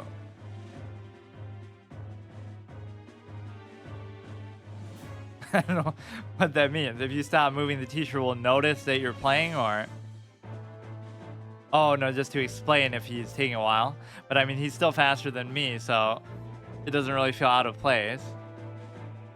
Try to trade again. You can back rank me.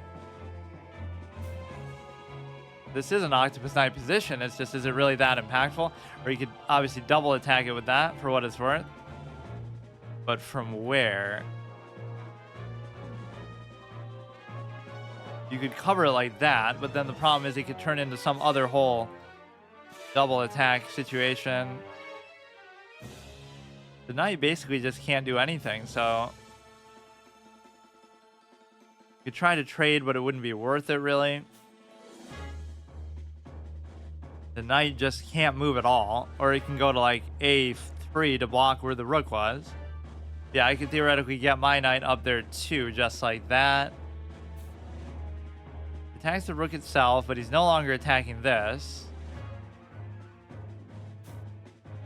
Let's see, where can he go with it now? He could go like this, and then if I go there, then he goes there. Then I could go there. So it's a lot of back and forth. Typical high-level endgame play. I mean, there's not much else to this position. You could come there. You're also attacking this. I could also cover this.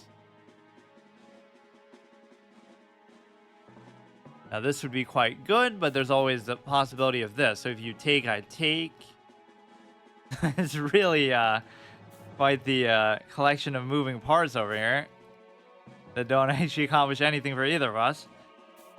Okay, we get a threefold repetition from that. And probably the right way to play it too. Okay, so now you have to do this. Ooh, that's kind of good though. Now I have to address both threats. But then again, if you were to take, I would take the knight, so it's not even an issue. If you take, I take. Oh wow, he actually did squeeze something out of that.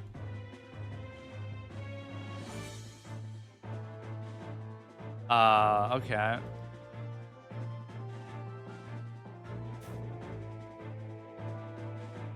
The point is that probably should have been a draw or whatever, but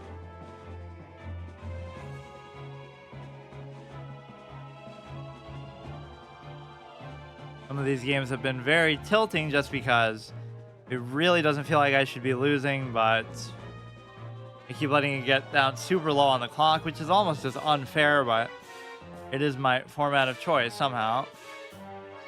He is covered there, so he can just kind of bully me, keep bullying me around. Seems to blunder the knight. So he was winning there, actually.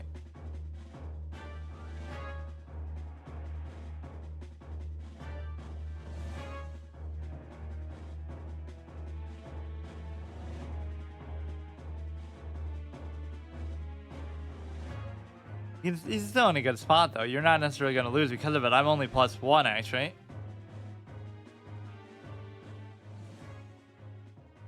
Yeah, and my confidence in being able to convert these positions is not particularly high either.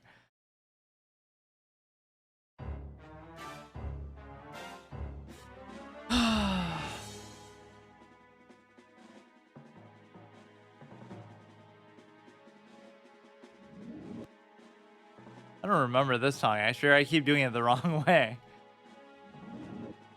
Just to be able to try to loop it properly, I have to go through all this trouble.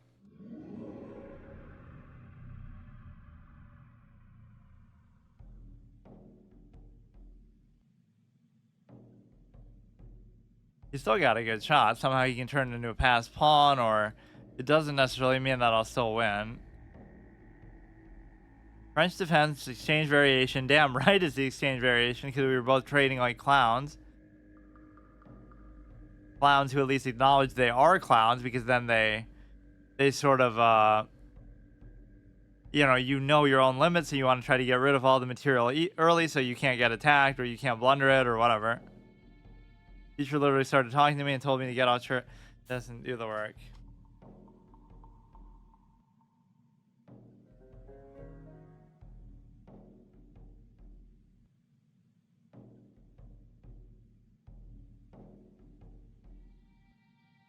So now here we would like to, actually that is problematic because, or no, it's not problematic at all. Come there. I like how there's so many studies and things done on that, but it's kind of insular because other board games and other, things are good for the mind too. Watching TV can sometimes be good for the mind if it's more active, like stuff that you wouldn't expect. Watching movies can be good for the imagination and the psychology and this and that. So it's not to the exclusion of all other things, but it is still good.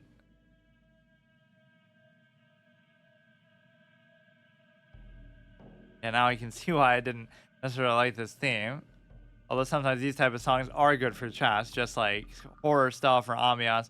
But this is all good, but what can I even do now? The king would have to come and actually help out.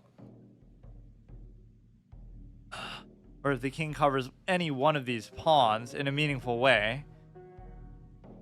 That's what endgames are always about. They're like squeezing the water from the stone and trying to, like, when did you know it was a draw? Well, as soon as we got down to 2 kings and 2 rooks, like, it's not exactly, or I mean, 2 kings and a rook. Not exactly rocket science because, or that could be a good joke, coming up with more titles. It's like, like,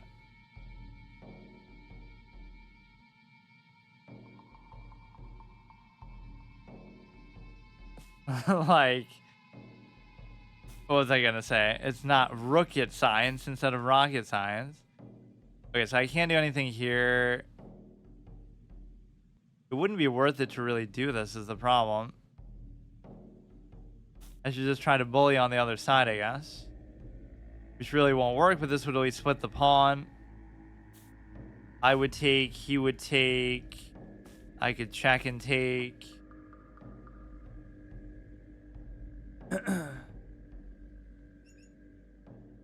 Good game. Somebody's always guessing in there. I don't know fully how that feature works, actually, but I can't believe they added a new feature on here, though. Just the miss icon.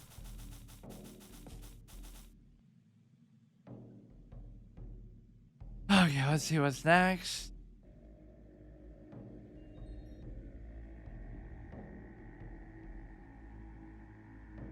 Or the notable thing about this game is it was rated T, right? It was the first one, at least I think that was. Or will this be good enough to justify a loop? Probably not. That Midna one was exactly one like that, where it's not meant to have staying power.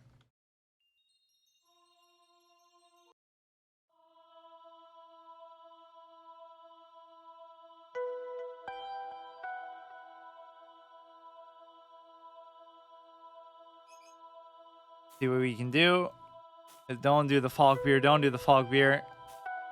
Don't do any kind of gambit. Don't do any kind of sacrifice.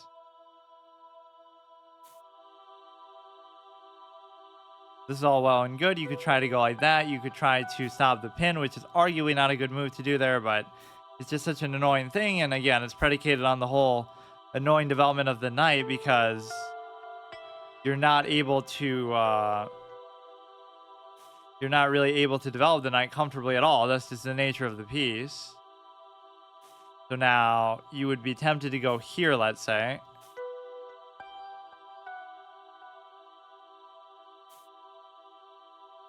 If I take there, it wouldn't be like a perfectly clean transaction because he would take with the rook. So like, is there some incentive not to do that, I wonder? And the incentive would just be if you could double attack the knight. I could attack the knight with something else, then it's pinned down, but I don't see a way to really do that. And if I don't take the trade now, then I'll be forced into it. But again, sometimes I give the knight some sort of special value, and the reason why is because I sort of play into closed positions and defensive structures more. You can go like this and guarantee the take on the bishop. I wouldn't actually want to do this trade, so I don't know exactly why I'm doing that, or this is a beautiful move because you have so many juicy options. A fork, attack on the queen, double attack on the knight, double attack on the pin knight. You have to really exert yourself at the beginning and just get it over with before the clown aspect of time comes into play. Can't do the fork. You can definitely do this. Would there be a better? I would take. He would take. I can't take. Like, what would I really want to hold on to? Probably the bishop. And then if he doesn't do anything about it, then obviously, yeah, okay. So now this can become very scary for him, but it could also be a mistake for me. But not really, because I can always just get out of there if I have to. This creates a very strong mating threat. If you just do this, it's over. Okay, now you're threatening. I could do this, but it's not going to last as a good threat, so...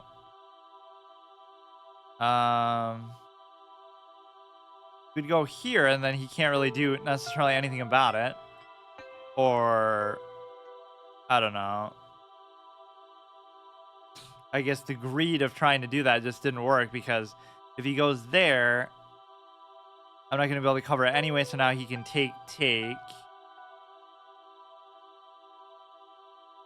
I don't even know where I really wanted to go then.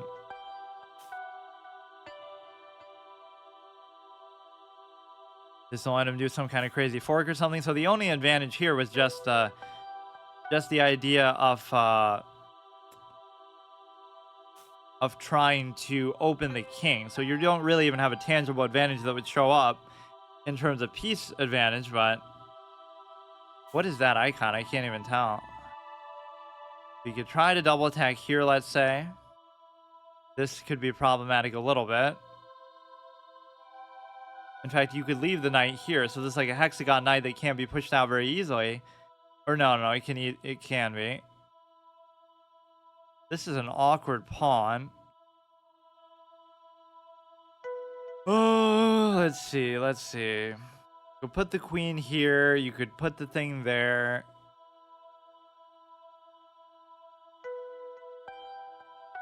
Like, let's say the queen comes in there, and then you could just, cover it with something else. But the problem could turn into that the push of the pawn could be very deadly, but only if it had another pawn cover, I guess. He could have already took and kind of ruined my center pawn structure a little bit. So now, let's say you bring in the queen. I could easily just come here, but then you could easily just come there. So it's not exactly super clean. If you go there, I could go there.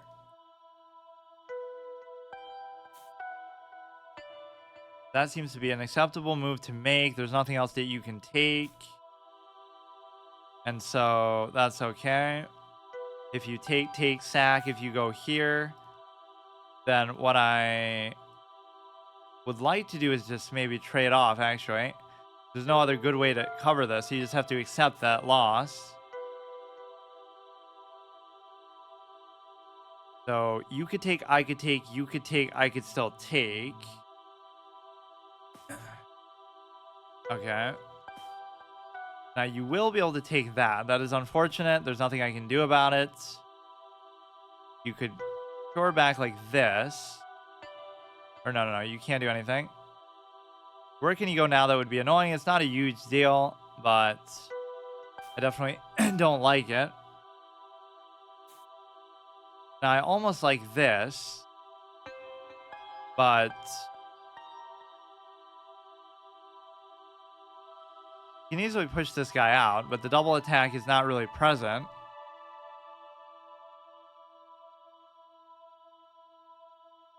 I don't know what actually to do with my light square bishop, I'll be honest. comes there, he attacks the one rook. I don't know why this seems like such a good structure to have. It doesn't upset the light square bishop. It also doesn't mess with. It also doesn't mess with the. I don't know. It doesn't allow him to push or do anything. It would be. It's an attack into the rook into a fork. Okay, I should just stop playing.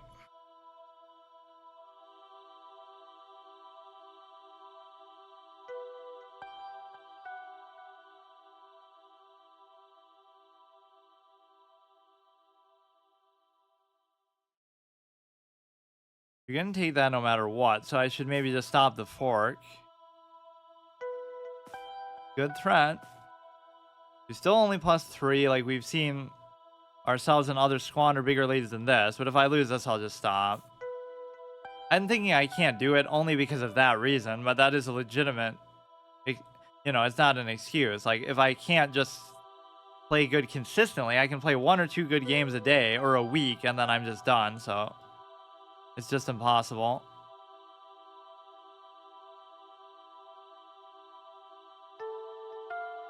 The knight could do something here that would be nice, but that would also be the first time in its existence that it ever has done anything. And if I go here, it's okay. Everything on a dark square. Could attack the rook with the thing here. If he does, I could take the pawn there. Go here. He could take, I could take, he could take, I could take. I don't know exactly what he's still trying to do with it. He raises, nothing happens, so just threefold repetition is fine. You gotta find a way to win this game like you played so brilliantly for a second there. If you come up, I can still just do it, so it doesn't matter. Now he's gonna push totally the other side, which you would think something would open up as a result, but it just doesn't. His pawns are not exactly in the greatest spot, I will admit. Boy, I really, really am not happy with the knight right now.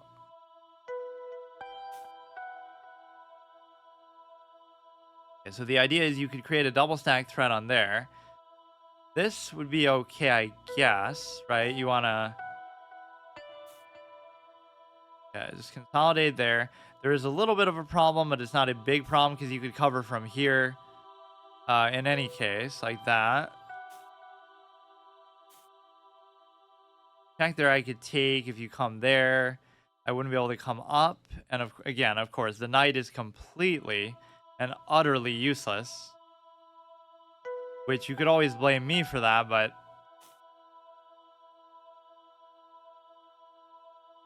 There's only an extent to which you can. Like, I don't seem to have the same problem with other pieces as much. These pushes there, I could take, he could take, or if he takes. It's just going to become very hard to cover it, let's say. If he gave up the double stack threat, I could attack this one, but I can't take it. Gonna raise it. If I take, it's bad. If I don't take, it's bad. I almost hope he would just keep going, though. Just keep going. If he's gonna take, and obviously that's gonna become very hard to cover. If not impossible, he'll attack it. I'll come there. But it's also hard for him to double and triple attack it, too. The rook doesn't even have to be where it is now, but if it goes down, then you can go there, and then you could double attack. But then I can still cover from there, but I can't cover from there. You could try to do this, which doesn't do much. So if the light square bishop could do something there, that would be highly impactful for sure. Double stack on there, but where? Where? How does he do it? He'll come there, then take. I mean, gonna win out on that side, I'm sure of it, but if I could cover with the knight. Or wait, if he does go there, I could vacate the thing. And then he could try to come, like, let's say the other way with that. if I could just cover this, it would have a lot of value, but I thought knights were supposed to excel in close position, which this kind of is, but it's just not good enough, I guess. You basically would have to do yeah. You would basically have to do something with respect to this pawn, which I can't figure out what it is. The best you could do is try to double stack on this row, and I won't be able to protect it because the knight is just not there. It's not that I'm down 3, I'm down 6. I can't use the knight. It just is an invalid piece. Okay. Like, even if that was a regular usable piece in the game of chess, then it would be fine. It really would be okay.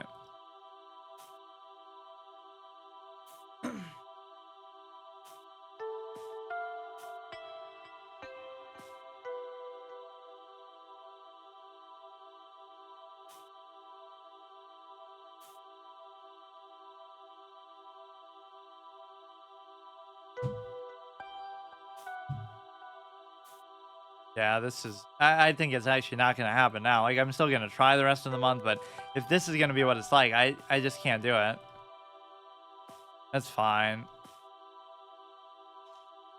That's so idiotic. Like, every game is because of that. This game wasn't even really the fault of it, but it's just not really what I expected.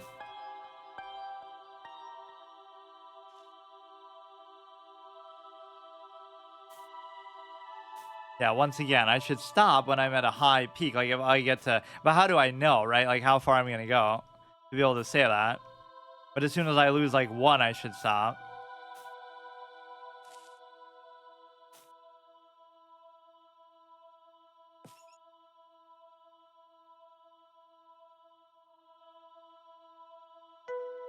It's tough. I mean, it would take me probably 10 years to actually do this because it's just so. I can do like 1 or 2 of these games a week. Like, how much did I did gain like maybe 50 rating this week, but it won't be enough.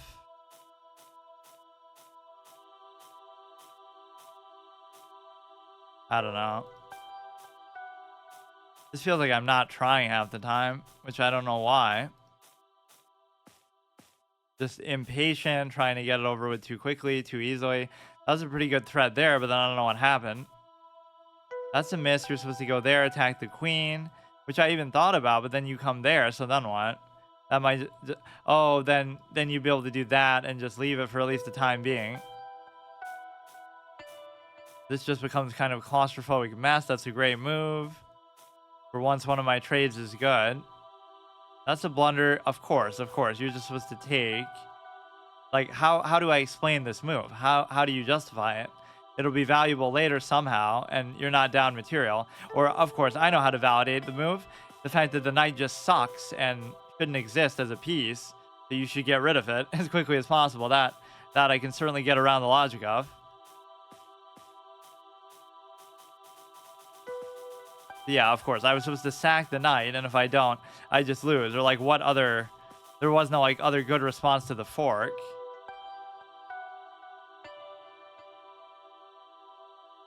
I think I got as far as 1186, which would have been nice to just stay there, I guess.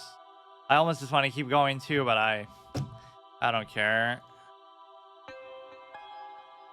I don't know what I can do even. Like, even if I study, I'm not going to get that much magically faster. That's how you know at least you're at a good point. Like, okay, I can play well, but I can't win because of time. It wasn't because of that game, but these were definitely because of it. Right, like... What was the time at? Every single one, I swear to God. You're either winning or you should be drawing, and it's just time.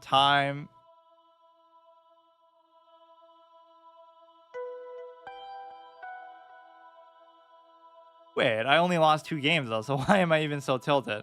79. Or no, I lost 3.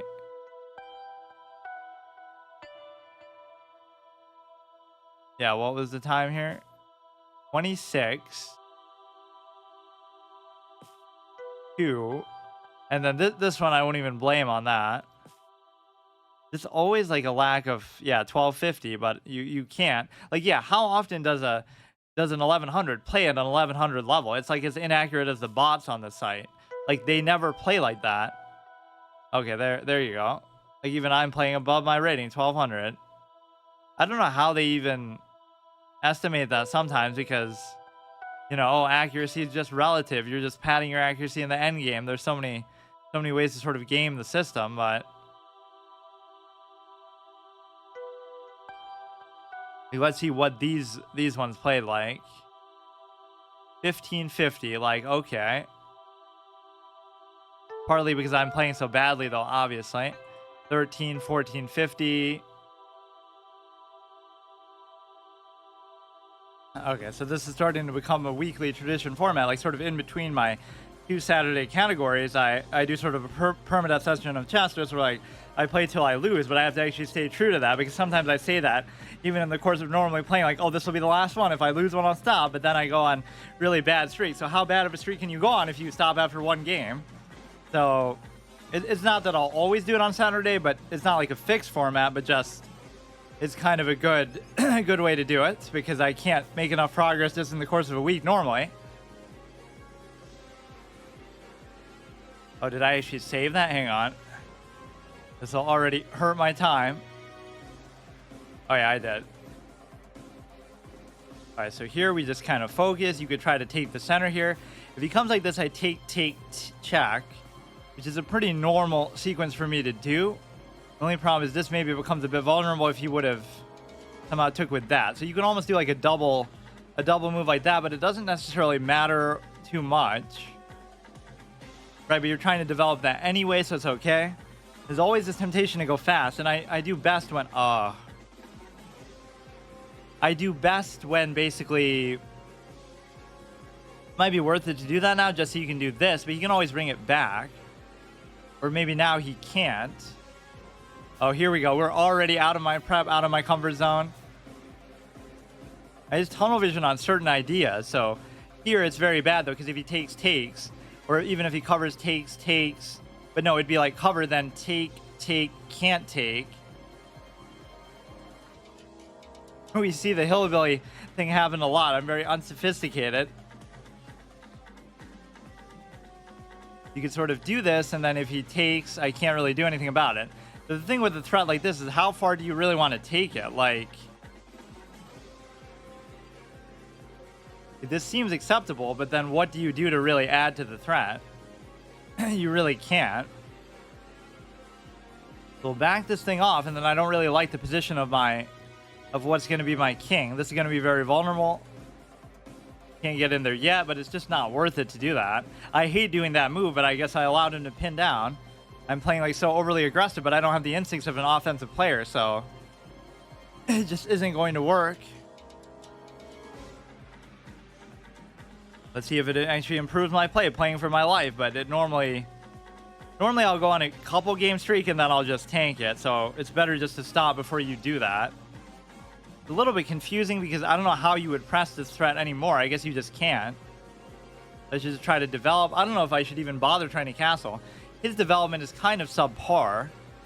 So, like, he's just basically trying to castle himself, I guess.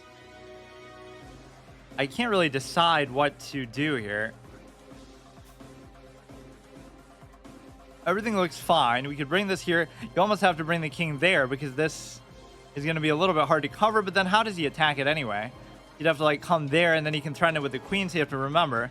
Very awkward position. You don't really want that structure either, but you can't cover both, so you can't really do anything with this. I often fall in love with putting it there, but it does. See, you can already see the makings of that. If he does castle, we could pin down the queen into the rook, assuming the knight's not there. Gotta play the game with X-ray vision variant. Trying to attack the king basically. If you let him, if you let this be open, you'll be in a lot of trouble. So maybe I should just take, but then you can take and then I can't take. It's almost like doing this might have a certain value here. And the reason why is because you can preserve that. Opening the H file here would be suicide to allow. Your own flawed attacks turn into their attacks at this low level, or if you just botch it in general. you always have to balance that and measure it and play safe, which is why even the best players in the world often just play for draws because, you know, what's the worst case scenario? If you know somebody's not good enough to beat you, or if it's an even matchup, don't play for the win ever, especially as black. You could go there, but it's not as good as maybe you would think. That is kind of I already botched this game. Like, I'm playing out of my comfort zone. Man, if I could take my own advice in a lot of things, I'd be so much better. But I always go for these boneheaded ideas. Like, there was no need to play it like that, and I didn't get anything out of it. His position isn't maybe the greatest, but it's partly his own doing. So you got to remember that's pinned down there, which doesn't really have that much value. I was trying to just get the Darkstar Bishop out there, but I can't figure out exactly how to do it. Now that would allow you to take there. See, when I'm making mistakes like this, it's just already over. Like, why even bother? Because now that's going to happen. If he does it, I do it. If he does it there, okay. You could, like, it's more important just to protect this than anything else. Like, you'll come down to there, which you can't stop that way anyway. So I guess that was a short session, huh? Or you know what you could do is you could try to just run with the king, period. Let him have that and then go here. Man, this is what I don't like about chess, though. The opening is just... I guess you can't complain as white, though, because you're more in control of it, but the opening just ruins the game. Like, it doesn't matter. Either you know it or you don't, so just study it. Like, it's not the real game. Nobody enjoys that. Even high-level players just have to get through it. Right, even with their endless prep. If he moves the knight, I could take check fork, but it might not matter because we're in such a dire spot. So you check there, I can go away. If he had developed a little better, he would actually have an easy mate here, but if you check there, I just go back. If you take, I can't take, or I could take here. So I really did this to myself. I played that overextended garbage opening. I allowed him to pin down. So that's a good indication of like why I shouldn't attack.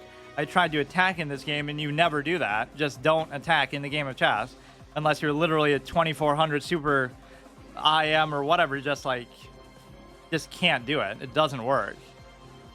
At least here we can kind of get out of there a little bit.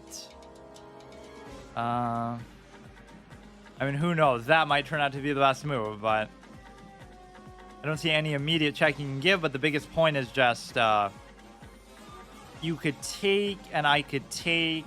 Whatever he does, I can kind of block. So as long as he doesn't bring another piece in, which thankfully he can't do. Okay, okay. If I do this, he'll go there.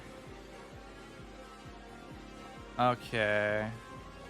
It's going to somehow bait me into getting took with that. Like, into getting checked with that. Here, the only good thing is you can block. Right, you'll be able to block, or you won't. Okay. I'll just take the king for a walk. Like, I just can't. I think that's what triggers me more than anything. Like, just... You play the opening a little bit wrong in the objectively solvable way that the game works. Just don't even bother playing.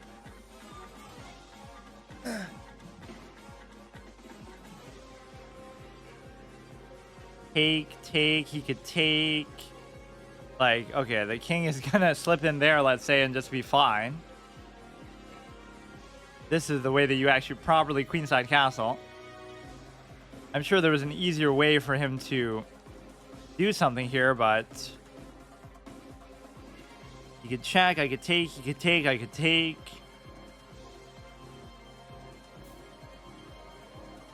You gotta just keep an eye on that knight. Is there not something I can do just period? Like, just in general, can I do something in this game?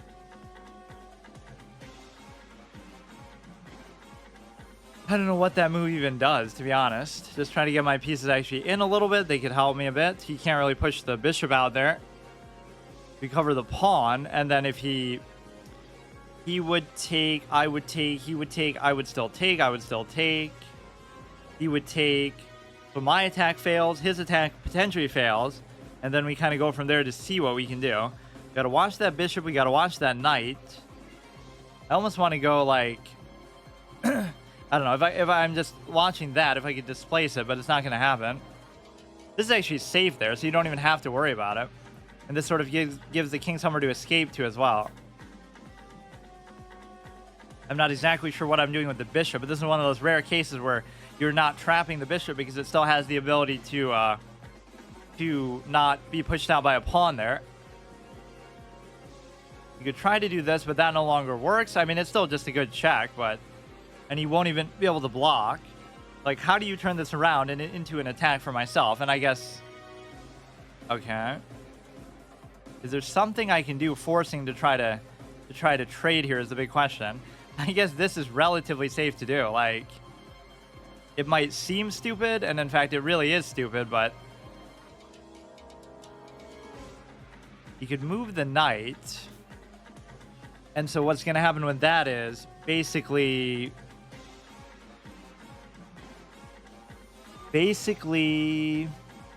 one cover that I lost is here. So if you like displace the knight, take, then take, but then I can't take. So that's one thing that's kind of gone wrong with this. You could bring the rook there, and I can always bring the king back. If he moves the thing, I can take the bishop. If he moves the knight, look at this epic king walk to the other side. I can't even believe it's lasted this long.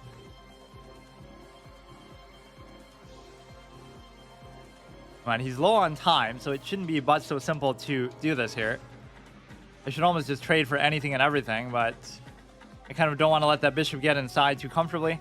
This is a dangerous thing, so you have to cover that 100%. I don't know why his king's walking that far, though. We can move the knight now, and then I can take the bishop, but it'll be a trade. If you come there, it'll be a fork.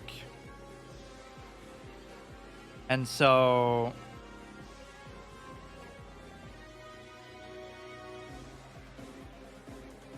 That'll be a fork. This is like almost not adequately covered. So let's just try to stop the fork by simply going here, and then whatever else you do will be adequate. Or it won't be adequate because you'll take, I'll take, you'll take, I'll still take. I have a little bit of time, so let me actually think.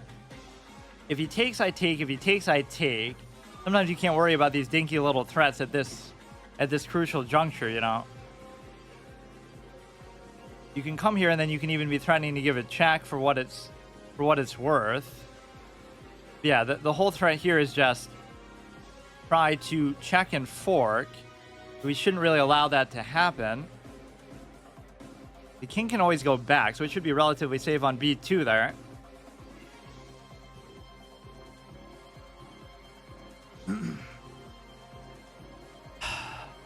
This is a textbook in how not to play the opening, especially if you're me, or especially if you're just bad in general. Now, this would be the better check to give, but you really... Oh... Or you know what? That would be so good because you would just be forcing a trade, and then that should clean up... What?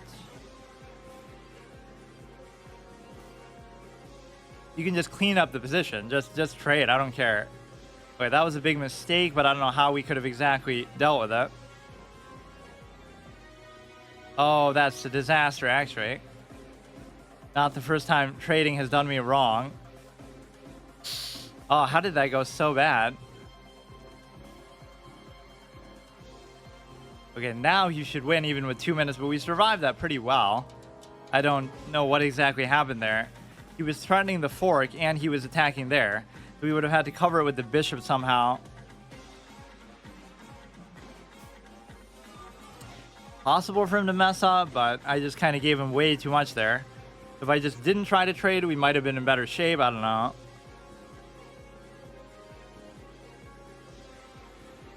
Come on, with 2 minutes, you... Well, his material advantage is just too significant now.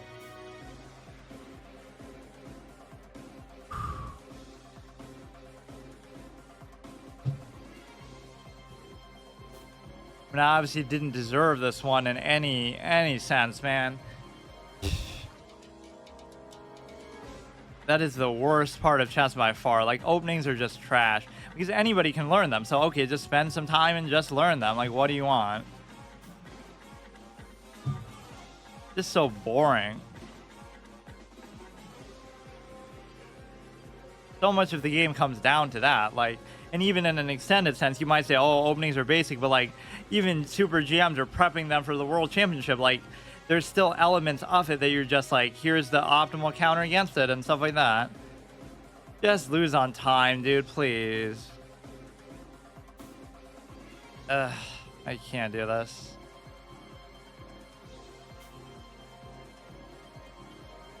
If I had held on to that a little better, like the king was actually fine, so I didn't have to try to force it. Maybe like that. Like he could trade down his rook for the bishop, let's say. Doesn't time affect you at all? Like, shouldn't you be choking your brains out a little bit? I don't know why you're even doing that. I'm initiating threats offensively even once I'm in such a bad spot. Trying to promote, which should be pretty easy to do. And so I really can't do anything.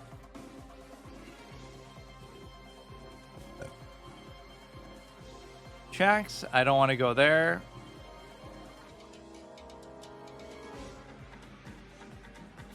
What's the follow-up threat really from that, though?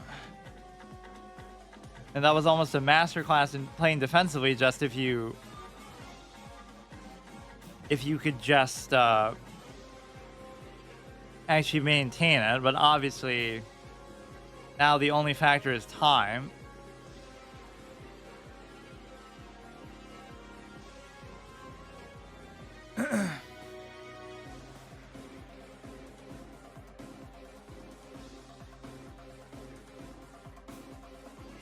His piece advantage swelled like way too far in a certain span of time, so that's just unfortunate. Minute 15, like that's just so sad.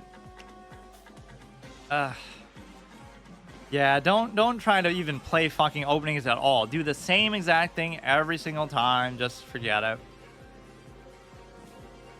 That's actually the best objective argument against chess. Like why it's not even, oh, it's objectively solvable and stuff like that. Like just openings suck and nobody likes them. They're just trash. In fact, you'll have to sack a piece here or something. Boy, I wonder what could be instructive about that. Maybe I did something wrong in the opening.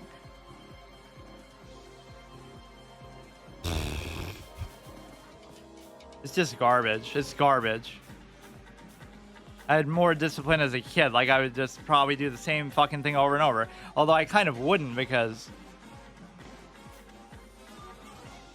that move makes that big of a difference. You're supposed to go like this, which I almost thought about doing, but I don't know how you're gonna really maintain. Like, see, even the engine isn't that upset about this position, but it's just totally bricked. Like, in other words, don't try to attack here and just do basic developing moves. Even that's bad. Like, it doesn't mind you doing that. In fact, that is the best move. It's just, what did I get out of that double attack pin? Nothing. So that's just me trying to do a stupid attack like normal. And yeah, even here there's probably an easier way to mate or do something, but I see, even here you're only -2, and despite whatever the king's position is, if you could just hunker down, you'd be fine. So trading queens there was actually a bad idea, I guess, but it just led to too many other things. But see, the fork was kind of hard. No, but see, basically just here, instead of doing that, just move the knight, or move the rook, and you would have been fine. You're -5, which is not really that good, but he's down to 3 minutes. Well, let's maybe study a little bit then. Let's study that opening. How do you not play like a total clown? Or like my whole nature is I just shouldn't have allowed him to pin it down. But he's already able to do that like immediately. Right, like as soon as I do it, he can pin it down now. So I can't stop it. So like the way that you play once you do that is just totally a clown show. Right, there's no reason to have your pawns like that. But a lot of the time it doesn't mind that. You're giving this check and letting him take there. So what if you were to go here? Oh, you can't, obviously. Well, we got to stay true to that format, I guess. Otherwise, we'll just tank games anyway. It was kind of almost a cool comeback, just with how we survived. In fact, mine should be pretty close to his. Sudden one mistake made all the difference, but the mistake was not the blunder. It was just the whole position in the first place that you allow. Like, I wouldn't do this though. You know what I mean? You can see how, like, you know, oh, beginner level plays. Why would you want this pawn structure? Like, oh yeah, of course, this is the best move. Wow, what a great. Yeah, there'll be a puzzle that shows. Look at this formation of pawns. Wow, so cohesive, makes so much sense. Sometimes you're doing it just for a preferential. You allow the opponent to force an eventual checkmate. You're going to lose a bishop. I don't see where we're losing the bishop really, but mate and 5. Well, that was disappointing, but it's okay. One of these days we'll go on a good streak here, but I don't have much time left, so I think I'm pretty much just done. This is the kind of effort that is discouraging. Like, obviously I'm not even trying. Like, I'm almost trying to self-sabotage it for some reason. I just don't really want to do it, or I don't want to put forth the time to do this. Desperately wants to play with you, apparently. Okay. In class 2 days ago. Well, I thought we already played it, right? We can do like a we can do like a correspondence game, I guess.